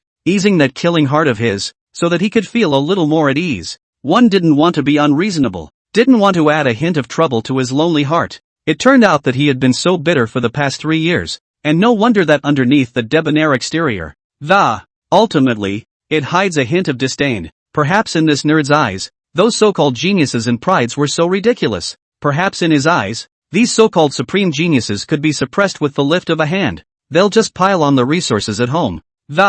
Instead, he had broken out of the blood dell by killing with his flesh and blood. Every day was a battle with life and death, and every swing of the sword contained endless death and life. Wherever the sword goes, it's either death or life. Mu Qingxue could see that Luo Xiu's life was ultimately more bitter than anyone else's, because this is his word. She saw everything that lay ahead of him on the road, and the purgatorial grind. It's suffocating, it's desperate, it's hard to be desperate, but she's willing to stay with him, even if the end of his path is a sea of blood. Then she would also be with him forever in this sea of blood. Mu Qingxue gently stroked Luo Xiu's cheek and stopped letting go. There was a moment of silence. You continue to say. Mu Qingxue listened carefully to the beating of Luo Xiu's heart, and her lips moved slightly. The tone was shaky. Luo Xiu seemed to feel that the atmosphere was a bit off. His own daughter-in-law. What was wrong? Why does it feel like he's more upset than he is? Had he really hurt her so deeply with this lie? Not really. It's broken and seems to be crying even more. Daughter-in-law, don't cry. I really know I'm wrong. I won't be capricious anymore. From now on, I'll tell you everything I do. I'll never hide it from you again. Looking at this daughter-in-law so sad, Luo Xiu was even more anxious than her. Hands rocked back and forth beside her helplessly, not knowing how to place them. He'd thought about talking to his daughter-in-law about it earlier, before, but he's just afraid of facing this moment right now. The major task of comforting his daughter-in-law could be even more difficult than him killing tens of thousands of Shen beasts. It's too hard, only to see him bound up, tightly encircling his own daughter-in-law in his arms. The hands kept rubbing her lapels for comfort. Daughter-in-law, I promise I'll never lie to you again, okay? Don't you cry. Woohoo! Woohoo! Luo Xiu looked at his own daughter-in-law, who cried even more when he opened his mouth once. And, solely, I'm not going to say anything. Fruity. After a few moments, Luo Xiu called out straight away that this woman was simply a magical creature. Mu Qingxue cried for a while. Her sobs slowly got smaller. Once again, he whispered to Luo Xiu, I'm not angry with you. I didn't think that the Tao you cultivated would be so hard. Even the end of this path is a barren sea of blood. I can feel how hard it's been for you these past 3 years. I'm sorry Ashu. I shouldn't have been capricious. Luo Xiu was a bit confused by his own daughter-in-law's speech. What is this? You're not crying yourself silly, are you? How can you even comfort yourself in return? In the past 3 years, he hadn't worked very hard. Wasn't he just fighting monsters and upgrading? And this stupid daughter-in-law. Just now she was angry with herself. Now how come she apologized in return? Are all girls this amazing? In that case, it can't be helped. Luo Xiusheng exhaled, pretending to say in a somewhat mournful tone, it's okay, daughter-in-law. What I have suffered in these 3 years is nothing. But these 3 years I have been fortunate that, in my best years, let me meet the most beautiful you. We met unexpectedly. Love one another. So daughter-in-law, do you forgive me? Luo Xiu's eyes were sincere, and his tone was sincere and affectionate. It can be described as a full-blown great love affair. Mu Qingxue was struck with a wave of tingling by his meaty, earthy love words. 2 lines of teardrops crossed her pretty little face, and she tightly kissed Luo Xiu. The atmosphere in the room was also instantly ambiguous. Just as Luo Xiu wanted to take the next step, he ended up being struck down by a jade hand, stopped his wolf claws and saved the pink bunny. Boing! Don't give me an inch. I forgive you now though, but you must also tell me the whole story. I'll still be angry if I don't make it clear that I hate it when people lie to me. Know what? Ah Xiu. Mu Qingxue directly drew out Luo Xiu's dishonest hand, muttering her little mouth and said with a flushed face, with some embarrassment. Xiu drew back his hands and sniffed at the tip of his nose. Intently, he said, so, when I'm done, am I? Mu Qingxue looked at him with a lewd look, and her blushing face suddenly became angry again. Hurry up and say, or you won't get laid tonight. Don't. I'll say it. Seeing that his daughter-in-law was threatening him with this again, Luo Xiu hurriedly put his hands up in surrender. He was disciplined enough to go 10 days without eating, but couldn't do it without sleeping with his daughter-in-law in his arms. Speak. Mu Qingxue once again grimaced coldly, her hands wrapped around her chest with a questioning face. Luo Xiu brewed his feelings for a moment and spoke again helplessly. As you know, this way of killing is undoubtedly intolerable to the heavenly Tao. After all, the world's living beings back and forth have their own significance, and I took away the significance of their existence as soon as I struck. Kong has for the world's greatness, the reason for hiding one's cultivation and concealing one's breath. On the one hand, he didn't want the laws of the other heaven and earth to find him, and on the other hand, because he himself didn't have any cultivation talent, all rely on the things in the mind side to solve the obstacles in the road ahead, which in the eyes of those who conscientiously cultivate, undoubtedly is the existence of freaks in general. I'm afraid it will cause chaos in the world. Luo Xiu compared the system in his head, and didn't say it outright. It wasn't that he wanted to hide it from his daughter-in-law, but the system wouldn't let him. Even though people are intelligent beings, they have principles, and if they violate them, it will be obliterated as well. And he spoke these words from the heart. After all, everyone who crossed over was an existence that defied the heavens and felled the road, and it was best to avoid the front when they hadn't grown up yet. Otherwise, too rigid and easy to fold. Not that he did not want to be arrogant, but arrogance should have capital. To do otherwise is to be arrogant and haughty and end up dead. Unlike reading a novel, experiencing the world firsthand is just so brutal. The reason why everyone reads novels that depict crossover protagonists as immensely powerful beings, that's because they're still alive, and very few of them would survive in such an army of people crossing. Every world has its own rules, and when they are broken, it's chaos, and his own existence has disturbed the laws of this world, only what this world allows to exist. So with the help of the system, he had profited all of his own cultivation in breath. Rarely exposed. The system had told him that the world in which the system was located was incomparably more powerful than this rule of law. It was only then that he was able to gain communication with Luo Xiu, which was why he was told to keep a low profile in order for both to remain undetected, because he hadn't grown in strength, and the system couldn't open more permissions.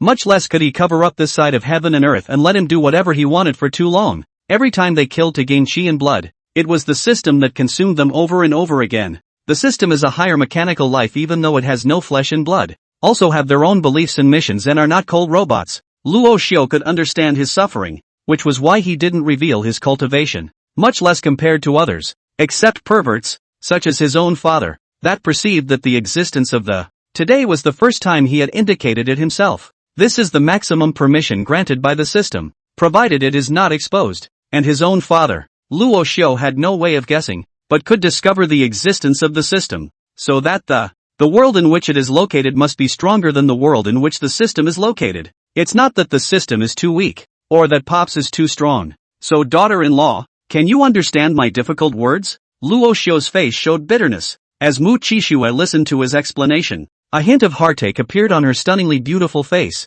and gently raised her jade hand and, caressing Luo Xiu's face, she said in a soft and serious tone, I forgive you this time that, but even if the road ahead is difficult, it's no reason for you to hide it from me. I'm your wife, I'm the only one who can be by your side in the future, and I'm willing to accompany you to your death. Still afraid of how hard the road ahead will be? Su, remember, if you die, I will never live alone. Luo Xiu raised his eyes in shock and stared intently at the petite yet stunningly beautiful face. Willing to die for myself, not to live alone. Though it sounds a bit poignant, it is the truest monologue of this headstrong young girl's heart. With this wife, what more could he ask for? Luo Xiu held her tightly in his arms. Silly girl, I'm not as pessimistic as you think I am. Don't keep mentioning death. Death, it's bad luck, okay? Luo Xiu spoke in a gentle, comforting tone. Aha. Then, Shu, don't lie to me in the future, or I'll still be angry. Mu Qixue pressed her head tightly against Luo Xiu's chest and said in a sweet tone, good. From now on, I will not hide anything from you. Luo Xiu gently kissed a kiss on her forehead, now sincerely promising. Ah Xiu, you haven't finished yet. Mu Qixue was not finished, beaming her little mouth to sell her. Fine, I'll tell you all about it today.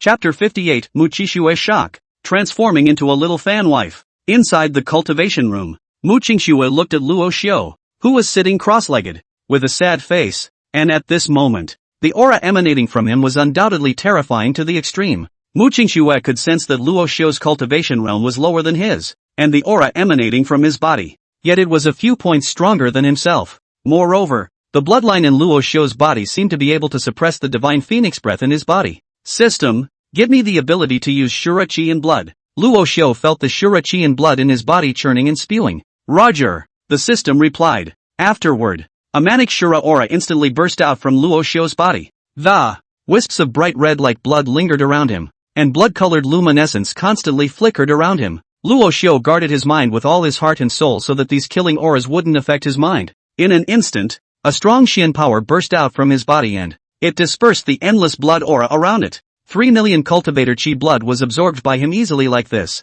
Buzz. Break. The strength also surged crazily, directly skyrocketing from the 5th level of the Emperor Xian realm to the 8th level of the Emperor Xian realm. At the same time, the Qi and blood in his body instantly churned, and his breath even reached its peak. Endless amounts of Shura Qi and blood converged into a powerful domain. It wrapped tightly around Luo Xiu. Mu Qixue saw the whole process. She could no longer use words to describe her feelings at this moment. She had to cover her small mouth with her jade hand and try not to be rude. This speed of breaking through the realm was too terrifying, wasn't it? It was very difficult to know that at this realm, it was very difficult to make continuous breakthroughs without consolidation. Moreover, Luo Xiu didn't use any external assistance, let alone Xian Qi to assist him. How did he do it? Back then, after she absorbed that one sacred pill, she was in seclusion for a long time. Fong consolidated that continuous breakthrough in cultivation. Thinking back to the beginning, Mu Qixue was still very much in the aftermath within her heart. She knew the horror of it well. If it is not handled properly, it could be a complete waste of previous efforts. Not only did Luo Xiu's actions just now make Mu Qixue sweat for him, the shocked admiration in his eyes was even more unspeakable. Under his shocked gaze, Luo Xiu slowly consolidated his cultivation level and, thoroughly internalizing the Shura aura, the blood that permeated the surroundings also dissipated into the air in a flash. Luo Xiu slowly stood up and looked at his daughter-in-law's shocked little face and smiled somewhat helplessly. Looking silly, aren't you? Luo Xiu walked over to her and pinched her little face. Mu Qixue's eyes widened as she nodded with some admiration. What girl doesn't want her man to be tough? What girl doesn't want to be a gentle woman in the arms of a boy? Ah Xiu, you're awesome. Mu Qixue's eyes burned and her small mouth puckered into an O shape. Rashu laughed and scratched the bridge of her high and delicate nose. Silly girl, my cultivation style is different from normal people, so don't make a fuss about it in the future. Just take your time and get used to it. But this is a bit too perverted. Right, without a hint of warning. You say breakthrough? Mu Qingxue still hasn't reacted from the scene just now and was greatly shocked inside. And you haven't borrowed any of the heaven and earth elixirs yet. Ah, to be able to make a breakthrough without any obstacles just based on the qi and blood accumulated in one's body is indeed going against the heavenly Tao. Every cultivator must communicate with heaven and earth, absorbing the essence of heaven and earth's transportation of life, Xin Ling Qi. Only then can you cultivate and cast supreme divine power. However, like Luo Xiu, who was able to make frequent breakthroughs just by relying on the qi and blood accumulated in his body, I'm afraid it's the only one in the ages that doesn't even have a single obstacle. Mu Qingxue suddenly felt that her strong talent wasn't appetizing anymore. Somewhat enviously, he blinked at Luo Xiu. Luo Xiu was helpless, this silly girl. Even her own husband was envious and jealous. Looks like you'll have to be punished in the future. Alright, if you keep giving me that look, I'm going to put you in your place. Poof. Mu Qingxue hummed lightly. Looking at his sulking little daughter-in-law, Luo Xiu rubbed her little head and comforted her. Get out. It's too boring in this cultivation room. The two of them exited the cultivation room and habitually came to the imperial dining room, which was already set up with all sorts of delicacies, all loved by both. Although the two men were monks and could go 10 days and half a month without eating or drinking, since they were on this earth, it is natural to dabble in the smoke and fire, and such delicious food as delights the mind and body. It's also slightly helpful for cultivation. What's more, they practice loosely, will not be like those bitter cultivation general perennial closed dead repair. Mu Qingxue only cultivate 2 or 3 hours a day. The rest of the day is spent either dealing with things in the royal household or working on some novelty gadget. When she had time, she often learned to cook with the chefs in the imperial kitchen, and there was food for the little guy who tries the dishes has it. Speaking of eating and eating, as soon as he smelled the food, he got out of Luo Xiu's ring again. The small body stood on the jade table of the imperial dining room, filled with burning golden light. Muttering his bulging little mouth, he had obviously just stolen food from Luo Xiu's ring to come. Luo Xiu looked at the little guy and knocked him on the head from behind. You little guy, dinner's kinda on time. Oh, it hurts. Eat let out a pained cry. Turning his head and muttering his little mouth to look at Luo Xiu, Mu Qingxue smoothly rubbed Eat's head with a loving motherly smile. Hurry up and eat. Don't bother with your father. Mu Qingxue laughed. Yes, Mother-sama. Eat. Who had gotten the order? The petite body immediately pounced on the pork elbow, which was 2 or 3 times bigger than him. These days, Eat has also touched many of the ways in which human beings eat, and no longer like before that wolf swallowed, but instead is to learn people chewing and slow swallowing up, but still with a big appetite. Just a minute or two ago, 2 or 3 kilograms of big elbows that. Straight away he dazzled just the bones. Then he looked over at the flaming chicken, and saw that he was eating with great care. Specialize in these ones that are golden and crispy all over. Mu Qingxue's gaze fell on Eat the entire time. She truly liked this little tyke. From time to time, he even took his own hand towel and wiped his mouth, and Eat was also very well behaved. Knowing her mother was going to wipe her mouth, she came up with a pout. Ugh.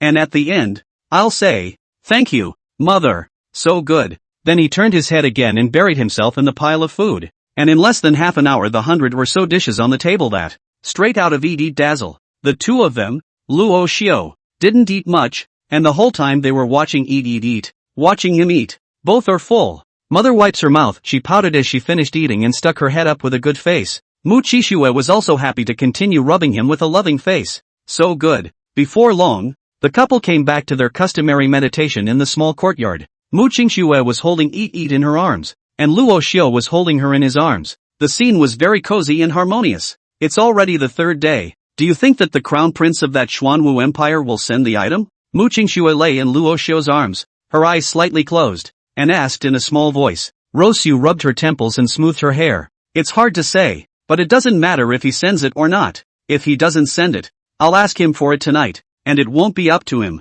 Saying this, a contemptuous bad smile flashed through Luo Xiu's eyes. The reason he did this, for one thing, was to know the purpose of that Xuanwu empire.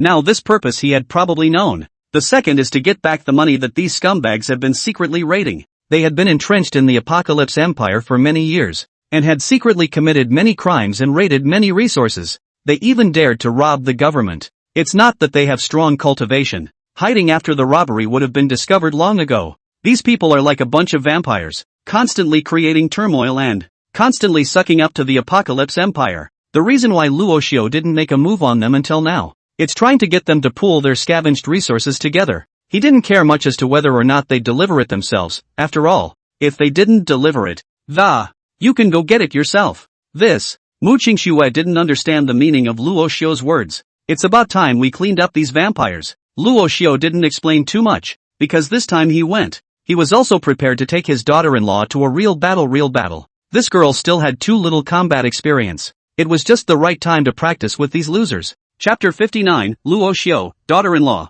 I'll explain it to you later. As night falls into curtains, the stars are exceptionally bright tonight, dotting the endless night sky. Outside the city, two ghost-like figures cut through the night sky as they held hands and cut through the stars. It soon stopped at a majestic peak that towered over the city. In the darkness of the night, the man's white hair was like silver snow flowing, and the breeze slowly whistled by, and he was holding a long-haired woman tightly in his hands, a woman who spoke this word through the ghosts, the god of the man. The eyes were comparable to the starlight in the night, unusually bright in this dark night. The two stood at the peak. Ah Xiu, what did you bring me here for? Mu Qingxue looked at Luo Xiu and a flicker of doubt flashed through his violet eyes. Luo Xiu observed the terrain of the area and, at the same time, a powerful divine soul force instantly enveloped the area. All the living beings in this side of the region slowly surfaced in his mind under the probing of his divine soul.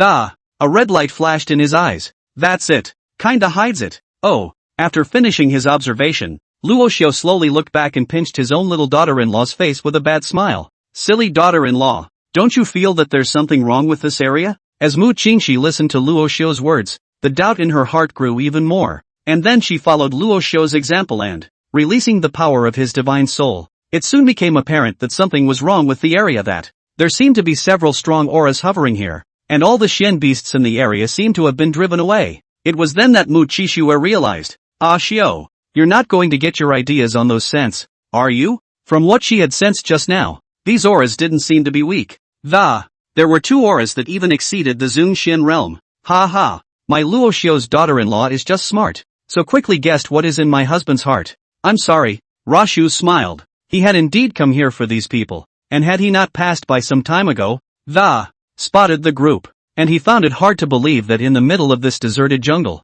I can't believe that there will be a powerful force hidden. And after some prying on his part, which led to figuring out the way these people were, they are all spies of the Xuanwu Empire. It's been cooped up here for years. Moreover, all those resources they scavenged were stored here, so they must have used them to bribe the personnel of the Apocalypse Empire, right? Since they were outsiders, there was no need for him to keep them around. Moreover, he vaguely guessed that this hiding place was definitely not simple.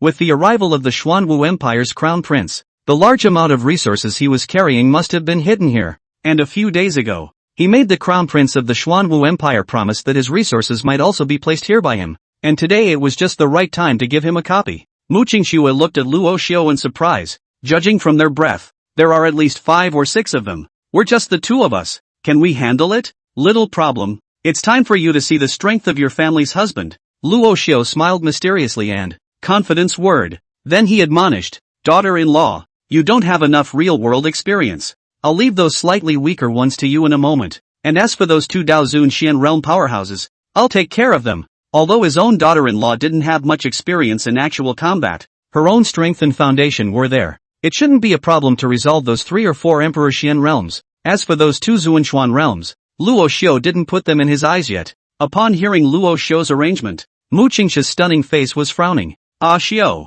those are 2 actual Zhuanshuan realm powerhouses. Can you handle it? Why don't I take on one of them? Although I'm not experienced enough in real combat, but their realms aren't too high. I should be able to take care of one. Hearing his own daughter-in-law's words, Luo Xiu, however, shook his head. These people were all outlaws. Real-world experience was certainly more plentiful than his own daughter-in-law, and he didn't want to take that chance. He didn't want his woman to risk even 1 in a million. Obey. Luo Xiu scraped the bridge of her nose, his doting tone somewhat undeniable. Good. Well. Mu Qingxue was so charmed by his doting demeanor that she felt like a deer in headlights. Inwardly sweet Baba allowed it. Luo Xiu didn't delay any longer and took out a prepared mask from within his ring. Okay, so as not to blow your cover, put this mask on. Mu Qingxue nodded and put the mask on. However, when she put on the mask, she didn't see Luo Xiu wearing it. Aren't you going to bring it? Luo Xiu smiled sweetly, and with a thought, the Shura mask instantly covered his face. It was like a god or a demon in the middle of the night. You Mu Qingxue looked at the mask on Luo Xiu's face and dropped her jaw in shock. Her face unbelievable. Luo Xiu knew it would be like this. Earlier, the Jinbei king had posted his portrait. His own daughter-in-law would surely recognize him, but now time was of the essence. And there was no room for too much explanation. It wasn't long before the appointment between himself and the crown prince of the Xuanwu Empire. Must hurry before they get here. So it was that he gagged his own daughter-in-law's little mouth and, soothingly, he said, "Now is not the time to explain. I'll explain it to you when we get back from doing this." Mu Qixue's muttering little mouth was a bit angry. How much else was this guy hiding from himself? However, Luo Xiu was already on the move. "Daughter-in-law, I'll open my domain and blockade this place. You just pick the weak ones. If you don't want to do it, then stay here and watch your Sagittarius perform." At this time, Luo Xiu's figure had already appeared in the air not far away, glancing back and giving Mu Qixue a handsome back. Mu Qingxue stomped her foot and similarly followed. Arriving in front of the cave, Luo Xiu no longer hid his aura. Shura Divine Domain open. The Shura Divine Domain with a range of up to 1,000 meters was compressed into only 100 meters for Luo Xiu. It sealed the hole. However, the power was increased by several times. The people inside the cave also sensed the two of them and instantly flew out. 6 strong auras appeared in the middle of the night in the twinkling of an eye. The Xian power on their bodies slowly emerged, and colorful domains formed around them. The 6 of them stared at Luo Xiu with blazing eyes. One of the Tian Xuan Realm powerhouses even rebuked in a cold voice. "Who are you people? Why are you trespassing on our premises?" Luo Xiu didn't bother with nonsense, and the Cultivator domain instantly locked onto the two of them. A Shura sword chi killed towards them. A wisp of breath that looked like blood slowly coalesced, and when the monster came to their heels, forming a sharp sword, it was incomparably strong. The crowd didn't dare to be careless. They all dodged. "Asshole, how dare you make a move at the drop of a hat? Kill him." The rest of the powerhouses were furious as they saw this and dodged. Field of gold open. Field of wood open. Field of water open. Field of earth open. The 4 Peak Emperor Xian realm powerhouses were the first to open their domains. The 2 Tian Xuan realm powerhouses then soared into midair, their auras locking onto Luo Xiu. Interesting, 5 elemental domains, just missing a domain of fire. Luo Xiu sneered. "Daughter-in-law, this is a little chicken, so I'll leave it to you, and I'll take care of these 2 old guys." "Good." Mu Qixue nodded. Divine Phoenix Sacred Domain open. Mu Qingxue similarly opened her domain. This was the first time she had opened her domain to fight. The Divine Phoenix Sacred Domain directly wrapped the 4 domains of gold, wood, water, and earth. Isolating them, their domains were far too poor compared to Mu Qingxue's sacred domain. The momentum was immediately suppressed. "Great, 2 old guys, it's your turn next." Luo Xiu looked at his daughter-in-law and, having already suppressed the world, the bloodshot eyes instantly turned to the 2 old guys. "Arrogant, seek the way of death." The 2 of them looked at such an arrogant Luo Xiu, angry while their eyes were full of contempt and disdain. They could clearly sense that Luo Xiu's cultivation wasn't as good as theirs. To collide with the 2 of them in such a manner was simply asking for death. Didn't put Luo Xiu too much in his mind. P.S. Free gift support if you like. Folks, that gift list helps authors a lot to get more exposure. So please swipe a little and support me. Writing is my little brother's passion, but my family isn't very well off, and I want to write and make some money at the same time. Want to earn some next year's tuition. So the writing is not good. You do not hold back. The scolding on the scolding. The little brother will try to rectify. Give everyone a satisfactory answer. Chapter 60, Watch your daughter-in-law. Your husband will be handsome next. Seek death. The 2 old guys didn't talk too much. Their pupils suddenly shrunk, and the unique might of the Tian Xuan realm. It instantly surged toward Luo Xiu. Under the effect of the endless Xian force, the surrounding air was as thick as the color of blood. Both of them had their respective weapons appear in their hands. One was a spear with an ice attribute. The surface was chillingly bright, and the moment this weapon appeared, dozens of meters around him, all kinds of vegetation instantly turned into an ice sculpture. The other's weapon was likewise a spear. However, his spear was attached to a terrifying flame, which glowed a golden red color, and the same blazing fire burned within dozens of meters around him. The 2 men stood with their arms folded, holding their spears in one hand. The old man with the flaming spear in his hand held the spear and pointed it at Luo Xiu Dao. "Kid, this is no place for you, and you should not anger us. Old fire, what's the point of talking to this kid? Settle this quickly. This place can't be discovered by anyone. Otherwise, any slip-ups are not something we can afford. Chop it up quickly." The ice spear-wielding elder raised his eyebrows slightly, not wanting to talk too much nonsense. "That's fine. There's something odd about this kid's aura. Let's both team up and solve it quickly." Yes. Afterward, the two of them directly teamed up to attack Luo Xiu on the left and right flanks. They didn't use their respective domains, but the aura of ice and fire emanating from them was still suffocating. The two spears that came charging in were flooded with a murderous aura. The figures of the two men were also extremely fast, even in the darkness of the night. Only two white and red streams of light were visible. Fire Spirit Lance, fiery flame. Ice Spirit Lance, extreme cold. The two of them came flying, and seeing that Luo Xiu was close at hand, they immediately attached their divine powers and the two spears flashed with cold light and were extremely powerful. Luo Xiu looked at the two people on the left and right flanks, and a hint of contempt flashed in his eyes. Judging from the auras emanating from the two, they were only at the third level of the Tian Xuan realm. It just so happens that I don't want to nag you two old guys, Luo Xiu said coldly. Shura Divine Domain, congeal. Luo Xiu raised his right hand, braced his palms to the sky, and then, controlling the Shura Divine Domain, gathering Shura's chi and blood into itself. In an instant, the Shura Divine Domain slowly compressed to within 100 meters. The smell of blood in the air also grew thicker as the Shura Divine Domain compressed. Instead, Luo Xiu's body was turned upside down, and the compression of the Shura Divine Domain that countless amounts of cultivator chi and blood condensed into his body. Buzz. Although Luo Xiu's realm hadn't risen, his aura instantly rose like crazy. It had vaguely surpassed the breath emanating from the two men's hands. Both of them were shocked. However, the two men in close proximity were unable to retract their attacks. No good. This kid is weird. It's too late. Join forces to decapitate him. The two of them also sensed that something was wrong with Luo Xiu. This was because with the intervention of the Shura God domain and the enhancement of Luo Xiu's compressed domain, his entire aura instantly crushed the two men's previous auras. In the sky, the left wing blooms with endless flames.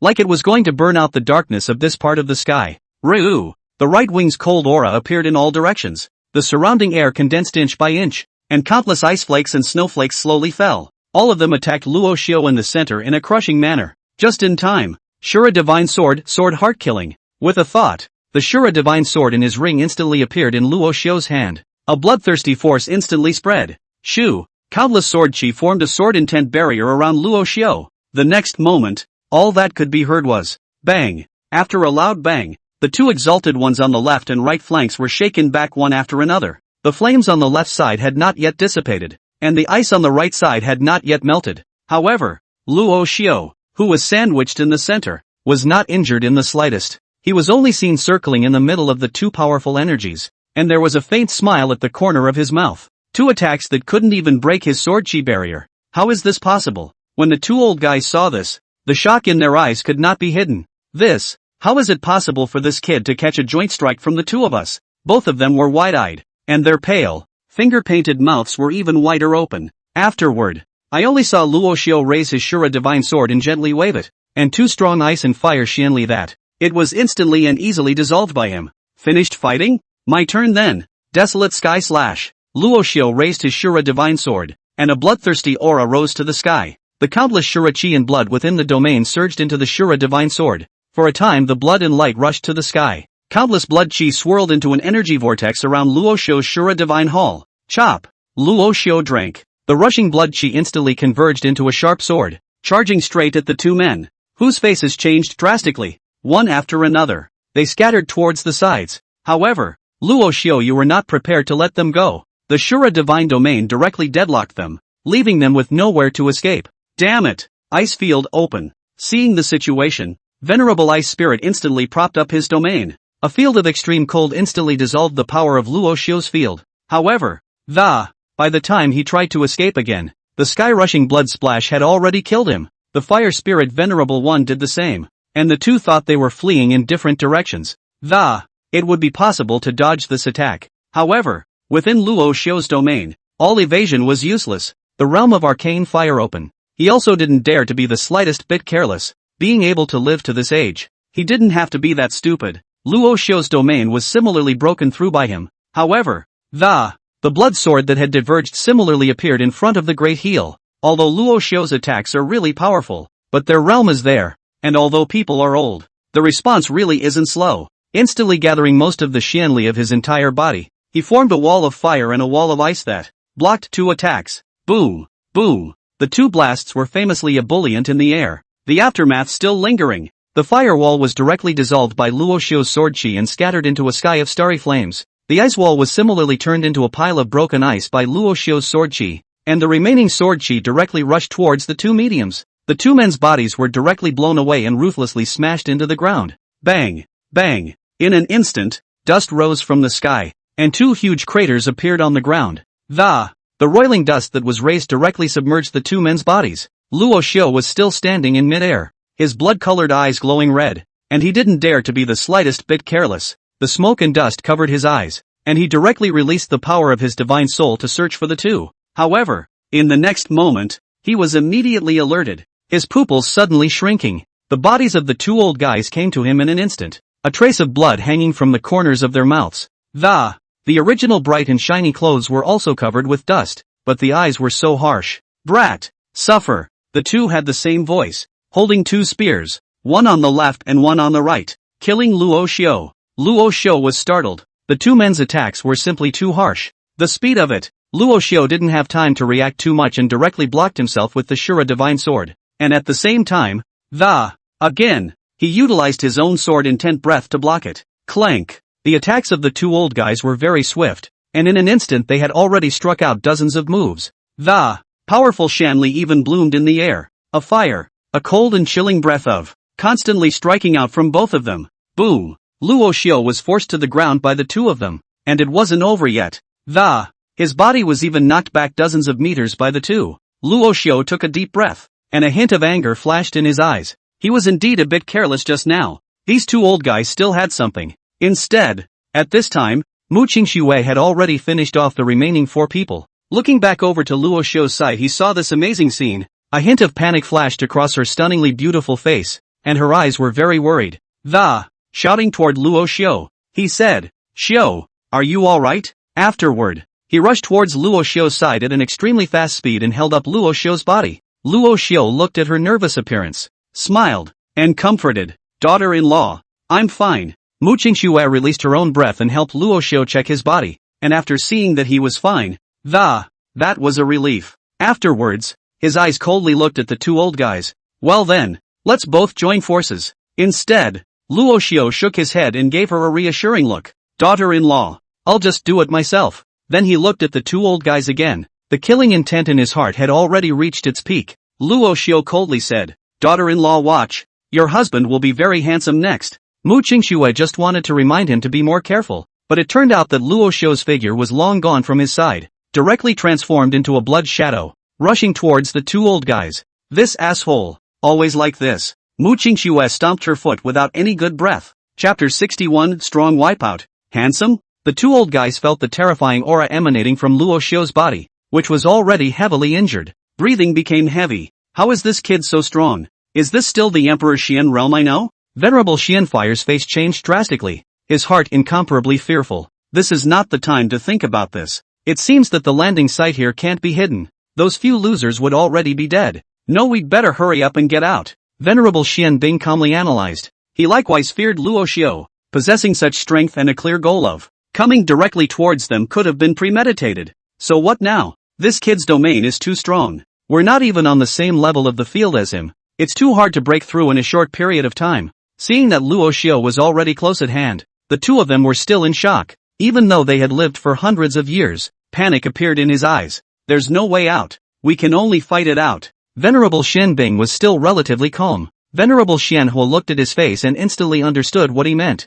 The two men looked at each other. Ice and fire, fusion. Two pale hands held together, releasing their domains at the same time. Both of them mobilized all of their own Xianli, and the two dazzling, glowing lights of ice and fire shot straight up into the sky. The sky dome under the night was instantly illuminated by this splendid Xianli radiance. Fusion. Soon, a huge domain instantly formed around them, with a double sky of ice and fire. The terrifying fusion of ice and fire instantly spread across the entire sky. Ice and fire domain, cold ice blaze. Both of them shouted at the same time, and a huge ball of Xian ice fire instantly condensed within their domain. The interior exuded extremely cold ice power, while the exterior was filled with monstrous flames, just like a meteorite star outside the sky, proudly under the dome of the sky. After executing this strike, both of them suffered an equally huge backlash, spitting out blood from their mouths one after the other. But in order to escape and survive, they continued to grit their teeth, fear of being interrupted the next moment in general. Luo Xiu, who had transformed into a stump,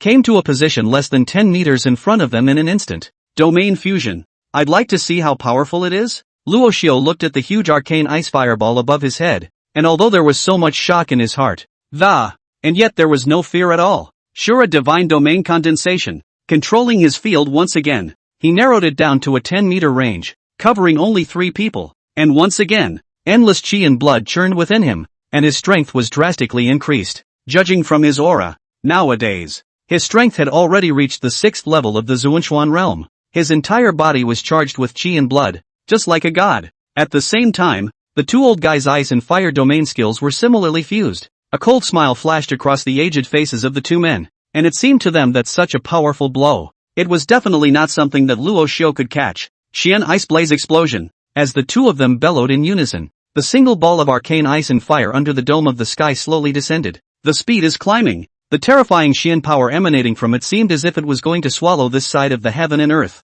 Come on! The chi and blood on Luo Xiu's body likewise finished moving, and he coldly looked toward the single ball of arcane ice and fire under the dome of the sky. Shura Domain Godslayer. This was the new Shura Domain skill he had comprehended after he had broken through the realm, although he hadn't completely finished comprehending it yet. But it's more than enough to deal with these two old guys. Only a bloody formation appeared beneath Luo Xiu's feet. A gigantic god-devil figure slowly emerged, wearing purple gold flowing divine armor and holding a blood-colored divine sword, just like Luo Xiu. While the aura was worlds apart, he was like a powerful incarnation of Luo Xiu. It stood behind Luo Xiu, illuminating Luo Xiu's attack. I only saw Luo Xiu slowly raise the Shura Divine Sword in his hand and the gods and demons likewise lifted. Instead, the god devil's huge sword pierced through the firmament, slowly chopping towards the Xian Ice Fireball. In an instant, the huge blood-colored sword shadow directly chopped on the Xian Ice Fireball. The powerful Xian force instantly scattered in all directions. The two old guys controlling the Xian Ice Fireball's already shriveled veins instantly exploded. The hands holding it up couldn't stop shaking. Damn it! How can this kid be so strong? Venerable Xian Hua couldn't hold on any longer. Blood kept coming out of the corners of his mouth, and his entire consciousness was on the verge of blurring. Hang in there, or neither of us will live. Venerable Xian Bing similarly gritted his teeth and he wasn't much better. Zip, zip, zip. The two powerful attacks were still colliding, and fire splashed in all directions above the dome of the sky. The Xian force transformed into 3 brilliant rays of light as they confronted each other. Let's see how much longer you guys can hold out.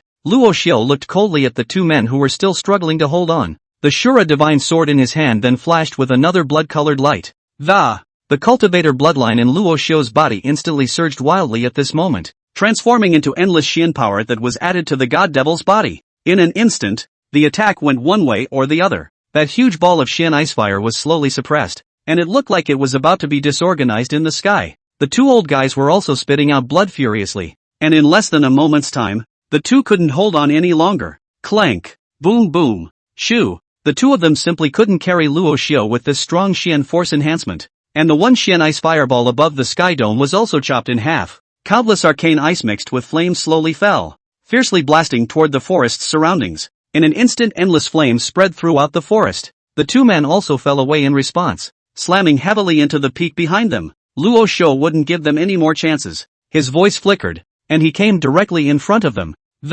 Watch them dying, cold-eyed and intuitive. Ahem. Meeting Luo Xiu's cold gaze, the only ounce of strength left in Venerable Xian Bing's body was, raising his arm, he pointed at Rashu. You. The words were deflated before they were finished. The two people's vitality was completely annihilated, and only then did Luo Xiu let out a sigh of relief. It had to be said that these two old guys were by far the strongest opponents he had ever encountered. Go in peace, and I will take care of what you have hidden. The corner of Luo Xiu's mouth lifted into a smile. Gotta give them the satisfaction of dying in peace. Mu Qingxue similarly trailed Luo Xiu and saw the two who were already lifeless. That was a relief. Afterward, her beautiful eyes looked worriedly at Luo Xiu again and inquired in a soft tone. Ah Xiu, are you hurt? Before Luo Xiu could reply, she released her Xian power and checked again. After realizing that only some minor injuries had been delivered, he heaved a sigh of relief. Luo Xiu looked at her face full of worry. Somewhat in spite of herself, she pinched her little face and said,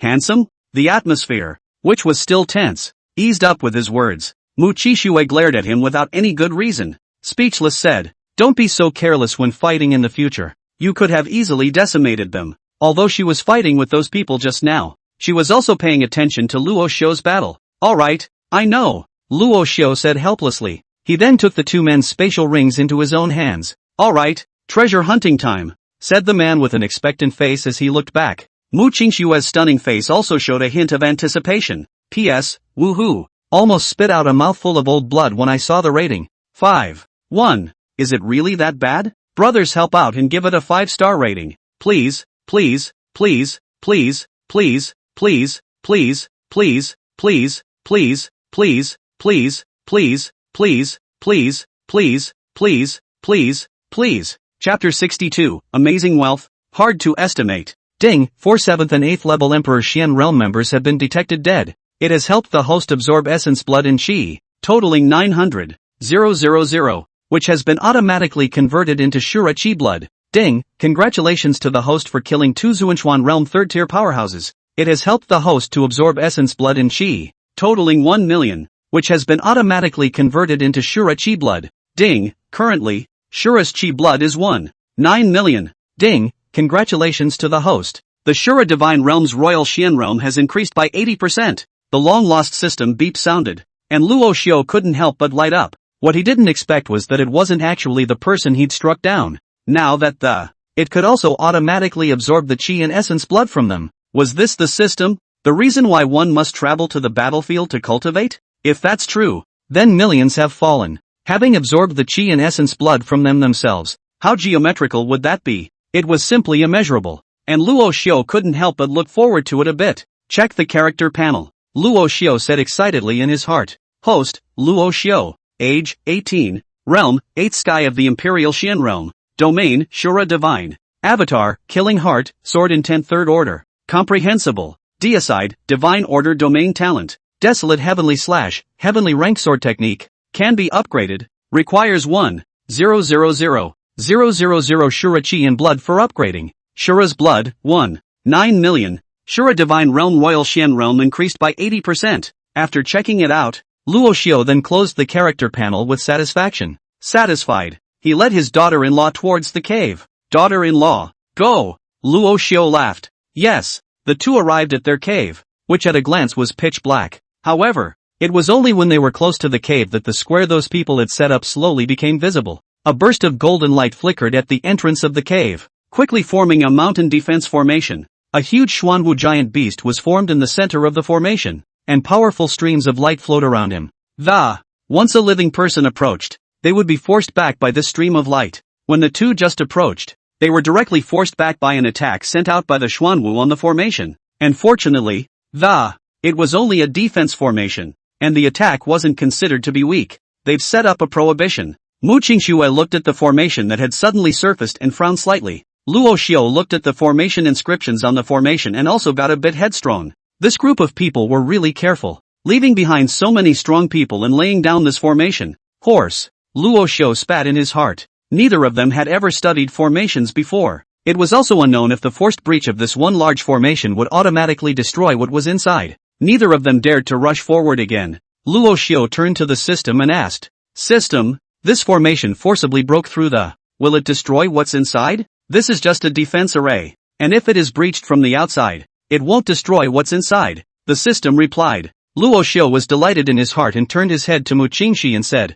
Daughter-in-law, it's just a defense formation. We can break through it together. Good. Mu Qingxue nodded. Subsequently, the two mobilized their entire bodies Xianli, and a strong aura once again appeared on their bodies. Luo Xiu once again offered the Shura Divine Sword. A stunningly beautiful sword likewise appeared in Mu Qingxue's hand. Its body covered in a bitterly cold aura. A lifelike glazed phoenix was imprinted on it. Mu Qingxue similarly mobilized the power of her entire body, converging on the sword. A moment later, the breath of the two reached its peak, and Luo Xiu no longer hesitated. Daughter-in-law, attack! Without hesitation, Mu Qingxue stabbed out a sword. The powerful Shanli transformed into a stream of light that, straight to the head of Xuanwu. There was a loud bang from the formation, and the stream of light above it was struck with a ripple. Cracks slowly appeared in the formation from the center in all directions. Seeing this, Luo Xiu directly rose up in the air to gather his breath. Shura Domain Condensation. The extreme Shura Divine Domain instantly converged within him.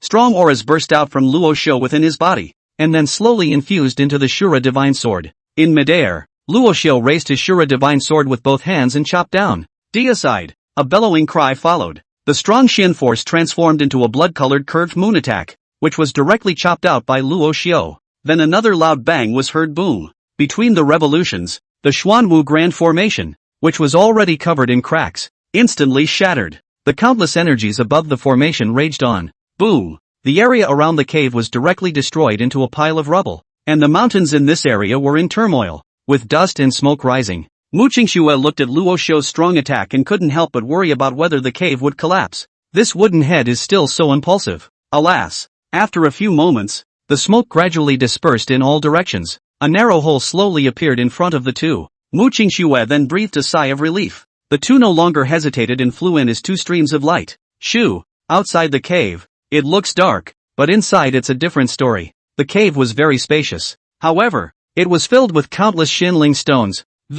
Countless immortal herbs and spiritual medicines were full of vitality, and they were all well contained. Countless divine weapons and sharp blades were even neatly arranged inside the cave. Both of them were dumbfounded, not realizing that this Xuanwu Empire, would have hoarded so many things in the Apocalypse Empire, and if they really let them break through the Apocalypse Empire. I'm just afraid that this one place is where their backup supply resources are located. The two couldn't help but break out in a cold sweat. Ah Xiu, what should we do now? Mu Qingxue had never seen so many resources that, for a while, it was a bit overwhelming. Luo Xiu took a deep breath, completely unable to contain his inner excitement. So many things. It's enough to exchange for many resources to equip an army of 1,000,000. It seems that this group of people had a premeditated plan, but I can't believe we found it, so we can't keep it for them. Pack it all away. Mu Qingxue nodded, and on her stunningly beautiful face, she shifted from surprise to delight. Get rich. Between the two of them, they personify a little money-grubbing daughter-in-law. Take it. Saying that, he directly took out more storage rings from his spatial ring. The 4 rings were placed into Mu Qingxue's hands. Mu Qingxue understood what Luo Xiu meant and happily took the ring. With a golden light in their eyes, the two men looked at each other and began to split up. Mu Qingxue walked towards the pile of Xianling stones and with a big wave of her hand, countless Xianling stones had disappeared into the spatial ring. In just a few seconds, tens of millions of Xianling stones filled a space ring. Luo Xiu, on the other hand, came to a pile of spirit medicines. These elixirs were all nourished in a conservation formation similar to a small greenhouse. Each plant had its own independent space to nourish and glowed with infinite vitality. There was no lack of heaven-grade elixirs, and there were countless earth-grade ones, while in the larger space in the corner, the 4 spirit-grade spirit medicines that contained powerful Xian spirit power were slowly wrapped by the prohibition. Luo Xiu was so excited that he was about to laugh. Although he didn't need these cultivation resources, but his own daughter-in-law and the forces he wanted to cultivate in the future needed it. With so many good things, he'd cultivate a large number of strong peoples coming in the future. Good lord. Still you, the Xuanwu Empire, understand what I need. Leaving such a large treasure trove to me, I'll be polite. With a smile on his face, Luo Xiu put all these goodies into his Shura Divine Ring. Ordinary rings couldn't preserve living things at all. Luckily, his Shura Divine Ring could nourish living things. The top was swept away by him. After carefully counting them, there were a total of 16 celestial-grade spirit medicines. While the earth-grade ones reached a staggering 153, the mortal and metaphysical grades are too numerous to count. At least 200 plants. Of course, the most precious thing was the 4 spirit-grade spirit medicines, which were not very common. If a peak Xian Emperor realm powerhouse was able to possess one such spirit medicine, he could advance to the Zun Xian realm very easily. You can see how valuable it is. After collecting the herbs, Luo Xiu turned to the place where he hid the weapons. P.S. Thanks for all the gifts and 5-star reviews. Out of school today. I just got back and coded a chapter for you guys. A little later, there's another chapter. Chapter 63, Crippled Holy Weapon. Soul Breaker Gun. Looking at the rows of neatly arranged weapons, at least a couple hundred of them. Although most of them were ordinary Xian weapons, there was no shortage of earth and heaven-ranked weapons among them. Looking at the wide array of weapons, all kinds of weapons, Luo Xiu looked dumbfounded. What a guy. How long have these guys been infiltrating? And I'm sure these weapons are trying to take back from the masters of the Apocalypse Empire. Even so, then I'm not polite. With a wave of Luo Xiu's hand, these dazzling array of weapons instantly entered his ring. In that nook and cranny, however, there did remain a mutilated weapon. It's a long gun. It was covered in dust, though the lines on the barrel were still visible. Luo Xiu slowly walked over to the weapon. It's a salvage hand. But looking at the lines on it, it seems pretty good. I'm sorry. Xiu reached out and took it. The next moment, however, A mysterious beam of light instantly enveloped his surroundings. The lines on the barrel of the gun also glowed for a moment. Before he could be surprised for long, a string of mysterious runes instantly flooded into his mind. It contains an account of the owner of the gun, and of the honorable events of his life. And the gun still had the will of the gun's soul though. Luo Xiu was shocked. Soul Breaker Gun. The exclusive weapon of the ancient great Soul Breaker Saint. The moment the prodigy broke swiftly into his mind, there suddenly appeared a spectacular scene of a man slowly stood in front of him, while in front of him was a misty fog, and the dust and sand in the sky rolled up crazily. The man was dressed in armor, with a tattered and torn cloak draped over his shoulders. While the top of the cloak had long been stained with blood, the man still stood proudly with the Soul Breaker on his back. The soul-severing gun ignited with a blood-colored glow in his hand, as if it had come to life. Just then, kill! A killing cry came slowly from the roiling dust and sand ahead, and a few moments later out of the sand and dust rushed countless generals. The sky was covered with a black, pressurized piece, as if it was going to shatter this piece of the sky. However, in the face of this scene, the soul-severing great sage still stood sadly and proudly. The endless killing opportunities surged into his eyes. Broken Soul, are you afraid? The great sage of Broken Soul skateboard glanced at the lance in his hand and a smile was eventually wiped across his face and he said lightly. The lance seemed to understand him and let out a roar then the whole body trembled. Ha ha! The soul-severing great sage smiled as if he had received affirmation. Then we'll be fighting side by side in the kill him without a single piece of armor. The generals in front of them were still charging fast. Clank! Luo Xiu's blood boiled as he watched. Yet the next moment, his consciousness returned to his body. Broken! Luo Xiu was speechless while looking at the soul-severing gun in his hand. However, it was originally radiant, but at the moment it dimmed again. No, big brother, why don't you let me finish reading it? The Soulbreaker shook, as if he had used all his strength to send a beam of light into Luo Xiu's mind. Please. 3 short words made Luo Xiu a bit puzzled. Please? Please what? Tell me what you're talking about. What are you riddling me with? Luo Xiu was once again speechless. Forget it. He didn't bother to care so much, since this soul breaker was so strong. Soli also put it away in his ring. After all, this was an ancient sacred weapon, and if it could be restored for its own sake, it's not a bad weapon. If you can't fix it, just go back to the drawing board. When all the weapons have been packed away, Luo Xiu once again looked at a gold-lettered jade box in the corner. There were countless inscription formations imprinted on it, and Luo Xiu touched the. As a result, the hand was directly bounced off by the energy bursting out from the formation above. What the hell is in here? Luo Xiu was a bit curious, but looking at the box, it doesn't seem to be a good idea to mess with it, and you can't open it for a while. Solemnity was also stowed away inside his ring. Looking around the room, it seemed as if everything had been searched all by itself. These guys have a lot of stuff. Luo Xiu couldn't help but sigh. And at this time, Mu Qingxi had scavenged everything in the area she was in charge of. The same incredulity was revealed on her stunningly beautiful face. Luo Xiu came to her, pinched her little face, and asked, "How's it going? Is it all cleaned up?" Mu Qingxue nodded, her gaze still shocked. "Ah Xiu, do you know how many Xianling stones I've scavenged this time?" Luo Xiu looked at her with some curiosity, then asked speculatively, 100 million? Mu Qingxue, however, shook her head and laughed, her eyes meaningfully looking at Luo Xiu once again. 200 million? Luo Xiu continued to guess with a deep voice. It can't be less than $100 million, with all the goodies collected elsewhere. Mu Qingxue looked at him. Always cannot guess. Also do not hide it from him. Straight away, he said, "It's more than $500 million.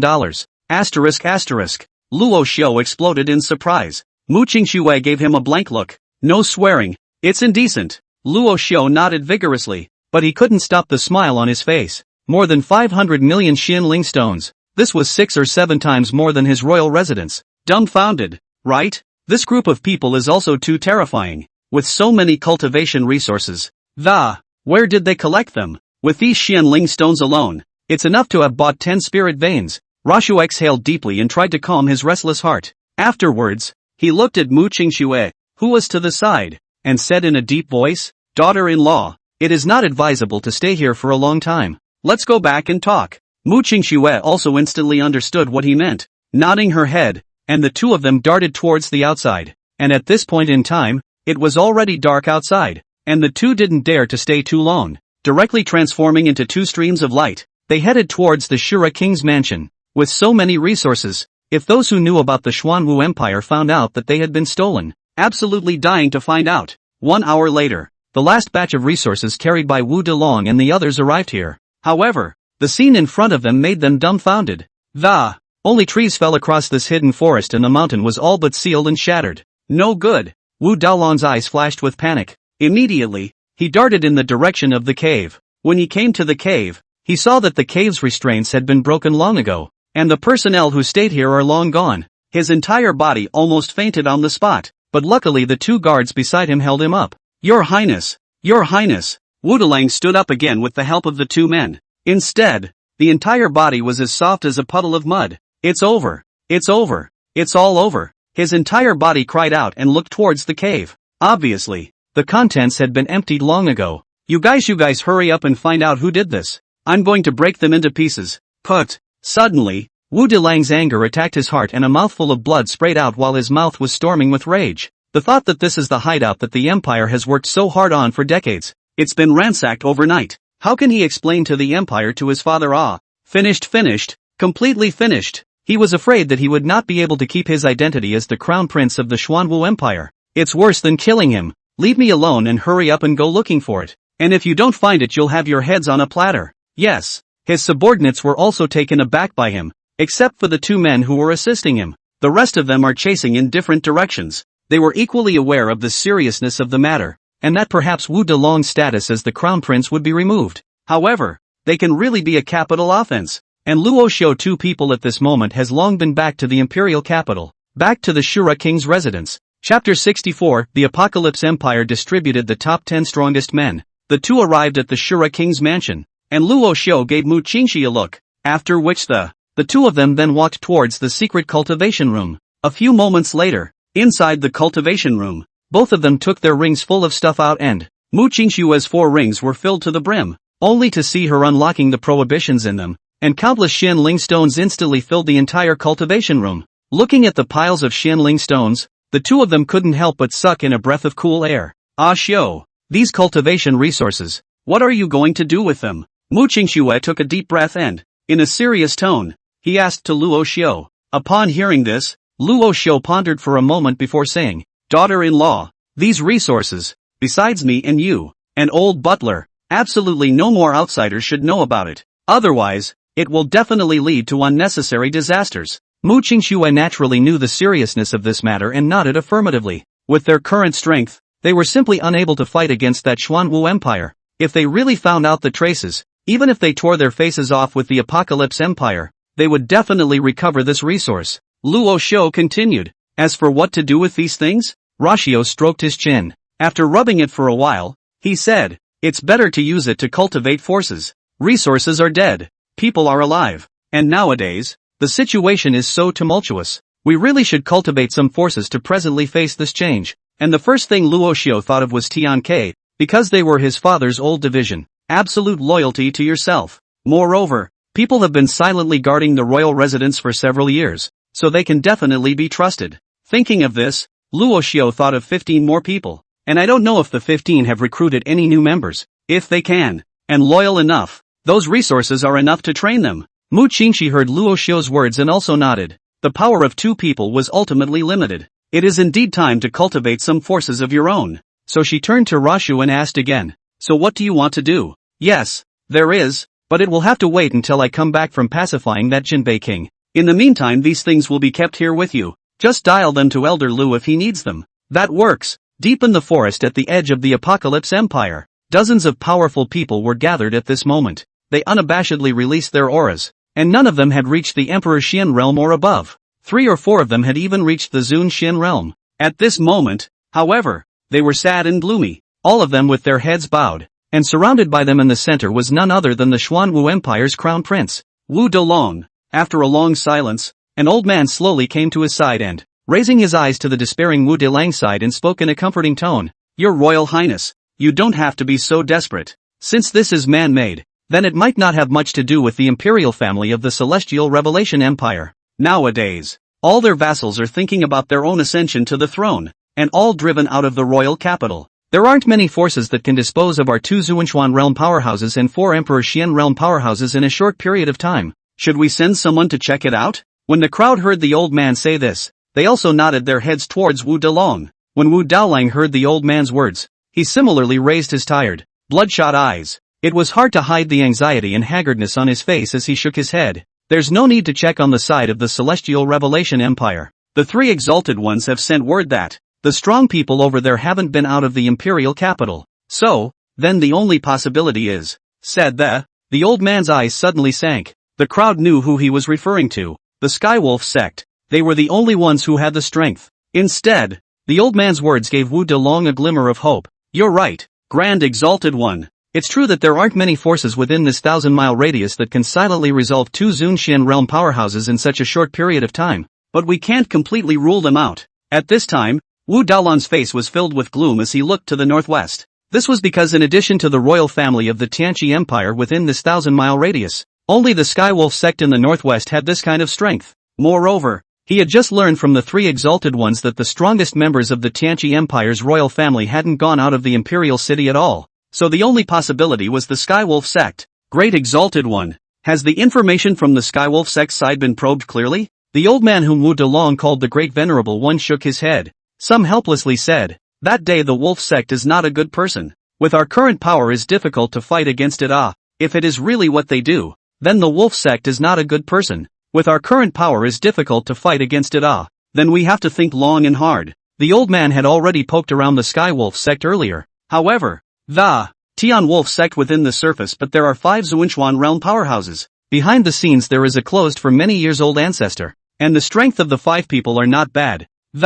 Even the strength of the Skywolf sect's patriarch could be comparable to his. Trying to poke around inside in its entirety is difficult for them right now. Hearing the words of the Great Venerable One, Wu Delong was furious. In his mind, the more powerful the Heavenly Wolf sect was, the more likely it is that they did it. Great Exalted One. No matter what, we must find out the truth about the Skywolf sect. I can get more powerful men from the Empire if they're really doing this. You also know that this treasure trove is the result of our hoarding for many years, and if it were to be lost just like that, it would be a great loss for the Empire. Wu Delang grimaced with certainty. Now, the Emperor of the Xuanwu Empire doesn't know the news of the loss of the treasure trove here, and he should never be allowed to know. One must retrieve this resource before father learns of the news. Otherwise, the Xuanwu Empire would no longer have a place for him to stand. Don't worry, Your Highness. I'll make a trip to the Skywolf sect later on in the name of a visit. Probe them. The Grand Exalted One nodded. I am obliged to the Great Honorable One. After Luo Xiu and the two of them finished counting all the resources within the cultivation room and recategorized and consolidated them,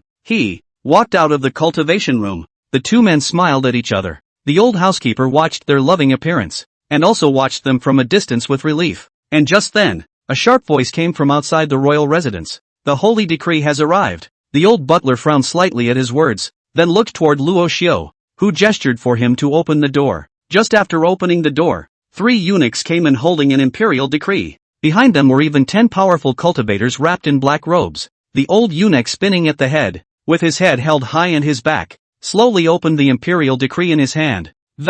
Announcing, by the grace of heaven, the emperor's edict. King Shura receives the decree. Luo Xiu and the others bowed slightly. I accept the decree. The old eunuch swept a glance before continuing to read. In light of King Shura's upcoming northern expedition against King Jinbei, I need to promise him 10 imperial powerhouses, delivered today. I hope King Shura will go to the northern region after 15 days to recover the lost land. Crusade against the King of Jinbei. After a while, the old eunuch finally finished reading all the contents of the imperial decree. I accept the decree. Luo Xiu slowly stepped forward to receive the holy decree. The old eunuch smiled, then retreated behind the 10 black-robed powerhouses. Your Highness, the 10 strong men that His Majesty promised you have already been sent, so I hope you will return in triumph soon. When the old eunuch finished speaking, he turned and left. Luo Xiu looked at Elder Lu on the side, who also nodded toward him. Only then did Luo Xiu look at the 10 powerhouses, and then his brows furrowed again. All of these powerhouses seemed to have been planted with soul imprints that were equivalent to servants.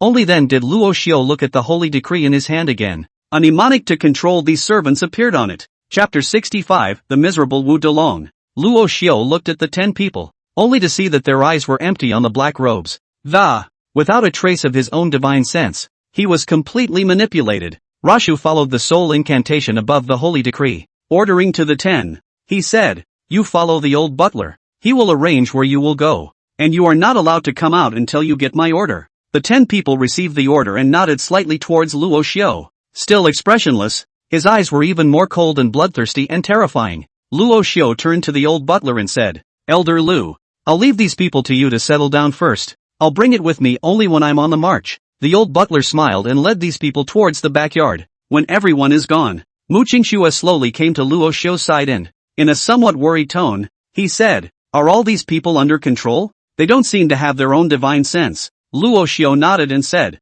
"These people are all being manipulated by strong soul imprints. It's now completely devoid of its own divine sense, and is completely a killing machine." When Mu Qingxi heard this, a trace of surprise flashed across her stunning face. These people are all first-rate powerhouses. How difficult it is to manipulate them. The Tian Xuan Realm powerhouses absolutely can't do it. Instead, these people are completely manipulated. Then the person who could plant such a strong soul mark was at least a Tian Xuan Realm powerhouse. A trace of shock wiped across Mu Qingxi's stunningly beautiful face, instantly understanding what was going on. With such a strong man in, it seems that these feudal kings only cannot afford to make any big waves, said Mu Qingxue in a deep voice. Luo Xiu also nodded thoughtfully. An ancient empire that had been passed down for thousands and thousands of years. How could it be taken so easily? I'm only afraid that those old men behind the empire don't even give these people a second thought. Obviously has other plans. Or perhaps they all came from royalty and wanted to give them a chance to reform. This would also save the face of the Apocalypse Empire. Otherwise those old things could, by virtue of the strong underpinnings of the, clear all these obstacles with a thunderous force. Or perhaps they were also dissatisfied with Lin Tianbad's rule and wanted to take the opportunity to replace him? Thinking of this, Luo Xiu shook his head. I don't care what they think. It's none of my business. If I didn't give Lin Tianbad a face, this so-called Apocalypse Empire's death or life is none of your business. Let him be. Gather your thoughts. Luo Xiu looked to his Mu Qingxi and instructed. Don't add to your worries over these things. How they want to rule and how they want to deal with it is their business. It's none of ours. Let's just cultivate peacefully and live our little lives. Hearing Luo Xiu's words, Mu Qingxue thought about it indeed. This throne is not his own. It really doesn't matter that much. Just then, another voice came from outside the door. Is King Shura around? Both of them sought out the sound and looked toward the front door. Both of them heard their voices. It should be the Xuanwu Empire's gang. A cold smile wiped across the corner of Luo Xiu's mouth. Afterwards, he said to Mu Qingxi,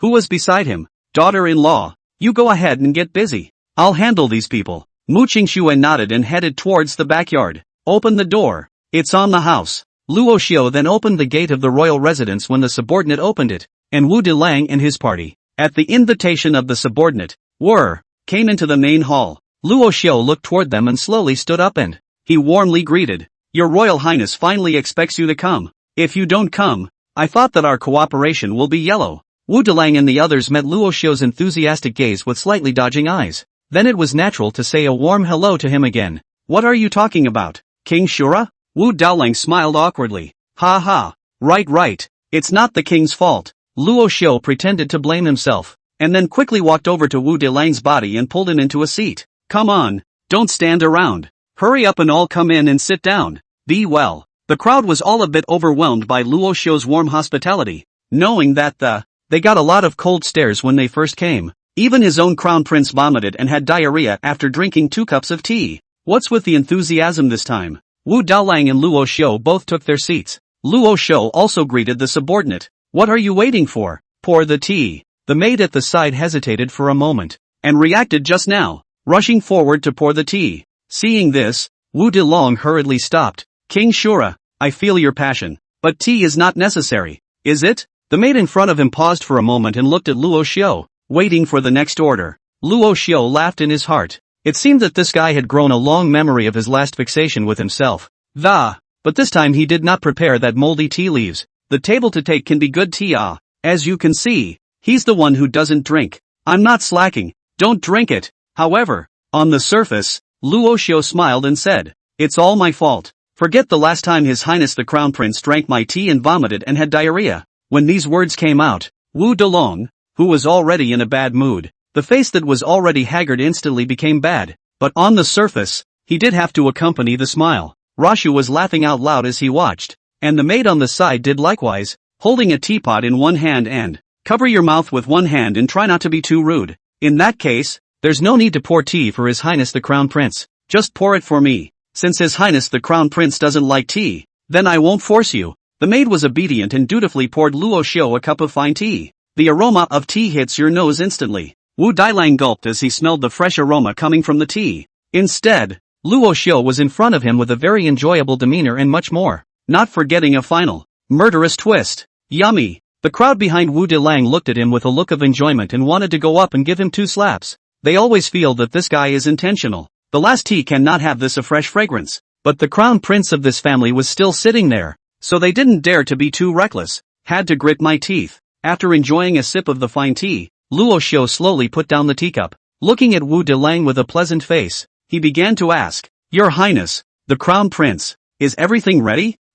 One sentence directly embarrassed Wu Dalong as he didn't know how to speak. Shura King. Stuff I haven't gotten together yet. After holding back for a long time, Wu Dalong said feebly like a deflated ball of leather. Hearing his words, Luo Xiu, although he had already anticipated the outcome, but in order to pretend a bit more, his face, which was still with a he and a smile, instantly darkened and sank. Wu Daolang and the people behind him looked at Luo Xiu's changing face. The whole heart can't help but clench. Within a moment, the atmosphere of the entire hall instantly became strange. The crowd held their breath while Luo Xiu pretended to be angry and said, Your Highness, the crown prince. That's not a funny joke. Then he picked up the tea on the table again and drank it. Men, see off the guests. Finishing his tea and getting up straight away, without giving a damn about them, he said, Wu Dalang. The whole thing was instantly anxious. Chapter 66, This guy, does he have an orientation problem? Wait, King Shura. Wu Dalang quickly came to Luo Xiu's side.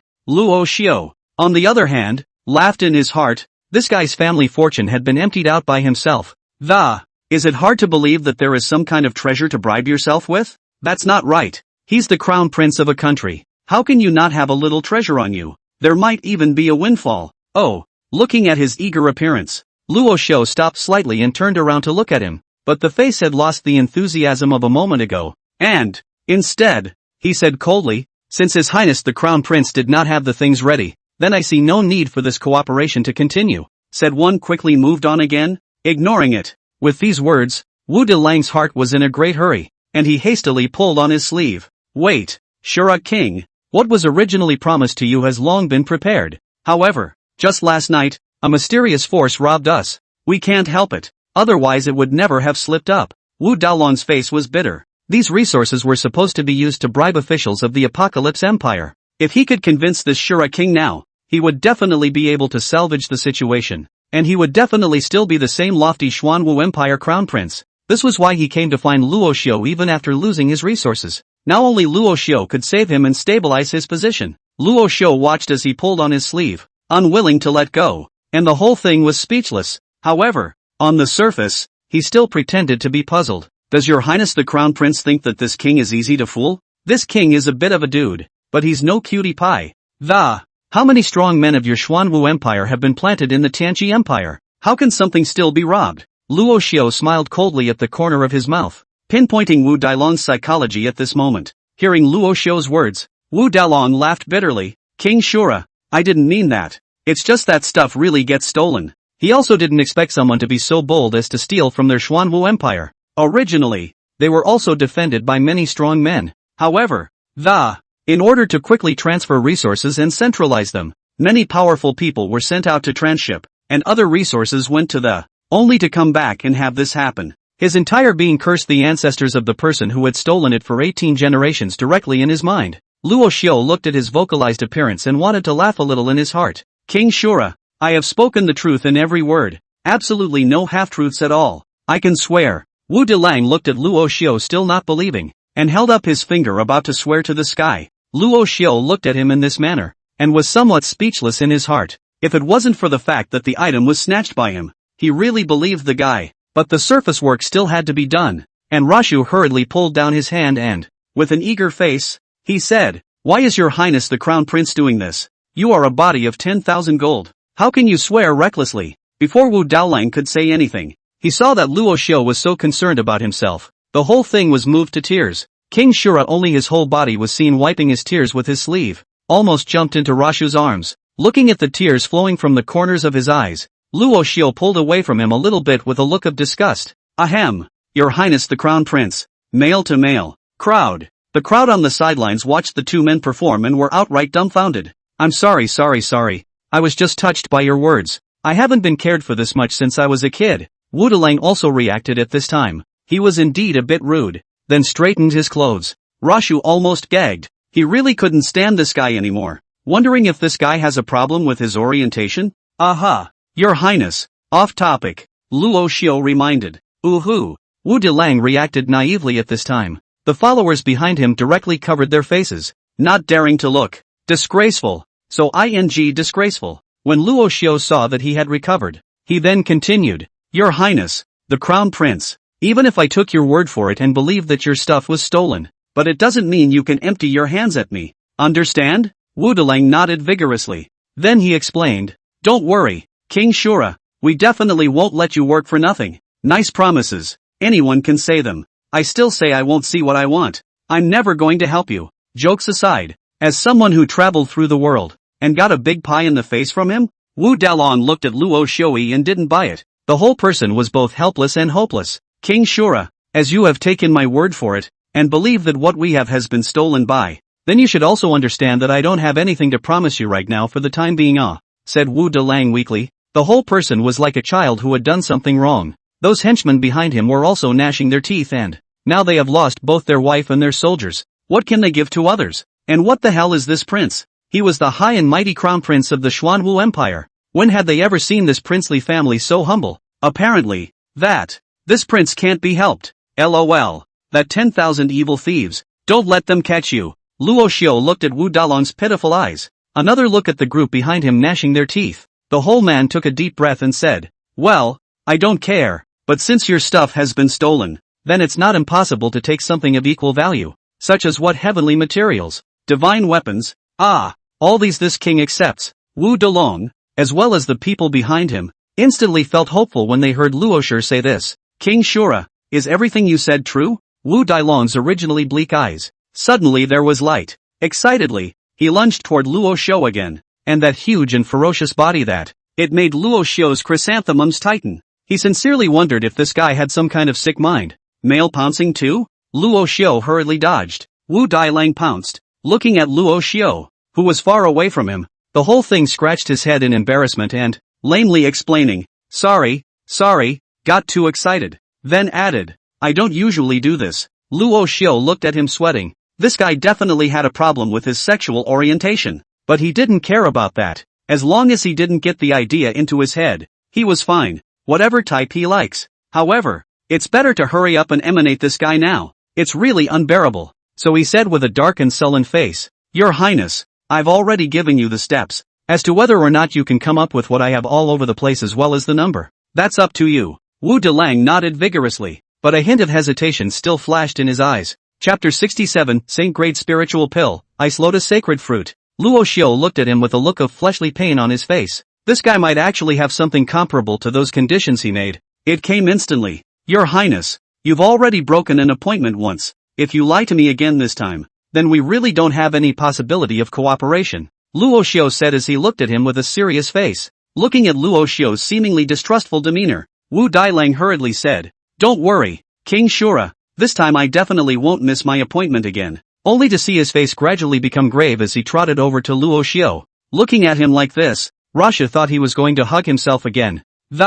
So it took several more steps back. Hey, Your Highness the Crown Prince has something to say. Luo Xiu hurriedly said. He's really scared of this guy. At the drop of a hat. Wu Delang looked at Luo Xiu's actions and smiled bitterly. Don't worry, I won't be rude anymore. It's just that this item is very valuable and must never be known by outsiders. So King Shura, do you have a secret room or something here? How about we talk inside? Really? Luo Xiu half expected it. Mudarang nodded affirmatively. Seeing that this guy didn't look like he was lying, Luo Xiu was then certain that this guy really had something going for him. Luo Xiu smiled. Since it's a valuable thing, naturally, the fewer people who know about it, the better. Your Highness, please follow me. He then took the lead towards the inner courtyard. Looking at Luo Xiu's back, it was clear that this was to take himself to the secret room to confer. After hesitating for a moment, Wu Dailang said to the people around him, You wait here for me and I'll be right there. The group behind him, on the other hand,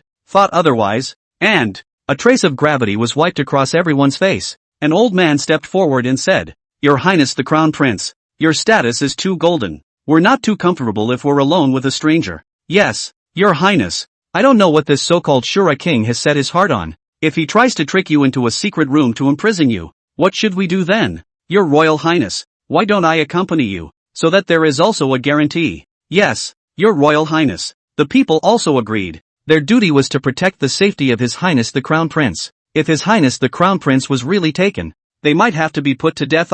However, Wu Delong shook his head. You guys just wait here. Then, it followed Luo Xiu's footsteps. Seeing this, the crowd had no choice but to wait in place. The two came inside the chamber. Luo Xiu then curiously opened his mouth and asked, Your Highness, it's just the two of us here. There are no more outsiders. May I see the treasure you speak of? Wu Delang wave nodded, and he wasn't one to squirm. But this treasure seems to be very precious. He still confirmed to Luo Xiu once again. King Shura, are you sure that there are only the two of us here? Luo Xiu nodded. This is my king's exclusive secret room. If Your Highness the Crown Prince can't trust it, you can use the power of your divine soul to probe a bit. This place originally belonged exclusively to himself and his daughter-in-law within the cultivation. Usually only 2 people can enter.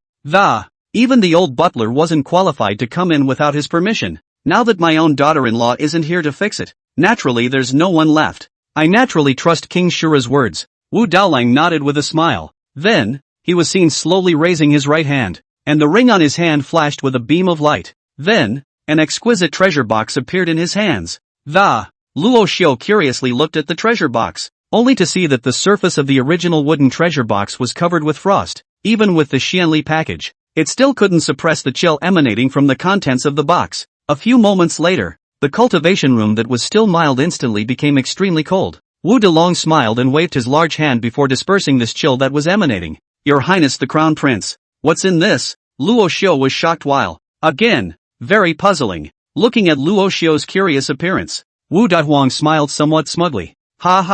King Shura, this contains a rare treasure. It's definitely not worth less than 500 million Xianling stones. Wu Delong said proudly. Worth $500 million? Luo Xiu was a bit unconvinced. Your Highness the Crown Prince can't be bullying me for not having seen the world. Messing around with a piece of treasure to fool me? Hearing Luo Xiu say that, Wu Daolang felt as if he had been insulted. The whole crowd immediately got in a hurry with him. King Shura, insult me all you want. Humiliate me all you want, but this treasure is definitely a rare treasure. Only to see him protect the treasure box to the death, just as if it contained the ashes of his old man. Luo Xiu looked at him in this manner and smiled somewhat awkwardly. Your Highness, don't be in a hurry. If it's a treasure, why don't you show it? Besides, aren't you giving these things to me? Upon hearing Luo Xiu's words, Wu Dalong's originally proud expression instantly turned meaty. Yeah, that's something he's had in his collection for a long time, and thinking of using it later when he breaks through. Unexpectedly, I didn't realize it was going to change ownership so soon, but for the sake of his position, and for the good of the empire, he eventually chose to hold back. Alas, after Wu Dalang sighed, he slowly opened the delicate wooden box. The moment the box was opened, an extremely cold intent instantly enveloped the entire cultivation room. It is more than 100 times what it meant just now. Luo Xiu and the two of them couldn't help but shiver, and they used their Xian force to protect their meridians, just in case he was traumatized by this wave of coldness. Luo Xiu looked at the ice-colored lotus flower slowly blooming in the wooden box, and his entire body couldn't help but be shocked. Ice lotus sacred fruit, couldn't help but exclaim in shock. When Wu Daolang saw that Luo Xiu actually recognized this thing, somewhat surprised, he said, King Shura still recognizes this? Luo Xiu nodded and said, I've seen this thing before in an ancient book, the ice lotus sacred fruit. It is said that you can only have a chance to see it in the deepest parts of the extremely cold northern region, and that it blooms and bears fruit for 10,000 years. Look at this treasure of yours. Now that it has fruited, it's only been 30,000 to 40,000 years. Luo Xiu was almost excited to say it. This was something he had heard his daughter-in-law mention as well. It's a proper holy medicine. It is especially helpful for those cultivators who practice the Xian Ice Dao, and after taking it, not only could they awaken the extreme cold ice power, they could even improve their qualifications in bloodline. It's a proper god thing. Here's something my daughter-in-law can't get enough of. Take this and make sure he treats himself tonight. Luo Xiu was ecstatic in his heart, looking at Luo Xiu's agitated expression. Wu Dailang was very fleshed out and said weakly, King Shura, this ice lotus sacred fruit should be able to cover those resources, right? Can. Absolutely can. This is a holy medicine. Is your Highness the Crown Prince really sure about taking this holy medicine and giving it to me? Looking at his needy expression, Luo Xiu was really afraid that he wouldn't give up. Still, he'd underestimated the guy's ambition, only to see Wu Delong directly hand the entire wooden box to him and said, "You can only gain if you have something to give up. How can a single sacred herb compare to an empire with all the power in the world? Just take it." Hearing his words, Luo Xiu couldn't help but give him a high look, and had to say that the guy's ambition is really big, and he deserves a lot of credit as far as the spirit of the trade-off is concerned. But what the hell does that have to do with him? Things don't smell the best until they arrive. Chapter 68. Silly girl, even if you want this world, I'll fight for you. Luo Xiu looked at the ice lotus sacred fruit in his hand, a smile spreading across his face. On the side, Wu Delang was meaty and turned his face away, no longer looking at it more. Your Highness, this ice lotus sacred fruit is truly a good thing. The power of the Xian spirit contained within it. It can be so overbearing. Even with the special wooden box between his hands, Luo Xiu could still feel the oppression brought by this thing. And if an ordinary person were to grab it with their hands without defense, they would definitely be directly frozen into an ice sculpture. King Shura, the things have been given to you as well, and I expect you to give me your word that, when the time comes to be able to cash in. Wu Delang looked at Luo Xiu's face that was full of joy, and reminded with some flesh pain, "That's the love of my prince's life, or sacrifice 2 of his strongest men to get it, and just like that, is gone. Ah, my heart. Don't worry, Your Highness," Luo Xiu said casually and perfunctorily. "Luo will be obliged. However, in my heart, it's a different scenario, depending on the mood of the old man at that time. Not to cash in. What can you do to me? Oh, people in this metaphysical world are really naive, so easy to fool. No wonder those who write online articles are so easy and enjoyable to write. Not without reason. Little cutie. Thanks a lot then." After the two of them chatted here for a few more moments,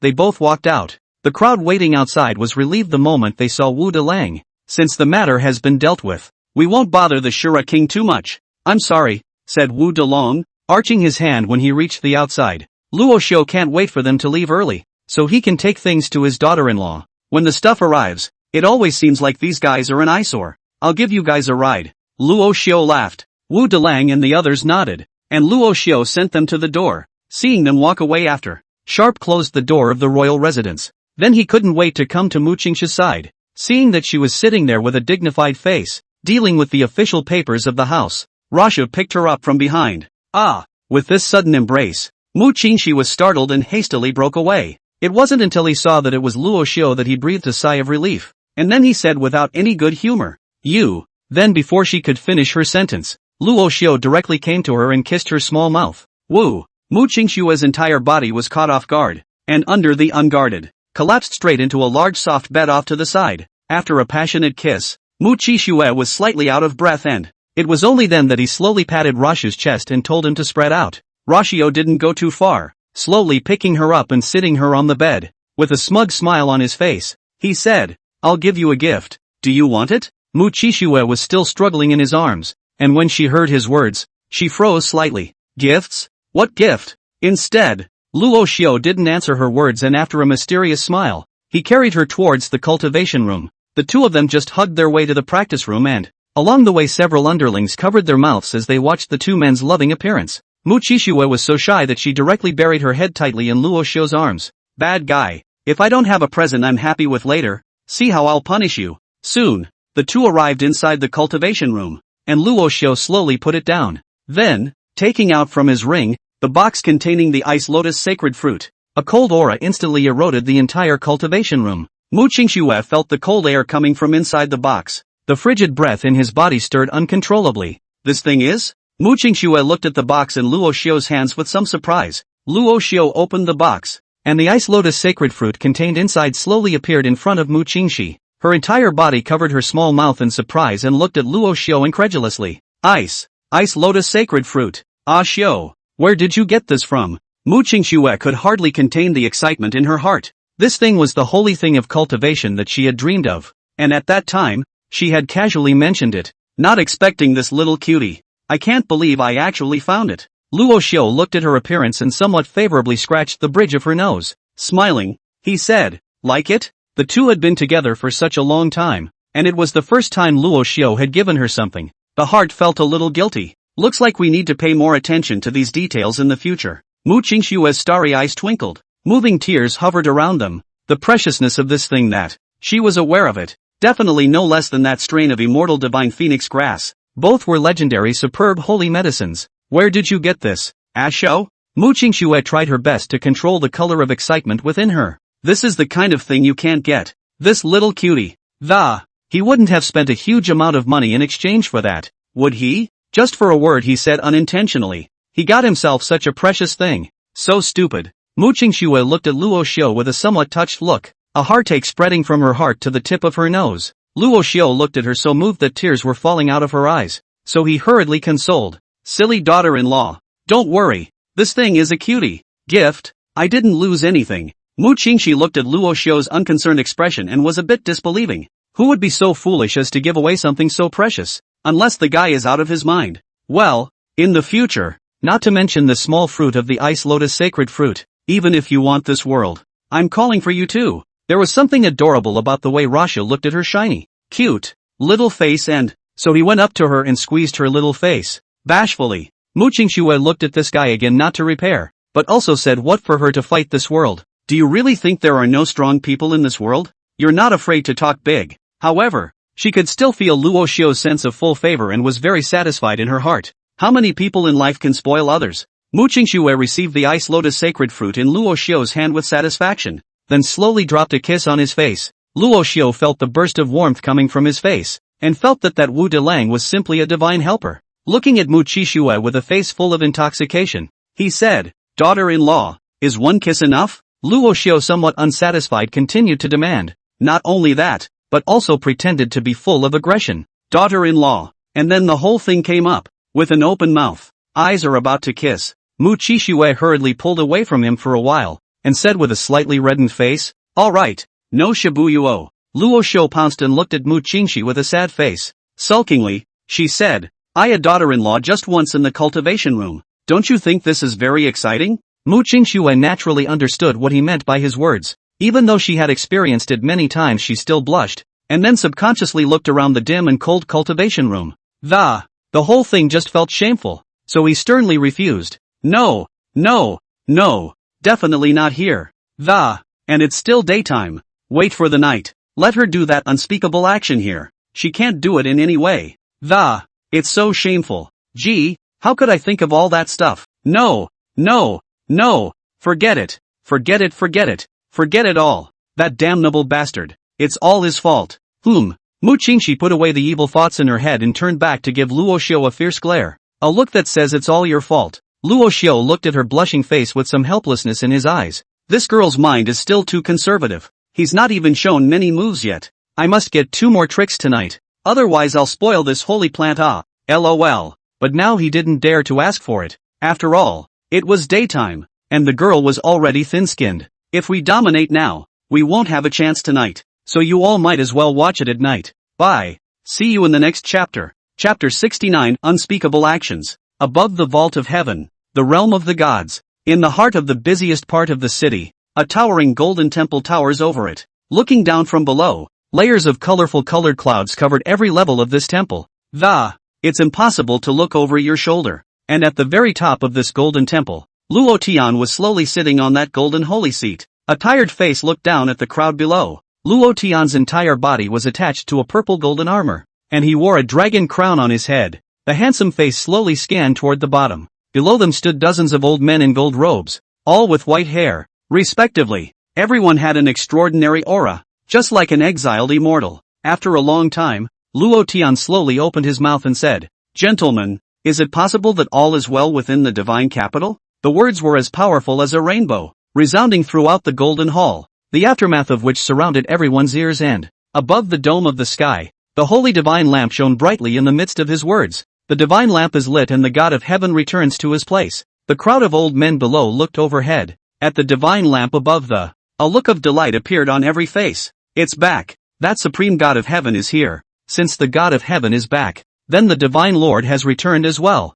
While the crowd was happy, an old man slowly came from it. Congratulations to the heavenly God on his return to the throne. All is well in God's capital. Welcome the return of the God of heaven. And all is well in the divine capital. As the old man's words fell, the crowd chimed in with delighted smiles on their faces. Luo Tian looked at the crowd and nodded slightly, his expression appearing strangely proud. After spending a long time in the lower realm and getting used to killing, His sudden return made him very uncomfortable. Emotions don't seem to be as hard to control as they used to be. He was even thinking a little of his little brother in his mind now. And his younger siblings, too. I wonder how far the two of them have progressed. And if they've given themselves a big fat boy? This kid, next time I see him myself, better be able to bring his son to entertain the old man. Otherwise he's exhausted himself here. Facing this group of old men, he was a million times more reluctant. Bother. However, there was nothing that could be done about it. Who let his asshole old man be a shill? Mom's memories haven't returned. 2, because of reincarnation. Couldn't have handled a scene of this magnitude. Thinking of this, Luo Tian's entire being chagrined. This damn brother. Next time he comes to the, I'm going to be a shill. 2. Let him experience this labored heavenly godhood. A flicker of anger appeared in his features. And it was this temperature that the entire sky of the divine capital was instantly covered in dark clouds. All the auspicious clouds suddenly turned into black clouds of flashing thunder. The whole of God's capital was as if it had been subjected to a great calamity. The inhabitants of God's capital have shown their horror, and there is widespread panic, have offered their faith and prayed, "O holy God of heaven, please take back your anger. O holy God of heaven." On the contrary, in the middle of the temple, the group of old men below frowned, concerned, and went up to ask, "Does the heavenly God have something troubling him?" The crowd casts concerned glances at the joys and sorrows of a celestial God. It determines how good or bad their side of the world is. Now that the winds and clouds of the divine capital had changed, was there anything else that the heavenly God could do that would make him chagrined? Luo Tian then remembered this bashful thing. It wasn't a good thing to be too powerful, either. There's a limit to how much you can even be angry. Alas. Oh old brother, you're a real pain in the ass, old man. He then annihilated this trace of chagrin in his own mind, which became once more unruffled, and emotions are also stabilized to just the right degree. It is the duty of every celestial god to renounce all attachment to, because it's about the survival of every god. This is the God of heaven, the supreme being, a party that combines its wisdom as well as its strength. In an instant, it can destroy a party. In an instant, the entire sky of the divine capital which returned to its original calm. The sky gods then slowly recovered from their tension. Looking at the worried looks of the group of old men below, Luo Tian waved his hand. "It's fine. Go about your business." A headache. A real headache. This, the lower world. Shura King's mansion. Night had fallen, and the couple was still happy and enjoying the smoke and mirrors of mortality. Eat was still as adorable as ever, gnawing on the big pig's trotters that Mu Qingxi had made with her own hands, her face full of joy. Mu Qingxue watched her eat while revealing a smile. After eating, Eat returned to Luo Xiu's ring to rest on his own. Luo Xiu just looked at Mu Qingxi with an intriguing expression. An ineffable smile piled up all over his face. Mu Qingxue glared at him fiercely. How could he not know what was in this guy's mind? But seeing as he had prepared such a big gift today, let him indulge in a little bit of licentiousness. Luo Xiu, who received a blank stare, said without the slightest influence, "Daughter-in-law, it's getting late. Why don't we rest too?" He's been waiting for this moment for a long time. And all day today, he's been doing everything wrong. It's always inexplicably annoying. Or is my daughter-in-law too seductive? I must use a trick I haven't tried before. Tonight, have a good time experiencing the amazing scenes from the movie. Mu Qingxi skimmed to the side with some embarrassment. Then whispered, "You go ahead and put on the bath water." She knew the guy had been thinking about it all day. In fact, she couldn't have a hard time with it all day. Always look at this guy like a wolf-like tiger gaze. I cannot help but obsessed. Mu Qingxue looked at the figure of Luo Xiu bouncing and quickly running back to the room, her legs slightly clamped and can already fantasize about what's about to happen tonight. After a short while, with eyes full of excitement, Luo Xiu ran to her side and said, "Daughter-in-law, the water's been put in the... Let's get together." Mu Qingxue's gaze to the sky came back to the blazing fire that had just been extinguished. Suddenly burning again, his face rolled red and he subconsciously nodded. "Hey." The anxious Luo Xiu immediately understood. And with a bad smile on his face, he picked up Mu Qingxue, darting toward the room. Inside the bathroom, Luo Xiu slowly changed her clothes, even after having seen his own daughter-in-law's marvelous body countless times, as well as the proud capital. Still not enough, his movements slowed to a crawl, admiring every inch of her, dropping gentle kisses that. Mu Qingxue blushed and locked eyes with him. "The only thing on my mind is to speed things up. No resistance." Daughter-in-law. You're beautiful. And if it weren't so true, I've been feeling like I'm living in a dream world. Luo Xiu said softly as he came to her ear, the heat wave coming from the center of the most. A burst of stimulation of Mu Qingxue's little heart. Her whole heart went wild with the sweet words, "He's such a bad guy." The whole person collapsed into Luo Xiu's arms in a paralyzed and powerless manner. "Ah Xiu, you're bad." Luo Xiu accelerated the movements of his hands, and soon the two were coming straight to the point of frankness and Luo Xiu directly picks it up. Rasu no longer hesitates. A beautiful piece of music ensued. The two of them were in a state of flux, with all sorts of strange moves coming out of the air, and slowly, from rusty to skillful, finally, until you become a master. Chapter 70 Tianlang Sect. Thousands of miles northwest of the imperial capital of the Apocalypse Empire, a powerful clan was situated in a crisscrossing mountain range. A towering mountain peak wrapped around the entire sect of the. A huge spell formation was set up at the top of each peak, and each spell formation was intercommunicating with each other. On each peak, there was a powerful and strong person sitting on it. Together, they can converge into a powerful clan protection formation. And how many disciples of the Skywolf sect? Tens of thousands of them. The moment. An old man leaned on a golden walking stick and slowly walked towards the Tianlang sect. The person who came was none other than the Xuanwu Empire's Grand Exalted One. On the spacious dirt road, the old man hunched over. Step by step. His body was emanating a strong aura. The road under his feet was muddy, but not a trace of mud could soak his body. It was as if every footstep he took seemed to hang in the air. Gorgeous koa robes wrapped around his withered end. The old man arrived in front of the Tianlang sect's mountain gate, and the 4 or 5 disciples guarding the mountain immediately spotted him. All of them unsheathed their swords and looked at the ornately dressed old man with a wary expression. Who is the visitor? A disciple stepped forward and questioned. The old man's hunched body then slowly lifted his head to look at him. Afterwards, a peaceful smile appeared on his face, and his old voice was extremely majestic again as he said, "Little friend, this is the Skywolf sect?" The disciple nodded slightly after sizing him up. That's good. That's good." The old man still had a smile on his face. Hearing the old man's words, that disciple immediately became alert once again. He's been here guarding the mountain gate, and he's browsed through all kinds of powerful people. Looking at this well-dressed old man, he must also be a rare character, but I don't know if he's here to find a relative or to seek revenge. So that disciple still asked cautiously, "Old man, you came to my Skywolf sect to look for your family?" With a guess in his mind, a light smile appeared on his originally wary face. The disciples of the Skywolf sect were not lacking in the sons and daughters of dignitaries, and looking at this old man, who was dressed in distinguished clothes, with a red face, could it be some inner disciple or core disciple's elder? If you're here to find your family, you can also climb up to the inner sect or the core siblings. You can't afford to slack off. The Grand Exalted One looked at him in a pretty good light. One had to marvel at the good heart and mind of the disciples of this great power of the Tianxi Empire. If this were to be placed in the Xuanwu Empire, those people wouldn't turn their noses up and mount their faces, high and mighty in their own little way. If the Emperor's son of the Xuanwu Empire could be like them, why worry about the empire not prospering? It seems that the gap between the two empires is still a bit big.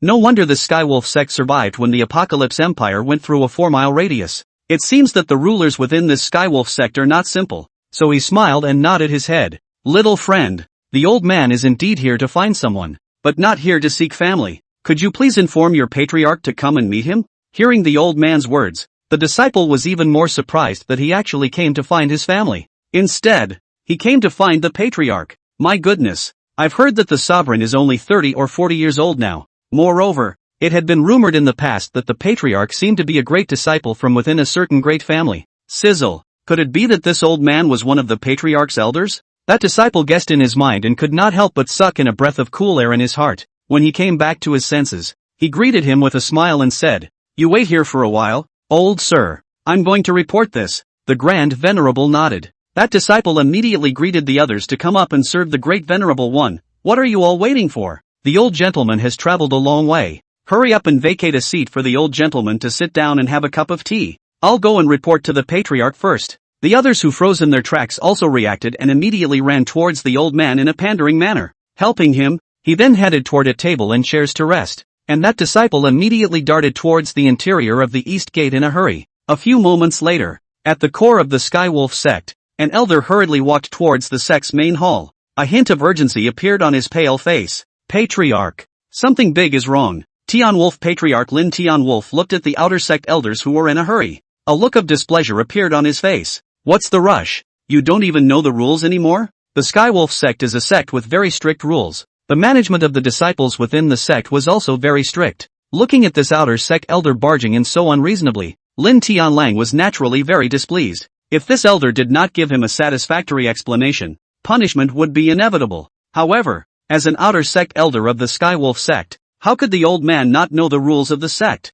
He rushed in such a hurry, also because the disciple under his door reported that, I heard that it was a relative of the patriarch who had come to look for him, and it was natural to be in a great hurry for such a significant matter. He believed that if the patriarch knew about this, he would definitely not chastise him, and he has not been heavily rewarded, because they all knew how noble their patriarch's status was. That's the prince of the Tianqi Empire. If it wasn't for the fact that the old ancestor had taken him as a close disciple back then, and that he was bent on searching for the great Tao, it could be the lord of the Apocalypse Empire right now. Thinking of this, some joy appeared on the old man's face. Since the relatives of the patriarch had come to look for their relatives, that was definitely also a royal relative of the Tianqi Empire. This kind of important person came to seek. It might not be an important matter. Important things have to be handled as important. It makes sense to have no rules, right? The outer sect elder was relieved in his heart. Patriarch, there is an old man outside the mountain gate who said that he came to look for you, said the outer gate elder with a hint of a smile on his face. When Lin Tianlang heard his words, a trace of consternation clearly appeared on his face. Coming for him? Could it be someone from the royal side of the Apocalypse Empire? But didn't you say before that you would never go back? Subsequently, Lin Tianlang associated himself with the news from the Apocalypse Empire that had come in these days. It is said that the situation within the empire is very bleak, and that other brothers have turned against it. Could it be that Lin Tianbad just asked for his help? Thinking of this, Lin Tianlang frowned slightly. He originally no longer wanted to participate in these struggles between royals, only wanting to quietly seek the pinnacle of hegemony. But seeing this situation of brothers fighting each other, he was still a bit intolerant. What's more, even though Lin Tianbad wasn't his blood brother, the two of them had a very good relationship. Now that Luo Fun Tian was not by his side, the only one he could rely on was probably himself, right? Hey! Lin Tianlang looked toward the outer gate elder and said helplessly, invite him in. It's the sovereign. The elder received the order and immediately darted towards the outside again.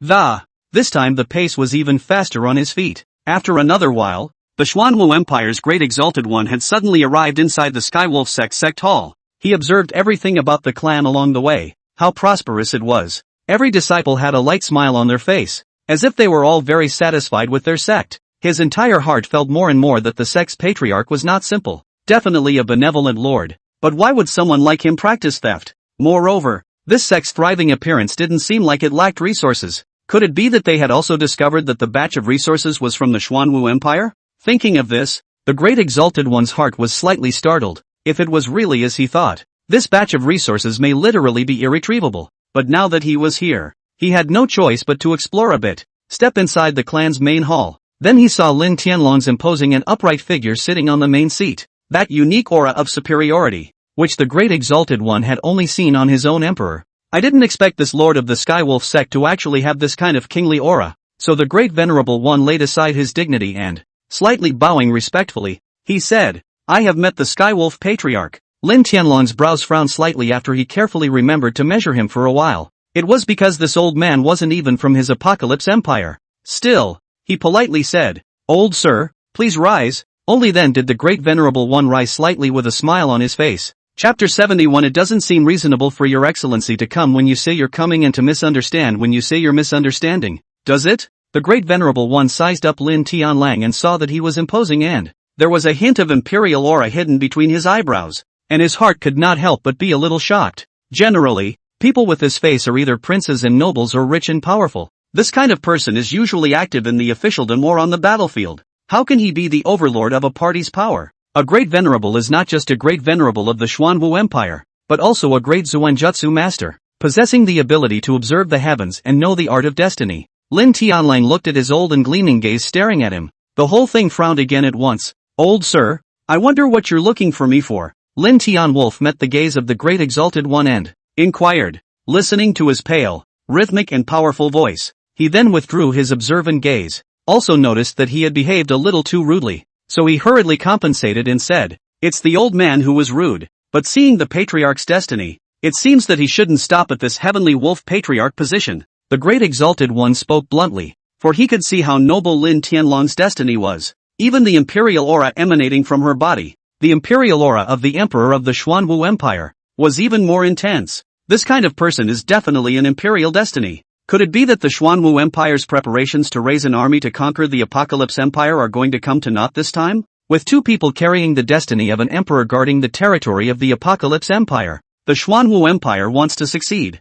I'm afraid it's going to be a lot harder. Hearing the old man's words, a hint of surprise flashed in Lin Tianlan's eyes, because his master had also told him that he had an imperial destiny. However, because of Lin Tianbad's arrival, his emperor's life shell was phased. Definitely cannot stay in the Tianqi Empire to participate in the government. Otherwise the two emperors of the fate of the people will certainly collide, will fall into a lose-lose situation. Even the double fall of the downfall. That's when he withdrew from the race for the throne. I assume that's why you came to me, old man? Lin Tianwolf was unwilling to answer his question. Instead he said with a focus. The great venerable one also knew that he had spoken a bit too much today, so he also wept and laughed. It was the old man who spoke too much. I hope the patriarch will forgive me. The great exalted one was somewhat appalled in his heart. Everything observed today must be transmitted back to the imperial territory as early as possible to let the emperor of the Xuanwu Empire know about it. Or else everything that has been done will become someone else's dowry. He felt more and more that this matter was tricky.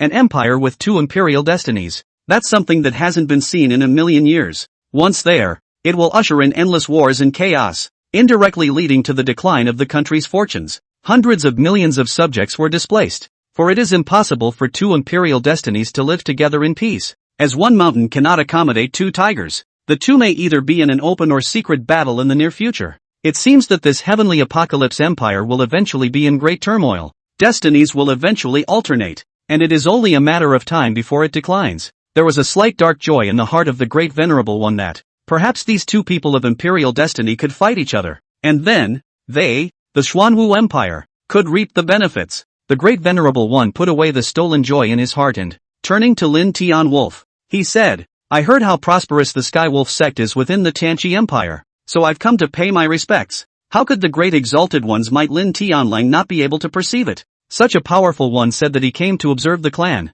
Who on this one believes it? How could he not understand the meaning of this old man's words? Old man, whichever side of the force you're on, you'd better put away your set of thoughts. Otherwise, the Skywolf sect won't sit back and do nothing. Lin Tianwolf subconsciously said in a cold voice. This person might just be coming in for a preemptive strike. Their ultimate goal might be the Skywolf sect, even the entire Apocalypse Empire. However, he could not guess the real purpose of the other party at this time, so it's not a good idea to put words in my mouth. Seeing that he was no longer trying to maneuver around him, the great exalted one, and there's no point in continuing the disguise. Solely, he asked directly, Patriarch, so this is your way of admitting that you looted that batch? The great exalted one's face was gradually gloomy at the moment, and there was not the slightest hint of timidity in his body. Although he could sense that several other strong auras were locking onto him within this Skywolf sect, he was completely unafraid. Stuff? What stuff? Lin Tianlov was at a loss. They, the Skywolf sect, didn't have any penchant for robbing homes. The great exalted one looked at his appearance, as if he was playing dumb, and couldn't help but feel a bit irritated in his heart. Sovereign Tian Lang, still want to play dumb with me here? Within a radius of 10,000 miles, apart from the Apocalypse Empire, only you, the Skywolf sect, have the power to hijack that batch of things, and I've already confessed. Why do you have to continue pretending? The great venerable one held his walking stick and straightened his withered waist, his eyes like torches staring at Lin Tianlang, as if to catch a hint in his eyes. However, looking at Lin Tianl's confused and doubtful eyes, he again somewhat doubted his guess. Could it be that this batch really wasn't what they robbed? It couldn't be. Besides them, what other force could have moved those people? Lin Tianlang looked at the old man's questioning eyes, and his heart was also very upset. His Tianlang sect does things openly and honestly, and the rules are even more strict than the imperial palace system of the Tianqi Empire. The aim is not to take a single penny from the people and to endeavor to develop the disciples under the door would never do anything metaphysical, and there's never a shortage of resources there at the clan. The resources sent to the disciples every month were several times that of other sects, which could fully support their cultivation. So who would risk so much to do the looting? Under such strict rules, he would never believe anyone would do such a thing. Besides, this old man is so strong. Then robbing them of their, how can you say it's a few elders within the sect? However, within the sect, apart from Elder Wu, who was still outside, the rest of the elders were in seclusion. So this old man is here to slander people? At the thought of this, Lin Tianlov instantly became furious. This old man's aura was strong. But to slander someone for no reason, does he really think that he The Tian Lang sect is a vegetarian? Old sir, I respect you as a senior and reason with you, but your words make me very upset. My Sky Wolf sect acts in an open and honest manner. If you slander again, don't blame us for not being polite. Lin Tianlong's cold words just fell, for strong figures then appeared around them.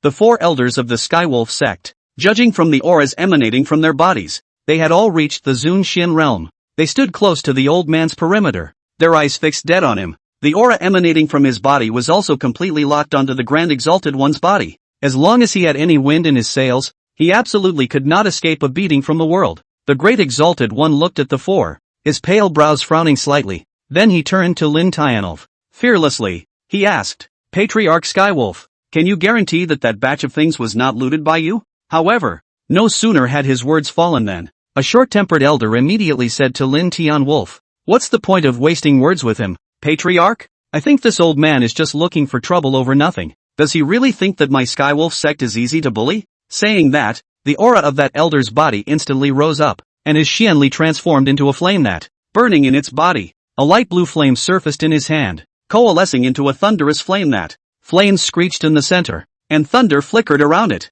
Lin Tianlang saw that he was about to make a move, so he hurriedly made a move to stop him. Third elder, back off, Patriarch. The third elder looked at Lin Tianlang anxiously, wanting to say something. However, an old man on the side immediately spoke out and said to him, Old 3 first step back, it's the Grand Elder of the Skywolf sect, and he looks to be about the same age as a Grand Exalted One. However, he had inked hair and was not as old as the Great Exalted One. However, there was a calm and powerful aura emanating from his body. The third elder had no choice but to withdraw the flame in his hand. Old man, though I don't know what you've lost, but things we say we didn't take. If you have any grievances against the Skywolf sect, you are welcome at any time. No farewell. Lin Tianwolf said to the Grand Exalted One after glancing at the Grand Elder. The Great Exalted One looked at his face, which remained unchanged, and his expression was very frank. The mind is bound to have the answer as well. There may really be a misunderstanding. Alas, it may be a misunderstanding on the part of the old man,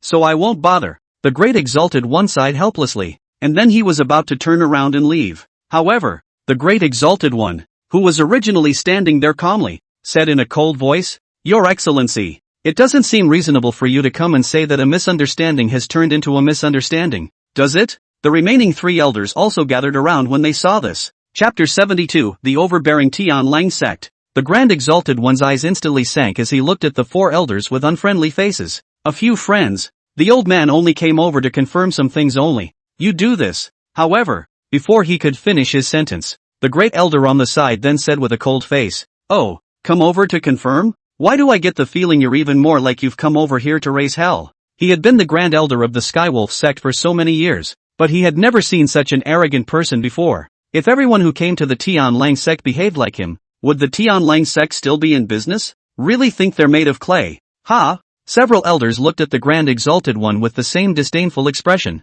A hint of anger surfaced on each face. If he let this person go back today, this would definitely become a disgrace for the Skywolf sect if word of this spreads out. They had lived for so many years and had fought their way through the Apocalypse Empire for dozens of years. Within this Tanchi Empire, there was no other major power that dared to treat the Skywolf sect like this. The Skywolf sect doesn't even fear the royal family of the Tanchi Empire, and there are even times when the royal family of the Tanchi Empire still had to look at the face of the Skywolf sect. He didn't know who gave this old man the guts to go into the Skywolf sect alone to ask for punishment, and made so many false claims, and then tried to get rid of it early by saying it was a misunderstanding? How can it be so cheap? Inside the Tian Lang sect, such a bold slander, and still want to walk out with a calm demeanor. It's not that easy either. The Great Exalted One looked at them with an unpleasant look on his face. He couldn't help but look at Lin Tianwan who was at the side. Patriarch, do you think so too? He also didn't expect the Skywolf sect to be so overbearing. Originally, he thought that his strength would be able to deter them,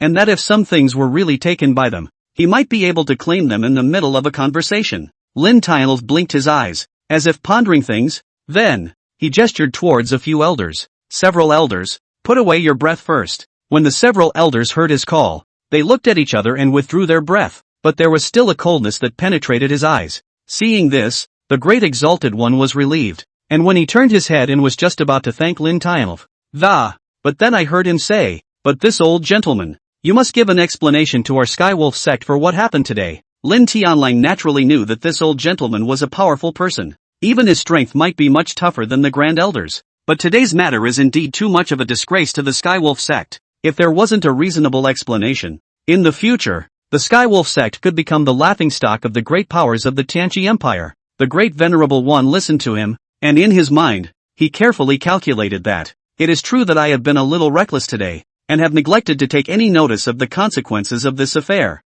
Instead of being negligent, I'd say I was in a hurry. He also knew that this kind of big clan's favorite thing was face. One is supposed to give them a leg up. A face. It's the old man's fault today. However, I heard that the strength of the Skywolf sect is also among the leading sects in the Tianqi Empire. So I wonder if I will have the opportunity to learn from all of you. The Grand Venerable nodded his head. He was also considered to be a dignified figure. Absolutely impossible to bow down. And so he calculated in his mind. Hearing his words, the anger of the 4 elders on the side instantly burned up again. The irascible 3rd elder instantly didn't buy it, and the thunder flames in his hands slowly surfaced once again.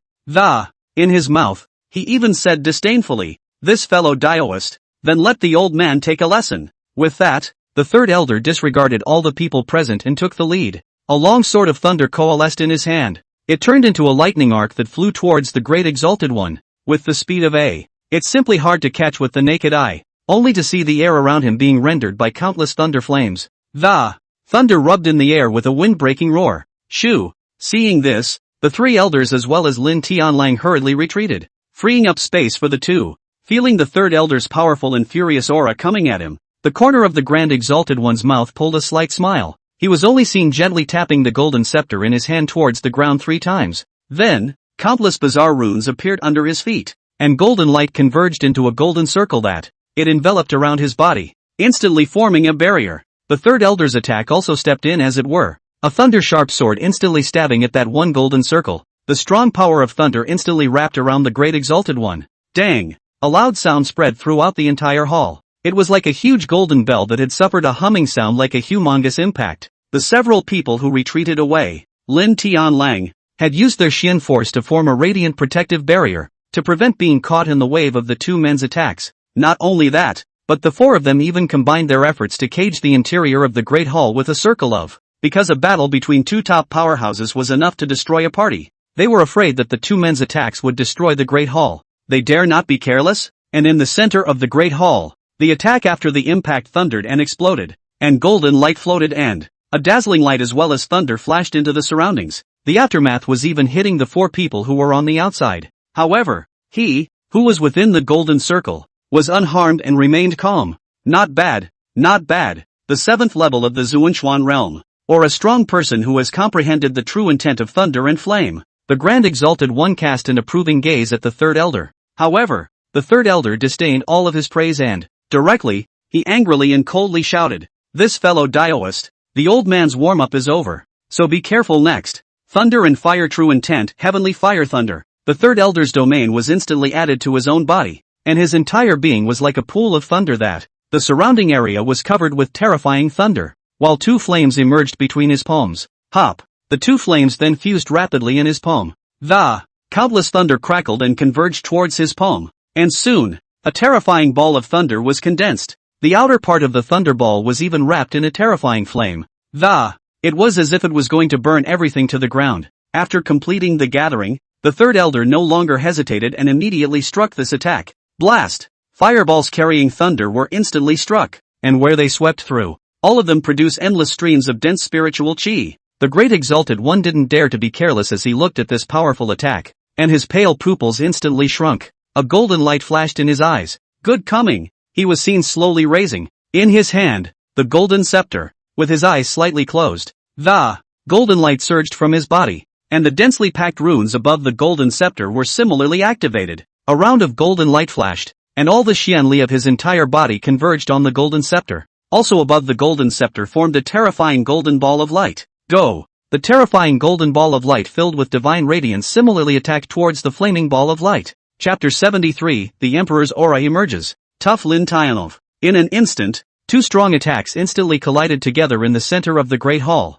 Bang! An ear-piercing roar rang out, and an intense glow stimulated the crowd's gaze. At once, the Xianli generated by the 2 attacks recklessly engulfed everything around them. The entire floor of the Great Hall was directly blasted out of a 100-meter deep pit by the two attacks. However, the Great Exalted One's attack was even better. The ball of golden energy directly engulfed the ball of flamelight and blasted straight towards the third elder. See strong. Not good. The Grand Elder outside the arena exclaimed something bad. The figure directly disappeared from the spot, directly darting towards the direction of the third elder. Looking at the golden ball of light attacking close at hand, the third elder had already exhausted his strength and blood oozed from the corners of the entire person's mouth, and a stunned look appeared in his eyes. The old third monster dodges, looking at the third elder who froze and was slow to react. The great elder's heart was burning with anxiety. The silent second elder outside the arena looked at the third elder with the same concern. However, that attack was simply too strong, and there was no way for the Grand Elder to block it in time. Just as the rooster was about to penetrate the third elder's body, an incomparably overbearing force instantly took control of that attack. Lin Tianwolf struck out, only to see his single palm outstretched and the Emperor's chi in his body immediately formed a strong attack, blocking down the attack of the Great Exalted One. Extinguish. After Lin Tianwolf outside the field blocked that attack, he only saw a single hand hold and a cold snort escaped the corners of his mouth. That attack of the Great Exalted One was instantly disintegrated by him. After a few moments, a silence fell over the field. Only the heavy breathing of the third elder was left behind, as well as the corners of his mouth that were constantly oozing blood. The second elder, on the other hand, was staring at the Great Venerable One with a grim face, silent, and the killing intent in his heart had reached its peak. An aura of darkness instantly surfaced on his body. His eyes were empty, and his eyes were like ink. It was as if it was a phantom from the Nine Spectres. The fourth elder was similarly filled with killing intent, only that he still had to guard the Great Hall and had no time to be distracted.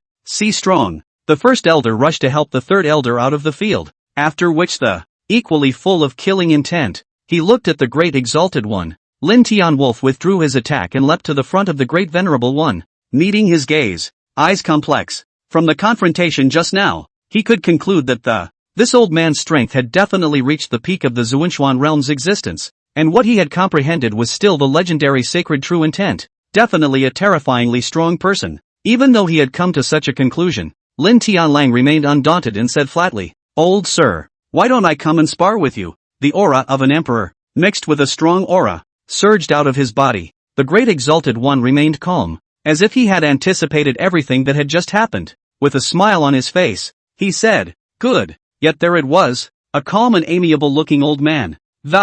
In his heart, he was very ruthless. That attack just now, if it hadn't been blocked by Lin Tianwolf, the third elder might have fallen at this point. Such a ruthless person had already ignited the rage in Lin Tianlong's heart, greeting Lin Tianlong's Emperor's chi-enhanced aura. The Great Exalted One also felt a trace of pressure in his heart. He could clearly sense that Lin Tianlong's cultivation was inferior to his, and at most, he had just advanced to the 9th level of the Tian Xuan realm. However, with the empowerment of the Emperor's breath, the other party's aura vaguely had the capital to fight against himself. Be careful. After staring at each other for a moment, Lin Tianwolf's eyes gradually turned cold. The imperial chi in his body was also forced to its strongest by the old man's breath. Seeing this, he no longer hesitated, and an overbearing aura instantly enveloped him. A golden silhouette instantly appeared within the strong domain. The moment the Great Exalted One saw the golden shadow, a hint of shock wiped across his eyes. Emperor's Void? I didn't realize that his domain could actually allow the projection of Emperor's Void.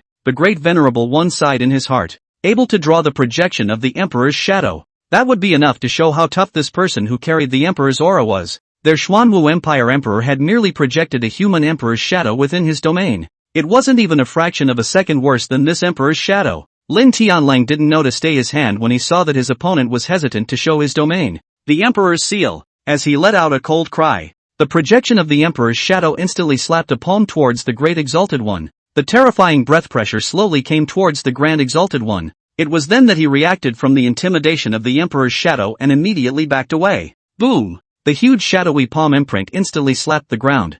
A huge palm print instantly appeared on the floor of the Great Hall. However, it was only in an instant that the ground closed up solid again. The Great Exalted One retreated to the side, the shock in his eyes slowly retracting. Angelic Sanctuary, 6-winged angels. The Great Exalted One no longer stayed his hand. Even if he couldn't leave the Skywolf sect today, he must severely injure this Lin Tianlang. He was well aware of the terror of being an emperor, and if he allowed it to grow up in this way, I'm afraid it will jeopardize the Xuanwu Empire. This son must not be kept. and so it was that he no longer hid the murderous aura in his heart. Endless killing intent wrapped in it under the divine aura. The original sacred six-winged angel instantly transformed into a demonic messenger that. The originally bright and penetrating eyes also gradually turned scarlet. The few elders outside the arena felt his strong killing intent and were instantly shocked. This old thing actually started to kill. The fourth elder was anxious in his heart. However, the great exalted one's strong angelic realm discouraged them from. They couldn't even take a step forward if they wanted to.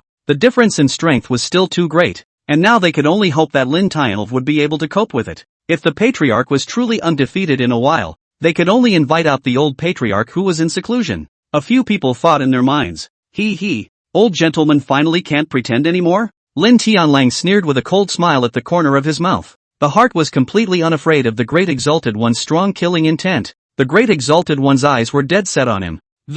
A hint of ruthlessness appeared on his pale face. If you can survive today, your future achievements will definitely not stop at this Tianqi Empire. Even if I have to give an account here, I will definitely thwart this imperial aura of yours. Dark Angel kill. The great exalted one's body violently disappeared within the realm, and surprisingly, he directly fused with the Dark Angel as one. Then, the entire Dark Angel was as if it had come to life, and the dark heavenly wings behind it slowly floated. The dark sacred sword in his hand rose with a cold light, charging towards Lin Tianlv at an extremely fast speed. Is this old thing already this strong? It's actually able to fuse domain souls already. The Grand Elder was shocked. If one could fuse their soul with the domain, it meant that their strength had already reached the Great Sage cultivation level. No, his cultivation hasn't broken through yet. He can only fuse for 100 breaths at most, and he will fall into a period of weakness afterward. This old man is trying to fight for his life. The second elder frowned slightly as he said in a pale and cold manner, Old Fourth, quickly go and invite old ancestor. Even though this old man was still unable to completely fuse, he could already be invincible within Zun Xin territory. Can the sovereign really cope? They couldn't help but sweat for Lin Tianlv. Chapter 74, The Great Exalted One's Defeat. Lin Tianlang looked at the Great Exalted One who had completely merged himself into the Dark Angel. There was no fear in his eyes. The imperial chi in his body was even more stimulated, and he was brave when he met courage. Just in time. This clan hasn't been active for a long time. Lin Tianwolf's mouth smiled coldly. Emperor's domain, suppression. He similarly offered his domain, an overbearing domain that instantly enveloped the two of them.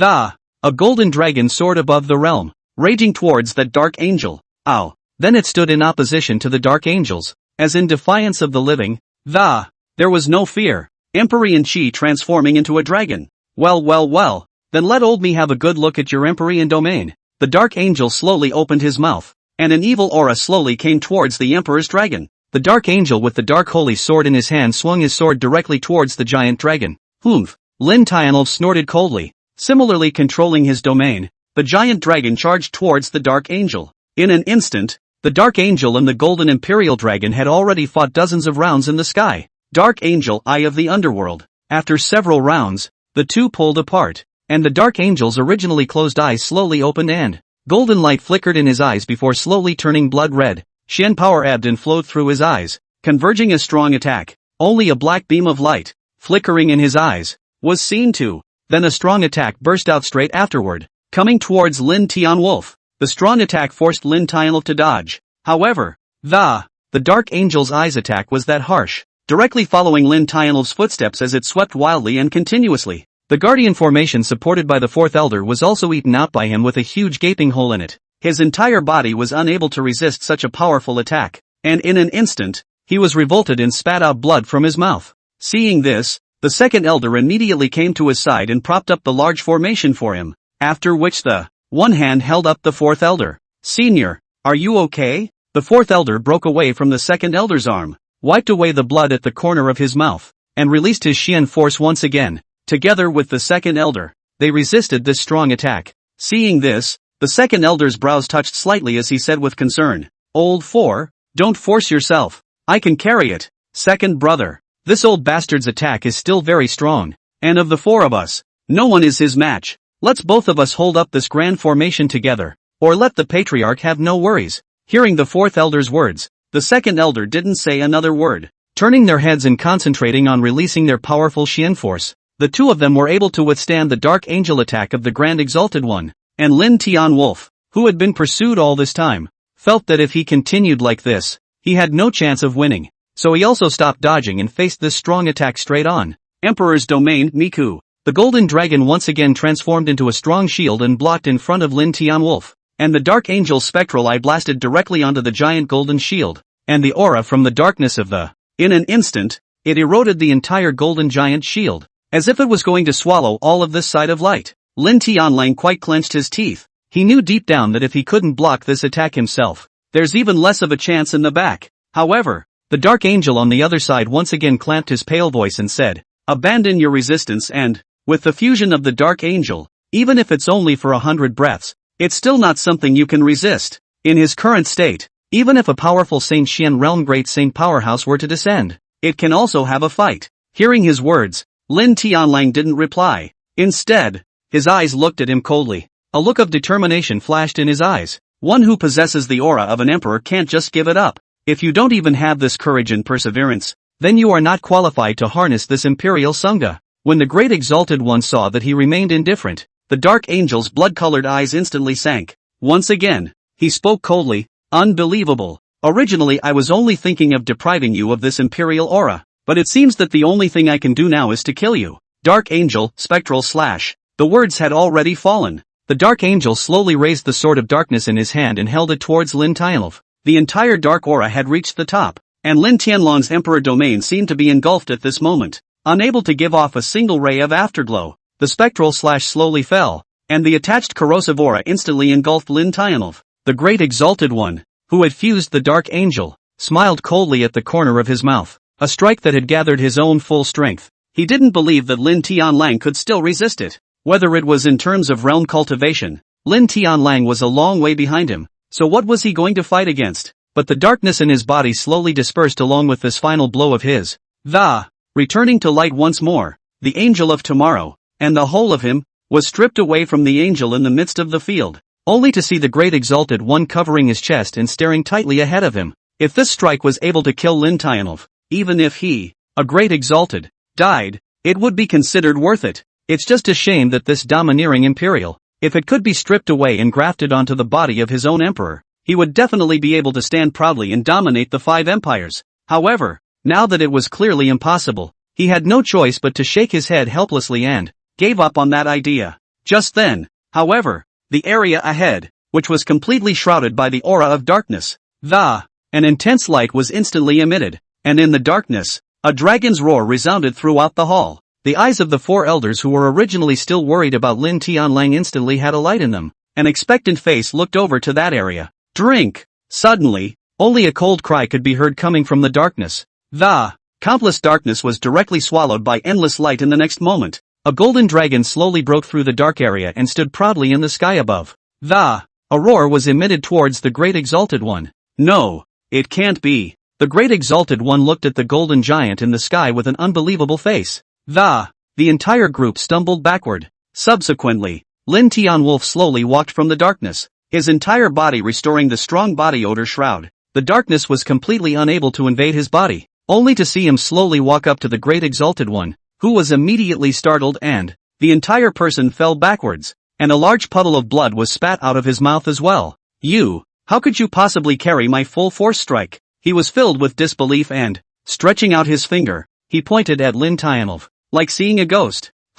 Looking at the great exalted one who kept groping backward, Lin Tianlang directly choked his neck and lifted it upward. Hegemony said, "It seems that your Xuanwu Empire is still lacking in the study of imperial qi, and I don't blame you for that. After all, your cowardly emperor simply cannot possess such a strong imperial aura." From the dark aura just now, he could tell that this old man was from the Xuanwu Empire, and the status doesn't seem to be low, so there was no need for him to hold back. Chapter 75, Release him? Is it okay if I don't? The great exalted one couldn't breathe as his neck was pinched and his eyes looked at Lin Tianlong with fear. How could he not have expected that this imperial aura would be so strong? Even his all-out strike fused with the Dark Angel could be easily defused. Is this the Emperor's aura? Oh, let's not talk about how the imperial aura of the one in the Imperial Palace of the Apocalypse Empire is. Based on the strength of the Skywolf Sex Patriarch and his imperial aura alone, it was enough to make it difficult for their Xuanwu Empire to fight. Did the Xuanwu Empire really have no chance? A hint of despondency passed through the eyes of the great exalted one, and then with a relieved look on his face, he laughed out loud. "Ha ha, since you've already recognized me, then go ahead if you want to kill or die. He was relieved in his heart. There was only so much he could do for the Xuanwu Empire. How can it be so easy to die? Lin Tianlang looked at him with eyes that looked at death, directly threw him in front of the Grand Elder and said, lock him up first, and when Master comes out of the gate, let him do some soul searching on this old guy. Yes. The first elder helped the third elder to the side and settled down after. With a face of hatred, he lifted the great exalted one on the ground and walked towards the heavenly prison. The remaining 3 elders also tidied up the great hall and Lin Tianwolf, on the other hand, walked towards the cave where his master was in seclusion. At this moment, his mind is also filled with thousands of thoughts. I didn't realize that the Apocalypse Empire had infiltrated so many powerful people from other empires. Even the weakest of the 5 empires, the Xuanwu Empire, had penetrated this deep. Lin Tian bad. Are you really that incompetent? Once Luo Fun Tian left. You're powerless? In a few moments he came to a plain cavern, and in front of the cave was stubbed up a large formation. Lin Tianwolf looked towards the cave entrance, bowed and said, Master, my disciple seeks an audience. A few moments later, there was still no sound coming from the cave. But the large formation set up at the entrance of the cave had already been put away. After receiving his master's permission, Lin Tianwolf walked towards the inside with heavy steps. When I entered the cave, I saw an old man in simple clothes, sitting on his knees like an immortal, eyes tightly closed. Lin Tianwolf moved closer, and then he knelt straight down. My disciple pays homage to master. Only then did the old man sitting cross-legged open his eyes when he heard Lin Tianwolf's words. The moment he opened his eyes, a golden light flashed in his eyes as if it could pierce through everything. Then he stood up with a kind face and slowly came to Lin Tianlang and helped him up. Master, I've disturbed your rest, but there's an important matter at hand. Need your help. After standing up, Lin Tianwolf directly stated his purpose. Just as he was about to continue, the old man directly signaled that he didn't need to continue. Lin Tianlang immediately stopped his mouth. The old man smiled at Lin Tianlang and strolled towards the outside of the cave with his hands behind his back. Lin Tianwolf, on the other hand, followed behind him with a confused look on his face, knowing that this master of his was incomparably powerful. I just haven't said anything yet. Does he really know? Looking at the master's back, he didn't think about it that much, and straight away, he followed his master to the main hall. Master. After seeing master sit down, Lin Tianwolf was again ready to go up and speak to him. However, the old man was the one who preempted him and said, Oh Skywolf, how long have you been worshipping under me? What? This question directly blindsided Lin Tianwolf. Still, he answered honestly, Master, it's been 15 springs. Yes, it's been 15 years since I've been under the master's tutelage. It's been so long. A small smile appeared on the old man's face as if he was nodding in relief. I know what's in your mind. I've been disciplining you all these years. Do you have any complaints? However, the old man's words once again confused Lin Tianlang. What exactly did this master want to say? What's wrong with you today? And it also seems to be a lot gentler than usual. Usually when you see yourself either hitting or scolding. He was really a little puzzled. Master's kindness of knowing and nurturing, my disciple will never forget it. The old man laughed softly and wasn't speaking. It's time to face some things. Then, his figure disappeared directly from his seat, and in the twinkling of an eye, then he came to the heavenly prison where the great exalted one was being held. He was still wearing a smile on his face, and he intended to look at the great exalted one who was in a state of distress, and then he waved his hand and the door to the heavenly prison then simply opened wide. The great exalted one's head of thin, loose hair was slowly lifted up by the old man. Looking at him with a calm face, Turing, hello again. The old man's words were as casual as a meeting between two old friends. The great exalted one listened to the somewhat familiar words, which slowly raised his head to look at the old man. However, upon seeing the old man's familiar face, his eyes gave a slight lurch. After freezing for a moment, he snapped in shock. Lin Yuan. The old man he called Lin Yuan smiled faintly, then waved his hand again and removed the shackles from his hands and feet. I didn't expect to meet in this way. Senior brother. Turing watched as the shackles were lifted from his hands and feet. Somewhat puzzled, he looked at Lin Yuan. What kind of trick are you trying to play here again? He wouldn't think that this Lin Yuan would be so kind as to let him leave. But at this moment, he could no longer feel Lin Yuan's aura. It meant that his strength was much higher than his own. And it seemed that after so many years, he had already stepped into that realm. Lin Yuan sighed helplessly, looking at his once wretched old friend. He was really a little bit of a heartbreaker. The two men are in different empires and their positions are ultimately different.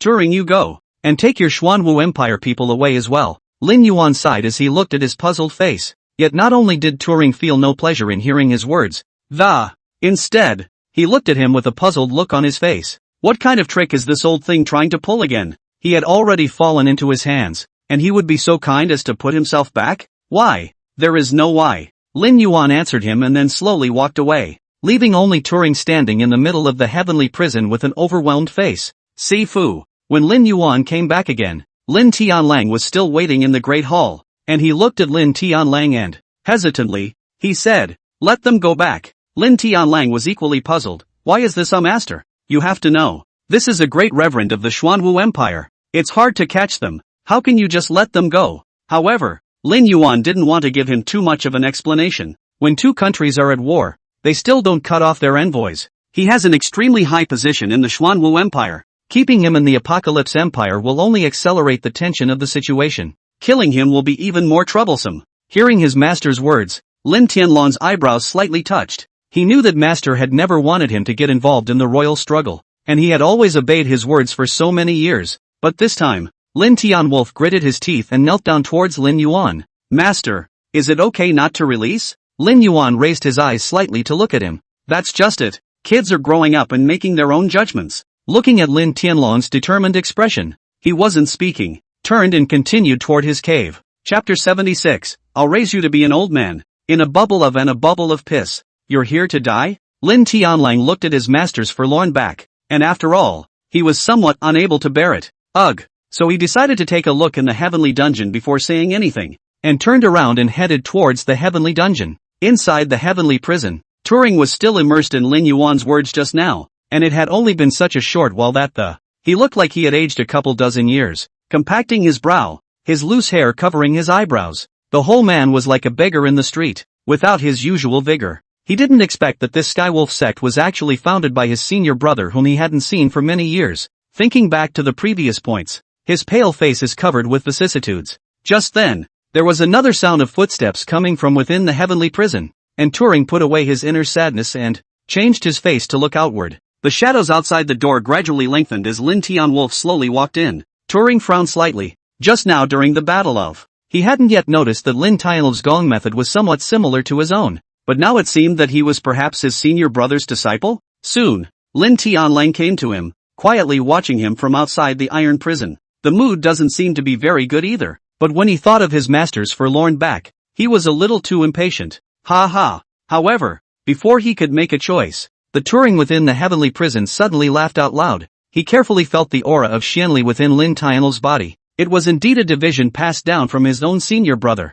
and there was some relief and helplessness in his heart. I didn't realize that as a senior uncle, I couldn't even defeat my own nephew. It seemed that all these years because of the empire, it was no longer the original intention of one's cultivation. Lin Tianlang looked at his rueful smile, and his eyes first scowled with complexity and then there was a flicker of doubt. He doesn't know what's so funny about it. What are you laughing at? Lin Tianlang narrowed his eyes and looked at him as he asked. Turing sized him up carefully, then slowly said, I didn't expect it.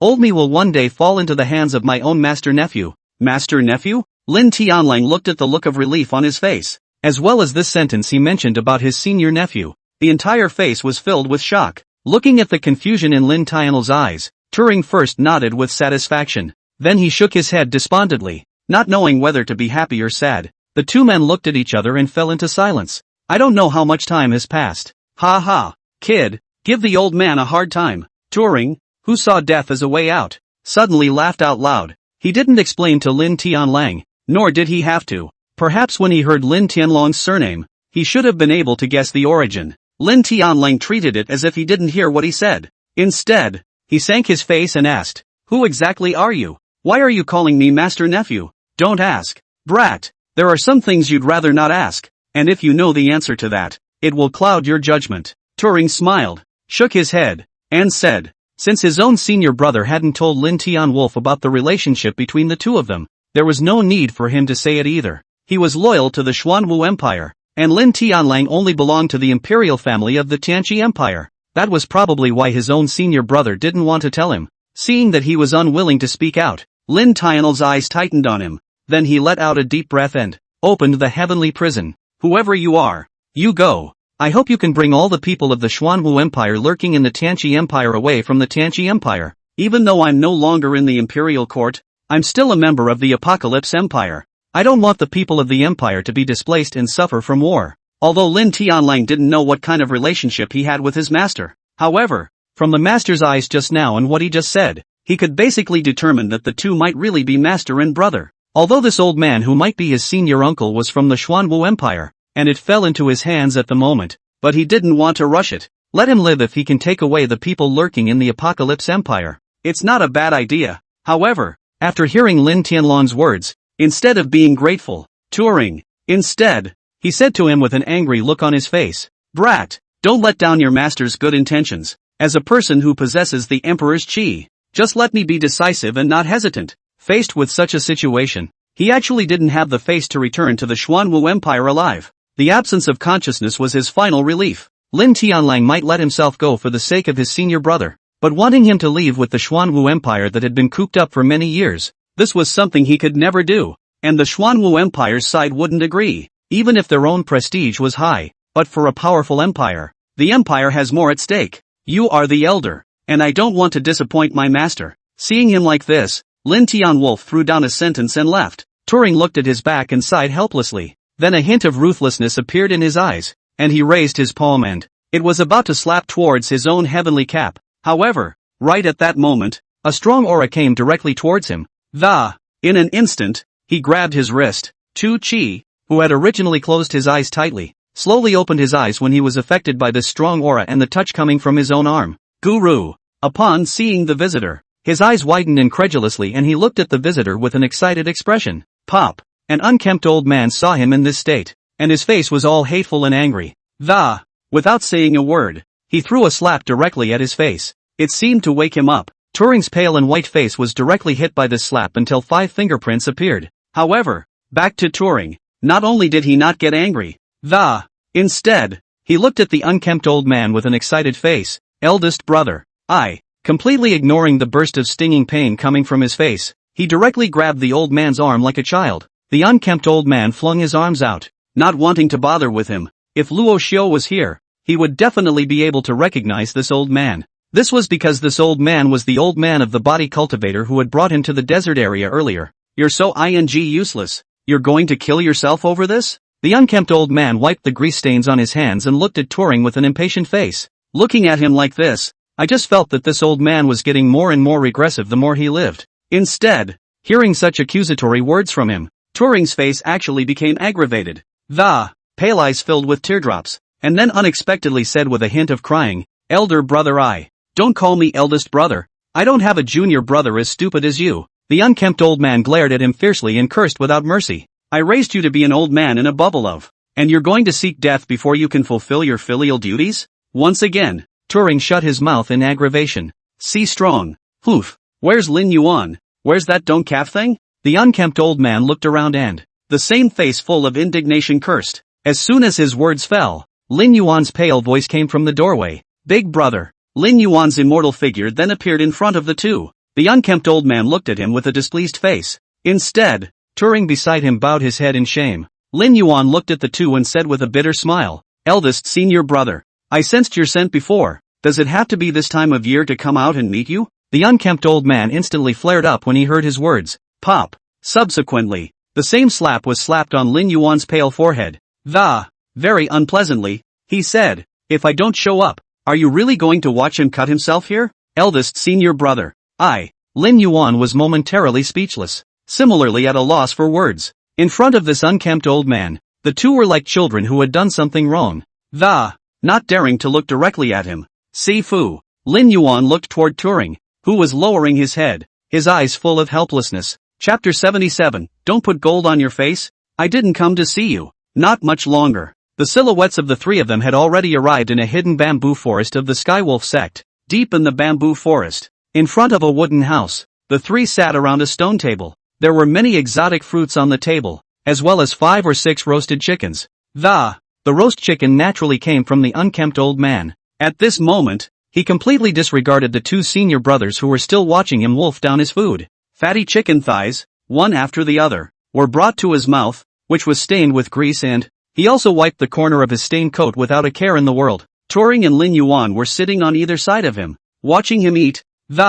A light smile appeared at the corners of both of their mouths, like the unpleasantness had never happened before. After a while, he had eaten all the roast chicken on the table, and seemed to be choking a little on the. Straight away, he took a large jug of fine wine on the table and slammed it down. Hiccup, until his throat was soothed. He burped contentedly and then drifted over to the two little old men on either side of him and watched their eyes, staring straight back at him. He was also a bit embarrassed, but as the eldest brother himself, how could he not have majesty? Immediately, he cursed at the two. What are you looking at? You guys don't eat it. Lin Yuan, touring. The two listened to their senior brother's stinking scolding, and instead of feeling any discomfort, instead, the smile on his face grew even wider. They would only really feel out of place if eldest brother didn't scold them when he saw them. Seeing this, it was as if they were back in the old days. Eldest brother, still the same eldest brother they were familiar with, hadn't changed at all. Eldest brother, are you full? If it's not enough,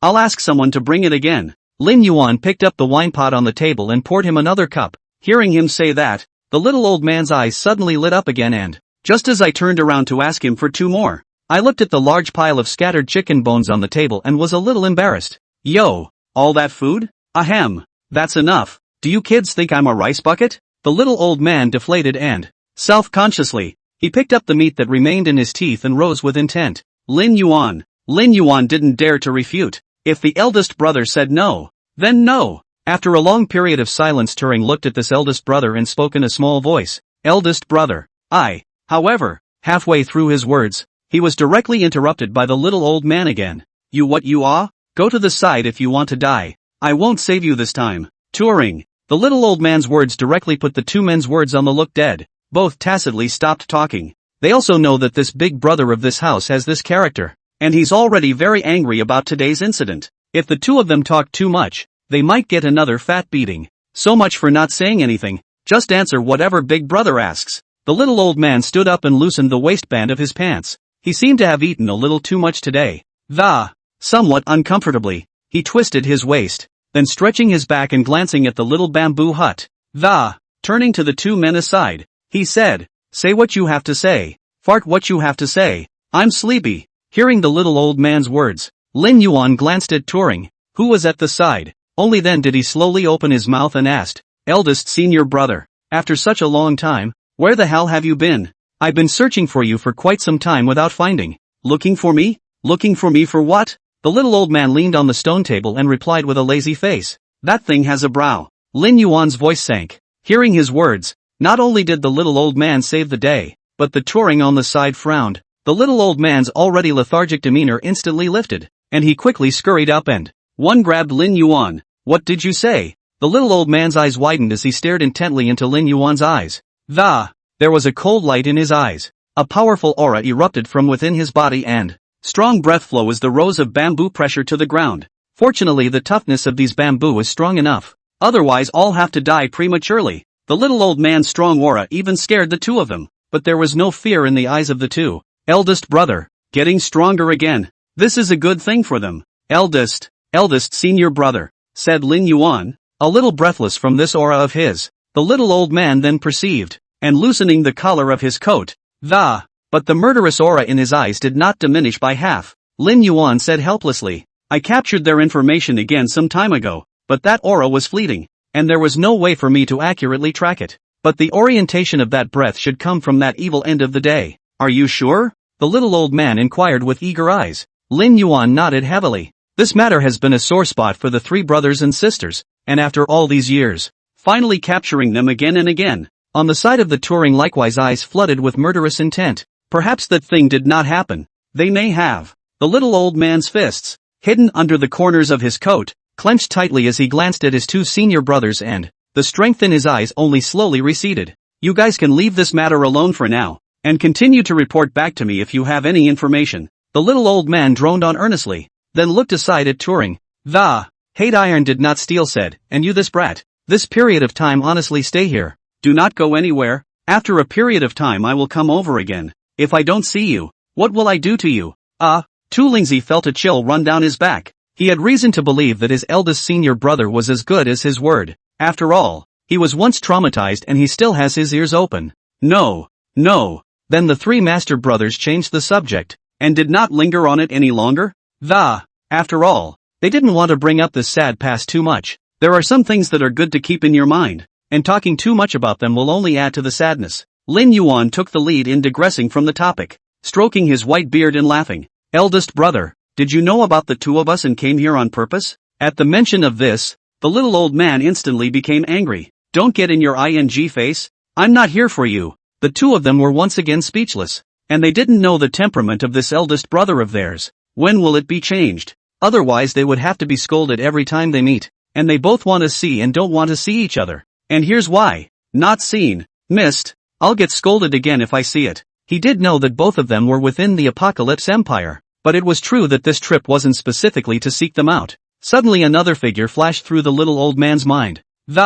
Turning to the two senior brothers, he said, alright, you guys stay out of my business. I'll meet up with you guys when I'm done with the business at hand. Now I'm going to sleep. Don't bother me. With that, the old man slowly got up, stretched, and headed towards the cabin. The two senior brothers looked at his hobbling back and were somewhat helpless. Big brother is like that, in that he always feels unreliable. And yet it was so reassuring. Only after the little old man's figure had completely entered the cabin did Lin Yuan look at Turing, who was on the side, helplessly. Don't blame elder brother. It's too hard to see elder brother once. Turing naturally knew what he meant and nodded with a smile. Chapter 78. On the eve of the expedition, the little old man steals wine. Time passed day by day, and the day when Luo Xiu would lead his troops out on the battlefield was close at hand. The first 3 days before the trip, Luo Xiu normally accompanied Mu Qingxi to browse the entire imperial city. When he returned to the royal residence after a busy evening, the two had just stepped through the door when the old butler hurriedly came to the two.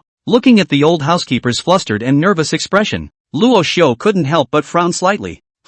Elder Lu, did something happen? How could you be so flustered? Mu Qingxi looked at the old housekeeper's flustered appearance, and didn't feel that her eyebrows didn't wrinkle. On weekdays, the old housekeeper gave her the impression of being immensely composed. No matter how great in front of him it was like he couldn't even make waves. However, this perverse appearance today was something they had never seen before. Did something really happen at home? Two people at this moment also cannot help but worry about it. Is the king of Jinbei sent people to mess up? Elder Lu, don't be in a hurry. Hearing the comforting words of the two men, the old housekeeper was able to stabilize that panic. Your Majesty's wife, a very powerful expert, has come to the mansion. A very scruffy old man. I can't see through his strength, but that pressure is unlike anything I've ever seen before. It definitely surpasses a Tian Xuan Realm powerhouse, and I wonder what he came here for. The old butler sighed helplessly in his heart as he looked at the two men. The scruffy old man gave him the impression that he was incomparably powerful, and if he was really here to look for trouble, he had to find a way to get the king and his wife out of the way in a hurry. Scruffy old man? Luo Xiu pondered a little. Mu Qingxi's face also stared at the old butler's words. If even the old housekeeper is not his match, that one would be really dangerous. Mu Qingxi was slightly worried in her heart, and when she turned her head to look at Luo Xiu, she saw that he was deep in thought and I don't know what he was thinking. A moment later, Luo Xiu reacted and asked the old butler, Elder Lu, were the old man's clothes in tatters, like a beggar on the street? Hearing Luo Xiu's words, the old butler thought for a moment, then slowly nodded his head. It's true that the old man's dress was no different from that of a beggar in the street. If he hadn't seen the old man face to face and felt the oppression from his eyes, he really wouldn't have believed that the old man was a powerful person. Just how did His Majesty know? Luo Xiu was relieved now, and after a slight sigh of relief, he smiled and said, It's okay. You guys do what you have to do. It's okay. Does His Majesty know him? Is the king really alright? It says that the man threatened your safety. I will definitely give up my life to ensure that you leave. The old butler frowned slightly and said with a still grave expression on his face. Luo Xiu smiled and struck out. He had probably already guessed who the visitor was. Who else could it be but the scruffy old man who had punked himself earlier? Elder Lu doesn't need to be nervous. He won't threaten us. Then he turned his head to Mu Qingxi and said, Daughter-in-law, do you remember what I told you before? It's the time I left the royal residence. I think it should be that old man who seeks to come here. Speaking of which, Luo Xiu couldn't help but be a little surprised in his heart. Where the hell did the old man go without himself? He had been searching for him since his return, but hadn't found any trace of him? Mu Qingxi's heart was also relieved when she heard his words. Since it's that senior, it should be fine. Let's just hurry over to meet him, Mu Qingxi said. Luo Xiu nodded and turned his head to the butler at the side. Elder Lu, there's no need to be nervous. Remove those who are secretly watching him. If he wants to make a move, none of us are his match. On his way here, Luo Xiu naturally detected the old housekeeper setting up those. However, these people were fine to deal with ordinary powerhouses, but that old man was a body-refining saint. They weren't enough for him to stuff his teeth. Your Majesty, is it really okay? It's okay, tell them to do what they need to do. I'm going to meet the old man. After saying that, Luo Xiu held Mu Qingshi's hand and walked towards the compound where the old man was. Just after taking 2 steps, Luo Xiu instantly felt a bad premonition in his heart. Oh no! We have to hurry! Luo Xiu exclaimed something bad, and then quickly darted towards that compound. Mu Qingshi looked at Luo Xiu's look as if he was on the verge of an enemy and was a bit puzzled. Didn't you just say that the old man meant them no harm? Why are you so nervous at this time? However, it wasn't this that worried Luo Xiu in his heart, but the compound where the old man was staying. It's your own wine cellar, which is a collection of fine wines that you've been collecting for years.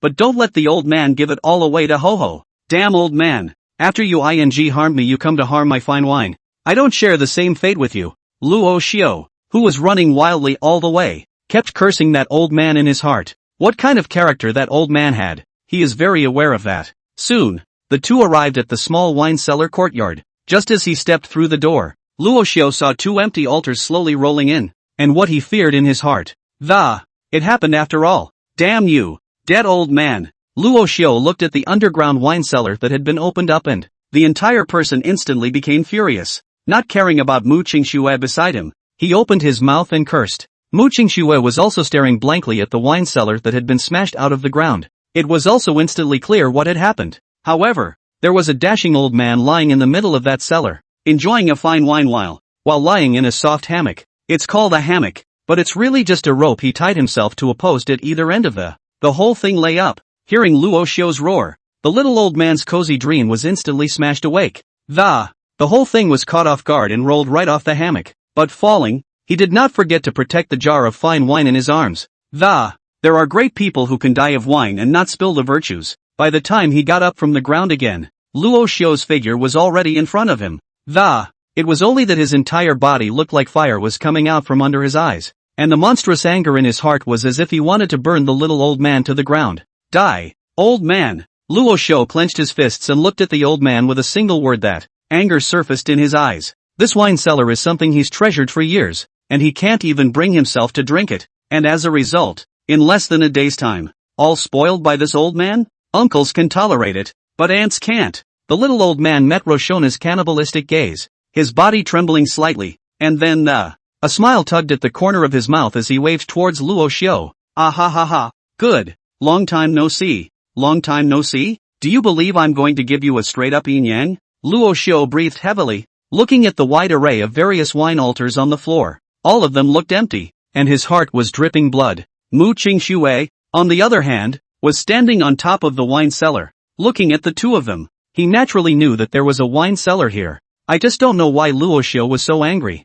Isn't it just a few bottles of wine? Looking at him like that, he felt like he was going to fight the scruffy old man. The little old man slightly lowered his eyebrows, not daring to look directly into Luo Xiu's eyes. He had originally thought that he and this kid were sort of acquainted, and that he had sent him a great creation. It should make sense to drink a few jars of wine. Originally, he was just thinking that one drink would be enough. As a result, he did not expect this kid's cellar to hide so many fine wines. He did not hold back for a moment.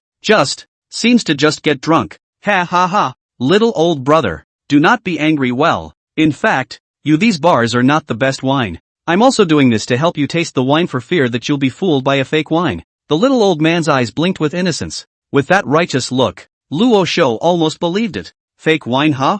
Luo Xiu laughed angrily. He really wanted to go up and slap this old man twice. Fake ing booze? You're a black-faced mother who's red in the face, and you're telling me it's fake wine? Aha! The little old man nodded as he met Rashu's smile. Do you think I really don't know anything about wine? I'd leave fake wine here for so long. Do you know how long I've kept this wine? You spent it all in one day. Bam! Rasha kicked the empty wine jar aside. Not a drop left. It didn't matter if the old man was an expert or not. He directly grabbed him with one hand and then he carried it upwards. I'll settle this score with you today. The little old man shrank into a ball of fear, his whole body baring his lips as he reminisced about the taste of the alcohol he had just consumed. Mu Qingxi looked at the two of them dumbfounded and, was this scruffy old man really the expert that Luo Xiu had mentioned? How come it looks like this? Such a master directly overturned her perception of masters. Chapter 79, A Grieved Little Old Man. Hand rubbing parchment. Like carrying a chicken. Luo Xiu carried the little old man to the small pavilion.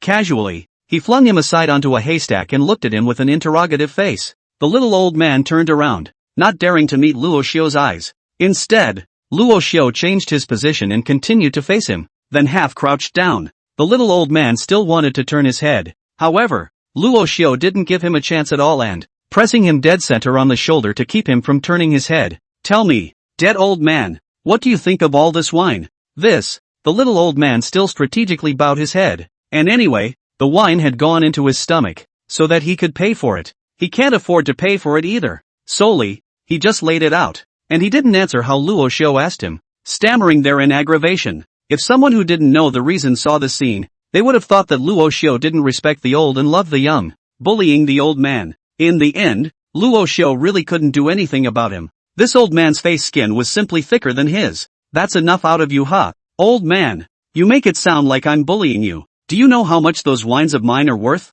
No money. Before Luo Xiu could quote the price, the little old man decisively threw out two words. Luo Xiu was directly dumbfounded by these two words. Do you believe I'm going to whip you? Go ahead. Hit me, and I'll shout, and show them that a king of the hall, bullying an old defenseless beggar. Hearing brother Luo's threatening words, the little old man remained stubborn and raised his head even more, and, bringing his face to the center of his palm with a look of you hit me. Mu Qingxue, who was standing by the side, was almost amused by the two, and directly covered her mouth. Try not to make a sound. Luo Xiu's heart rose and fell within him, feeling that this old man was just heaven's grudge against him. He really can't do anything about it, but when he thinks of those good wines he has treasured for many years, his heart is like a knife cut. It hurts. The little old man continued to keep his head down. His withered fingers pestled the haystack, and kept drawing circles back and forth. The two fell silent within a moment. Mu Qingxue looked at the two helplessly. After a long time had passed, Luo Xiu looked at the little old man, who was all disheveled and reeked of alcohol. Helplessly, he shook his head. Well, never mind. Let's get to the point of what you came to see me for. You can't come sniffing my drink just to steal it. As soon as he heard that Luo Xiu wasn't allowed to accompany him, he instantly came back into the spirit. You really don't need a chaperone? The little old man looked up slightly and asked tentatively. The corners of Luo Xiu's mouth twitched slightly as he asked with a displeased expression. Can you afford to pay for it? Can't afford it. The little old man shook his head vigorously. Then what are you talking about? Come on. What do you want from me? He was about to die of speechlessness by this old man, and he didn't know how he had cultivated to that realm. Is this head full of bars? Ooh-hoo. Only then did the little old man rub his booze-addled head and try to think. It was as if the wine he had just drunk had washed away his memories. Luo Xiu was not in a hurry. Instead, he followed his example and sat cross-legged on the lawn. Quietly, he looked at the old man. The old man didn't know how long he had been thinking about it, and his embarrassed and confused eyes suddenly lit up. Rashu thought he had remembered and asked, Go ahead. What is it? Hey. However, the little old man just picked at the corners of his mouth awkwardly. Why don't you say it? What's with the constant giggling? Luo Xiu was speechless. Forgot? Hearing his words, the anger that had just been extinguished in Luo Xiu's heart was instantly ignited again. You can even forget that? Does your brain exist only for drinking? The little old man nodded and shook his head again. Luo Xiu gritted his teeth and looked at him, not wanting to tangle with him too much. Once again, he lifted him by the tattered corners of his coat. Rashu was slightly rude this time, and the little old man clutched his arm a little nervously. Cautiously, he inquired, What do you want? The heart is even more apprehensive. This kid did not say that it does not count? That's a bit of a rude gesture. Luo Xiu's gloomy face slowly surfaced with a smile that was worse than crying. Said, What do you think? The little old man said something bad in his heart, and in the next moment, Luo Xiu directly built up his strength and threw it outside. ***. The little old man drew a perfect arc in the air and managed to cross over the walls of the Shura King's mansion. Then, these two words slowly spat out from his mouth. Luo Xiu looked in the direction he had thrown him, and seeing the old boy thrown far away by his own, that's what put it down. Turning his head, he saw his daughter-in-law looking at him with a dumbfounded expression, and Luo Xiu smiled awkwardly. Then he explained himself, Daughter-in-law, it's not that I don't respect the old and love the young, it's really that this old man owes it to himself. But don't worry, with his strength he shouldn't die from the fall. Mu Qingxue was speechless for a while in her heart. Outside the royal residence, the little old man rose slowly from the spacious dirt and gravel road, and the drunken mongrel seemed to wake up and, covering his ass, he said as an afterthought, "Is this the old man being thrown out the door? Not right? This brat is too damn unorthodox, causing the old man to send him a creation for nothing. Have a drink. What's wrong? Cheapskate," the little old man said while walking towards the gate of the royal residence again. He was a bit confused just now. He didn't think of what to say for a moment, but now he remembered. Bumper. Open the door, open the door. When he came to the front door, the little old man leaned right up against it and knocked. The old butler was just now looking at a figure, leaping out from the walls of his house. And, before he could return, he heard another knock on the front door. Half-heartedly, he opened the door, only to see the scruffy old man outside. The whole thing was instantly stupid. Elder, elder. The old housekeeper was stunned. "Help me up, and go on with the music and the dance," the little old man said, somewhat confused. What the hell? Listening to the words murmured from his mouth, the old butler had been speechless to in his heart. And at that moment, Luo Xiu slowly walked over and kicked the old man out again. Dead old man. Ring a bell? Hearing Luo Xiu's words, he then stood up again, but his appearance was still lazy. "You brat, do you know how to respect the old and love the young? You're either on your hands or your feet. Beware of me coming to the government to sue you." The little old man patted the dust on his body and said with some displeasure.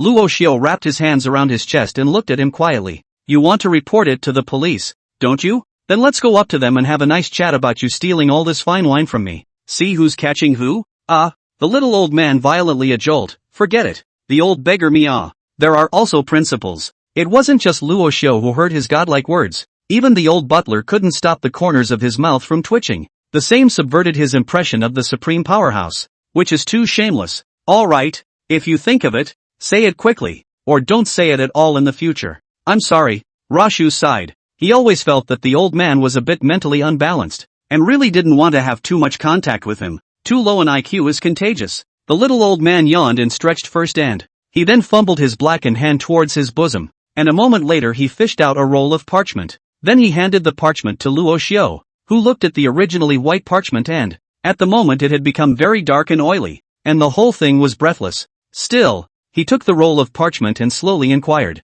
"What's this?" The little old man picked his booger, shook it off, and said with a proud look on his face, "Take this, kid. You're just going to have a good time. Here's a map of the Northern Territory and the deployment of troops in that part of the country. Isn't your kid going to lead an army into battle? With this, it's enough to keep you alive for a while longer." Luo Xiu would have had someone's eyebrows furrowed as he listened to his explanation then couldn't wait to open the parchment scroll. As it happens, there are not only all kinds of terrain labeled on it, even the deployment of the troops of each tribe, as well as the stationing of the Jinbei King's army, were remembered in great detail. After looking at it in detail for a while, Luo Xiu could see that there was something wrong with this map, because there are a couple extra unknown red crosses on it. "What does this mark mean?" Luo Xiu asked, pointing at the mark on it. The little old man skimmed and said with a mysterious face, "You'll know when the time comes. Xiu, dead." But he didn't ask too many questions. I have to say, this little old man really did him a favor.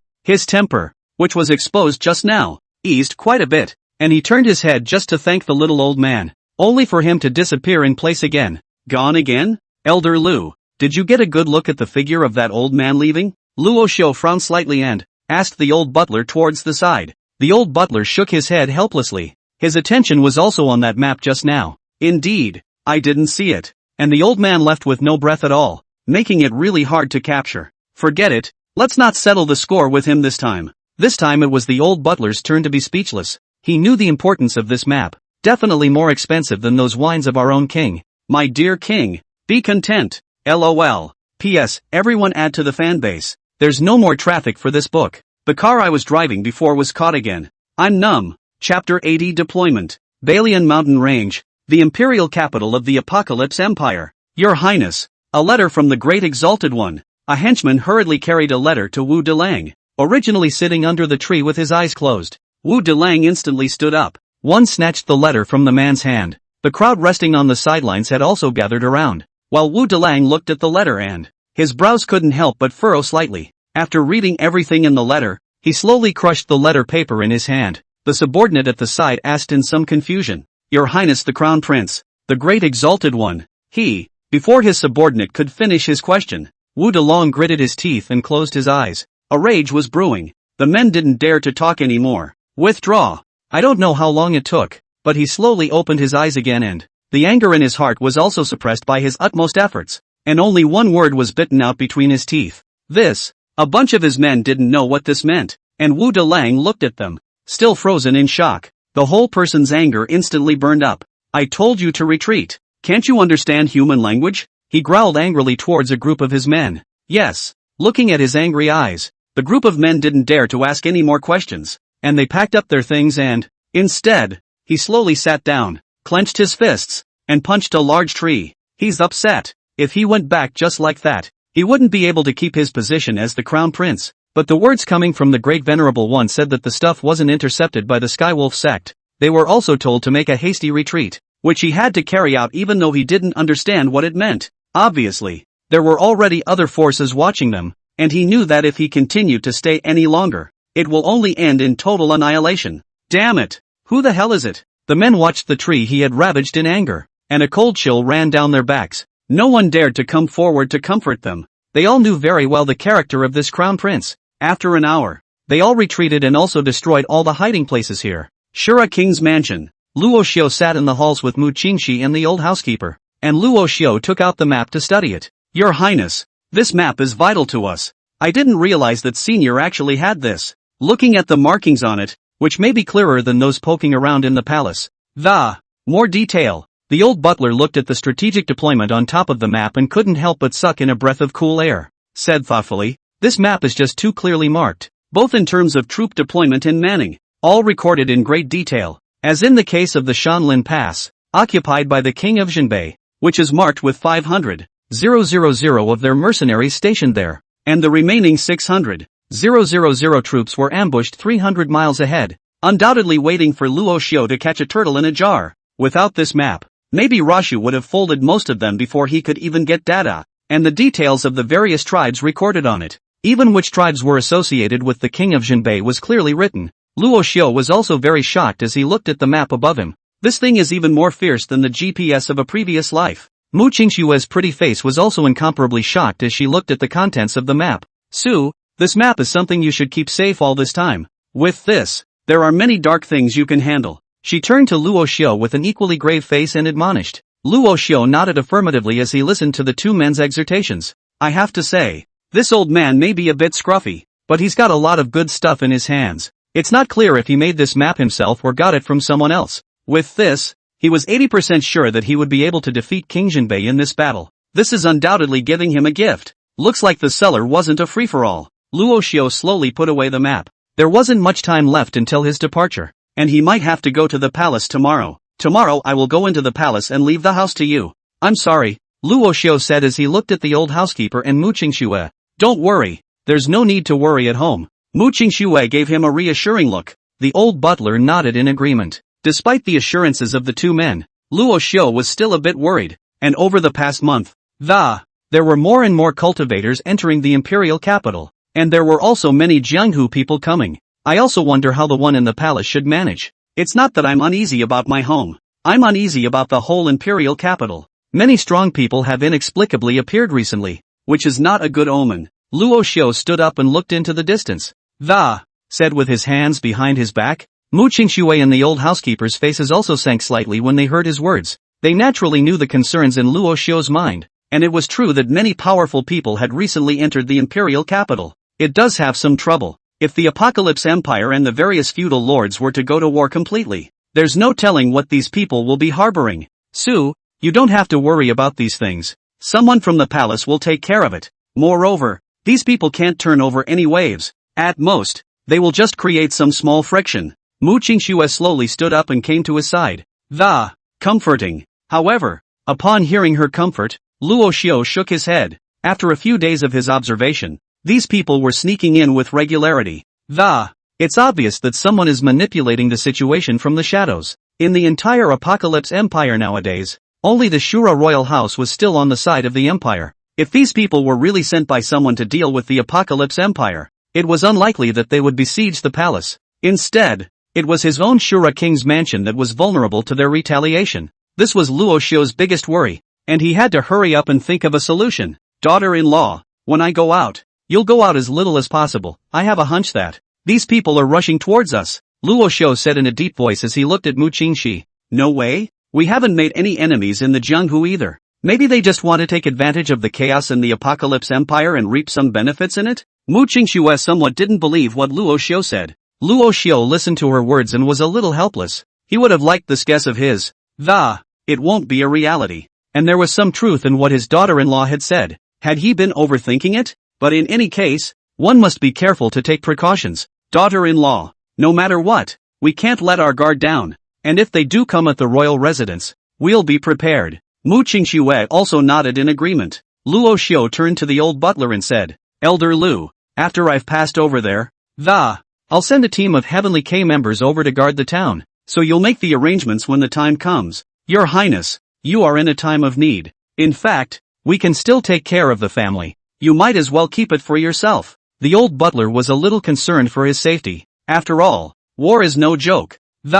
One more strong man is one more chance to win. Rasha shook his head. My intuition can't be wrong. These people will never be as peaceful as they seem. If they do come at them then, kill without amnesty, leave no one behind. The killing intent in Luo Xiu's eyes spread out as he said, no matter who wanted to hurt the people he cared about, he will obliterate them all without mercy. Well, looking at Luo Xiu's determination, the old butler didn't refuse anymore. Chapter 81 A Million Heroes. Early the next morning, Luo Xiu squeezed in earlier than usual. By the time he drove up to the palace, it was still light, but the officials of the morning court had already walked in front of the palace one after another. When they saw Luo Xiu's figure, they came forward to greet him. Luo Xiu just nodded in response to them, still walking towards the palace on his own. When the time of the morning court came, a group of officials stood majestically on both sides. Within a short time, Lin Tianbad was dressed in a dragon robe and slowly walked out from behind the screen. Numerous ministers knelt down the moment they saw him. Long live the emperor! Then shouted in unison. Rashu just slightly bent over the company, again doing the same as they had said. Be excused. Only then did Lin Tianbad tell them to get up. His eyes then swept towards Luo Xiu, who was standing in the center. Opening his mouth, he asked, King Shura, tomorrow is the day of the expedition. I really didn't expect you to come to the morning court today. There was 2 parts flirtation in those words, while 7 or 8 parts were a reminder. How could Luo Xiu not hear it? So Lord Weaver said first, since your majesty also knows the date of, why not have a parade today? It would also be good for me to see what kind of a mighty force you have given me. The purpose of his visit today was to see what kind of soldiers the old boy would give himself. He would not have appreciated it if it had been given only to some old and sickly soldiers and generals. You know, that old, the king of Jinbei, has 1 million or so soldiers in the northern region, and they're all strong soldiers. If you give yourself a weaker army than his, you just strike and quit. How could Lin Tianbad above the dragon chair not see this little thought of his? The corner of his mouth smiled slightly and said, don't worry about it, you kid. You will naturally not commit some remnants of the army to your. In fact, a few days ago, his 1 million-strong army had already been assembled, and he had long wanted to inform Luo Xiu that let's have him come over and take a look. Nay, the boy has been behind closed doors, and even he has passed on several holy orders. The kid also completely ignored it. Then Emperor, tell me what kind of soldier you gave me? Luo Xiu asked with some anticipation. The armies of the Apocalypse Empire are divided into many different kinds, and there are some powerful types of soldiers that, it could even combine hundreds of thousands of people to form a large formation, enough to defend against an army of millions. There are other soldiers, even bearing special bloodlines, hundreds of them connected by blood. It can unleash a strong fiery burning, and is also a very strong presence on the battlefield. Others have the ability to freeze, tens of thousands of soldiers forming a large formation that, by invoking the power of heaven and earth, it could turn 100 miles in a radius into an endless ice field. The group of ministers looked at Luo Xiu's inquiring tone and gave him a thumbs up. The only people who dared to talk and laugh so much with the emperor were the Shura king's house, right? It seems like they're really the only ones. Ha! Lin Tianbad laughed out loud. This character of Luo Xiu was indeed very similar to his old man. Only Tian's son would dare to be so arrogant. If it were anyone else, you may not even dare to raise your head in front of yourself. At this stage now, everyone's body and mind are strained to the breaking point. The kid instead looked extremely relaxed. He hadn't been wrong about anyone. Don't worry, you kid. I'll take you to see someone in a minute. Alright then, you guys go ahead with the meeting. I'll squint for a while. Hearing the old emperor's promise, Luo Xiu was also relieved. Solely, he leaned back against one of the pillars and squinted. Numerous ministers have looked at him dumbfounded, rushing to sleep so soundly within the great halls of this palace. This Shura king is also the first person in 1,000 years, right? However, Lin Tianbad on the dragon chair didn't say a word. Instead, a hint of favor was wiped across his eyes, and he lowered his tone a little when he opened the morning court with his ministers. And the crowd looked like they were afraid of waking Rasho up a bit. 2 hours passed. The sky has cleared and the sun is slowly rising from the east. The millions of people from each of the military types set up within the large square of the imperial palace of the Celestial Revelation Empire had also long since assembled. Well, that's it for today. And their morning court was over. And Luo Xiu slowly stretched his back. Finished driving? Ha, he said after scanning the crowd. Crowd, only you, King Shura, can sleep so well. Why are you all looking at me? I usually have to sleep until noon at home. Otherwise you tend to get sleepy. He's a very disciplined person, and he's particularly particular about the quality of his sleep. It's hard to get a full 5 or 6 hours of sleep a day. Ha ha. Shura King is still young. It's a blessing to be able to sleep. Yes, yes, yes. With excellent talents such as King Shura sitting in the Celestial Revelation Empire, everlasting prosperity. The atmosphere of the crowd also eased up, and they patted Luo Xiu's ass. All right, let's move to the plaza, and have a big parade today, too, and also properly strengthen the national prestige of our apocalypse. Lin Tianbad just stopped, then he greeted the crowd and walked towards the outside of the Great Hall, and at this moment, outside the Great Hall, on the Great Square, 1,000,000 troops had already assembled, divided into 20 squares, each with a different type of soldier. Each troop type was about 50,000 or 60,000 at a glance, and was full of all kinds of fluorescent veil armor. When the many soldiers saw Lin Tianbad, who was wearing my dragon robe, they all knelt down on one knee and performed a military salute. Greetings, Your Majesty. A few moments later, a deafening sound spread throughout the hall. The lofty morale slowly spread into the sky. The dark clouds above the 9 heavens also slowly dispersed, and a moment of dawn light slowly shone through the clouds and sprinkled on the palace. All generals are excused. Lin Tianbad looked at them with satisfaction, then turned his head to Luo Xiu Dao, who was at the side. King Xiu Luo, what do you think of this army of mine? Luo Xiu looked at the various types of soldiers below and didn't know that his eyes were bright. With such an ample army, both offensive and defensive, what could he not be satisfied with? Your Majesty is quite atmospheric. Aren't you afraid that I will lose this fine troop of yours? I'm sorry, said Rashu somewhat flirtatiously. The 1,000,000-strong army is full of all kinds of soldiers, and they are all in high spirits. Obviously it's the result of the perking up that brings it on. He also didn't realize that in this situation, the fact that this Celestial Enlightenment Empire could still come up with such a strong force was enough to show that none of its underpinnings were simple. Do you know how this army came to be? Lin Tianbad said with a mysterious smile. Luo Xiu was puzzled. Chapter 82 Army God Luo Fun Tian. Funeral Sky Army. Ha ha. Looking at Luo Xiu's puzzled eyes, Lin Tianbad burst out laughing. He's not hiding it, either. Straight away,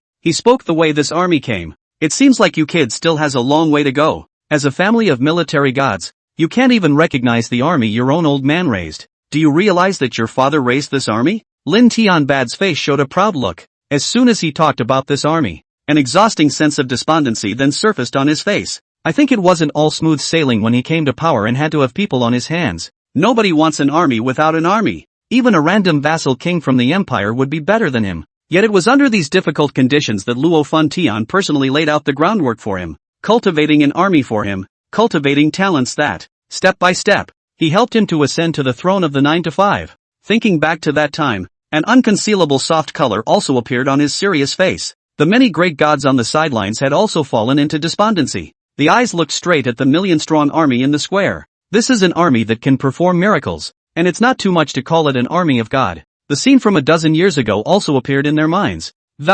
It was such an army, such a military god, that with just 1,000,000 men, it then suppressed the other vassal kings of the Apocalypse Empire. They vaguely remembered that once upon a time, there were 2 powerful vassal kings in the Apocalypse Empire, one being the king of Huainan. One is the king of Jinbei. To say that the strongest at that time was the king of Huainan, and the king of Jinbei just had many strong men under him. The army at his disposal is actually far inferior to that of the king of Huainan. The king of Huainan had 4 million men under his command. He was also a hotshot heir to the throne, and the biggest contender for Lin Tianbad throne at that time also belonged to him, and he didn't fail to live up to the expectations of the crowd. When the old emperor declared Lin Tianbad as the heir to the throne, without a moment's hesitation, he revolted. Prideful as he was, He thought that the strength of the army he had at his disposal was enough to push everything across the board. However, the end result was that they didn't even have a chance to get close to the imperial city. In the midst of the Battle of Huainan Pass, it was with this army of 1,000,000 men that Luo Burial Heaven repelled King Huainan's 4,000,000 men. The crowd thought it would be a devastating battle. But surprisingly, the battle didn't last long. And in just 3 months, Luo Funtian's crushing victory over the King of Huainan was achieved. The strength of the 10 strongest men under King Huainan was at least the peak of the Emperor Xian realm. However, at that time, the Luo Funtian had just cut down all 10 of them with a mere glance, and the King of Huainan completely lost the fight in that battle. This battle not only overcame him, but also gave a hard blow to a group of feudal lords who wanted to rise up and rebel. The Jinbei king, who had originally been foolish enough to wait for Luo Bunqian's return, was also intimidated by his. The king of Jinbei also knew that he was unable to defeat this powerful man, and ordered himself to lead his troops to the northern domain to defend the north. For more than a decade since then, as long as Luo Funtian was around, the country of Tianqi was in good health and well-being. Step by step, we have prospered until now. Looking back, the crowd once again saw the army of the. A strong sense of oppression could not help but be born in his heart. This was an army that could create myths. Nor did they realize that it was such an ace army that, today, once again, it will be put into the hands of the Luo family once again. And I don't know what kind of myths he will be able to create. The crowd again wondered if Luo Xiu could continue his father's myth or not. Hearing the emperor's words, Luo Xiu's heart likewise produced a strong shock. This army was actually created by his own father. And looking at the crowd, they seemed to have a great reverence for this army. And, what kind of an army is it anyway? Father never told me about these things. He said he only wanted me to spend this life peacefully. Luo Xiu replied with some guilt, thinking about all the things my father said when he hadn't awakened the system and had no strength. Maybe that's just how it really is. He should just want to live out his life peacefully and happily. Looking at this mighty army, with their imposing, it made him see his father's past glory. And if he really put this army in his hands, he would certainly not dishonor his father's reputation. Lin Tianbad looked at Luo Xiu's despondent eyes and patted him on the shoulder. A man's ambition is in the 4 directions. Since your father was able to create this mythical army, you will be able to make it a miracle again. I believe in you. Rashu nodded. Lin Tianbad smiled gratefully, then once again changed into a serious face. Toward the army below, he majestically shouted, "Generals, the country is in danger. Can we still fight? War! War! War!" The million-strong army below did not hesitate and roared with fighting spirit. "Good. You are the myths created by General Luo. Will you still be willing to return to the Luo family? Continuing the myth again?" The generals seemed to be particularly sensitive to the 3 words General Luo. A strange light appeared in his eyes, and his fighting spirit was at an all-time high. 10,000 deaths. 10,000 deaths. 10,000 deaths. Very well, raise the pride of the mythic army alone. Looking closely at the young general beside me, the son of General Luo, now the Shura king. He will once again lead you in the defense of our country. Lin Tianbad pushed Luo Xiu in front of himself for the generals to admire. When the generals heard his words, they threw hot gazes toward Luo Xiu. Looking at Luo Xiu's 7-point resemblance to Luo Funtian, their hearts were even more surging, and they all knelt down on one knee. In unison, they shouted angrily, "See you, General!" from the Funeral Sky Army. Looking at their radiant appearance, Luo Xiu was also infected by this aura, and at the moment, he felt like his chest was clogged and stuffy if he didn't say a few words. Solely no longer holding back, his eyes Feng Yang looked at them and said, "Greetings, generals. I'm glad I got to see you all this day, but do not want to be able to activate you again someday, because once you are activated, it would mean that this country is once again in jeopardy. This is a situation none of us want to see. But, in the world's general situation, a division will lead to unity, and a unity will lead to division. This is the result that the course of history will surely produce. We cannot choose it. So let us choose to overcome it and regain control of our destiny. Will you follow me to kill the traitors?" Luo Xiu's voice was stirring and melodious, echoing throughout the plaza of the Great Hall for a long time. It's like a real divine general calling the shots. Willing, willing, willing. None of the generals had it easy, and said, almost in a hissing voice, that the group of ministers who watched couldn't help but feel a surge in their hearts. Even though they were civil ministers and strategists, it was hard for them to hide the excitement in their hearts. With such an army, how can we worry about the division of the country? What a blessing for the apocalypse. This is what they are feeling inside at the moment, and perhaps at some point they had underestimated these generals from the Seychelles, and at this moment, they truly realized that when it really came to the moment of crisis, they still had to rely on these generals. They bowed their heads in some shame. Chapter 83, The Mysterious and Unexplainable Military Formation. This parade lasted a long time, and the various squares, the military formations formed by the various military groups were displayed in front of the crowd. The Fire and Prairie Army, the vanguard of the siege, consisting of 100,000 men, relying on the power of the bloodline in his body, he could release strong flames, and on the battlefield, he was an existence that discouraged his enemies. The Frozen Army, a mythical army on the vast prairie, relying on the power of the bloodline within it could turn 100 miles of territory into an ice field, and could instantly freeze all enemies within 100 miles, and they likewise consisted of 100,000 people. Divine Arrow Army can also rely on the berserk bloodline within their bodies to set up their bows and shoot arrows. Effective range can be 2 or 3 times higher than the enemy's distance. A nightmare for long-range armies, also consisting of 100,000 men. Shield Army, shield in hand, invulnerable. That and the sword in front of him is nothing. It can be pushed across everything and is a strong offensive and defensive force, also consisting of 100,000 men. Medicine and Poison Army, relying on the power of the bloodline in their bodies, they can quickly heal wounded soldiers, both offensive and defensive. At the moment of necessity, they can transform into a party of poisonous formations, destroying their own strength to die with the enemy. Of course, this would only be activated if the entire front army was annihilated. This kind of bloodline is extremely rare. There were only 10,000 of them. The rest, almost all of whom were sergeants of different bloodlines, each in their own way, were, again, a nightmare for the enemy on the battlefield. These people were all selected by Luo Tian from amongst the various military camps. It took an army of 20 to 30 million men to select those with a unique bloodline. You can see how rare it is among them. It was such a special army that was worthy of a true divine army. After Lin Tianbad granted Luo Xiu the military talisman, the millions of troops also went down to recuperate one after another, and the uninterested officials were dismissed. Luo Xiu, who had originally wanted to leave as well, was stopped by Lin Tianbad. "Brat, your royal grandmother wants to see you. Come with me." "I'm sorry," Lin Tianbad said as he pulled back. Luo Xiu froze and eventually followed Lin Tianbad into the East Palace. Soon after arriving at the Qingxin Hall of the Empress Dowager, under a passel of eunuchs and palace maids, the two men came to the Empress Dowager. The moment the Empress Dowager saw Luo Xiu, joy instantly appeared on her worried face. Slowly to him, assisted by 2 maids of honor, reached out and touched his face.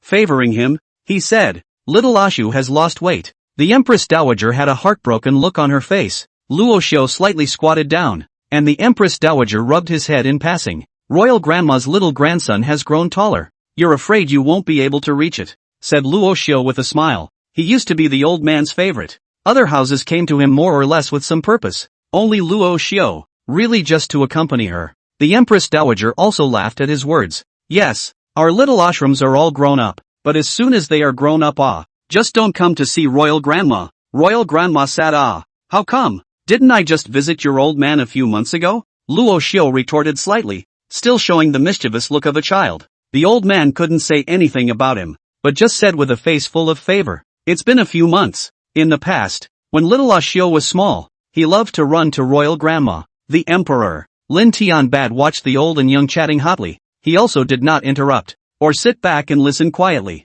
Ever since her own Empress Dowager learned of the situation in the Empire, she's been moping around all day long. It would be excellent to have someone to cheer her up a bit nowadays. The old man is just a mortal, and his health is getting worse by the day nowadays. He was also very worried. "Tianbad, I heard that you're going to let Xiao Xiu take command?" Not long after, the Empress Dowager looked at Lin Tianbad, inquired. Lin Tianbad smiled towards him and said, "Mother, the child has grown up. Eventually, we'll have to face this. Don't worry, this kid is Brother Tian's precious son. I won't let anything happen to him." Hearing his answer, the Empress Dowager seemed somewhat dissatisfied, and with a slight frown on her aged face, but it didn't say much. She's old, but she's not confused. Nowadays, I'm also afraid that only the Luo family is willing to help this stupid son. Heavenly Bad, you're the emperor now. Mourner doesn't oppose your choices, and supports your decisions, but nothing must happen to little Asho. Do you understand? The Empress Dowager's face was serious and her expression was not to be doubted as she said to Lin Tianbad, "Okay, I promise you." Lin Tianbad did not refute. He also knew the importance of Luo Xiu, even if he lost this imperial throne, and definitely won't let anything happen to him. There are things in his mind that he carries heavier than anyone else and understands better than anyone else. And he also understands Tian's intention of keeping this kid by his side. Luo Xiu didn't say anything on the side, quietly listening to the two. Well, since you understand in your heart, it's good that I won't keep you here any longer. Little Asho, go back and get ready properly too. War is not child's play. The Empress Dowager also understood the responsibility in the hearts of the two men, and did not overly allow the two men to accompany her. He was already very happy that Luo Xiu could come to see him today, and it was a great relief to her to see him grow up and take charge of himself. Alright then, mother, the two of us will retire first. You have a good rest. Royal grandmother, then I'll go down first as well. You have a good rest. Go go go. The Empress Dowager smiled and waved her hand, but turned her head with a bitter face. Lin Tianhua, on the other hand, led Luo Xiu out of the Qingxin Hall and was halfway there. Suddenly, he asked, confident? Luo Xiu, who was walking behind him, first froze and then faintly said, hasn't your old man already made preparations? If it wasn't for the fact that you wanted to exercise us descendants, perhaps you would have already made your move? Hearing his words, Lin Tianbad, who was walking in front of him, suddenly stopped his steps and turned his head to look at him. After scrutinizing it for a while, he smiled slightly and said, you boys are shrewd in your calculations. However, since I have let go and left it in your hands, I will absolutely not interfere. The fate of the empire is all in the hands of you and the crown prince. Luo Xiu actually had a good point. If they had made a move, it's actually long past time to calm this down. But what's the point? This world will still have to be managed by them in the future. And if they don't exercise too much now, when they encounter similar situations in the future, it will only be more difficult for them then. Luo Xiu was a bit speechless after hearing his words.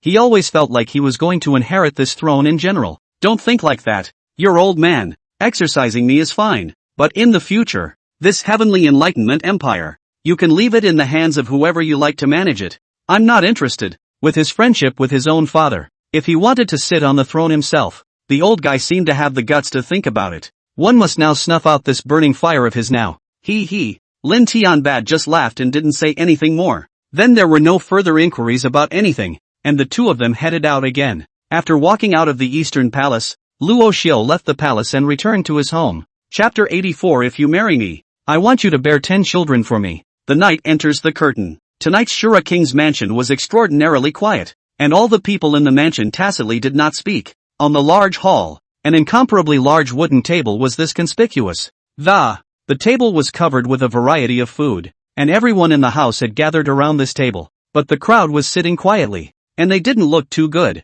Luo Xiu and Mu Qingxi hadn't been served yet, and the crowd all looked towards the door with their expectant eyes. It was not long before both came to the gates in full costume, holding hands, and the crowd saw them arrive. Ahem! The old butler coughed twice as he watched the crowd's faces remain deep. It was with difficulty that the crowd broke into smiles, and they all realized that, after this evening, the king is about to go on a journey. They should smile more too. The entire house of more than 30 people stood up in unison and squeezed out a smile. Your Highness! Your Highness! The two men who reached the doorway paused slightly, and Acacia Cover smiled back before stepping in. Luo Xiu looked at the crowd's appearance, smiled somewhat helplessly, and said, all right, sit down, all of you. Haven't I told you already? In the king's mansion, we are family. There is no class distinction. Sit down, all of you. Good. The crowd obeyed and sat down. Although this prince has said so, in their minds, the king was still the same high and mighty king, and they still had to treat him respectfully.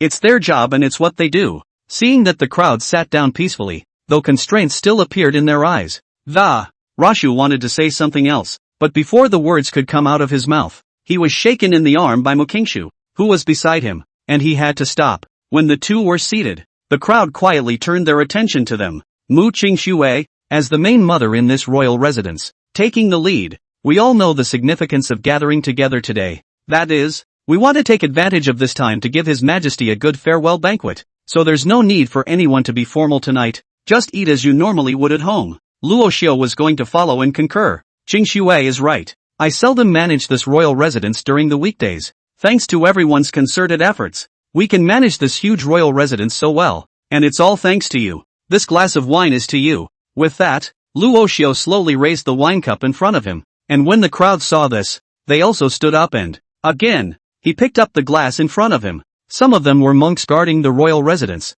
and some were just mortals, but at this moment, Their hearts remained happy. Instead of disliking them, the selfsame king held such a banquet for them. It made them feel warmer than ever. We toast the king, the crowd said in unison toward Luo Xiu. Luo Xiu laughed, and then drank his glass down, and the crowd drank it down as well. Well, sit down, all of you. Swish, thank you all for all the years you've given, and don't even get too formal today. Just think of us as your friends. You should eat and drink. Saying that, Luo Xiu took the lead and moved his chopsticks, chucking a large lion head into his own daughter-in-law's bowl. Daughter-in-law, thank you for all these days. Have some more. Give me a big fat boy in the future. Luo Xiu smiled brightly and said jokingly, ha ha. This remark also drew laughter from the crowd, and the atmosphere blended in with the. None of them were hesitating, and they were down for a laugh. Mu Qixue, on the other hand, glared at Luo Xiu with a blushing face before, nor did he refuse this lion's head he handed him,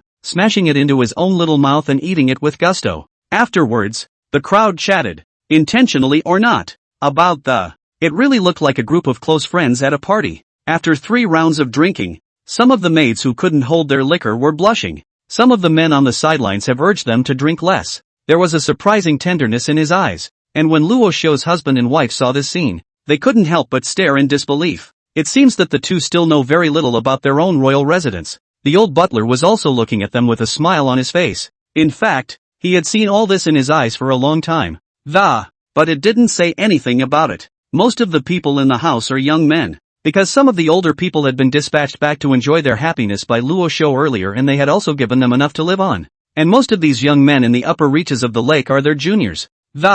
More or less, they had introduced them in, and Luo Xiu could rest assured. Suddenly, Luo Xiu subconsciously shot out and held Mu Qixue's small hand. The latter watched the crowd freeze, and her bright smile screeched to a halt. When he looked back, he saw Luo Xiu looking at him with a deep look on his face. Afterward, only Luo Xiu stood up and said to the old butler, Elder Lu, you watch over here. I'm going to accompany Tipping Snow for a walk. Everyone have fun and let loose. He then led Mu Qingxi out of the banquet, and the two of them went to the back garden. Both of them walked in silence, and didn't say too much along the way.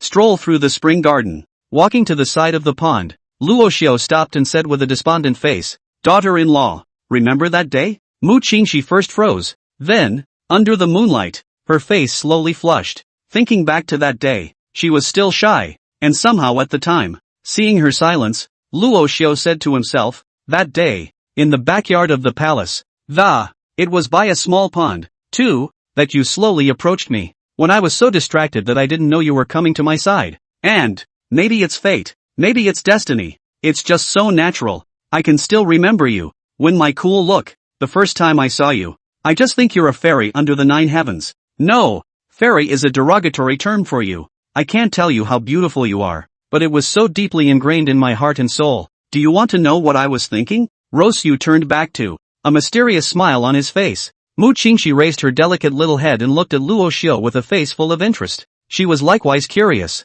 since she was already so beautiful in his mind. And yet why did he reject his own then proposed marriage? When she thought of her situation that day, she fiercely screwed Luo Xiu. Ouch! Rashio ate and laughed while it hurt. Speak quickly. A hint of ferocity appeared on Mu Qixue's stunningly beautiful face, her tone slightly threatening. Really want to know? Luo Xiu once again pretended to be mysterious to confirm. Hearing her affirmative answer, Luo Xiu first slowly let go of her hand, then took a few steps back. There was doubt and disbelief on Mu Qixue's face. What was this guy up to? Only after moving away for some distance did Luo Xiu shout out, Daughter-in-law, listen up. That's what I was thinking, little beauty. If you marry me, I want you to give me 10 children. The voice was so loud that it spread throughout the entire royal residence, and the people still in the banquet hall first froze and, then hearing that it was his own king's voice, he let out another one of his joyful laughs. Mu Qingxue's face was filled with black lines, and her heart was incomparably exasperated. Without saying a word, he directly pursued toward Luo Xiu. Rashu scattered his legs and ran without a single moment of hesitation. Chapter 85, My daughter-in-law, be good and wait for me at home. Stop right there, otherwise tonight. Mu Qingxue chased after her while shyly and angrily, but as a result, remembering something, the words in her head finally stopped. Luo Xiu back to the eyes did not come. Cheeky noisy self daughter-in-law laughed. What tonight? Daughter-in-law? It's been a while since he's seen his own daughter-in-law look so cute, and I don't know how long it will be before we see each other again after this farewell. Mu Qixue saw him pause, so she caught him with a quick step. Caught. Let's see how you can still run. A smug smile appeared on his face and he reached out his hand to grab it towards Luo Xiu's ear. However, before he could touch his ear, Rashu grabbed her hand, walloped her hard into a large tree off to the side, looking straight at her with affection, and the love in his eyes was on the verge of overflowing. Under the bright moonlight, Mu Qingxue's eyes reflected his figure. The eyes eventually softened. Phew. The two looked deep into each other's eyes, and for a long time, in silence, the breeze blowing through the leaves overhead, rustling, the moonlight poured down, reflecting the silhouettes of the two men in the small pond to the side, until breathing became heavy. Luo Xiu was the first to speak. Daughter-in-law, be good and wait for me at home. Luo Xiu's words were gentle, and Mu Qingxi subconsciously nodded shyly. Then it deflated its head to the side. Rashu didn't hesitate and kissed straight on. Oh, Mu Qingxue's body trembled fiercely at this kiss of his, and love intertwined with the eyes of the two men gradually became confused. It wasn't until the next gust of wind came and the leaves on the trees kept rattling that the two separated. Mu Qingxi gently leaned her head against Luo Xiu's shoulder and tightly closed her eyes. Feeling his scent carefully, not missing a beat, Luo Xiu gently hugged her head, and the two of them immersed themselves under the moonlight, making it difficult to separate. Looking quietly at their reflections in a small pond off to the side, the two men were surprisingly distracted by underneath this reflection, the hearts of the two were but close together. After a long time, Mu Qingxi spoke softly in Luo Xiu's arms. Ah Xiu, no matter what you do on this trip, you must protect yourself. Promise me that? The look in her eyes was so tender, so true. Yet another ripple of apprehension appeared. She loved this man now, whether he was the mighty Rashu, or the dude who was there all day just to amuse himself. She loved and adored both. It was fine for him to be by her side all the time. Once she thought of separation, she was inexplicably panicked. It was as if his own soul was grafted onto his body, and he didn't want to separate at any time. Luo Xiu listened to her soft and boneless words, and within the difference of time, he actually didn't want to go for a little while. He didn't want to be separated from her either. Not even for a moment. Not for a minute. He sometimes wondered how nice it would be if this was on Earth. At their age, they're supposed to go to school together, study together, do something rebellious together, and what a wonderful scene that would be. But not in this world. It's a cannibalistic world. It's just like the world Mr. Treehugger wrote about, if not more brutal than that one. If one is really just immortal, without such a family, without such a background, I'm afraid I'll be uprooted like those people. He wasn't that ambitious, but he couldn't see the suffering of the people either. After a long period of silence, Luo Xiu gently answered, good. The corners of Mu Qingxi's pretty mouth rose slightly, then she tightly embraced Luo Xiu and, with this one word from him, one's heart is satisfied. Love to a certain extent, often more than any promise, clearer than any promise. Just the knitted brows of the other person's smile is enough. Look, Su, the moon is so beautiful tonight. Mu Qingxue looked towards the moon in the sky and blinked her eyes in surprise. Rasha looked in the direction of her fingertips, and within a moment he too was lost in thought. Yes, the moon is extra big, extra full and extra bright tonight. It's far away, but it's like it's close by. Luo Xiu tightly grasped Mu Qixue's 5 fingers, and the two of them clasped each other tightly and talked about many more things. It was as if they were trying to spill everything that both sides had experienced. And yet, the time, however, is that pale. I don't know how long it had been, but the moon had drifted away from them, and what had been as big as a rock.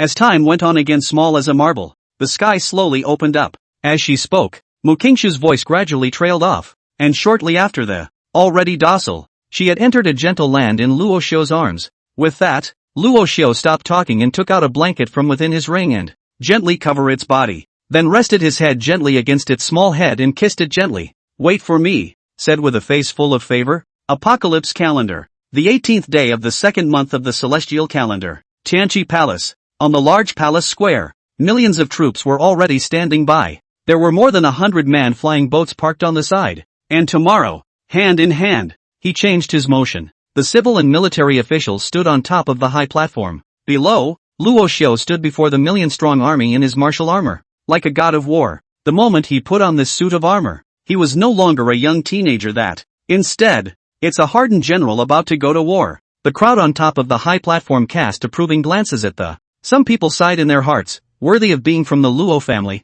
No matter what, that arrogance was unmatched by anyone. It was as if they saw the old Luo Fun Tian in this teenager. He was once a marshal in his own right, and his armor stood before millions of people in a good way. Lin Tianbat on the high platform also seemed to have seen Luo Fun Tian's figure, who had always been high above the others. In this moment, the eyes couldn't help but be slightly moist, but it was also fleeting, the majesty he had to maintain as the 9 to 5. Generals, I won't say anything more today. I'll wait for your triumphant return. We'll be cheering for you all over the city then, Lin Tianbat said in an impassioned tone. Kill. The generals are united in the Force Ravine. Brat, don't disgrace the Luo family. Don't disgrace your father. I promise you today that, to the battlefield, you just kill. All the consequences. I bear down on you. Lin Tianbat's gaze turned to Luo Xiu and said solemnly, Many thanks, Your Majesty. Luo Xiu dropped to one knee and nodded heavily. Go, my finest generals of the apocalypse. With his order, millions of generals boarded onto the flying boats heading to the battlefield. With all hands on deck, the flying boat slowly headed towards the north. Chapter 86, This wine is watered down. 2 days later. You see. See what? What the are you looking at me for? He's pointing at the sky, not me. A graceful noblewoman looked at the crowd looking at her, and in her shyness, she broke out again. The crowd was startled, which turned the direction to look at the sky. Widowly, your bib is leaking. The last big man who looked back smiled dementedly, then quickly leaving. Widow Li looked back and odd quickly running towards the house. 100 of the largest flying boats sailed slowly overhead, skimming over a city, and within a moment the entire sky above was thick with black shadows. The residents of the city looked up into the sky with curious faces. These cities are all small cities close to the northern domain. Many of the mortal residents had never seen such a large flying boat before, and they all revealed looks of surprise. However, amidst the astonished gazes of the crowd, an old man slowly stroked his frail white beard and, Can said, Ha ha, do you guys know what this is? Hearing the old man's words, the crowd turned back to look at him. Looking at the scruffy old man, the corners of his mouth were turned up in the air and many of the young people had revealed a look of disdain. Old beggar, you recognize these behemoths? A rough big man said with some teasing. Ha ha, this old beggar is going to start bragging again. These things even we have not seen. Do you think he could have seen it as a beggar? Oh, how can you say so? Other old beggars also practiced begging all over the world. Probably seen more of the world than we have. Old beggar, tell me what this is? The crowd inquired while laughing and teasing, though they wondered if the old beggar really knew that but it's no less fun. The old beggar witnesses all wanted to see their own fun, so he also walked in towards the inn. First, he lifted the jug on the table and took a couple sips. Hey, you're purposely here to whet people's appetites for a drink, aren't you? The diners at the table gave him a somewhat disconcerted stare, after which the remaining several pots of wine will be protected. Afraid of the old beggar again snatched to drink the general. The old beggar pursed his lips, as if tasting the flavor of the wine in general, narrowed his eyes, smashed his mouth, and said with some disgust, This boss isn't conscientious. This wine is actually watered down. And when the store assistant as well as the shopkeeper on the side heard his words, their faces instantly sank. The original mood to watch the fun is gone. Immediately, he came to the old beggar and said with a look of disgust, You old beggar, what do you know? You know how to taste wine too. Go. Saying that, the store assistant and the shopkeeper were about to shove him out. The bone-thin old beggar was naturally no match for the two men. A half-assed push brought him to the front of the store. Ha ha. The people in the store watched the old beggar being pushed out, and did not stop them, but slowly sat down again, and keep drinking. However, the old beggar who arrived at the door was yelling, What a dog's eye view of the old beggar. I am down and out, but I have never violated my conscience. Saying that your wine is watered down is watered down. The shopkeeper's face was full of black lines, but he couldn't afford to have a fit in front of so many people. Moreover, the crowd didn't seem to take the old beggar's words seriously, so he simply let it go. The old beggar shook his head helplessly as he looked at the indifference of the crowd. However, since they're drinking someone else's wine, whether it's watered down or not, they need to be shown the ropes. Old beggar, I drank this nobleman's wine. Naturally I must inform the nobleman of the heavenly things. The old beggar said and cheekily did so again, leaning languidly on the threshold of the hotel, leaning against the doorpost, and only after that did he continue, Noble person, listen carefully, the thing on that day is a kind of man-carrying flying boat. Although I'm an old beggar, I have many disciples under my tutelage. I heard that the Celestial Revelation Empire has sent out 1 million troops to conquer the Jinbei king of our northern domain this time, and the one leading the troops is also a prince. The news was naturally known to all, and had spread up and down the country. Learned about it a month ago. but it's true that they've never heard of this huge manned flying boat, nor have they ever seen it before. It's a bit of a novelty to hear. So the guest at the other table, carrying a jug of wine, came slowly toward the old beggar. Trying to overdraft more content. Old beggar. Old sir, since you know about the behemoth in the sky, do you know that how many people can such a behemoth carry? The man asked curiously. While pouring wine into a glass, he looked at the old beggar, and when the wine had been poured into a cup was handed to him. Old sir, this wine is good peach blossom brew. Can you taste it to see if it's watered down? Without even looking at him, the old beggar took the cup of wine in his hand and drank it down. He narrowed his eyes and blinked his lips, but this time there was no frown on his dirty forehead. But there didn't seem to be too much elation about it. After a short while, the old beggar slowly handed the glass of wine to the man and said this pot of wine has a conscience, so your honor may drink it without fear. There was no disparagement or appreciation. As if the wine fell flat in his eyes, the owner of the store, who was still quietly watching from the counter, was once again full of black lines. He felt that the store's signboard was going to be smashed by this old beggar today, but the guest officer who poured the wine seemed to be uncomplicated, seeing as he was richly dressed. Surprisingly, it was an uncomplicated character, and he didn't dare to go up and talk too much when people were still asking questions. Then what does the old gentleman think of this peach blossom brew? The man, still wearing a smile on his face, asked searchingly. Inferior. The old beggar slowly got up and walked towards the distance with a faint word, but the moment he turned around, a powerful divine soul fluctuation immediately transmitted into that person's mind. The man instantly changed his face, and hastened to the wine table, and a wink was given to a few of his friends at the table, and they too instantly grimaced. He then placed a silver ingot on the table and quickly left as well, as if that soul fluctuation in his mind just now had a great pull on him. They quickly chased after the old beggar in the direction he had left. However, they chased after the old beggar for a long time, but they did not see the old beggar's figure. Young prince, the man has disappeared. Is it true what you say? When they waited until no one was around, those who were with the man directly changed their address. That information there is not to be believed. This old beggar is not simple. We have to hurry back and inform father of this information. The man's face said grimly. Yes. Afterwards, the figures of several people quickly left the same place.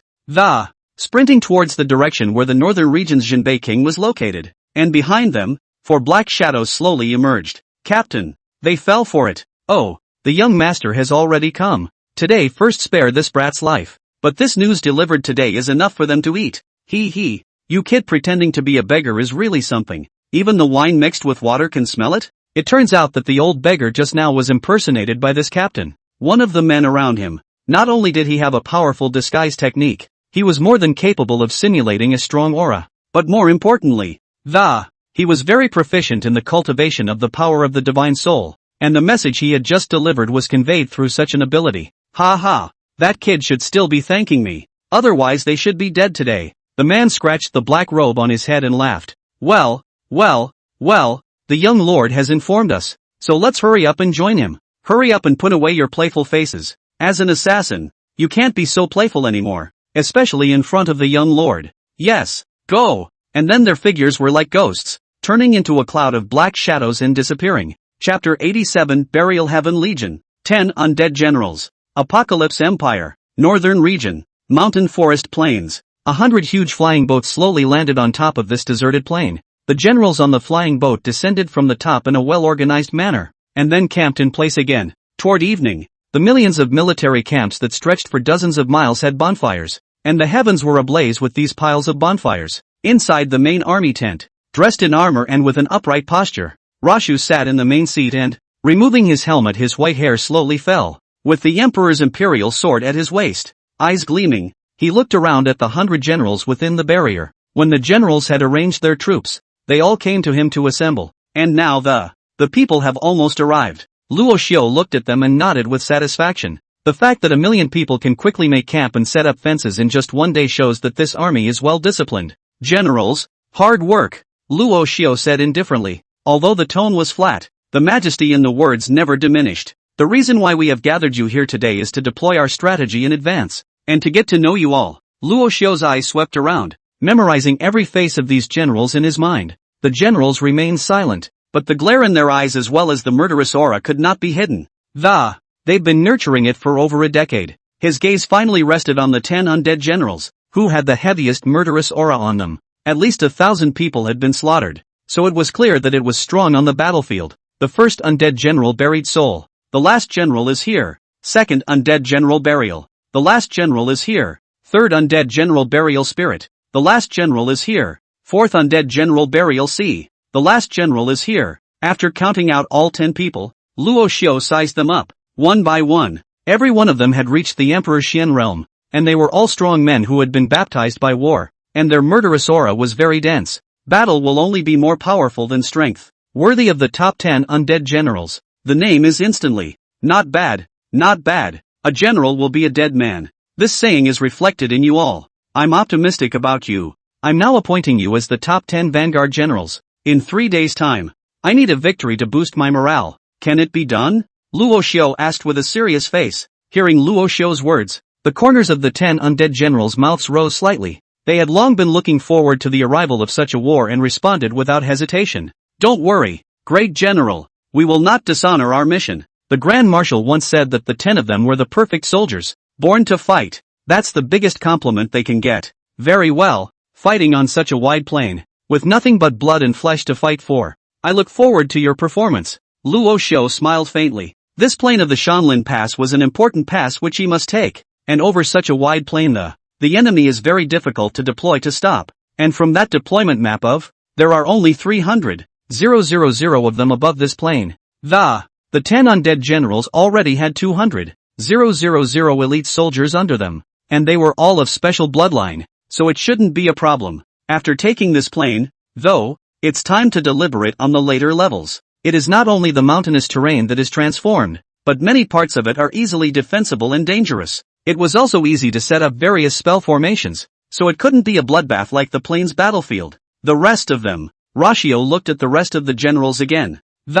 Arranging them one by one as he had previously deployed them. This night, Luo Xiu deployed for a long time, and also asked these generals what they thought of After all, they all came back from the battlefield, and many of their insights during combat were important to him, not just on paper. The crowd did not disperse until the early hours of the morning. After everyone had gone to rest, the figures of the members of the Heavenly K were like a ghostly, arrived in front of Luo Xiu's tent. The 2 guards outside the tent were oblivious. See you, young lord. 15 people neatly knelt down on one knee in front of Luo Xiu. Get up, and report all the information you've collected this month as well as the strong men you've assassinated. I don't know, said Rasho. Yes. Afterward, the 4 captains came forward one by one to report to Luo Xiu. Over the course of the month, not only did they assassinate more than a dozen Emperor Xian realm powerhouses in the Jinbei King's tent, but they also obtained a lot of important information. They've poked around and found out that the King of Jinbei has more than 3 million soldiers in his hands. Secretly,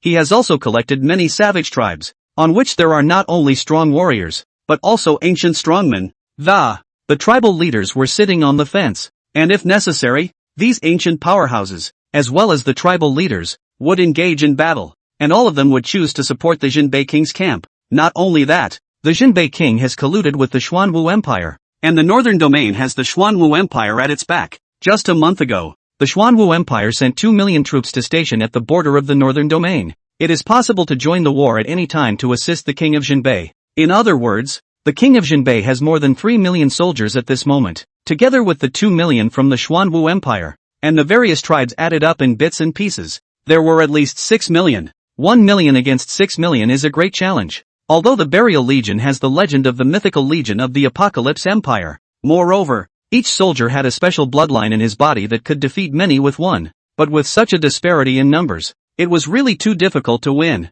This wasn't what caused Luo Xiu the most headache. The 3rd squad also poked around and found out an important piece of information that was that there might be a sacred Xian realm powerhouse sitting in the Jinbei King's camp, and this information was forced out of them from the mouth of one of the assassinated powerhouses. I don't know if this information is reliable, but I have to be on the defensive. Hearing this news, Luo Xiu's brows furrowed viciously. If King Jinbei really had this kind of strong person to help him, then things would be much worse than they appeared. Even if they were all victorious on the front battlefield, these powerful men behind them, they are still a bit lackluster to deal with. Sacred Xian realm powerhouses, amongst the various empires, were all pillars of existence. Even as powerful as the Green Dragon Empire, there were only 2, and the Jinbei King, a mere prince, could have such a supreme power assisting him. Alas, didn't I also give you every assignment? Told you to recruit loyal henchmen. How are you guys executing? Luo Xiu took a deep breath and asked. Young lord, our left envoy has recruited 5,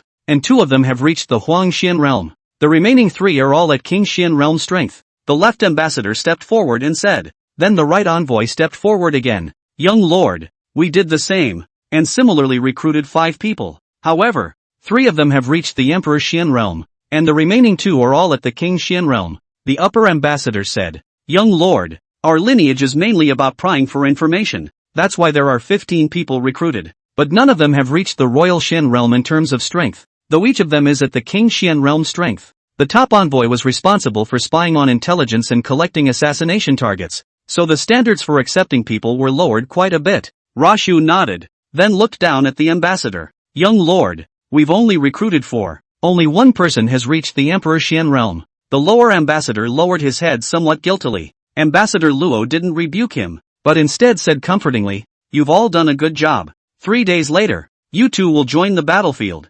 assassinating the strongest in the enemy camp and minimizing the casualties of the soldiers. Yes, well, that's it for today, and you all go down and recuperate for the next 3 days. Get in tip-top shape. The crowd nodded before slowly leaving, and Luo Xiu exhaled deeply and a pressure could not help but rise in his heart. That's quite a challenge. Chapter 88, Bewitched. Northfield, North Wasteland City, was the most prosperous metropolis within the Northern Domain, and at this moment, it had been occupied by the Jinbei king. Inside the city lord's mansion, a few people led by the king of Jinbei were sitting in the lobby and were listening to the incoming news with serious faces. Father, a few days ago we received a major piece of news in Tianlin City. The young man was the same one who had poked around with the beggar the other day. At the moment, he had reverted back to his original appearance.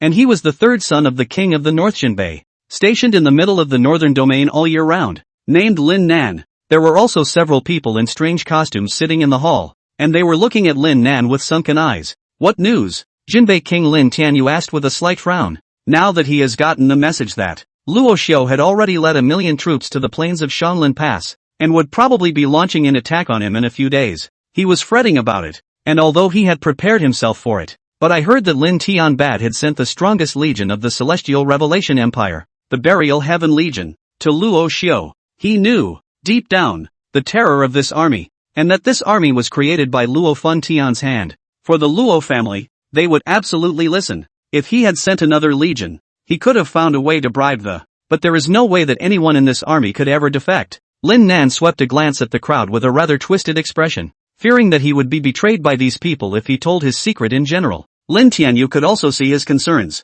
but he was now considered an ally with these people. We're all on our own. Let's get right to it. Having received his old man's affirmation, Lin Nan also dispelled his misgivings, spoke out what he had learned from the old beggar a few days ago. Father, a few days ago we met a very strong old beggar in a tavern. He conveyed this message to me through the power of his divine soul. He said that the side of the apocalypse has sent someone over to assassinate you, and as for the strength, it's still unclear. And that old beggar also said that your side has been planted with spies. What? Hearing this piece of news, Lin Tianyu was also greatly shocked. What shocked him was not that someone from the side of the apocalypse had been sent to assassinate him, but that someone had been planted around him. Is this news reliable? Lin Tianyu's face was grave as he looked at Lin Nan with a deadpan expression. If someone is really planted around them, and it's the kind of thing that's extremely close, then his previous deployment might have been exposed to Luo Xiu. Hearing his father questioning him like this, Lin Nan didn't dare to be presumptuous. Father, I don't know that old beggar very well either.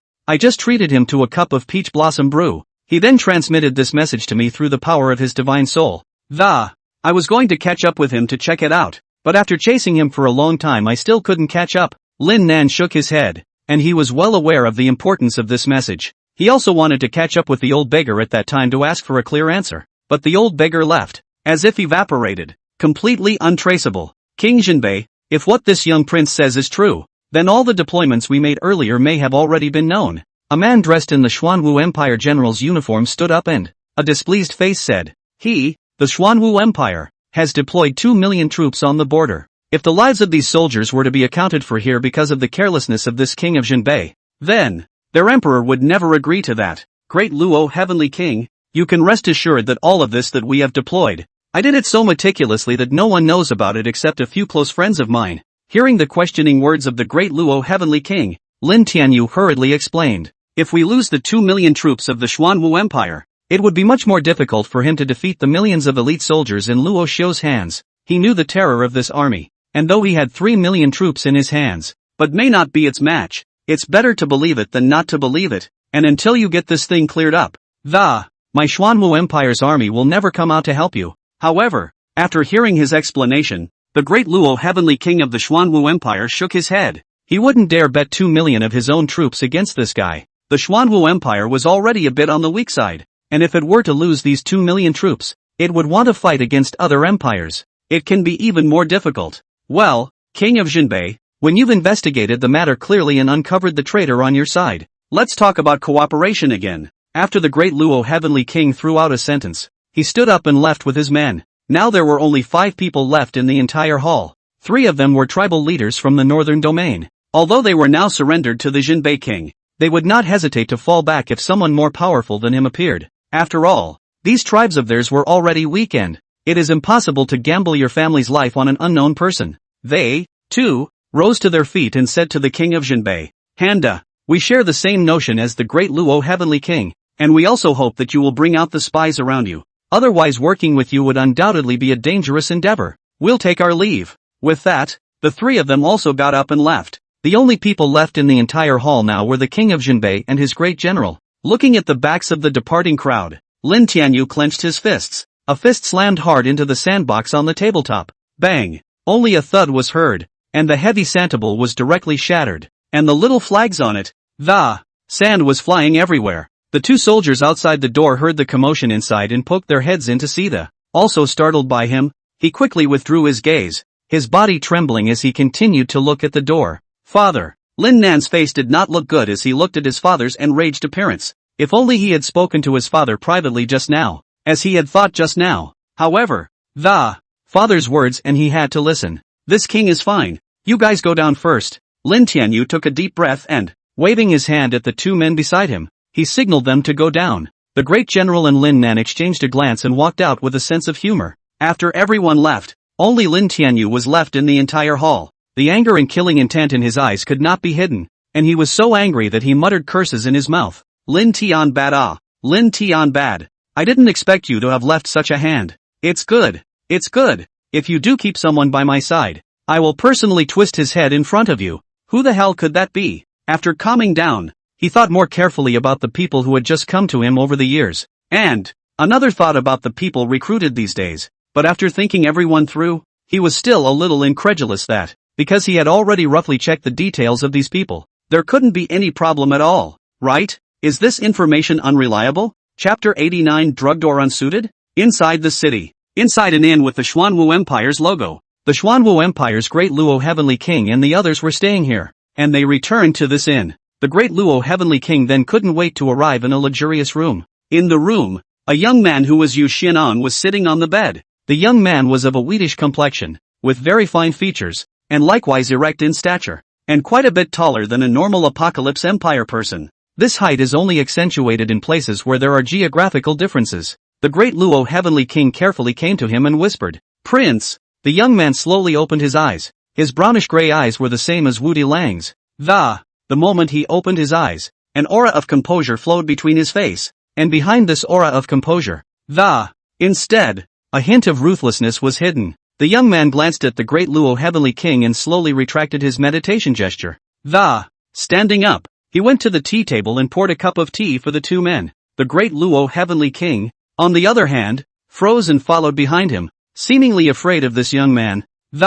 He was careful with every step, and this fear and awe came from the heart. Say it. The young man placed the teacup into the hands of the great Luo Heavenly King and said slowly after taking a sip. The great Luo Heavenly King smiled. His hand movements were a bit formal, not knowing whether to drink the tea first, or first things first. The young man also saw him cringe. Uncle, have some tea first. Hard work. His words were respectful, yet they hid a hint of unquestionability. Hey, grumble grumble. As if he had been ordered to do so, the great Luo Heavenly King took a big gulp of the fist-sized cup was a big scoop of what he drank out of it. It was as if the sip of tea was like a great gift to him. The corners of the young man's mouth turned up slightly in satisfaction as he watched his obedient demeanor. The great Luo Heavenly King held a teacup in his hand and slowly spoke. Your Highness, the Prince. That Jinbei king fellow seems to have a mole on his side, and I heard his son report it with my own ears just now." He told the young man in front of him everything he had just heard as it was. Hearing the words of the great Luo Heavenly King,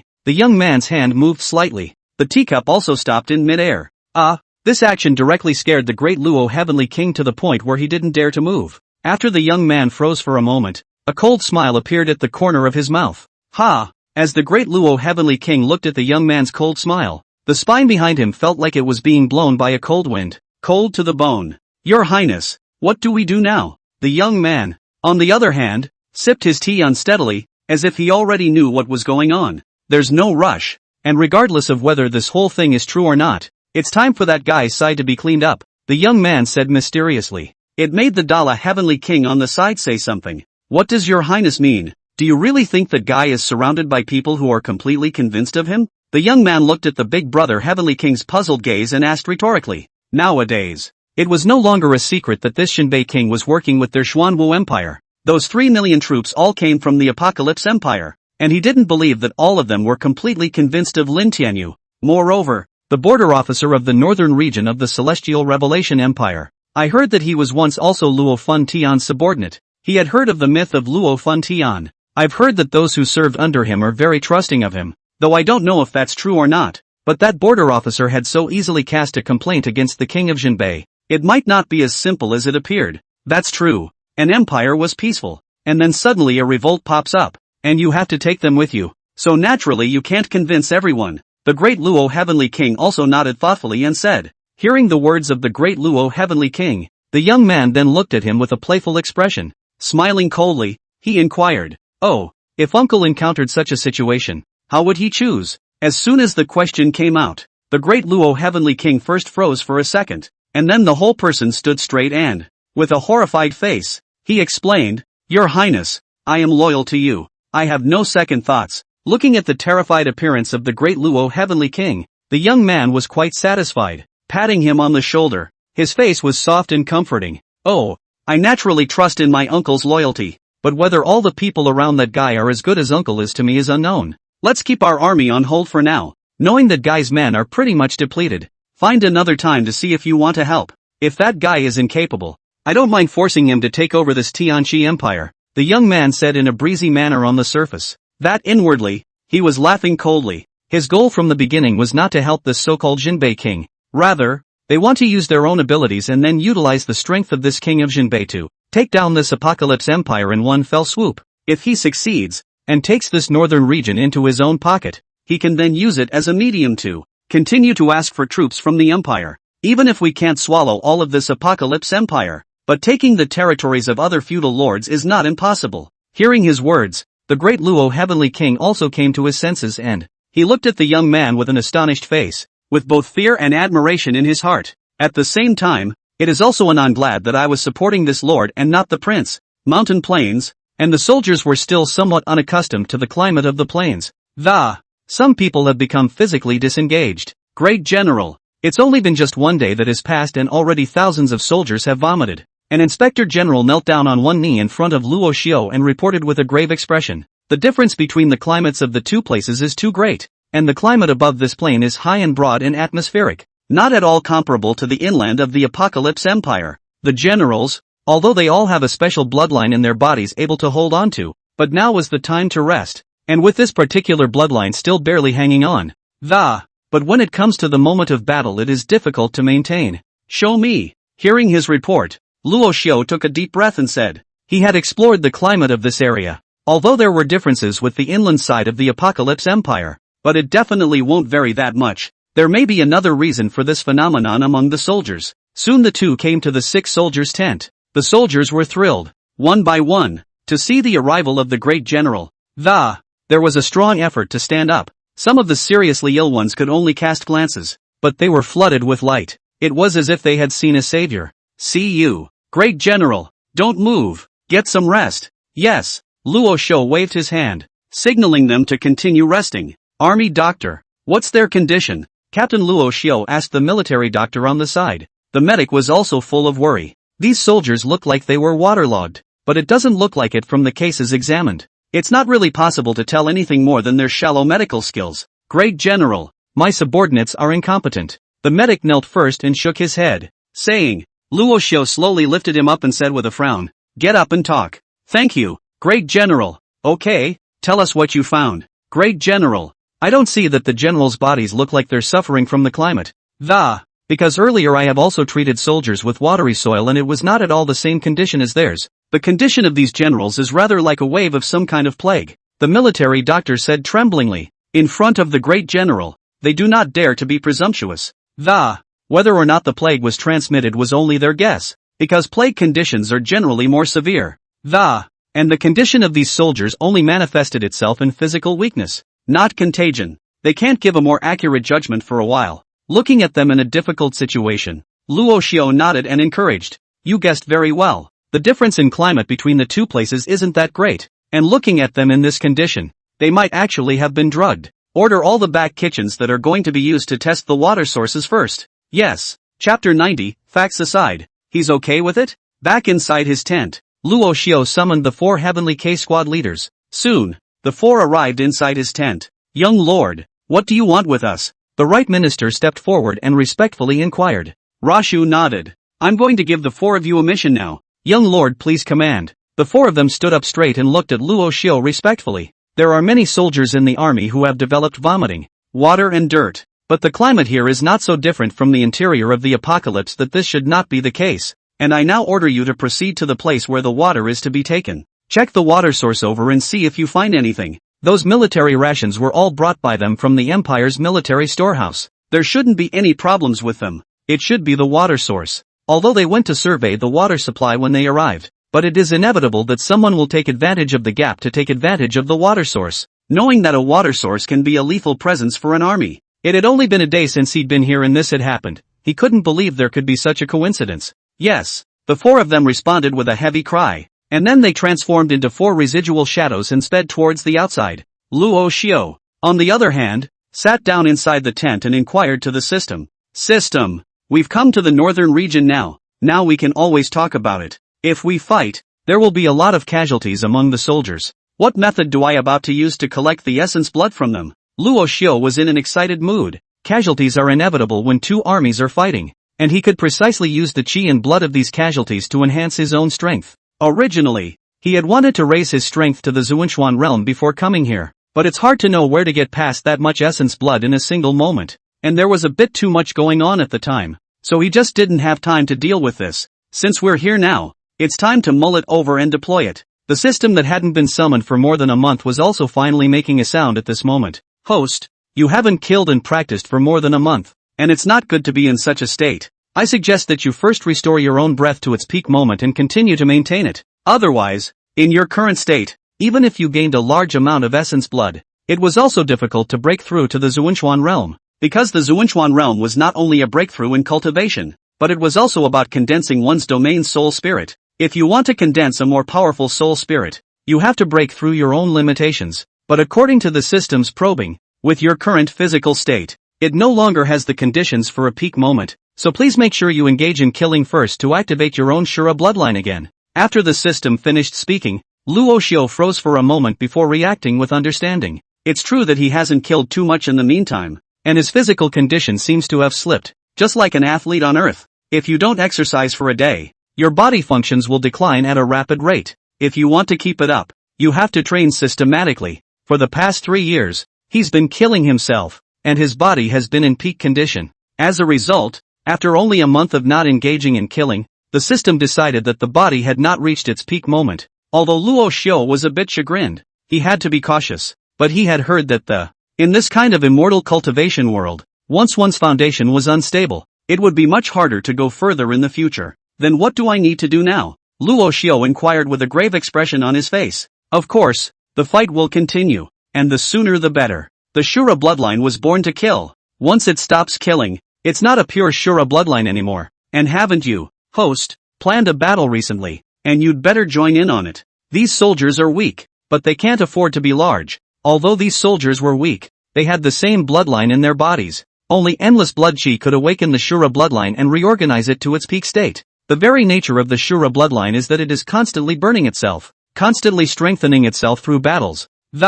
Activate your own bloodline's desire to fight. These soldiers of mine not only activate his will to fight, By killing them it was even possible to absorb their blood chi, and using this as a guide, it was possible to quickly unleash the nature of the Shura bloodline, blood devouring. Luo Xiu nodded in understanding. It seemed that he was bound to participate in all of this battle. Earlier in the day, the system hadn't told him about the Shura bloodline either, and this requirement. I see, but how should I absorb the chi and blood produced by these killings? I'm sorry, Luo Xiu asked, puzzled again. All those chi and blood that were previously absorbed had to be generated through their own killing in order to be absorbed. Now, both sides of the soldiers double-crossed. If not their own hands to kill, in can absorb? This was Luo Xiu's biggest worry. If he couldn't absorb it, it would really be too much of a waste. Even if you are strong, you can only kill a few thousand or so, at most, in a single battle. These are all decimals. Most of the deaths came from soldiers killing each other. That's not for you to worry about.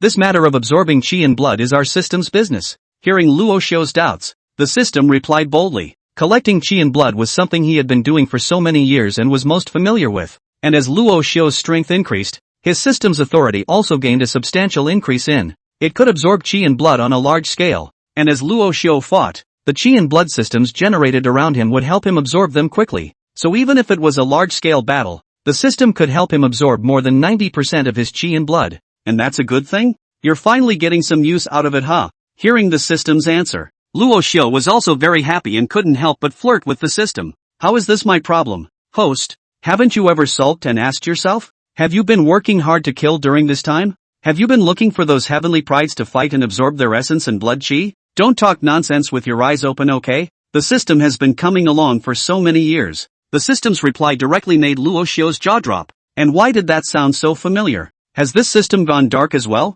Okay, you're a robot. Whatever you say is right. Too lazy to argue with you. Rashio's face was rendered impotent by his words, and it was true that he had been immersed in tenderness all this time.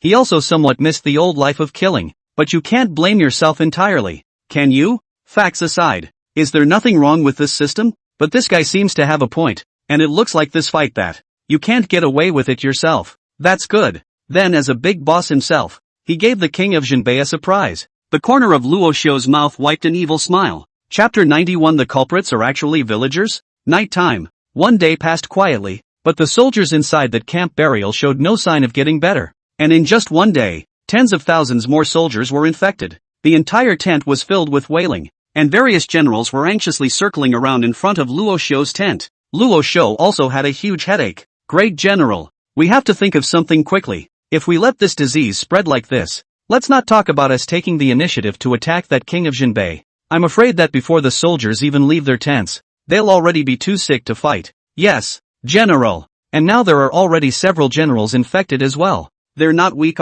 obviously. It's not as easy as one might think. General, these generals eat and live with their soldiers all year round, and go to war together. It's been like a brother for a long time. It was harder to watch my brothers suffer from their illnesses than it was to have the pain in them. The 10 undead generals waited quietly on the sidelines for Luo Xiu's order. Their inner qualities were slightly better, and although the soldiers of their own ministries were also affected, they were not as impatient as those generals. But it wasn't hard to tell from their furrowed brows that they were also anxious inside. Generals, return to the front of your barracks first, and pacify your soldiers. No one is to drink water until I give the order. Listening to their cries, Luo Xiu gave them orders without thinking. Alright, you guys go down first. I'll definitely give you a satisfactory answer in the morning. General, some of the generals wanted to say something. However, Luo Xiu ordered, obey orders. Yes, in the end, the deliberations were fruitless, and they had no choice but to return to their barracks to pacify the soldiers. As he was leaving,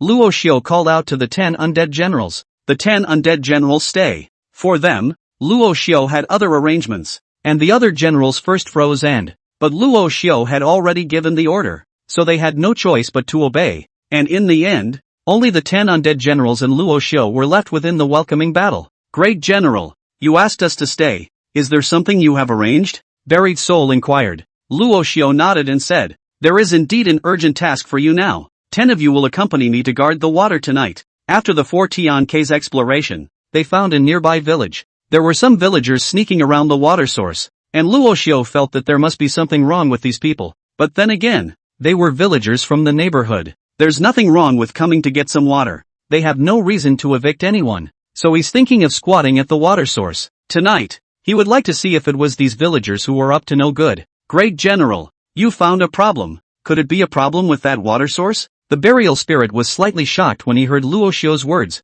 also immediately understood the deeper meaning of it. After all, they had brought all that food with them. He really couldn't think of any area where this could have happened other than a problem with the water supply. Exactly. Who would be so bold? How dare they poison the Imperial Army? This is someone sent from the Jinbei King's side. That's really abominable. How could this king of Jinbei be so vicious? How dare he poison the soldiers' water? Isn't he afraid of spilling over to the nearby villagers? Yeah. You know there's not like 100 villages within 100 miles of here. If this river is poisoned, not only our soldiers will suffer, even the villagers nearby will suffer. Several major generals were also outraged, and they clenched their sandbag-sized fists. However, looking at their angry looks, Luo Xiu shook his head and said, it shouldn't be the work of the Jinbei King, and this water source they chose is some distance away from them. If he really sent someone over to poison us, we should have discovered it long ago. So what does the general mean? A calmer general stepped forward and he also felt in his heart that this matter should not be the work of someone from the Jinbei King's side,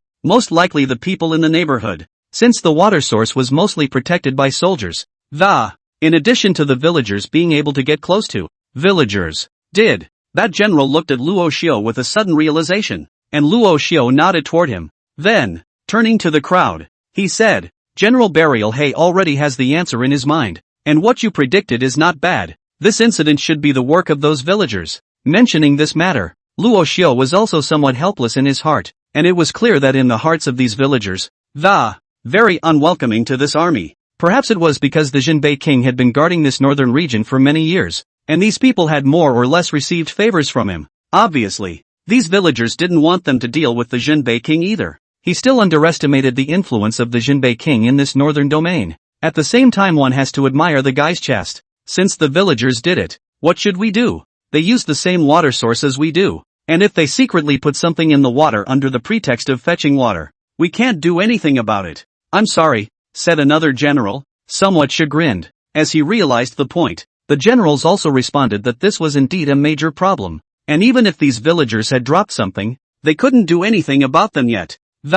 We can't arrest all the villagers in a 100-mile radius, can we? Looking at the 10 generals' suspicious eyes, Luo Xiu said in explanation, Don't worry generals, I've already thought of a way to deal with it. Upon hearing Luo Xiu's words, various generals threw their gazes towards him, looking at him with an expectant expression. Luo Xiu continued, These villagers may just not welcome us. The things that were dropped only made the soldiers physically ill, and I've seen the symptoms of the soldiers, and it won't take more than a couple of days for them to be passively cured. But this is never going to work for long. We still have marching to do. I inquired and found out that the stuff they put in was a common herb called impotence herb. This herb is colorless and tasteless when thrown into water, but once ingested, it causes weakness in the whole body for the next few days.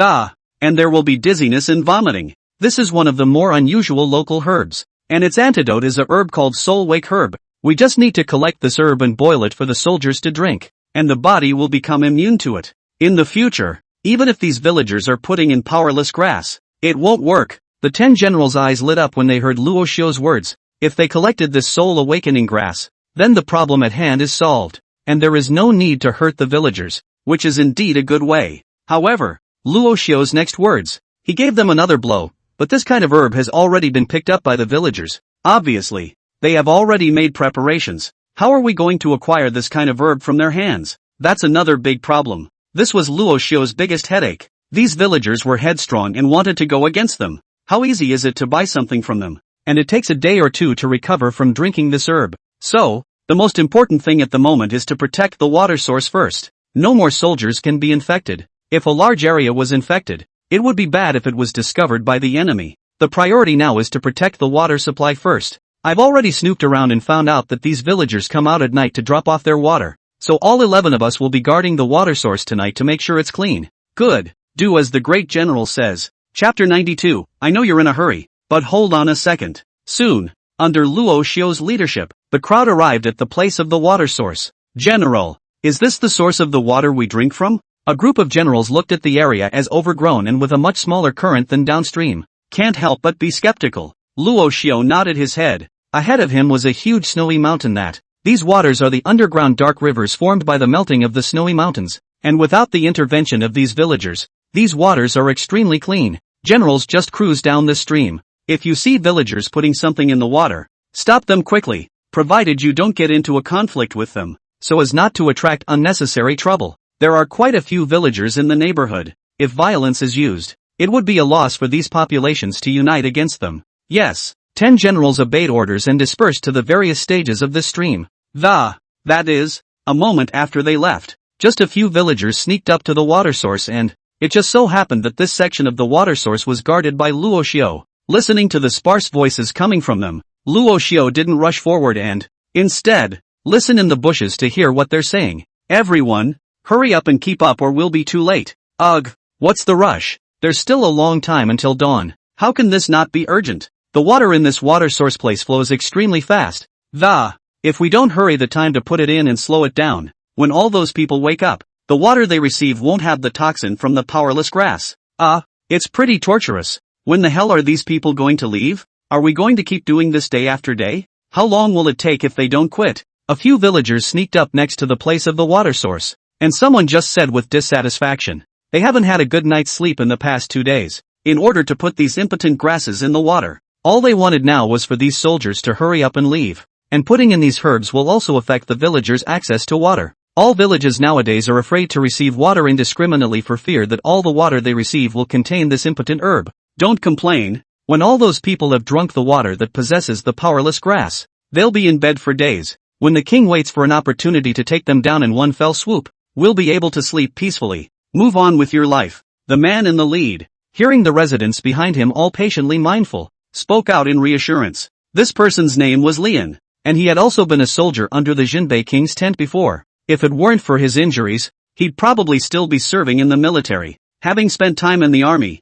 he could be said to admire the king of Jinbei. Not only is the army paid more every month than the other princes, but when there's no war going on, they can go home and visit their loved ones anytime throughout the year, which can be very relaxing. Now there's going to be a war, and in his own hometown, how can he stand that? He had to give these soldiers from the inland of the Apocalypse Empire a taste of their reputation-destroying tactics. Having been a soldier, he naturally knew that once he drank this toxin-laden water, it would be tantamount to losing the battle, and then this war could be resolved without smoke. When he thought of it, he couldn't help but be pleased with his own cleverness, and, by the time he reported this matter to the king of Jinbei, he might even receive a commendation. He was full of confidence at the moment. However, the crowd had just wanted to drop the poison made from the ground powerless grass towards the water, when there was a movement from the bushes on the side. What's that noise? Who's there? The crowd looked in the direction of the sound and a wary face spoke out. Rashu slowly pushed the grass in front of himself and stepped out from it. You guys. Luo Xiu's tall figure slowly appeared, and the darkness of the night was nothing in front of him. The blood-colored eyes were especially oozing in the darkness of the night, and his appearance directly startled these villagers. He hadn't even had a chance to speak. Ghosts. 5 or 6 villagers fell down directly on this small hill, and their bodies rolled several times on the small hill, and it just landed on the ground. They didn't care if they were injured. They stood up trembling and ran back. Luo Xiu watched breathlessly as their silhouettes drifted away. I was going to pull a few people over to teach them a lesson myself, but I didn't think I'd be scared off like that. How dare you drug the drinking water your people drink? However, watching their figures disappear in front of him, Luo Xiu didn't bother chasing after them. Even if they caught up with these villagers, there wasn't much point. Forget it, we have to think of a way to solve this problem. Otherwise these guys couldn't have been afraid of someone guarding the water source all the time if they came every day. Luo Xiu muttered helplessly to himself. Sending out a garrison is not a permanent solution, and in the event that war breaks out, it would be difficult for anyone to take care of this side of the water supply, and it would be too obvious a target to send someone to guard it. When the time comes for the people on the Jinbei king's side to realize that they came to poison them, the toxin could not be as simple as the poison of this powerless grass. There were no words for the night, and the 11 of them just held down the water source for the night. Every general more or less encountered the villagers who came to poison them. They just drove them away and didn't lay a hand on them. Yet after one night, the same sense of powerlessness appeared in their eyes. It was fine on Luo Xiu's side. His appearance scared away the villagers. However, the generals won't have it so good there. Those villagers were still emboldened, even though they saw them guarding the water source. Some of them were even justly false, and came to poison under the name of fetching water. And if they had not prevented it in time, there was no telling how many more soldiers would suffer the next day. And after they stopped them once or twice, these villagers continued to come forward and change their ways. Early the next morning, inside Rashu's tent, Great General, if this keeps going on, it's not a solution. These villagers are determined to fight against us. Do you know how I came here last night? 10 times. Those Yakuzas, they're going to come in here and poison us under different pretexts. The section I was guarding cared for the top but not the bottom, and was almost about to fall into their path. The burial spirit, who had a rather grumpy personality, directly told Luo Xiu about last night's encounters one by one in front of him. The whole thing almost collapsed. He had also been in the army for more than 10 years, and he hadn't seen this kind of iron. Villagers whose hearts are against the national army. Is this Shinbei King's brainwashing really so powerful? Why are all these villagers looking out for him? Even going so far as to make an enemy of the country's military. They're nakedly opposing the state and helping the enemy. If they were soldiers, he would have absolutely slapped these people to death. Things aren't looking good for the other generals, either. There were even some villagers who managed to put in some impotent grass. And if he hadn't taken that section of the water source down, maybe that water is coming into the barracks now. As Luo Xiu listened to the crowd, he let out a deep breath and said to them, Generals, I know you're in a hurry, but hold your horses.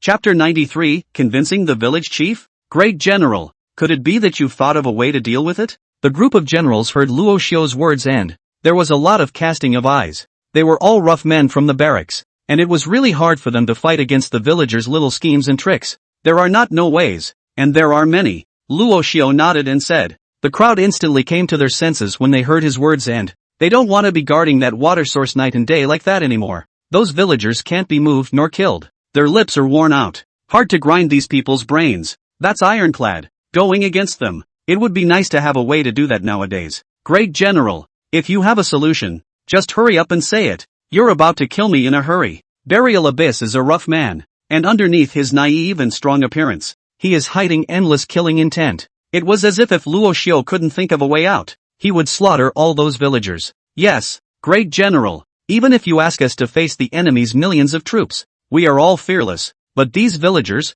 we can't scold or kill them, so we're suffocating. Not only that, but these people are biting back, saying that we hijacked the water source as soon as we got here. They were not allowed to take the water, but as soon as they were let through, they would take a packet of powder out of their arms and throw it into the water. I almost didn't hold back a couple times and slapped it. Who says it isn't? It's good to have a few men here, but those village men and women came to join in the fun. Last night when they came up here they gave me a spill, and if it hadn't been for my thick skin, I'd have had scratch marks all over my body from them. The generals have complained that even if they were allowed to go out on the field and kill the enemy, with serious wounds on their bodies, they were also fearless, but when faced with these villagers, they were truly afraid. These villagers are simply ignorant. I don't know what kind of mesmerizing soup the king of Jinbei has given them. Luo Xiu looked at each of them with their aggravated looks, and the comically funny demonstration of the whole thing was barely taught. Is it really that much of a stretch? Ahem. Okay,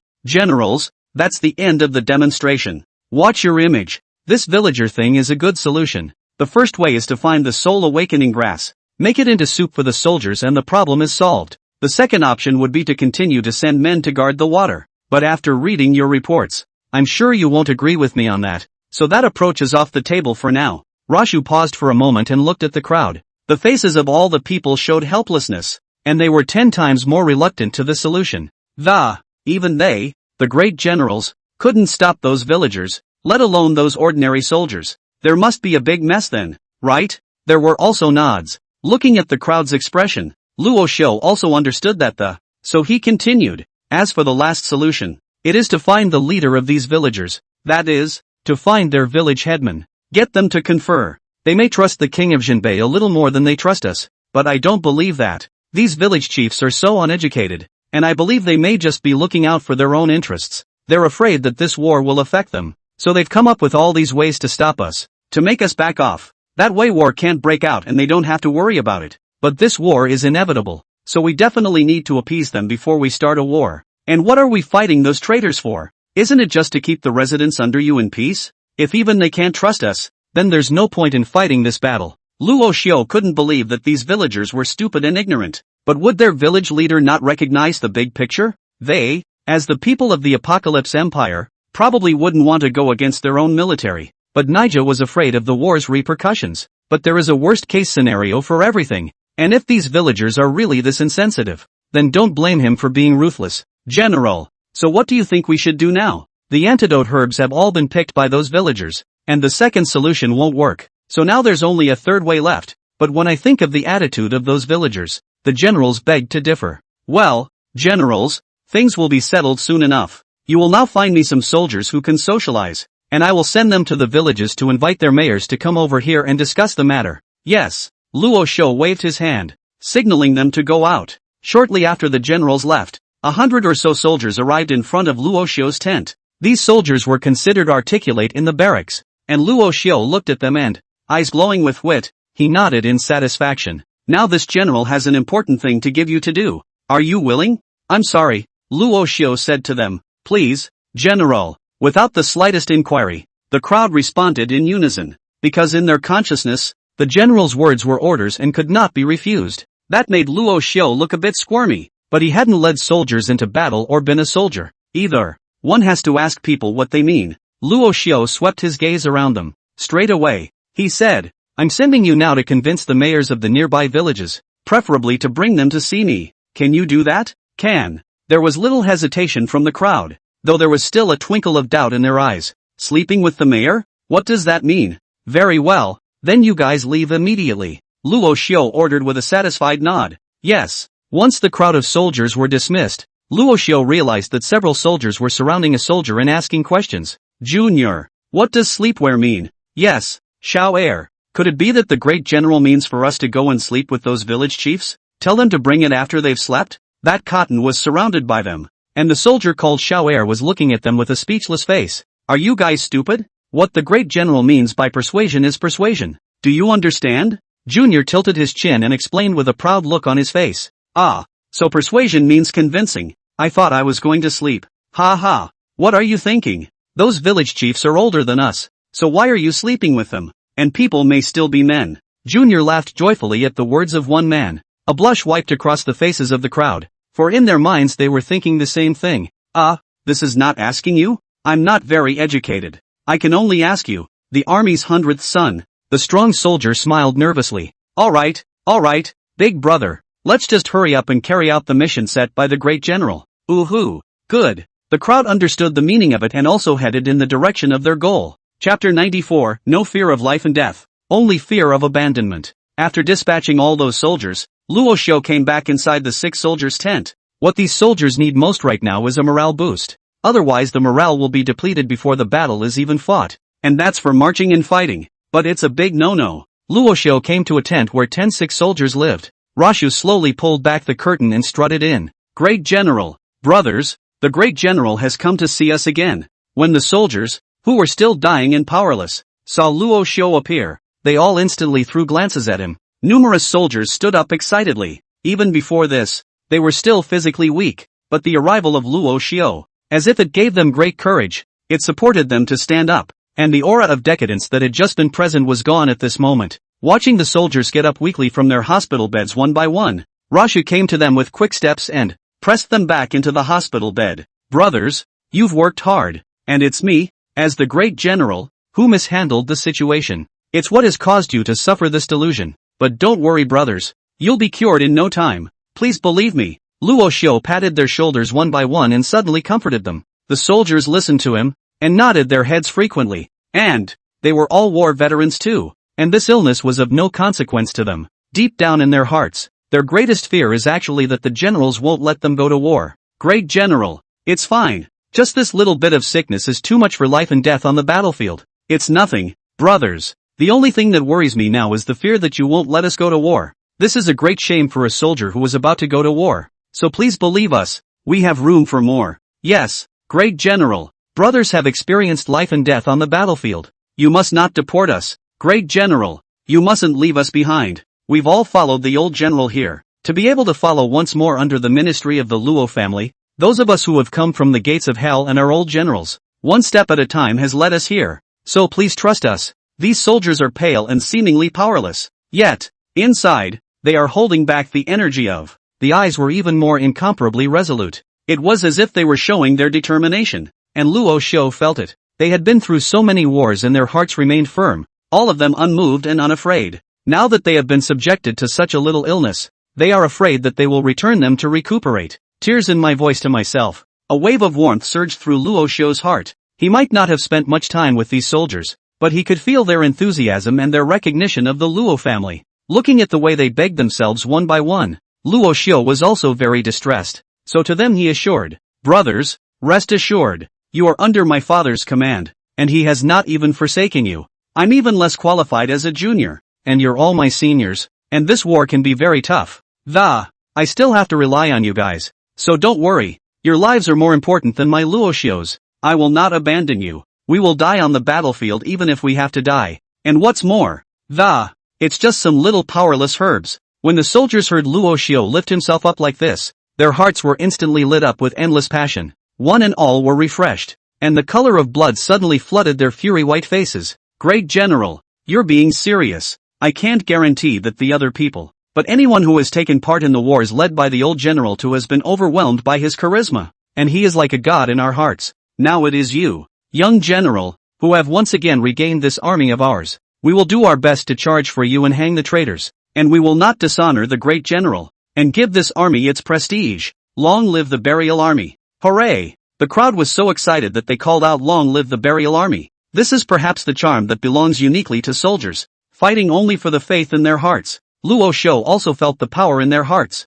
A barracks of comfort to them. The crowd's mentality is the same. Not afraid of death, but afraid of being abandoned. For more than 2 hours, these soldiers discovered that Luo Xiu's knowledge of they are the ones the world should worship. Build a city wall with flesh and blood to guard the miles of rivers and mountains. Evening. Those soldiers who had been sent out also brought the chiefs of one village after another. There were about 50 or 60 that came. In response to their arrival, Luo Xiu didn't gather them together for the first time to inquire. Instead, he had the back kitchen cook a sumptuous dinner, and Luo Xiu personally feasted on them. The people were accommodated in the barracks and sat in 2 rows on either side of the camp. The center is filled with a variety of food. Most of these village chiefs were old men, and looking at the soldiers standing behind them, it was a torment for them both psychologically and spiritually, and some of them had even begun to shiver. After all, some of those who poisoned were from their respective villages, and at the thought of that, they only felt that what they were staying in at the moment was a heavenly prison,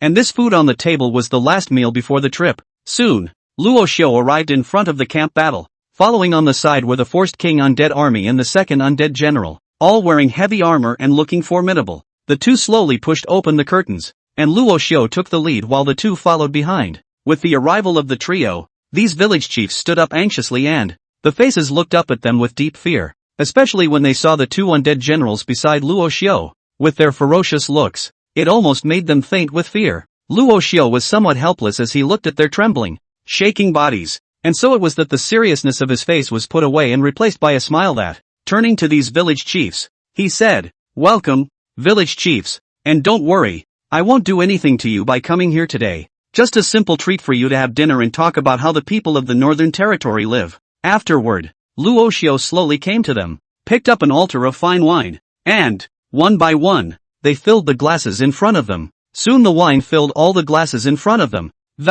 It was only then that Rashu returned to his seat and sat down. The dozens of village chiefs were a bit confused when they saw Luo Xiu's maneuver. However, looking at this young man's amiable appearance, the fear in their hearts slightly diminished. "Don't stand all the village heads, please sit down," Luo Xiu smilingly invited them. Good.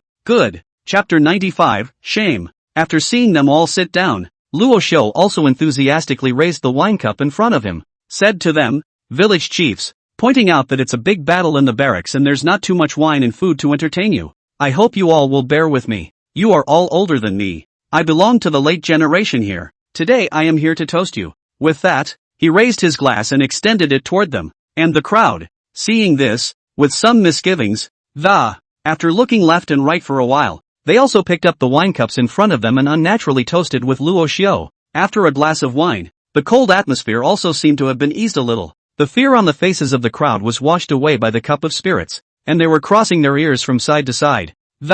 Some boasted about the strength of the wine, while others were in a state of wonder that it was good. Although the voices talking to each other were lower, Rashu was still happy that the atmosphere was finally less cold. So he greeted them again. "Come village chiefs, seniors, this second cup is into our country, the peace of the empire, so that the people can live and work in peace and contentment. a metaphor for such hard conditions. With the leadership of all of you seniors, only then have we been able to live in peace and happiness for so many years. Empire? Thank you. Luo poured himself a glass of wine and the soldiers standing behind those village chiefs poured wine for them. When the wine was all poured, these village chiefs stopped squirming and, already able to naturally raise the glass in front of himself. The folk of the northern region were already good at wine, and it was the first time they drank wine from the inland of the Apocalypse Empire. It felt very new, and naturally, it was not polite. At this moment, it was as if they were like wine drinkers having a drink without restraints. Great General, we honor us. These people had enthusiasm on their faces, as if they were trying to turn the tables on each other. It was already possible to start contacting and talking to Luo Xiu, without realizing that Luo Xiu's words just now had already given them a wave of moral kidnapping. The crowd was still happily gulping down their drinks. Luo Xiu also smiled and drank the same. The purpose of this second glass of wine has also been accomplished, and the conversation will be good to carry on in a few moments. It's been a long time, and it's much better than those wines we make ourselves in our village. It's so hot. Ha ha. This wine is indeed new and unique compared to the wine in our northern region. It's all good. I've been brewing for so many years and I haven't made such a good wine. Shame on me. Old Hank, you call that wine you made? It has no flavor at all. After the second glass of wine, the atmosphere was once again elevated by this time the village chiefs had begun to talk and laugh, while some were still very formal. There was no hiding the enthusiasm in their bones. So Luo Xiu beckoned again, and the soldiers behind him once again poured wine for them. Ha ha. All seniors are magnificent people. If all of you think this wine is good to drink, when you go back later, each of you can take one altar. Here, this third toast is to the fact that we've been able to meet under such geographic differences. Even though my junior is young, it's not a wasted trip to have the honor of knowing so many seniors. For this third glass of wine, without the slightest hesitation, these men enthusiastically extended their hands and one drink. After the third glass of wine, the potency of this strong drink slowly came up and these guys are all decades-old drinkers, but they're still a bit overwhelmed. A slow blush had begun to cover the skin under what had been tan skin, and a slight sweat showed on his face. An old village chief obsessed with wine heard that Luo Xiu would get a jar of wine while they were gone. The eyes widened at once. Is it true what the general said? When we go back, everyone gets a jar of this wine? Hearing his words, the crowd also looked at Luo Xiu with the same look of anticipation. Naturally, Luo Xiu wouldn't let them down and nodded with a smile. He'll manage enough of these drinks. Aren't they just a few dozen jars? This village chief. Don't worry, there's absolutely nothing less for you. Hearing his assurance, many faces showed joy. Again, there were conversations left and right, all whispering compliments about Luo Xiu's atmosphere. Luo Xiu only smiled slightly when he saw this, and with all three drinks having served their purpose, it's time to get down to business. Ahem. He coughed softly twice, and the crowd in the room quieted down and everyone knew that Luo Xiu had something to say. Village chiefs, do you feel that our arrival has caused a disturbance in your lives? Luo Xiu looked at them and asked. The crowd first froze, and then, their eyes gleamed as they looked at Luo Xiu. What is the reason for the general's remark? The old man who was obsessed with wine earlier asked.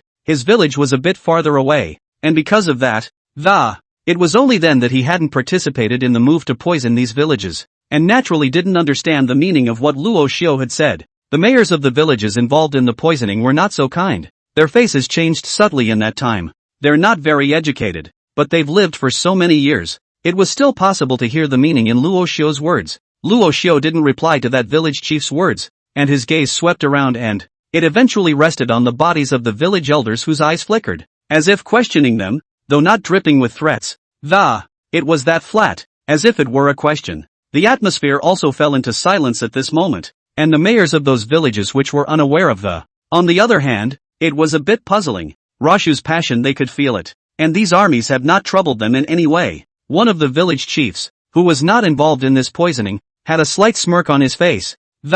Said, General, your coming will surely bring us any trouble. On the contrary, we were a bit squirmy just now. We thought the general was some kind of ruthless person, but I didn't expect you to be so enthusiastic, to the point where it looks like we're being a little mean. Yes, General, we also know that your purpose is to pacify the Xinbei King's rebellion. While we don't make any stands, ultimately we don't want the empire to be divided. Aha! Those who did not know have echoed the sentiment that their villages had not been affected, and this was their own army. Uninformed, they really didn't know what old Xiu meant by this. Ha ha! It's fine. The late generation just wanted to inquire about you guys. if there is anything that I am not doing well, I would like to ask your seniors to give me some advice. After all, the Empire's soldiers were created to guard the safety of the people, so it would be a sin if they disturbed you." Luo Xiu smiled faintly. These words of his were not only addressed to the congregation. The deeper meaning is a reminder of the villages that were involved in this poisoning. The meaning was clear: they had come this time to pacify the war and return peace to them, rather than come against them, and he was sure that these people would be able to listen to the. Having lived for decades already, it would be a wasted life if you couldn't understand the meaning of the words, and naturally, the village chiefs of those villages that were involved were listening to that. They bowed their heads in some shame. Chapter 96 Thanksgiving. Scanning around, Luo Xiu basically knew which villages had done this, but he didn't tear these people down to their faces. Instead, they were prepared to give them a leg up. After all, if they had made a mess of everything, these people will only increase their efforts to target them. "Villagers, if our arrival has caused you trouble, I'm here to apologize to you first. As the saying goes, the military and the people are one family. I'm sure you care about this family and want to love it. So the past is past, okay?" Luo Xiu raised his glass once more, his words ending in a wide smile. "General, you flatter me. Yes, General, we are ordinary civilians, and we will go back and warn the villagers that. Stay out of your way. You are so enthusiastic.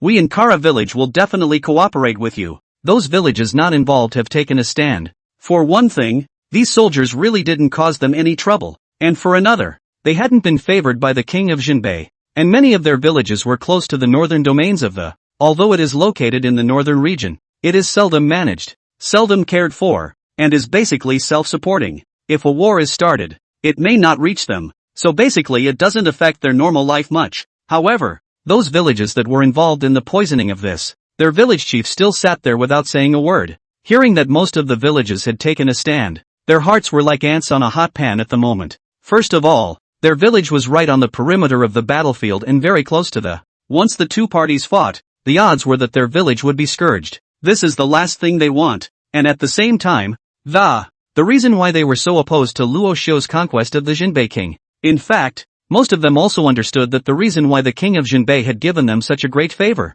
it was actually to utilize their status as civilians as a way to hold back the army of the Apocalypse Empire. Once war breaks out, after the preparations were complete, they could use their villages to hold back the heavy troops of the Apocalypse Empire so that they wouldn't dare to move. Otherwise, if they hurt them, the civilians, and cause a riot, it would be more than worth it. But in the end, they can't resist the temptation. They've lived so many years. After being a village chief for so many years, how could he not understand the small mind of the Jinbei king? They can only be blamed for their greed, but now they have to become meat shields for the armies of both parties. They are really hurting as village leaders. Luo Xiu watched these village chiefs show signs of struggle, and didn't rush to urge them on. Instead, give them enough time to think. The rest of the uninformed village chiefs have been putting on their wine. They were now completely unafraid of Luo Xiu, and some of them even took the initiative to seek out Luo Xiu for a drink. Luo Xiu also came to the rescue, and the atmosphere reached a climax in no time. Only some people were silently drinking mulled wine, obviously holding things in their hearts. It was slowly getting darker and the crowd was pretty much drunk. Instead, Luo Xiu ordered his soldiers to take out hundreds of jars of wine from the barracks and give them to these village chiefs. Then they watched them leave. But a dozen or so other village chiefs still stopped to take a step down, and only after Luo Xiu sent the rest of the village chiefs away did he return to these people once again. Against the backdrop of the night, the faces of these village chiefs gradually became heavy and, after so much time thinking about it, they also realized that their previous decision was wrong. They only think of their own interests and do not pay attention to the rights and interests of the country. If the king of Jinbei was allowed to successfully win the war, then more people would be displaced in the battle for kingship down the road. They can't be that selfish. Just as they were about to accept Luo Xiu's criticism, Luo Xiu didn't say anything more. Instead, they continued to invite them into the barracks. "I'm sure you have something to say to us, village chiefs. It just so happens that I want to show you guys something. So follow me." Luo Xiu's tone was flat, and he couldn't see any joy or sadness in it. Hearing his words, more than a dozen village chiefs have tugged at their own corners for a long time, clenched, do not dare to let go. Soon, led by Luo Xiu, they arrived at the barracks of the poison soldiers and, gently pulling back the curtain, all that met their eyes was a weak and feeble soldier. It was as if their whole bodies could not lift an ounce of strength. And yet, under the night, that burning gaze was that warm. When they saw the arrival of Luo Xiu and the others, they wanted to get up and salute. However, Luo Xiu waved his hand, signaling them not to move. A warmth wiped across the hearts of the crowd, seeing these seriously ill soldiers. The mood of those village chiefs also fell to the freezing point. They're just trying to stop this war. However, today's near future is not as good as it could be, and if these weakened soldiers are allowed to go into battle, then all that awaits them is to be slaughtered by one person. That's the last thing they want. Luo Xiu watched them from the side without saying much. Then one by one they were shown the rest of the sick barracks.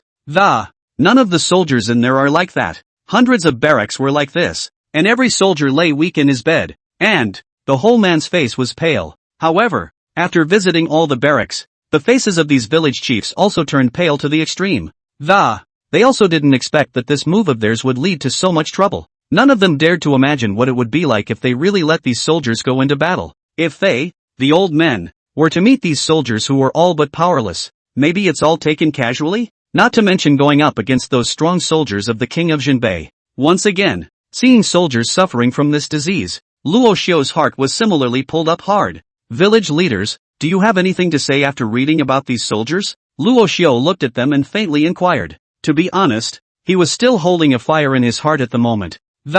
If these people weren't defenseless civilians, he probably wouldn't have hesitated to wipe them out. But these people are just ordinary civilians, and that's what they are, injuring the heroes who guard them over and over again. How ironic is that? These village chiefs heard Luo Xiu's inquiry and the one inside seemed to have been struck hard by something, knocking their blazing hearts to pieces. Puff! The dozen or so old village elders did not have the first chance to explain that Instead, he knelt down towards Luo Xiu and the others with a guilty face. Seeing this, Luo Xiu as well as the two generals behind him rushed to help these people up. Hey, seniors, what are you doing? Luo Xiu sighed and said helplessly. When the dozen or so village chiefs saw that Luo Xiu had no intention of blaming them, they felt even more guilty inside. General, it's us who are confused. Kill us. Yes, General, it's us old fellows that make them do all these things. Kill us if you want. Watching these young soldiers, who have suffered so much because of our selfishness, it's hard for us to thank you in a million deaths. Numerous village chiefs have cried and mourned,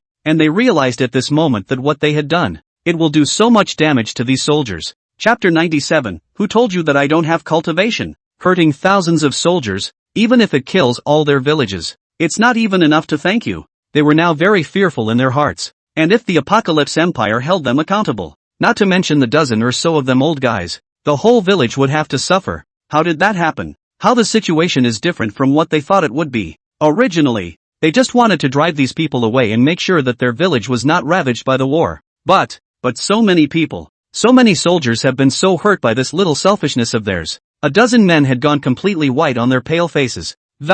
The red tiredness from the drinking earlier had also all but receded. Luo Xiu looked at them, each with fearful eyes, and said somewhat helplessly, Seniors, you have misunderstood me. This matter is not as serious as you think. However, Luo Xiu's words once again gave them hope, and their lowered heads slowly lifted up and the pale eyes glittered with a light of hope. What do you mean by that, General? An unidentified old village headman eagerly inquired. If there was a way to salvage this situation today, they would naturally be willing to cooperate in every way possible. Yes, General, to see these children, because of our underhanded, having suffered so much, we really can't bear it in our hearts. And 10,000 deaths will not atone for our sins. General, just tell us straight, what do you need us for? Even if it means going up a mountain of swords or down a sea of fire. And we definitely don't push back. As long as you spare our village, we will do so. The rest of the village chiefs also cast their gazes and made their intentions known with a solemn face. Luo Xiu laughed and couldn't help but feel secretly happy in his heart. Fortunately, these village chiefs are people who know what's good for them. It seems like the right invitation for today's banquet. Now that the situation has been made clear, he's not hiding it. Directly addressing them, he said, Village chiefs, don't be anxious for now. Fortunately, when you poison them in the first place, you only poison some weakness grass. The situation is still salvageable. We could have saved ourselves a lot of trouble. Unfortunately, when we tried to retrieve the antidote to the powerless herb, the soul-waking herb, we heard that it had all been dug up by the people of your village. This general has no choice but to make this move. I expect you to give us the soul-awakening grass you dug up. That way we can make the soldiers recover quickly. Will you? Luo Xiu's eyes were fixed on them. Heard Rashiu's pleading words, and not at all. Because of their ignorance, there was any sense of blame for the damage done by the soldiers. They were also secretly relieved that, at the same time, he also remembered the antidote to this powerless grass, the soul-awakening grass. So one by one, they all scrambled and said, "Don't worry, General. I'll go back and send all of the village's soul awakening herbs." "That's right, General. We're going back. Those soul awakening herbs aren't valuable herbs that. We have them all over the village. We'll give you as many as you want. And us, and our village too. And. The crowd swept away the disheveled momentum of a moment ago, scrambling as if to claim credit. Luo Xiu nodded with satisfaction. This tangent was finally resolved. For all the honesty of these village elders, he did not fail. Once again, too, the soldiers were ordered to take 2 extra jars of wine each and give it to them. And as the sky gradually darkened, Luo Xiu even sent his soldiers to send them back. The fear that they are in danger on the road in general. More importantly, he instructed the soldiers to follow these village leaders back to the just bring back the soul awakening herb straight away, because there was not much time left before he was to launch his attack. Can't afford to procrastinate on this any longer. After dealing with this, he could deal with the Jinbei king in peace. The moon is like ink. Above the wide grassland, a cicada song came from a sparse birch tree. The wolves on the grassland, now and then, looked up to the sky and whined. Inside the camp, Luo Xiu once again called a meeting with all the generals, and when all the generals were assembled, Luo Xiu instructed them with a serious face. "Now, generals, the poisoning has been all but resolved, generals, so order them down as previously deployed, and remember your mission. Once the 10 undead generals have taken the first barrier, the second echelon will just thunder down the second barrier." These strategic deployments had actually been made very clear by Luo Xiu before. He's all about taking care of these frontline units quickly and with a thunderbolt. The line of battle firmly in hand, so as to connect the rear with the supplies of the. Prepare yourself to deal with the Jinbei King's main force next. And the tactics he used were the very tactics of the chain of iron ropes, one after the other. Not one of them can be slackened, or else it will be a lost cause. These generals could naturally understand Luo Xiu's good intentions.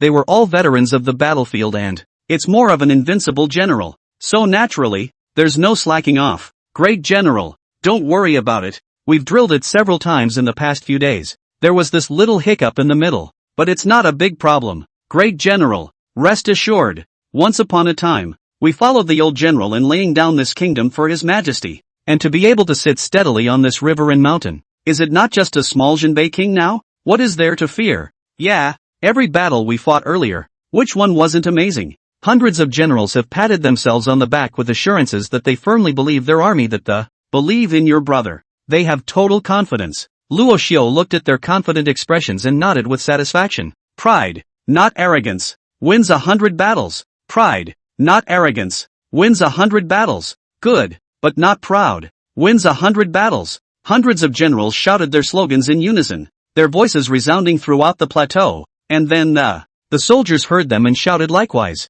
"Very well, all generals go down to rest, and officially launch the attack at noon tomorrow." Rasha gave the order. Yes, the generals left in droves, and Luo Xiu once again called for the people of Tianke. In addition to the tasks assigned to these generals remaining the same, the tasks he gave to Tianke gave a change. Originally, he wasn't going to fight in this first battle, but when he heard the system's prompting, he was having to get on. The original plan was for him to supervise the battle from the sidelines. For one thing, to prevent the powerful people on the Jinbei King's side from maliciously striking out. Avoid casualties. Secondly, I wanted to test the abilities of the 10 undead generals. But now, since he's going to be in the middle of the fight himself, this position of supervising the war will have to be left to the people of Tianke, right? Soon, the 4 squad leaders came inside the tent. "Young lord, you summoned us?" the left ambassador asked. Luo Xiu nodded. "For tomorrow's battle, there's a change in your plan. I'm going to take the field myself.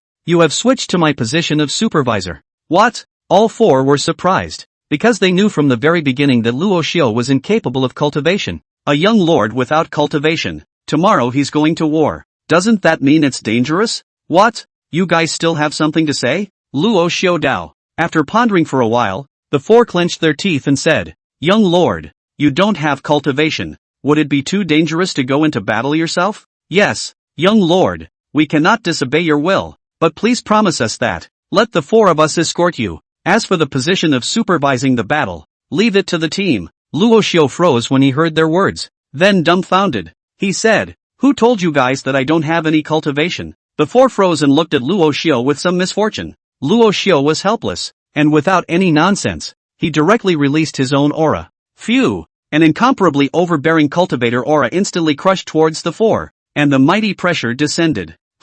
What's this? Young master, how can there be such a terrifying pressure? Move. Can't move. The four instantly turned pale, and a terror from hell swept to their hearts. This overbearing aura caused them to not even think of resisting. Even the Xianli within his own body couldn't be used in the slightest. Young lord. I can't carry it anymore. This. Young lord. Seeing this, Luo Xiu slowly retracted his chi self-suppression and said to the four people flatly, "Are there still doubts?" Without speaking, the four left in silence. Chapter 98, Who are they? The next day, the sun rose. The 100,000 strong army led by the 10 great undead generals was neatly arranged on the mountain plains. The military drums are set up on the hillside and beat only for the charge. Buglers are neatly arranged around the drums in a dignified manner. The faces of the generals showed a serious look, and no one was timidly. There were even quite a few generals who showed a look of excitement. This sharp knife of theirs has been hidden in the Apocalypse Empire for about 10 years now. And as soldiers, not having a war to fight is sad and negative.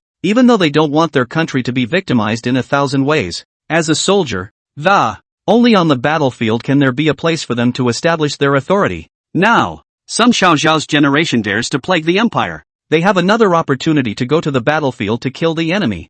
How can the opportunity to make a mark for their country not make their blood boil? To the disloyal and unrighteous, they, the soldiers, hate the most, and in today's first battle, it is imperative that these treacherous people be given a hard lesson by thunder. The breeze is slow, the style of the northern region is outside the depression. The yellow sand rises and falls in the sky. Like layer upon layer of desert waves, it blew on the armor of the generals, emitting gusts of iron armor roaring. After waiting for a long time, Luo Xiu took the generals who were about to go into battle and had a small impromptu meeting. When it was over, it came to the sergeants. Luo Xiu paraded them through, silver and majestic, and that's not to mention the generals who were just detoxified last night. Now looking at the refreshed look on them, Luo Xiu couldn't help but feel emotional. These are men to be feared, who yesterday were leaning helplessly on the edge of their beds and, nowadays it can indeed be erected majestically and sternly on the heels of the enemy, demonstrating to him with unyielding power. What kind of perseverance, what kind of spirit is it to be able to do this? Generals, I have kept you waiting for the last 3 days. We've had a few hiccups, but no harm done. And now you're about to follow me into battle to kill traitors. May I ask if there is any fear in your hearts? Luo Xiu slowly stood up on the high platform, his face grave, his voice deep and deep as he asked. As soon as Luo Xiu's words fell, the soldiers on the stage threw hot gazes towards him. No fear. This was followed by a majestic sound that resounded through heaven and earth. At this moment, they were in better spirits than ever, and the killing intent on their faces was even harder to hide. Well, I'm sure you're all veterans of the battlefield, so I won't say anything extra. This is our first battle in the northern region, so we must show off the momentum of our funeral sky army. Show those rebels with a different heart that the scene from 11 years ago will be repeated here. Kill, kill, kill. The generals revealed their saber weapons, and a roar of iron resounded through heaven and earth. As if to declare war with this day. What about the war with heaven? They named it Burial Sky, so why should they be afraid of this heaven and earth? What's more, that king of Jinbei is not heaven, even though he has many soldiers and generals. What's there to fear? Beat the drum. Bang bang. It was followed by a trumpet blast as well as the sound of drums reaching out into the air of the northern realm. The dust and sand in the sky also slowly receded at this moment, as if it was paving the way for this group of generals. In the northern region, at the forefront of the defense line at Shanlin Pass, a group of soldiers heard a chirping sound coming from the front of the. There were looks of panic. A month ago, when they learned that they would be facing the legendary Burial Heaven Legion, every nerve in their bodies had never been loosened, tightly screwed together and strained from time to time. Yet the day has come so soon. They cringe. When they were still under the Apocalypse Empire, their officer instructors taught them, from time to time, as a soldier of the Empire, the ultimate goal should be the Burial Legion. As the saying goes, a soldier who doesn't want to be a general is not a good soldier. In the hearts of these soldiers, the Burial Heaven Legion was like a myth that, it was the legion they had tried so hard to get into, and yet it was such a fabled army, a goal that, today it's exclusively on the opposite side of them. Here it comes, they're really here. Among a crowd of white-collar soldiers, a soldier trembled and pointed forward in awe. The crowd looked in the direction he was pointing, and the yellow sand filled the room forming a screen of. And behind this screen, over was a murderous army. It was as if they were like a ghost in the desert, and the speed of each blurry figure had slowly become clear. and the murderous aura on these people could not be concealed. Especially for these soldiers who had been in the battlefield for a long time. They were even more sensitive to this aura. And the army that came rushing in before us, the killing aura on their bodies was more than several times theirs. It was more than 100 times theirs. Though they occupied the only high ground on this plain, they were inwardly overwhelmed with trepidation. They couldn't lift the slightest weapon in their hands in the face of their predecessors, who were coming in a murderous rage. They heard their trembling hands gripping the handles of their weapons, which clanked in their sheaths. As in the hearts of the soldiers, a wild shudder ran through them. The crowd gulped, an unspeakable awe quietly appearing on the frazzled faces. And at this moment, the 10 undead armies of the Funeral Heaven Legion were already less than a mile away from them. What's the panic? They're soldiers and you're not? How many battles have you fought on this frontier? How many foreigners have you slaughtered? Is it weaker than them? All cheer up. If the king sits on that throne of the 9-5, you are all founding generals and will surely be heavily rewarded. The Jinbei King's guardian, Wild, who was claimed to be the third fiercest general in the northern region, showed a vicious face. Viciously, he yelled at the soldiers behind him. On the eve of a great battle, it is this shaking of the military spirit that is most taboo, and watching the soldiers trembling and, with hands that couldn't even grip the weapon tightly, Wild hated it a little. The reason why the king sent him to guard this first barrier, it is to see that he is a wild and uncontrollable army. And now, before a single sword or arrow has come out, he has already frightened these long-experienced soldiers out of their wits. What's wrong with that? The soldiers looked at his fierce look and collected themselves. But there was no hiding the awe in his heart. Wild shook his head helplessly and, turning his head to the archers behind him, he commanded, Divine Bow Battalion, get ready. Once the enemy army crosses that gully, you don't need to listen to the orders of the, empty the arrow feathers from the backpacks directly behind you. Yes, the rest of you, on my signal. Once the Divine Bow Battalion has cleared all the arrow feathers, you and others will meet the enemy with me. He just couldn't believe that this legendary burial army was really that amazing. With an army of less than 100,000 men alone in front of us, just trying to eat his 300,000 man forward force. Who are they? Chapter 99, Unstoppable and Strongly Crushed. The 10 undead generals, led by Luo Xiu, were at the forefront. It wasn't just Luo Xiu. The rest of the top 10 undead generals had likewise entered the Dao with killing, grinding and killing in the middle of the barracks. The bloodthirsty aura emanating from the 11 of them rose up to the sky, and those generals of the Jinbei King's guards gulped the moment they saw the scarlet bloodbath aura surging up from their bodies. They were all generals who always guarded the frontier and fought from time to time, but after so many years, they had never seen any general with a bloodthirsty aura that could rival these men, and the general commanding the Divine Bow Battalion had long since shivered with fear at this moment. Looking at the 11 men close at hand, already almost over the gully, he didn't know how to give the order, because the bloodbath aura emanating from those 11 people had long since condensed into a scarlet wall of blood. That general had a premonition that even if all their arrow feathers had been shot, they would have been completely blocked away by there's no way to hurt those soldiers in the back. Great general, what should we do? That general had already panicked by now. He had already lost his mind. And even more so, he had forgotten the words that the great general had just instructed him. If now he had ordered all the soldiers to rain down arrows, even if they could have stopped the 11-man attack, they couldn't have gotten a better result.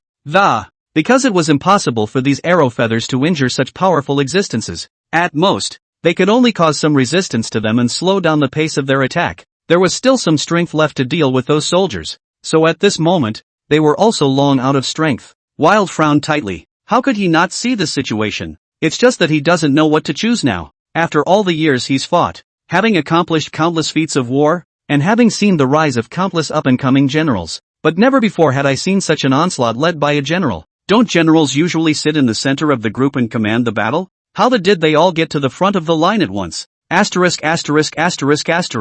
Do they really think their army is invincible? Do you really think that your flesh is invincible? How dare you charge straight to the front like this? Then what are you waiting for? Wild's pupils shrunk. However, the scarlet eyes were incomparably abrupt. The blood was even filling the area around the eyeballs, as if they had been pushed to the limit. He heckled and gave orders. And since these people were rushing to the forefront, what did he care if they lived or died? And he just couldn't believe that these people thought they were legendary imperial generals. How dare you act so recklessly? Charging for the soldiers, really not afraid to die. Hearing the great general's command, the generals of the Divine Bow Battalion no longer hesitated and decisively ordered, "Release it to me." The soldiers with their arrows on the string heard the general's order and, without hesitation, loosened their taut hands. Tens of thousands of arrows rained down like rain straight into the sky, first in a great arc around then it swooped straight down again. The sky, which had cleared, instantly darkened, and a black rain of arrows instantly poured down,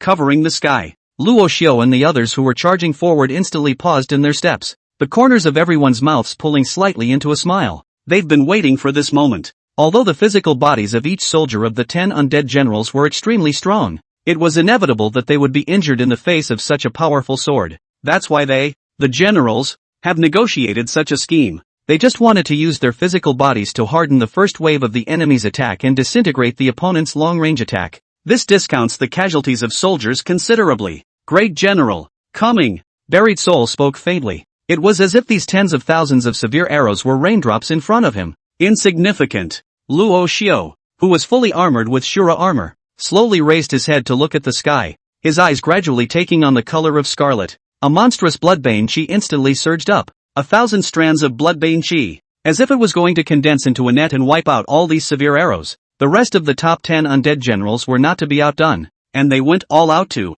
With his own powerful Xianling power, he received this wave of arrow rain. For a moment, that powerful bloodthirsty aura the surroundings were accompanied by 10 colorful halos of arcane power that rose up into the sky, forming a huge barrier in the path of these stern arrows. Shoo! The black rain of arrows was as if it had struck cotton, and the momentum was completely dissipated. And then under the effect of the powerful Xian spirit power, it was actually directly set on fire in the air and was incinerated. The enemy generals on the opposite side, led by Wild and others, were even more dumbfounded as they watched. They didn't expect the opposite side to have this kind of operation. You know, the tens of thousands of arrows form a terrifying attack that even ordinary Tian Xuan Realm powerhouses wouldn't dare to directly carry it hard, unless they were to forcefully raise their own strength at the expense of their own domain power. Otherwise, it was impossible to do so with one's own Xianling Qi alone. And yet, these 11 men in front of us did it, and with such ease. It was unbelievable to them. Do the general's remaining arrows still need to be released? That general's mind was in turmoil at this point. Subconsciously flinch. Is such an enemy really something they can match? Even if the other side had less than 100,000 men, while their own side was a full 300,000. I had thought the advantage was mine. However, they were an average bunch, and the opposite side is as ferocious as a pack of savage beasts. It's not even a level of existence. It's like an ant compared to an elephant. How does that play out? The general was already like this, not to mention the tens of thousands of soldiers behind him, and with such an offensive down in the eyes of these ordinary soldiers, even a group of desolate beasts would be shot through 1,000,000 holes. However, the opposite side was like a ghost, carrying it off with devastating strength. How can they be defeated by this? You're full of crap. Why so much? My previous order doesn't work anymore, does it? Empty all arrow feathers for me. Immediately.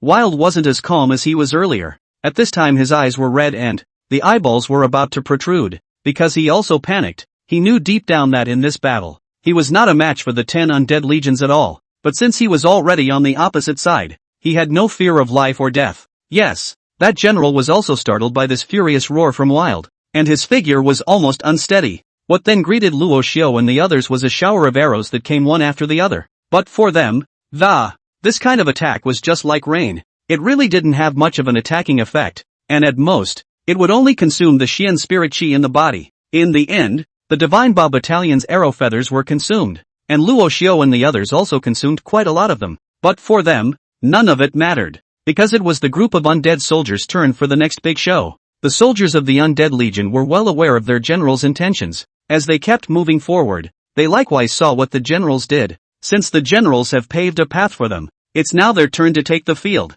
They are well organized, not reckless and straight. Leading the way was the Funeral Fire Legion of the 10 Undead Legions. They were seen standing side by side in awe beyond the walls of the city. And then, using his own fiery bloodline to condense countless balls of fiery light, 10,000 fires were gathered and released, resolving the first wave of enemies on the city walls with a destructive force. The large city gates were also destroyed by their combined strike. The 300,000 troops led by Wild and the others had also long been waiting behind the city walls. The rest of the undead legions didn't hesitate and scrambled to rush into the city. Fighting the enemy, there was a lot of fighting and wailing. Instead, Luo Xiu and the others found the enemy generals, who weren't bad at all. Pulling out any one of them is as tough as 1,000. So in order to cause unnecessary casualties, the 11 of them had to clean up these generals. However, it was indeed a bit difficult to find so many hundreds of people in a melee of hundreds of thousands of people. However, none of this was a big problem for Luo Xiu, because his domain is enough to shock all. Moreover, the system had also instructed him that wherever the domain covered, it could absorb the bloodshed chi to strengthen itself. Without hesitation, he pranced into mid-air and he then slowly stretched out his Shura Divine Domain, and in an instant, half of the entire battlefield was covered by him. The moment countless soldiers died, the chi and blood in their bodies directly surged up and merged into the Shura Divine Domain. The Shura beeps in Luo Xiu's mind also rang incessantly at this moment. In less than a quarter of an hour, millions of chi and blood had already been collected. If it is transformed into its own strength, it can break through another level of cultivation. However, there was no hurry to raise his cultivation for this, because the system told him that the Emperor Xian realm breaking through to the Zun Xian realm was cultivation compression possible, and the more Xian spirit chi that was compressed, the greater the strength of the breakthrough as well as the ability to kill over the level. If the talent is strong enough to compress to the extreme realm of the Emperor Xian realm, the system also has special rewards. As for what special reward system it was, he was not informed. He was still very much looking forward to it, though, because special rewards like this one don't come along very often, at least not since he had the system. As the battle intensified, after 3 days and nights of fighting, the 10 undead generals managed to slaughter all 300,000 enemies in a crushing manner, and on the battlefield, they never took prisoners. Betrayal is betrayal, and when they take up arms in their hands against just never go soft, because surrender after defeat, they don't accept it. In the end, there was only Wild left on the battlefield, and with his own formidable strength, it had even injured the 10 undead generals' soul flames, but at this time, he himself was also seriously injured by the soul flames and was no longer able to fight. He was seen to be covered in wounds, and a lance was pinned to the ground, supporting his shaky frame, and the eyes seemed to have blurred. After looking around in a trembling circle, the whole man was as deflated as if he had. It went limp. Rasha slowly walked up to him and asked in a low voice, "You were once a soldier of the Empire. Too. Ever regret this moment?" Wild slowly raised his head and looked at Luo Xiu, whose entire body was attached to the Shura battle armor. He only felt incomparably powerful, and the strong aura was so strong that he couldn't raise his head and could only see his torso below his thighs. He tried to make an effort, but had long since exhausted all the strength in his body, and failed to see. Solely, he stopped struggling and replied in a muffled voice, "Regret? General, is that a question for me?" Wild suddenly sneered, as if the words were funny in his eyes. Luo Xiu nodded. This Wild was indeed a soldier. As to whether or not he was a loyal general, he wouldn't know. Call him a traitor, and that's just betraying the empire. Call him loyal, and at this moment, he never betrayed the king of Jinbei, but that murderous aura of this guy's body does resemble his own. Call it a perfect general. 2. Let me give you one last ride. You're a real soldier. Luo Xiu also didn't want to embarrass him too much,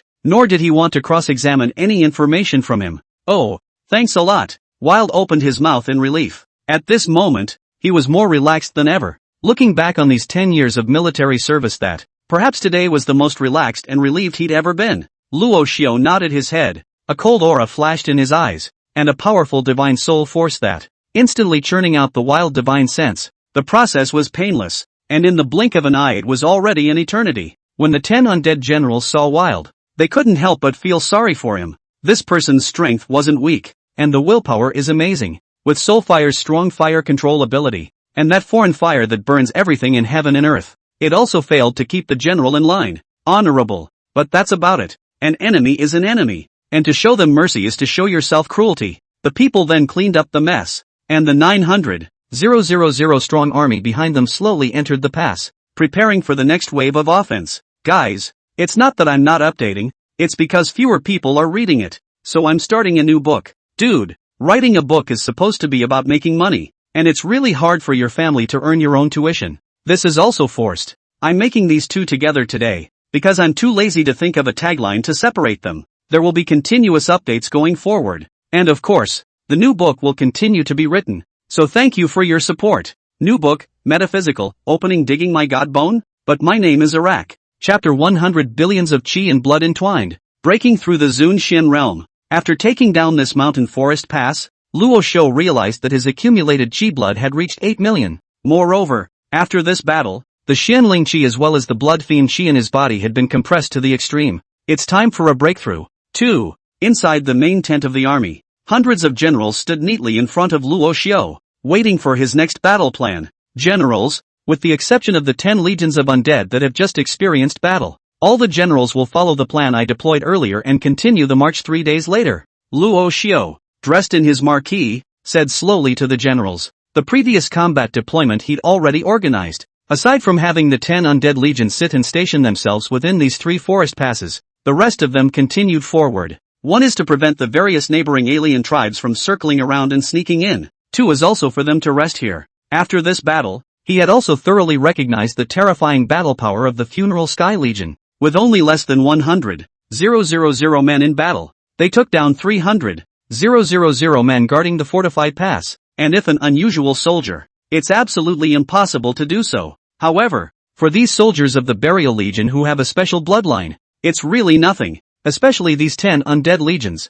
Their battle strength is more than several times that of the other legions. He was going to let them stay and recuperate, as well as make a final killer preparation. He was confident in taking the next fight. When all the generals had gone down with their orders, he called for the 4 ambassadors of the Heavenly Queens, and, presently, he still had one more important thing to accomplish, and that was to break through his own strength. Prepare for the ensuing battle. Soon, 4 black shadows slowly flew into his tent, and straightaway, kneeling on one knee in front of him, the ones who came were none other than the 4 great messengers of the Heavenly K. Young Lord. The 4 men greeted each other neatly. Luo Xiu waved his hand for them to stand up and talk, and the 4 of them didn't squirm and, quickly, he stood up. At the same time, the world threw strange gazes toward Luo Xiu.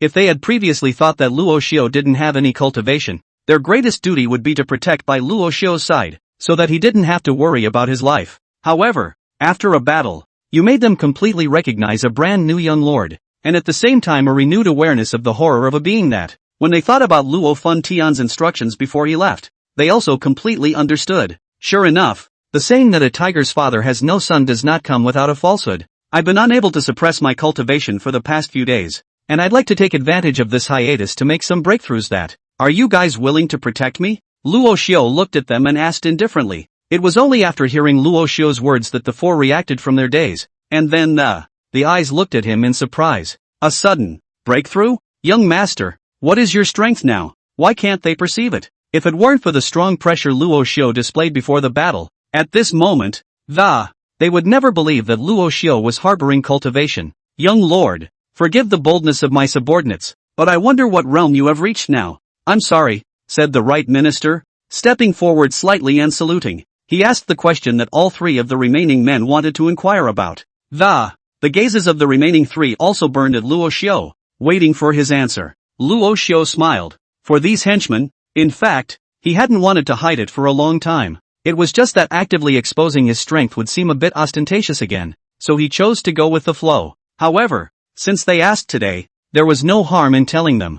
Emperor Xian Extreme Realm, Luo Xiu said indifferently. However, the 4 people in front of him were astonished and, this cultivation level didn't really seem high to them. But how old was this young master now? You're only 18, right? The strength is already a match for the likes of himself. No, strength may have long since surpassed them. For the same realm does not necessarily represent strength that some absolute heavenly prides could casually kill their enemies by crossing over levels. So how could Luo Xiu, as their master's descendant, not possess this kind of strength to kill his enemies by crossing over levels? And they'd felt Luo Xiu's pressure earlier. Even for the 3 who had already broken through to the Zun Xin realm, they were unable to resist. It was conceivable that this young lord's strength had actually surpassed them. What surprised them the most wasn't Luo Xiu's cultivation level, but this extreme realm that he mentioned. Ordinary people would at most break through to the 10th level, and then they would have to move on to the next realm. However, they had followed Luo Fun Tian for a long time, and for the term extreme realm,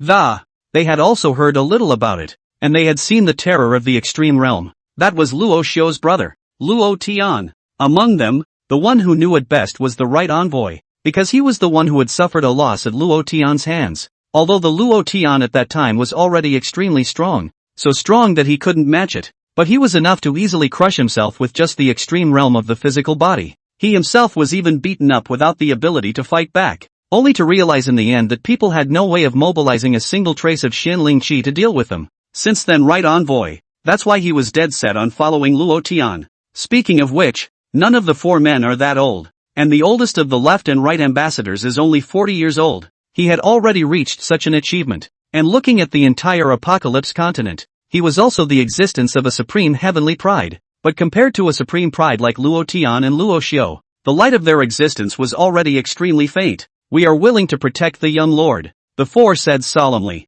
They're slowly realizing the horrors of this family now.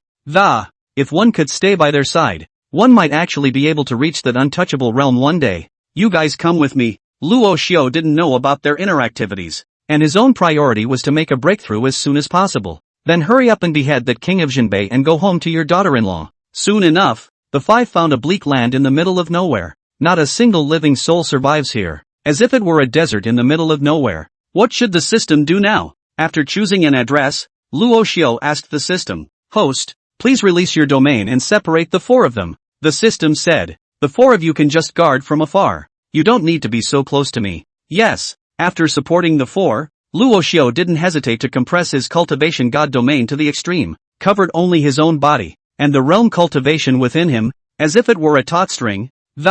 It was as if it was going to break apart the next moment. System, I've compressed the Shura Divine Realm to the extreme. The cultivation in my body can barely be suppressed anymore, Luo Xiu said with some difficulty. It was as if his body was surrounded by countless boulders, and even breathing was a luxury. Host, a special gift that was promised to you earlier has been prepared for you. After the system finished speaking, only to see the originally sunny and hot weather under that dome change instantly.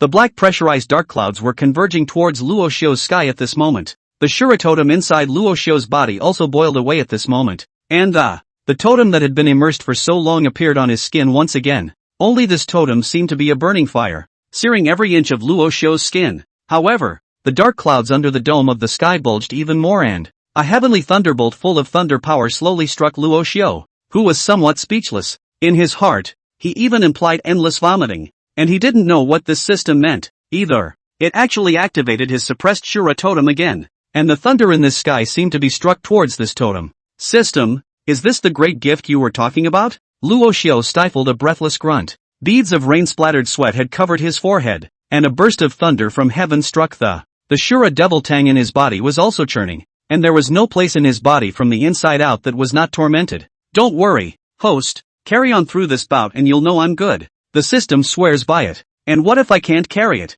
Can't carry it? You can't handle it. Try. Luo Xiu stopped talking, and under the strike of a thunderbolt, the Shura chi and blood in his body was also natural, slowly infusing into that Shura devil tang, and his cultivation level was also climbing, unexpectedly breaking through to the Tian Xuan realm without any peace, and it hasn't stopped, and the chi and blood in his body had now reached 100 million. It was as if every meridian contained endless power. His fair jade-like skin was also slowly turning a crimson color, and if it wasn't for the guardianship of the Shura divine armor on his body, I'm afraid that the dozens of thunderbolts in the sky would have already cleaved him into a skeleton. Without realizing it, he had already carried down 99 heavenly thunder and his cultivation had even reached the second level of the Tian Xuan realm. I thought that the thunderclouds in the sky dispersed, but it turned out that those thunderclouds seemed as if they would not stop. It directly converged together and transformed into a 9-colored color, then frantically gathering power. The surrounding thunder power was slowly converging on top of Luo Xiu's head.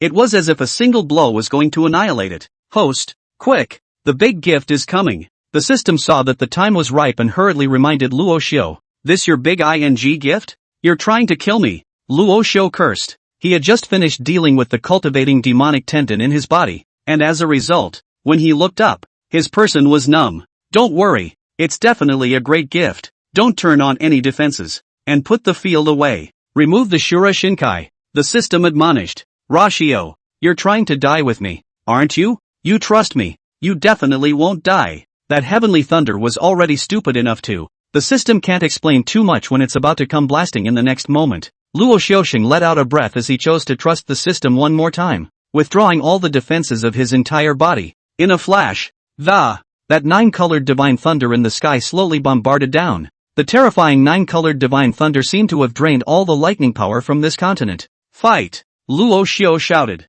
The 9-colored divine thunder above was already less than 100 feet away from him, and Luo Xiu's eyes slowly turned scarlet red. The blood veins in his body churned, and millions of cultivator chi and blood rushed straight to the sky. With life and death at stake, the Shura godhead in his body was slowly awakening. 2. A silhouette that looked like a god slowly emerged from within him, holding the Shura Divine Sword and charging straight at those 9 divine thunderbolts. The system shouted excitedly in Luo Xiu's mind. The 4 guardians outside the field were also immensely shaken when they saw the scene. The idol's shadow. This was a scene that they had never been able to touch in their lives, and they never thought that they would actually see it today. A mere party of heavenly thunder. How dare you clamor? Shura's silhouette held the Shura Divine Sword and a sword chopped at that 9-colored divine thunder, and the color of the wine, as if you felt his terror, too. It actually turned into 9 brightly colored balls of light and flew away. Want to run away? You'll stay and be used for my disciples. The Shura void instantly transformed into 9 residual shadows,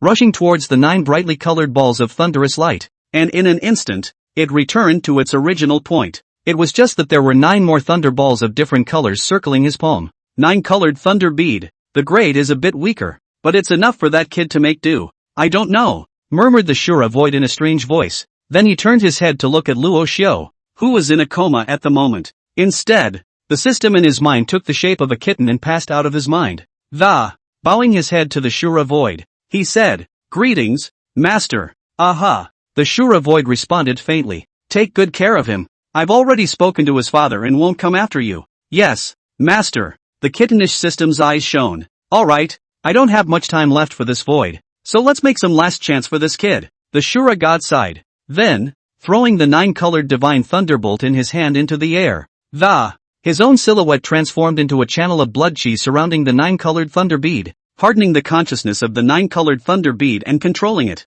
The 9 thunder beads unexpectedly formed a bracelet on their own, quietly landing on Luo Xiu's hand. "I'm outta here." The voice of the Shura god also ended abruptly at this moment, and his figure was nowhere to be seen. A hint of despondency flickered in the kittenish system's eyes. Then it flew firmly into Luo Xiu's mind again, as if nothing had ever happened. Luo Xiu slowly woke up at this moment as well, realizing that he hadn't been attacked in any way. It felt very new. The power of the 9-colored divine thunderbolt just now was extraordinary. How come I didn't do anything at all? Just as Luo Xiu was wondering, he suddenly realized that he had something extra in his hand. Picking it up, a fine pair of strings was in his own hands.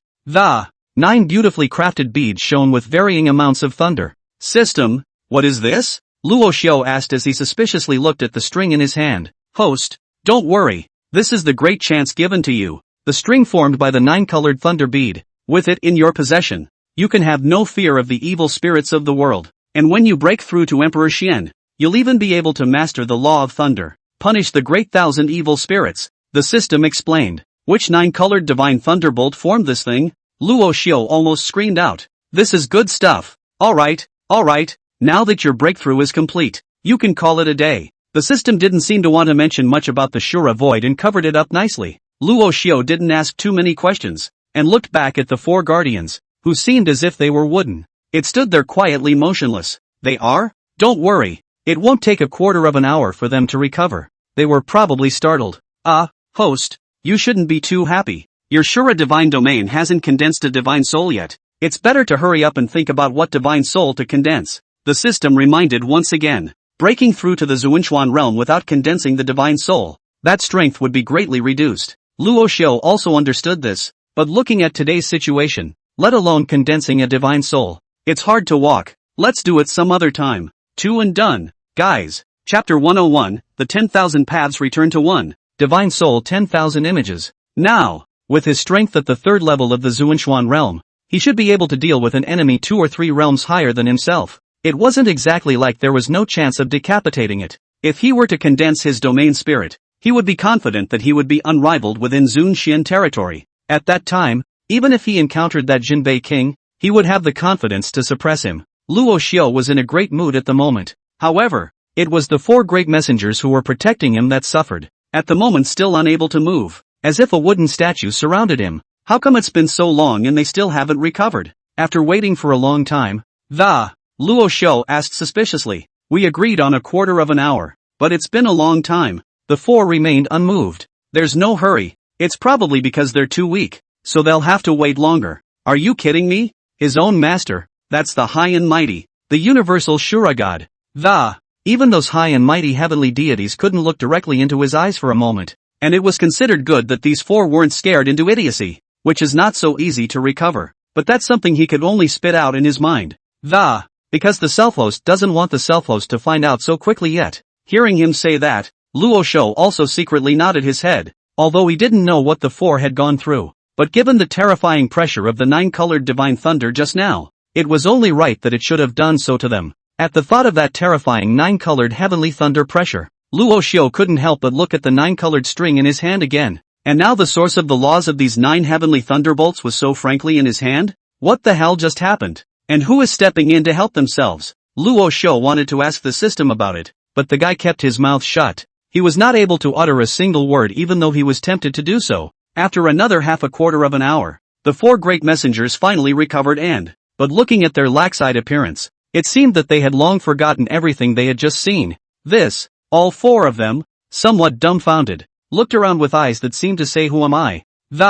Where am I? It wasn't until all of their gazes swept over to Luo Xiu that they reacted at the same time, they also remembered that they seemed to be protecting Luo Xiu, and then they saw a 9-colored divine thunderbolt, tilting down from the sky. Then their consciousness fades. However, seeing Luo Xiu standing here unharmed at this moment, it was clear that the already crossed that thunderbolt. Young lord, I'm really sorry, we didn't know what happened just now. The moment that 9-colored divine thunder poured down, we lost consciousness. Are you alright? The left envoy stepped forward and, with a guilty look on his face, he said to Luo Xiu. The rest of them also lowered their heads in shame. If Luo Xiu really had any slip-ups, they're really all dead. Luckily nothing went wrong. Luo Xiu watched them all recover and waved his hand, signaling that he was fine. Return to your posts, all of you. There are still 2 days left before the main army launches its general attack. During this time, you guys try to gather intelligence and see if the king of Jinbei's side has any next move,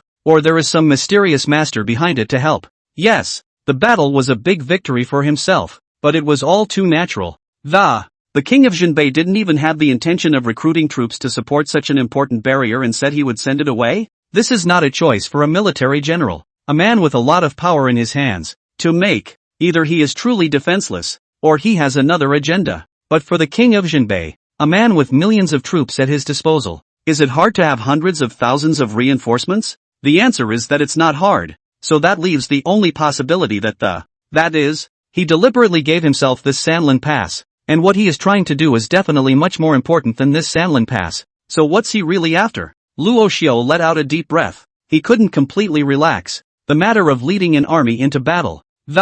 It was his first time doing it too. Hard. Really too hard. Host, don't think too much. With this system in place, definitely will help you to rule this Jinbei king obediently. The system, with a saddened look, said kindly, since his own master had already instructed him to assist this host properly, then this system of his own can be opened up in a big way. Luo Xiu's tone was a bit disgusted, a bit unconvinced that this system could bring anything to the table. The cultivation of self-cultivation is piled up by qi and blood, and those qi and blood also come from killing oneself. He's an intermediate converter at best. Basically no except for a few special rewards. Host, are you questioning me? The system heard his somewhat disgusted tone and it was not a happy moment. It is not only I. In the netherworld, countless eyes, countless thoughts condemn you, because you do have some junk. Unity Sun Ia also has a difficult situation. Do you really think you can do anything just because you traveled here? Host, do you know how much I risk every time I open access? Do you have any idea how many threats I've gotten from HQ along the way? Woohoo! In a flash, the system felt very aggrieved all of a sudden. These people are asking too much and bullying the system. Luo Xiu was a bit speechless. Why was this guy even aggravated? Okay, I believe you all right. So tell me, do you have any idea how I can get the victory? You know, that king of Jinbei is very powerful. With our current troop strength is not enough. What about 1/5 of what people have? What do you say to fight with them? I'll let you win when I say I can, and you can forget the rest of it. You'll see when the time comes. That's fine. Don't fall off the wagon when the time comes, or we'll both go GAGA together. Okay. This system says it'll let you win. So just wait and see. But the most important thing for you right now is to hurry up and recover yourself. Then hurry up and condense your divine soul. Otherwise it won't mean much even if I let you win. Luo Xiu nodded, and then walked towards his tent. He's recovering fast. It only takes one night to restore yourself to peak condition. Coagulating the divine soul is not really difficult. The difficulty lies in the fact that when he coagulates it depends on whether or not you can grasp that divinity, and it also depends on how much faith you actually have in your heart. Luo Xiu continued to unleash his domain within his tent, and after the breakthrough, he only felt his own strength, which was more than 100 times stronger. After the breakthrough, the domain could also cover a distance of 10,000 meters, and if it was placed before the Great War, he could definitely absorb everyone's chi and blood for his own use. While rejoicing, he agonized over what divine soul he should condense. Can the system really just coalesce? Luo Xiu asked. Of course you can, but the more powerful the divine soul is,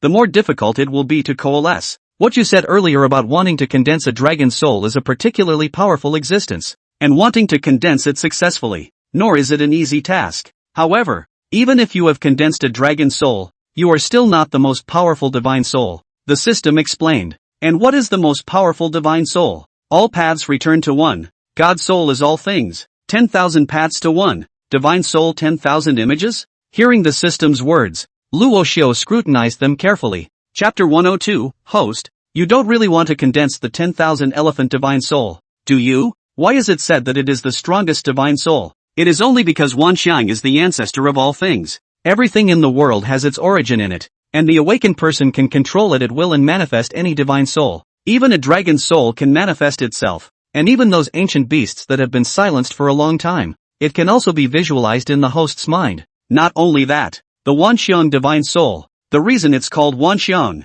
that's because it's not as simple as an ordinary divine soul. It will condense multiple divine souls as the awakened person becomes stronger. If the awakened person breaks through to the legendary realm, then he or she will be able to master all the world's phenomena, attribute all the world's paths to his or her own body, and dominate all the thousands of sinks and floats. One by one, the system explained it to Luo Xiu. The 10,000 ways return to one, and the Lord sinks and floats. Luo Xiu's heart thumped. He didn't expect that there would actually be such a powerful divine soul in this world. Even the dragon soul that one's own conjecture had carved was nothing more than a small Kara Mika's existence in front of it. This also strengthened his determination to awaken his divine soul. If one awakens this universal divine soul, then, whether in strength or in the realm of it will all be a quantum leap. It's not impossible to even battle the Saint Realm with one's current Tian Xuan Realm third heavenly strength. Then even if that Jinbei king was, no matter how strong he was, he himself would have no fear of him. Luo Xiu couldn't hide his inner excitement, and his heart was already moving, rushing to ask the system, then what do I have to do to awaken this universal divine soul? The system then transformed into the same ink-colored kitten from before and stood in front of Luo Xiu. Shook his head. The soul of 10,000 elephants. How easy is it to awaken? Even if this system of his had followed the Shura god for millions of years, nor had they ever seen anyone awaken the universal divine soul. With so many human worldly prides in the great millennium universe, no one dared to be so confident as to awaken the 10,000 elephant divine soul, and Luo Xiu is in this weak low-ranking realm. Want to awaken is even more difficult as heaven, and even can awaken the opportunity is almost zero. The chances of it helping him to awaken are almost nil, but the essentials of awakening the universal spirit of God, he could still transmit it to Luo Xiu, and this kind of gist, although it was a secret for such a low-ranked realm, but in the great thousand universes, it had long been no secret. What do you mean by that? Are you trying to whet my appetite? Luo Xiu immediately grabbed him by the neck. Alas and alack. Host, what are you doing? It's so hard for me to transform into this. You don't want to pinch me. It's not easy. So tell me, were you just playing me? That's not true. The essentials to be able to awaken that fabled universal soul. I could tell you the same thing, except the chances of you being able to awaken are almost zero. Do you still want to try? Then you're pretending to be mysterious. Hurry up and say it. Just because others can't, doesn't mean I can't. The system looked at Roshona's confident look and didn't want to strike him, but the guy was not a salt and oil guy. He was also truly helpless. Okay, you let me go first. Luo Xiu loosened his grip, and the system that drew the picture for the kitten shook its head, followed by it then transformed into an attribute panel and presented itself in front of Luo Xiu. Wanxiang Divine Soul, the awakened person needs to break through to the Tian Xuan Realm at the Emperor Xian Realm. Strength must reach the extreme realm or it cannot be accomplished. Luo Xiu's eyes lit up when he saw the first condition, and when he broke through the strength had already reached the legendary extreme realm. So this first condition was considered to have been met by himself, right? Keep looking down. He's not looking so good. The soul of God is the ancestor of all things in heaven and earth, the essence of the laws of heaven and earth, and the cauldron that melts all things. The awakened person must possess the most pure bloodline of heaven and earth. The concentration of the bloodline must reach 100%, and it must be the legendary God-level bloodline. It has to be a legendary god-level bloodline? And the concentration of the bloodline must be 100%. This is still playing a hairline. First of all, can the Shura bloodline in one's body reach the divine level bloodline? The mere fact that this concentration must be 100% is an almost impossible option to accomplish. Luo Xiu's face grew more and more ugly, while the system kitten was gloating at the method he did tell Luo Xiu, and it was up to him as to how he chose. However, seeing Luo Xiu's face so ugly, the system emitted a sense of pleasure from its heart. Luo Xiu calmed his insides and continued to look down, almost spitting out a mouthful of old blood. The awakened must comprehend the law of the universe in the middle of the Tian Xuan Realm stage, and that the above two articles are the difficulty of ascending to heaven. Then this one is about the horrible difficulty of stepping into the universe. That's the laws of the universe. How do you comprehend that? Even the legendary Emperor Xian realm would have difficulty comprehending a single line. This ing has to be comprehended at the Tian Xuan realm. Isn't that bullying? However, that's not the most outrageous, because here are two more. The awakened must inscribe at least 10,000 divine souls at the Tian Xuan realm stage. The awakened must comprehend a law Upanishad at the Tian Xuan realm stage, and attaching this one Upanishad to the domain, and using this one Upanishad as a domain guideline to rule over that one Xiang divine soul. After reading these 5 conditions, Luo Xiu had long been dumbstruck at this moment. Words could no longer describe what he was feeling right now. Let's just say it's awful. He recognizes the writing on all 5 conditions, but if he were to string them together and understand them, he felt that rusty. Looking at his stagnant appearance, the system shook its head helplessly and withdrew the attribute panel. Floated over to his shoulder and patted him for comfort. Alas, young man, you have a long road ahead of you. Don't be overly ambitious. However, Luo Xiu remained indifferent, standing there frozen, his bloodshot eyes seemingly empty. I don't know how much time had passed before he slowed down and turned his head to look at the system. Tally Z, is my current bloodline a god-level bloodline? What is the concentration? The system was taken aback by his sudden question. You're not going to? Answer me. The Shura bloodline is a divine-level bloodline, and your current bloodline concentration is at 98%. Very well, then is this 9-colored thunder bead in my hand an incarnation of the thunder law? Then am I able to comprehend the mysteries of this 9-colored thunder bead law? Should work. Ha. Luo Xiu suddenly laughed out loud, confusing the system on the side. Is this host crazy? Is this so exciting? Although there have been quite a few celestial pride in the Great Thousand Universe who have been driven mad because they wanted to awaken the universal divine soul, but he was almost successful but failed for some reason and went crazy? This guy hasn't even tried it yet, and he's already mad? Host, are you alright? The system carefully poked his shoulder. Ha, I'm fine, and I'm confident in awakening the universal soul. Luo Xiu responded with a confident face. It was as if the matter of awakening the universal divine soul was already a done deal in his mind. Confirmed. This host is really crazy. You don't believe me? Yes, I believe you. You'll be fine. Let's not talk about this anymore. Haha. Step aside. I'm not crazy. 98% of divine bloodline concentration. Is there any chance of raising it to 100%? The system looked at Luo Xiu's demeanor, which was like madness and not like madness. Host, are you serious? Ouch. Host, how do you hit someone? The kitten system covered its face and cried in pain. Luo Xiu looked at the kitten-like system, very much in need of a beating. Slap him right into the corner. I'm not kidding you. You better be serious. Oh, the system aggravated, rising from the ground. Then he analyzed with Luo Xiu. It's not easy to raise a god-level bloodline. With your current 98% concentration, this remaining 2% is nothing short of the hardest boost. But it's not impossible. If you can absorb the blood chi of the millions of people in the next Jinbei King and purify it from the subsequently integrate it into one's bloodline, there is a chance to enhance. Very well, doesn't that solve the second condition? Luo Xiu wore a smile on his face. The system also nodded in recognition. Luo Xiu raised his arm and shook it. The 9-colored thunder bead on his arm. As for this cosmic law, I think this 9-colored thunder bead in my hand is good. If I quantize it completely, I can master a universe. The law of thunder. Now that this 9-colored thunder bead had recognized itself as its master,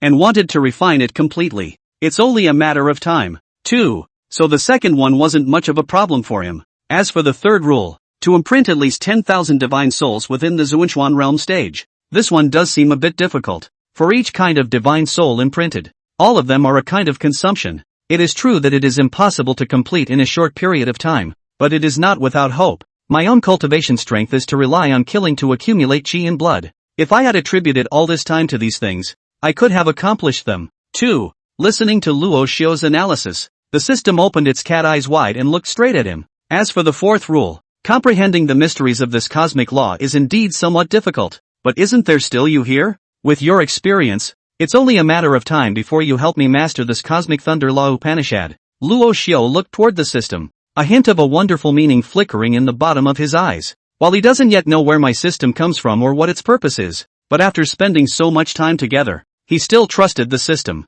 And this guy seems to be omnipotent in this part of the world. Then it must have come from a more powerful world plane. And it must have been created by an extremely powerful and strong person. So that for a kind of cosmic law Upanishad, he also absolutely understood it. When the time comes to comprehend on your own and let him guide you from the sidelines, you'll definitely get twice the result with half the effort. Then, comprehending this so-called Upanishad of the laws of the universe was not impossible. The system looked at Luo Xiu's lurid eyes staring straight at him, and a cold sweat broke out on the cat's back. What do you keep staring at me for? Dole said. Without returning his words, Rashu continued his analysis. As for this fifth article, since it's all been done before, it's up to me to create it. Host, you don't really want to condense the universal divine soul, do you? Who's kidding you? Luo Xiu gave him a blank look. It seems to say, look at my face, do I look like I'm joking with you?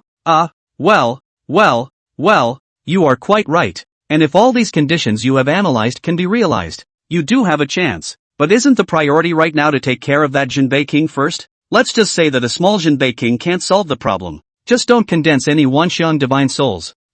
Unity Sun is right. Let's take that old boy and sacrifice him first. Chapter 103, Letter from Mu Qishue, a show I miss you. After 3 days of reorganization, Luo Xiu continued to lead his army on a trek. And the news that the Jinbei king had lost his most important gateway was also spread amongst the various foreign tribes, causing these people to be thrown into panic for a time. Satsuma, is this the king of Jinbei whom you have led us to join? Someone else, a brat leading an army of less than 100. 000 men crushed his proud 300. 000 legion to smithereens. Do you have to give me an explanation? That's right. If you hadn't compelled us in the first place, if this king of Jinbei had taken over the world, we will then have a share of the fertile land, and we will never follow you in this treasonous deed. And one of the letters on this table, read it well. This emperor of the Tianqi Empire doesn't even have this Jinbei king in his sights, only handing it over to a milquetoast dude's million-man army to deal with. It's obvious that no matter how it's put in perspective, nowadays, how ironic that a copy of the solicitation is sitting on this table.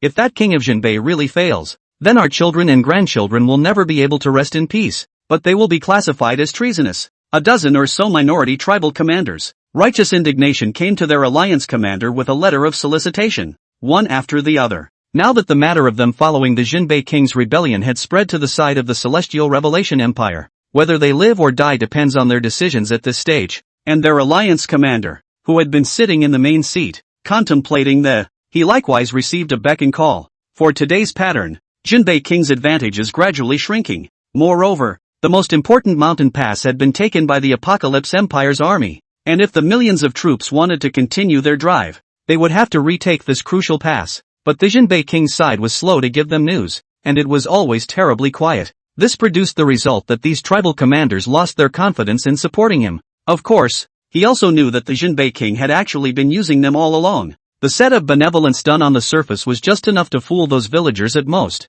and his heart had always been very clear about it. It's just that there's no turning back. Now even if he leads these tribes to surrender, it will also only be caught in a two-sided situation. On one side was the Ying Jinbei king, and on the other side was the inscrutable attitude of the Apocalypse Empire. So at this moment, he preferred to trust the Jinbei king. Let's not talk about it. Now that the east window has been blown, do you think there's any way back for us? Even if we do drop, our future treatment will be greatly reduced, and it will not be as good as before. Satsuma slapped the table in front of him hard with his hand, and the 10 or so tribal leaders who were still chattering and discussing instantly quieted down. You must think clearly. The reason why we followed the Jinbei king in his rebellion, it's not because they're caught between several empires and the people are not happy. They don't care about us, the minorities, they just care about enjoying themselves in the palace in Kyoto. If we can hold out, why do we need to rebel? Think for yourselves. There's no turning back for me. As the commander of the entire alliance, my surrender means beheading. And that's what happens when you rebel against the king of Jinbei. And it's not just me. The same may be true for all of you. After Sammy Down's impassioned speech, it firmly showed its heart that, The heart of this group of commanders is held in a deadly grip, because who does not want to obtain more fertile land? Who does not want to live in peace and happiness for the tribe under his command? But these things, the Apocalypse Empire couldn't give them, so they had to change their masters. The many tribal chiefs were once more in the midst of deep thought, for Satsuma's words were not without reason. Rebellion had been involved. Someone always had to take the blame, and they, as the leaders of the various tribes, could hardly be blamed. And at this moment, Luo Xiu and the others had once again taken down several more levels. The Jinbei king's territory was being cut down by robes, and the remnants of those who had absconded could only languish at the moment. However, the king of Jinbei still didn't make any big moves. It was even calm enough to be a little scary, neither losing troops to reinforce these barriers nor making any measures of resistance. This makes Luo Xiu somewhat puzzled by his thoughts. Night. Inside the main commander's tent where he had resettled, Luo Xiu once again summoned several heavenly K protectors. He was vaguely, somewhat uneasy these days, even after so many victories nor did I feel a single happy emotion. Young lord. The four great protectors knelt down on one knee in front of him and respectfully greeted him. Luo Xiu helplessly waved his hand. These people's sense of master and servant was already deeply rooted in the. It was indeed somewhat impossible to dismantle him in a single moment. So much for not bothering to say more. Straight to business. The army's start seems to have gone a little too smoothly these past few days, even so smoothly that it's unstoppable. But those are just the surface things of the. How the Jinbei king's true underbelly hasn't been thoroughly explored yet gives me an ominous feeling. Luo Xiu's brows furrowed, his clear eyes revealing a hint of incomprehension. The four guardians also saw what he was thinking, and the left guardian stepped forward and said, "Young lord, if you are unsure of anything, just instruct us." The other three protectors also nodded their heads in succession, and Luo Xiu patted him on the shoulder. Laughing, he said, "It's a good thing you guys are here. Otherwise, this Jinbei king is really not easy to deal with. Then I'll trouble you to make one more trip, deep into the Jinbei king's hinterland, to find out what he really wants to do. I feel like he's got a huge conspiracy brewing, waiting for me to jump in." The four great protectors nodded and walked out here silently. Report. At this moment, an urgent report came from outside, and Luo Xiu, who was just about to sit down and rest, was slightly puzzled. Enter. A 1,000-mile messenger soldier, sweating profusely, came into the tent, holding a letter in his hand. Report Marshal. A letter from the princess. The messenger soldier respectfully handed over a letter that, arching his hand, he handed it to Luo Xiu. Luo Xiu was first stunned, and after hearing that it was a letter from his own daughter-in-law, a warm smile spread across his face and he took the envelope. Go down. Yes. When the man had gone, he slowly sat down with the envelope and read it carefully. Su, how's the war going over there? Are you doing well? Everything's fine in the palace. Please don't worry. It's good to settle the country, but please don't venture out on your own, because there are people at home waiting for you, to come home. Asho, I miss you. After Luo Xiu read the contents of the letter, an unspeakable emotion surged into his heart. It's such a nice feeling to be cared for. The corners of his eyes were inexplicably hot, especially when he was out and about like this. He was overwhelmed by that last statement. It turns out that this silly daughter-in-law had already accepted herself and loved herself so deeply. He could feel the contents of his heart filled with anticipation of his return home.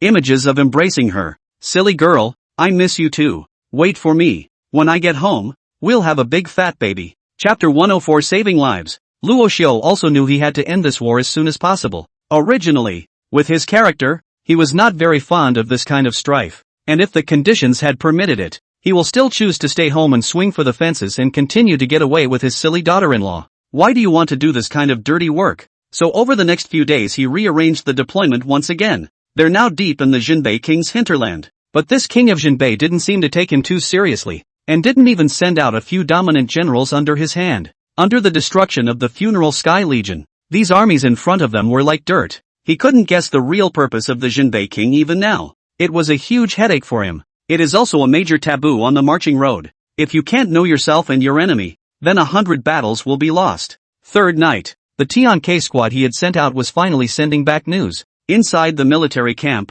the right envoy held a letter in his hand and slowly knelt on one knee in front of Luo Xiu. With a slightly ghastly face, he said, "My lord." Luo Xiu turned to meet his miserable face, his brows furrowing slightly, but he didn't hesitate too much.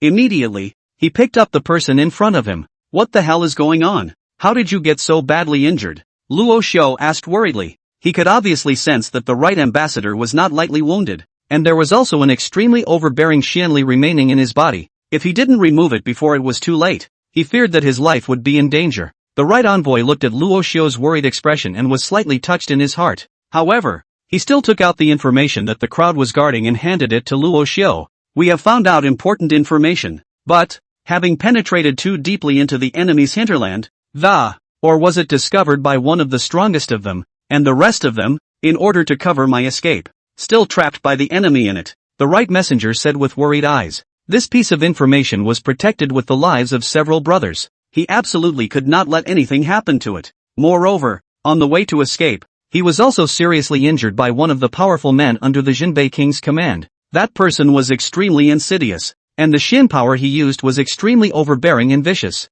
And if it wasn't for the purpose of delivering this letter out, he's just not going to last. Luo Xiu looked at the bloodstained envelope in his hand. He didn't open it first and, instead, he condensed supreme Xin power in his hands and forcefully poured it into the body of the faltering right envoy. My lord, the right messenger's shaky body jerked in horror, realizing that the Luo Xiu was actually healing him. Don't talk, Luo Xiu reminded him. The Xin power in his hand was still outputting in a steady stream, and with the power of his strong bloodline added to it, the right to make the body of the injury was quickly contained. Only want to heal, there is no way without a 2 or 3 years' time. The whole process of healing lasted 2 hours. And when the sky was just dawning, only then did Luo Xiu withdraw his hand. Go down and recuperate yourself. I'll send someone to get them out. Yes. Luo Xiu still didn't look at the letter in his hand for a second, and immediately recalled the main generals towards the major military camps. The 10 undead generals likewise came before him. Tian K is the last thing my father left for himself,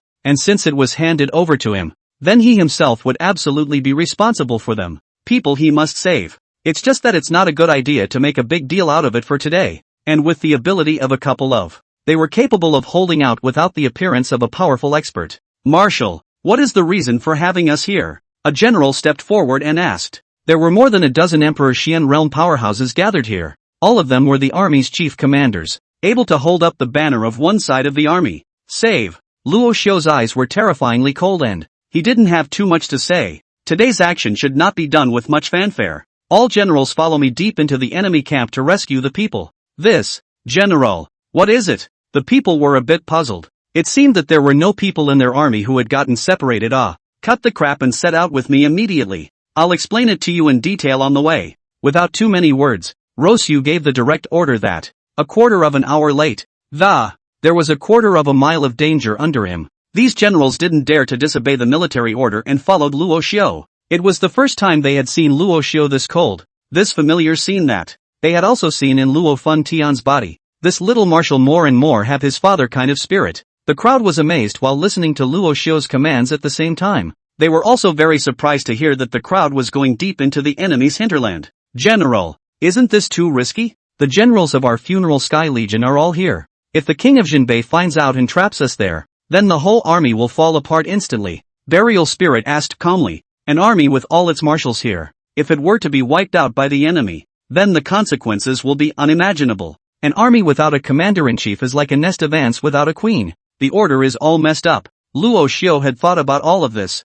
and he knew that this trip was very risky. Except that this man, he must be saved. You are quite right. Except that I did not ask you to accompany me on my adventures. You are the mainstay of the various armies, and not fit for adventure. In a moment you will meet me on the outskirts of the hinterland. I have the certainty that I can get the people out. Luo Xiu thought for a moment and calmly said, Tian K could be considered his personal henchman, though now he was working for the empire. But you can't risk the war either, nor can we take any chances with these generals, who, though not afraid of death, but the legions behind them still needed them to support them. And he, Luo Xiu, could be left out of the Burial Heaven Legion, but not without this one general. How can this be? Major General, how could we possibly stand by and watch you risk your life alone? Even if we were to go save someone, it would be us people who would do it for you. General, you can't joke with your life. If something happens to you, it's not good for us to explain to the old general. That's right, we'll definitely help you save this man.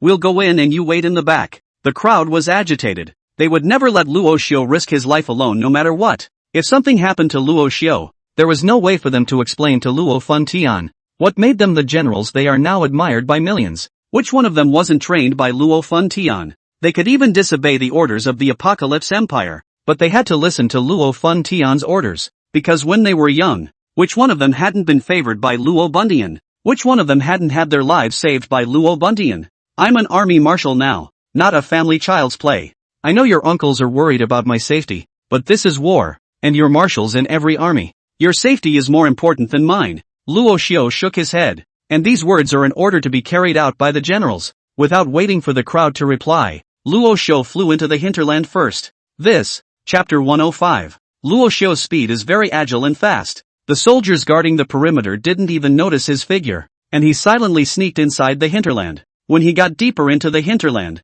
he realized that the place was heavily guarded and, moreover, there were many more soldiers patrolling than usual, and there were even quite a few strong people searching for something on a large scale. Seeing that they kept searching, Luo Xiu's hanging heart was finally put down. Since they were still searching, it proved that Tian K's people were still alive and hadn't been captured. He didn't linger too long, and with the topographical map in his head, he looked for a few places to hide, but still no results. It was then that Luo Xiu remembered the tokens he had made for the various members earlier. He is able to communicate with them through command cards. Luo Xiu immediately took out the token and injected a sliver of his own Xian power, and as expected, he could immediately see where his men were hiding. While he was happy, he felt something was wrong. Obviously the people sent out were 7. There are only 4 dots blinking now. That means 2 have fallen. Luo Xiu's heart sank, but now wasn't the time for him to grieve. We must rejoin them and break out as soon as possible. Otherwise, the powerful men under the Jinbei king form an encirclement.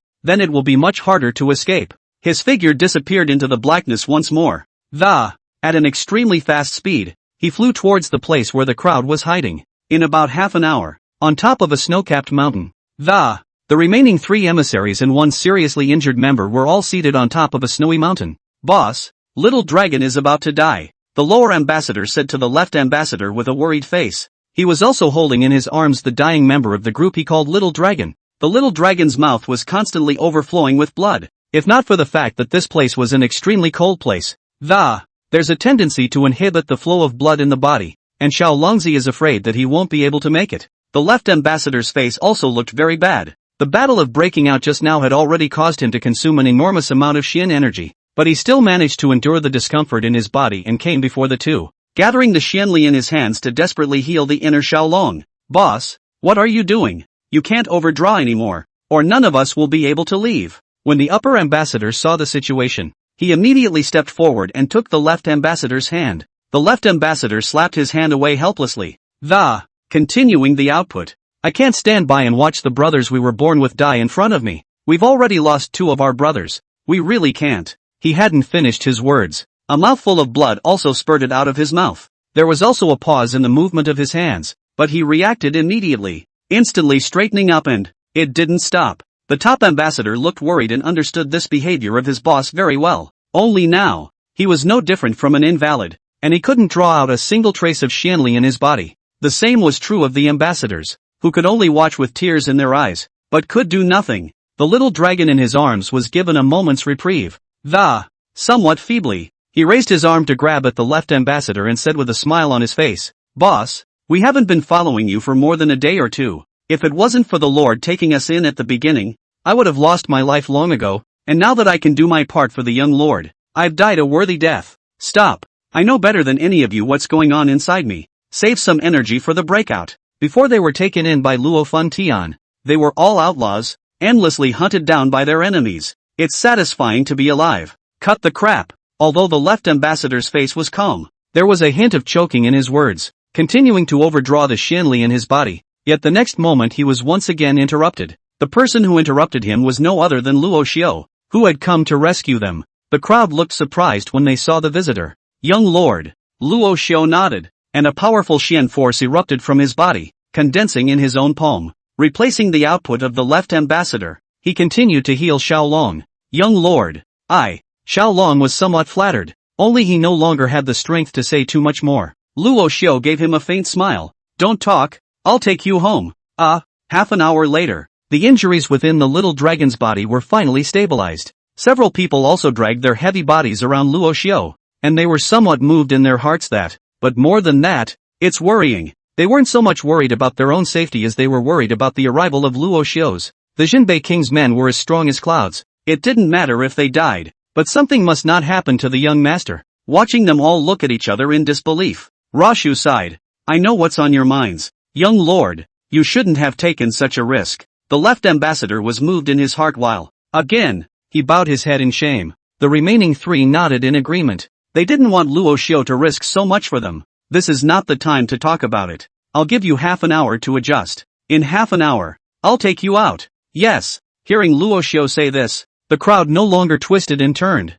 immediately exercising their energy and regulating their breath. In order to be at their best, even if they couldn't escape, they had to send the young lord out. In the meantime, Luo Xiu didn't sit around and let the crowd stay on the top of the mountain to regulate their temperatures. He himself disappeared down the mountain to explore the situation. The far north is so cold all the time that the forest below isn't really called a forest. There are quite a few sky-high trees, but they are still too jagged. And even when walking within the jungle, the view is extremely wide. Luo Xiu, on the other hand, sought out a large, sky-high tree and stood on its thick branches, observed the movement below. It so happened that a strong group of men and horses were coming his way, and through Luo Xiu's scouting, this small team was not strong. The strength of the person leading it was only at the Xian realm. He could destroy it in a puff of dust. Only he doesn't. Instead he quietly observes. Boss, there's no need for us to be greedy. Let's just go deeper into this extremely cold mountain range. It's freezing to death. One of the Tian Xuan Realm powerhouses couldn't endure the piercing coldness brought about by this extremely cold mountain range and couldn't help but spit out his words. Yeah, boss, even if those guys had 3 heads and 6 arms, you can't carry the cold of this extremely cold land. Oddly torturous. A few of the rest of the group voiced their displeasure as well. What the hell do you know? The most dangerous place is the safest place, said the man at the head of the group, turning with hatred. He had not come here with his team aimlessly, for just now the inspection of the... He had noticed a few figures flashing here and there. If it were normal, he would not have come here. It was only when he heard that a few strong men had already beaten those thieves into serious injuries and were barely able to resist that he came after them. If those thieves hadn't been seriously injured, he would have had the courage to, and he would never have come here looking for. Besides, the king has issued an edict that anyone who finds traces of those thieves, he can be crowned king when he is crowned emperor. A temptation he just can't resist. Chapter 106. You don't speak martial arts. Boss, no one wants to stay in this hole. Do you think they would come here? A bunch of minions still don't believe it. Mainly because they don't want to stay here much longer,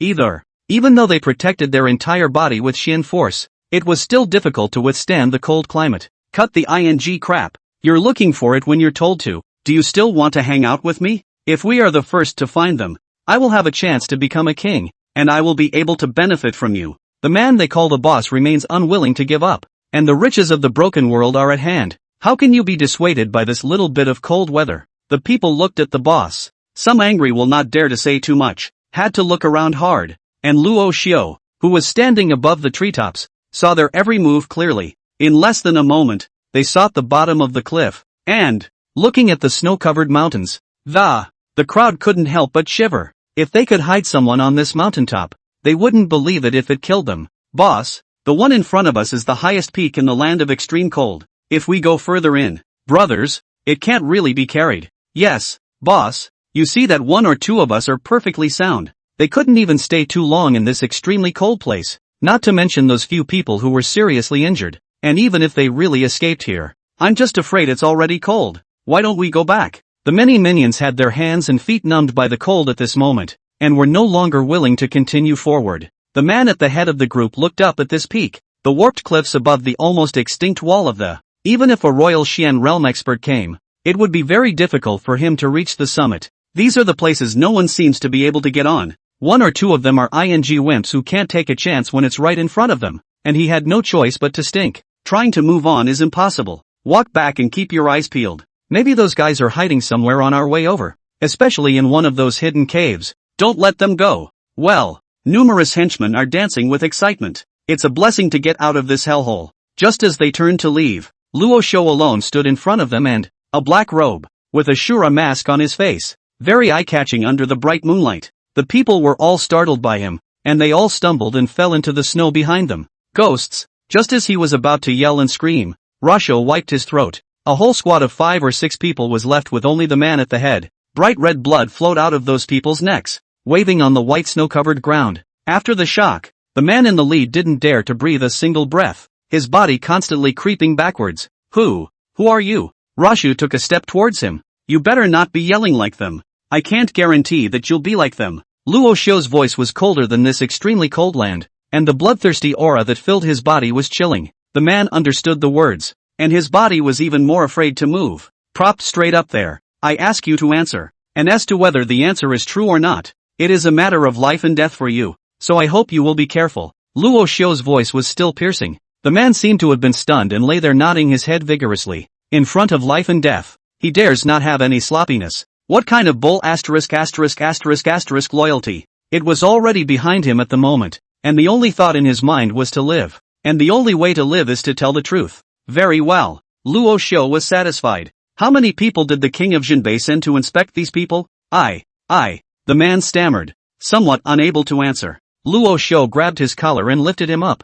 3 breaths, say it or die. The threatening remark worked quickly, and the man simply couldn't carry this threat of life and death. The king has sent a total of 20 squads like us, as well as the 100,000 soldiers who are guarding the barracks. As for those experts hidden in the shadows, I don't know. Rasha stared at him intently, his scarlet eyes not blinking. That man had never seen such horrible eyes. His eyes dodged one by one, but his body simply couldn't move the slightest bit. It was tightly tugged by Rashu. Rasha stared into his eyes for a long time, and it didn't look like a lie that. Only then did he ask the next question. What are the experts who stepped in to stop those guys tonight? With the previous threat, this time the guy was very cooperative and, just say it, it's those offerings that the king has provided. About 10 of them, each of them has reached the Tian Xuan realm. Hearing his words, Luo Xiu frowned slightly. He knew that the Jinbei king had a deep heritage, but he didn't expect that he actually had such a strong group of cultivators in his hands. More than a dozen Tian Xuan realm experts. Such a force is enough to sweep all the first-class forces of the entire Apocalypse Empire. No wonder he dared to rebel. Even Luo Xiu couldn't help but have a bit of a headache at the thought of having such a terrifying group of cultivators. These people, if they were to be put into the war, would be a very great threat to the common soldier. And the range of kills inflicted is terrifying. But he didn't have to think about that much right now. He had to get the people out, at least for now. It's only then that you think about the response behind it. Third question. The king of Jinbei. Where is he now? That was the news he wanted most. After fighting so long and he still hadn't detected the exact location of the Jinbei king, which caused him a great headache. Your Majesty, Senior, this I really don't know. I'm just a captain of an inspection squad. I really don't have that much right to be able to see the king. You, just spare me. With his level status, he simply couldn't come into contact with the king of Jinbei, and for Luo Xiu's question, he was genuinely unable to answer. But if he couldn't answer, it wasn't a big loss for Rashu, but for him, it's life-threatening. At this moment, his life is clutched in the hands of Luo Xiu. Life and death only in Luo Xiu's thought. He was really scared. I don't know if this place was too cold, or if he was just shivering with fear. His entire body was shaking non-stop as he was lifted up by Luo Xiu.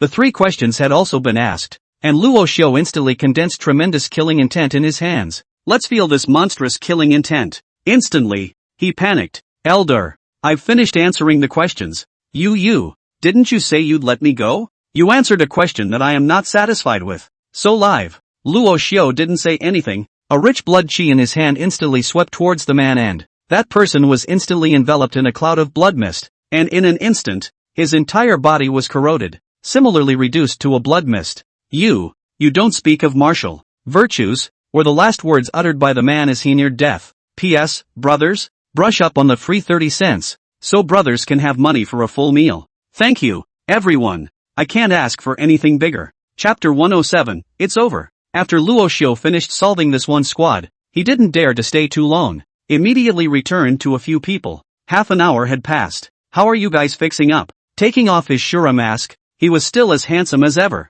The white hair is not inferior to the snow-capped mountains. The people were also very happy to see him return, and the injuries on their bodies were relieved a little. Lord, we're almost repaired. Just that the spinning Xianli branch in our bodies is serious. I'm only afraid, said the left ambassador with some concern. In their current condition, the most they can do is to maintain a run on the. Trying to tangle with the enemy further would be impossible. Luo Xiu nodded, and he didn't ask for too much. It was already not easy to escape to this place under the siege of more than a dozen Tian Xuan realm powerhouses. Don't have too many worries. There will be someone outside to meet us. As long as we break out of this hinterland, there's a silver lining. With that said, he took the clothes he had stripped from the guys and, get the crowd dressed. Put these clothes on. The crowd nodded, and without a moment's hesitation, wear all the clothes of this patrol squad on yourself. Go! He didn't want to talk too much about it, and the longer he stayed in this place, the greater the chances of being discovered, the greater the chance of escaping now while the chaos lasts.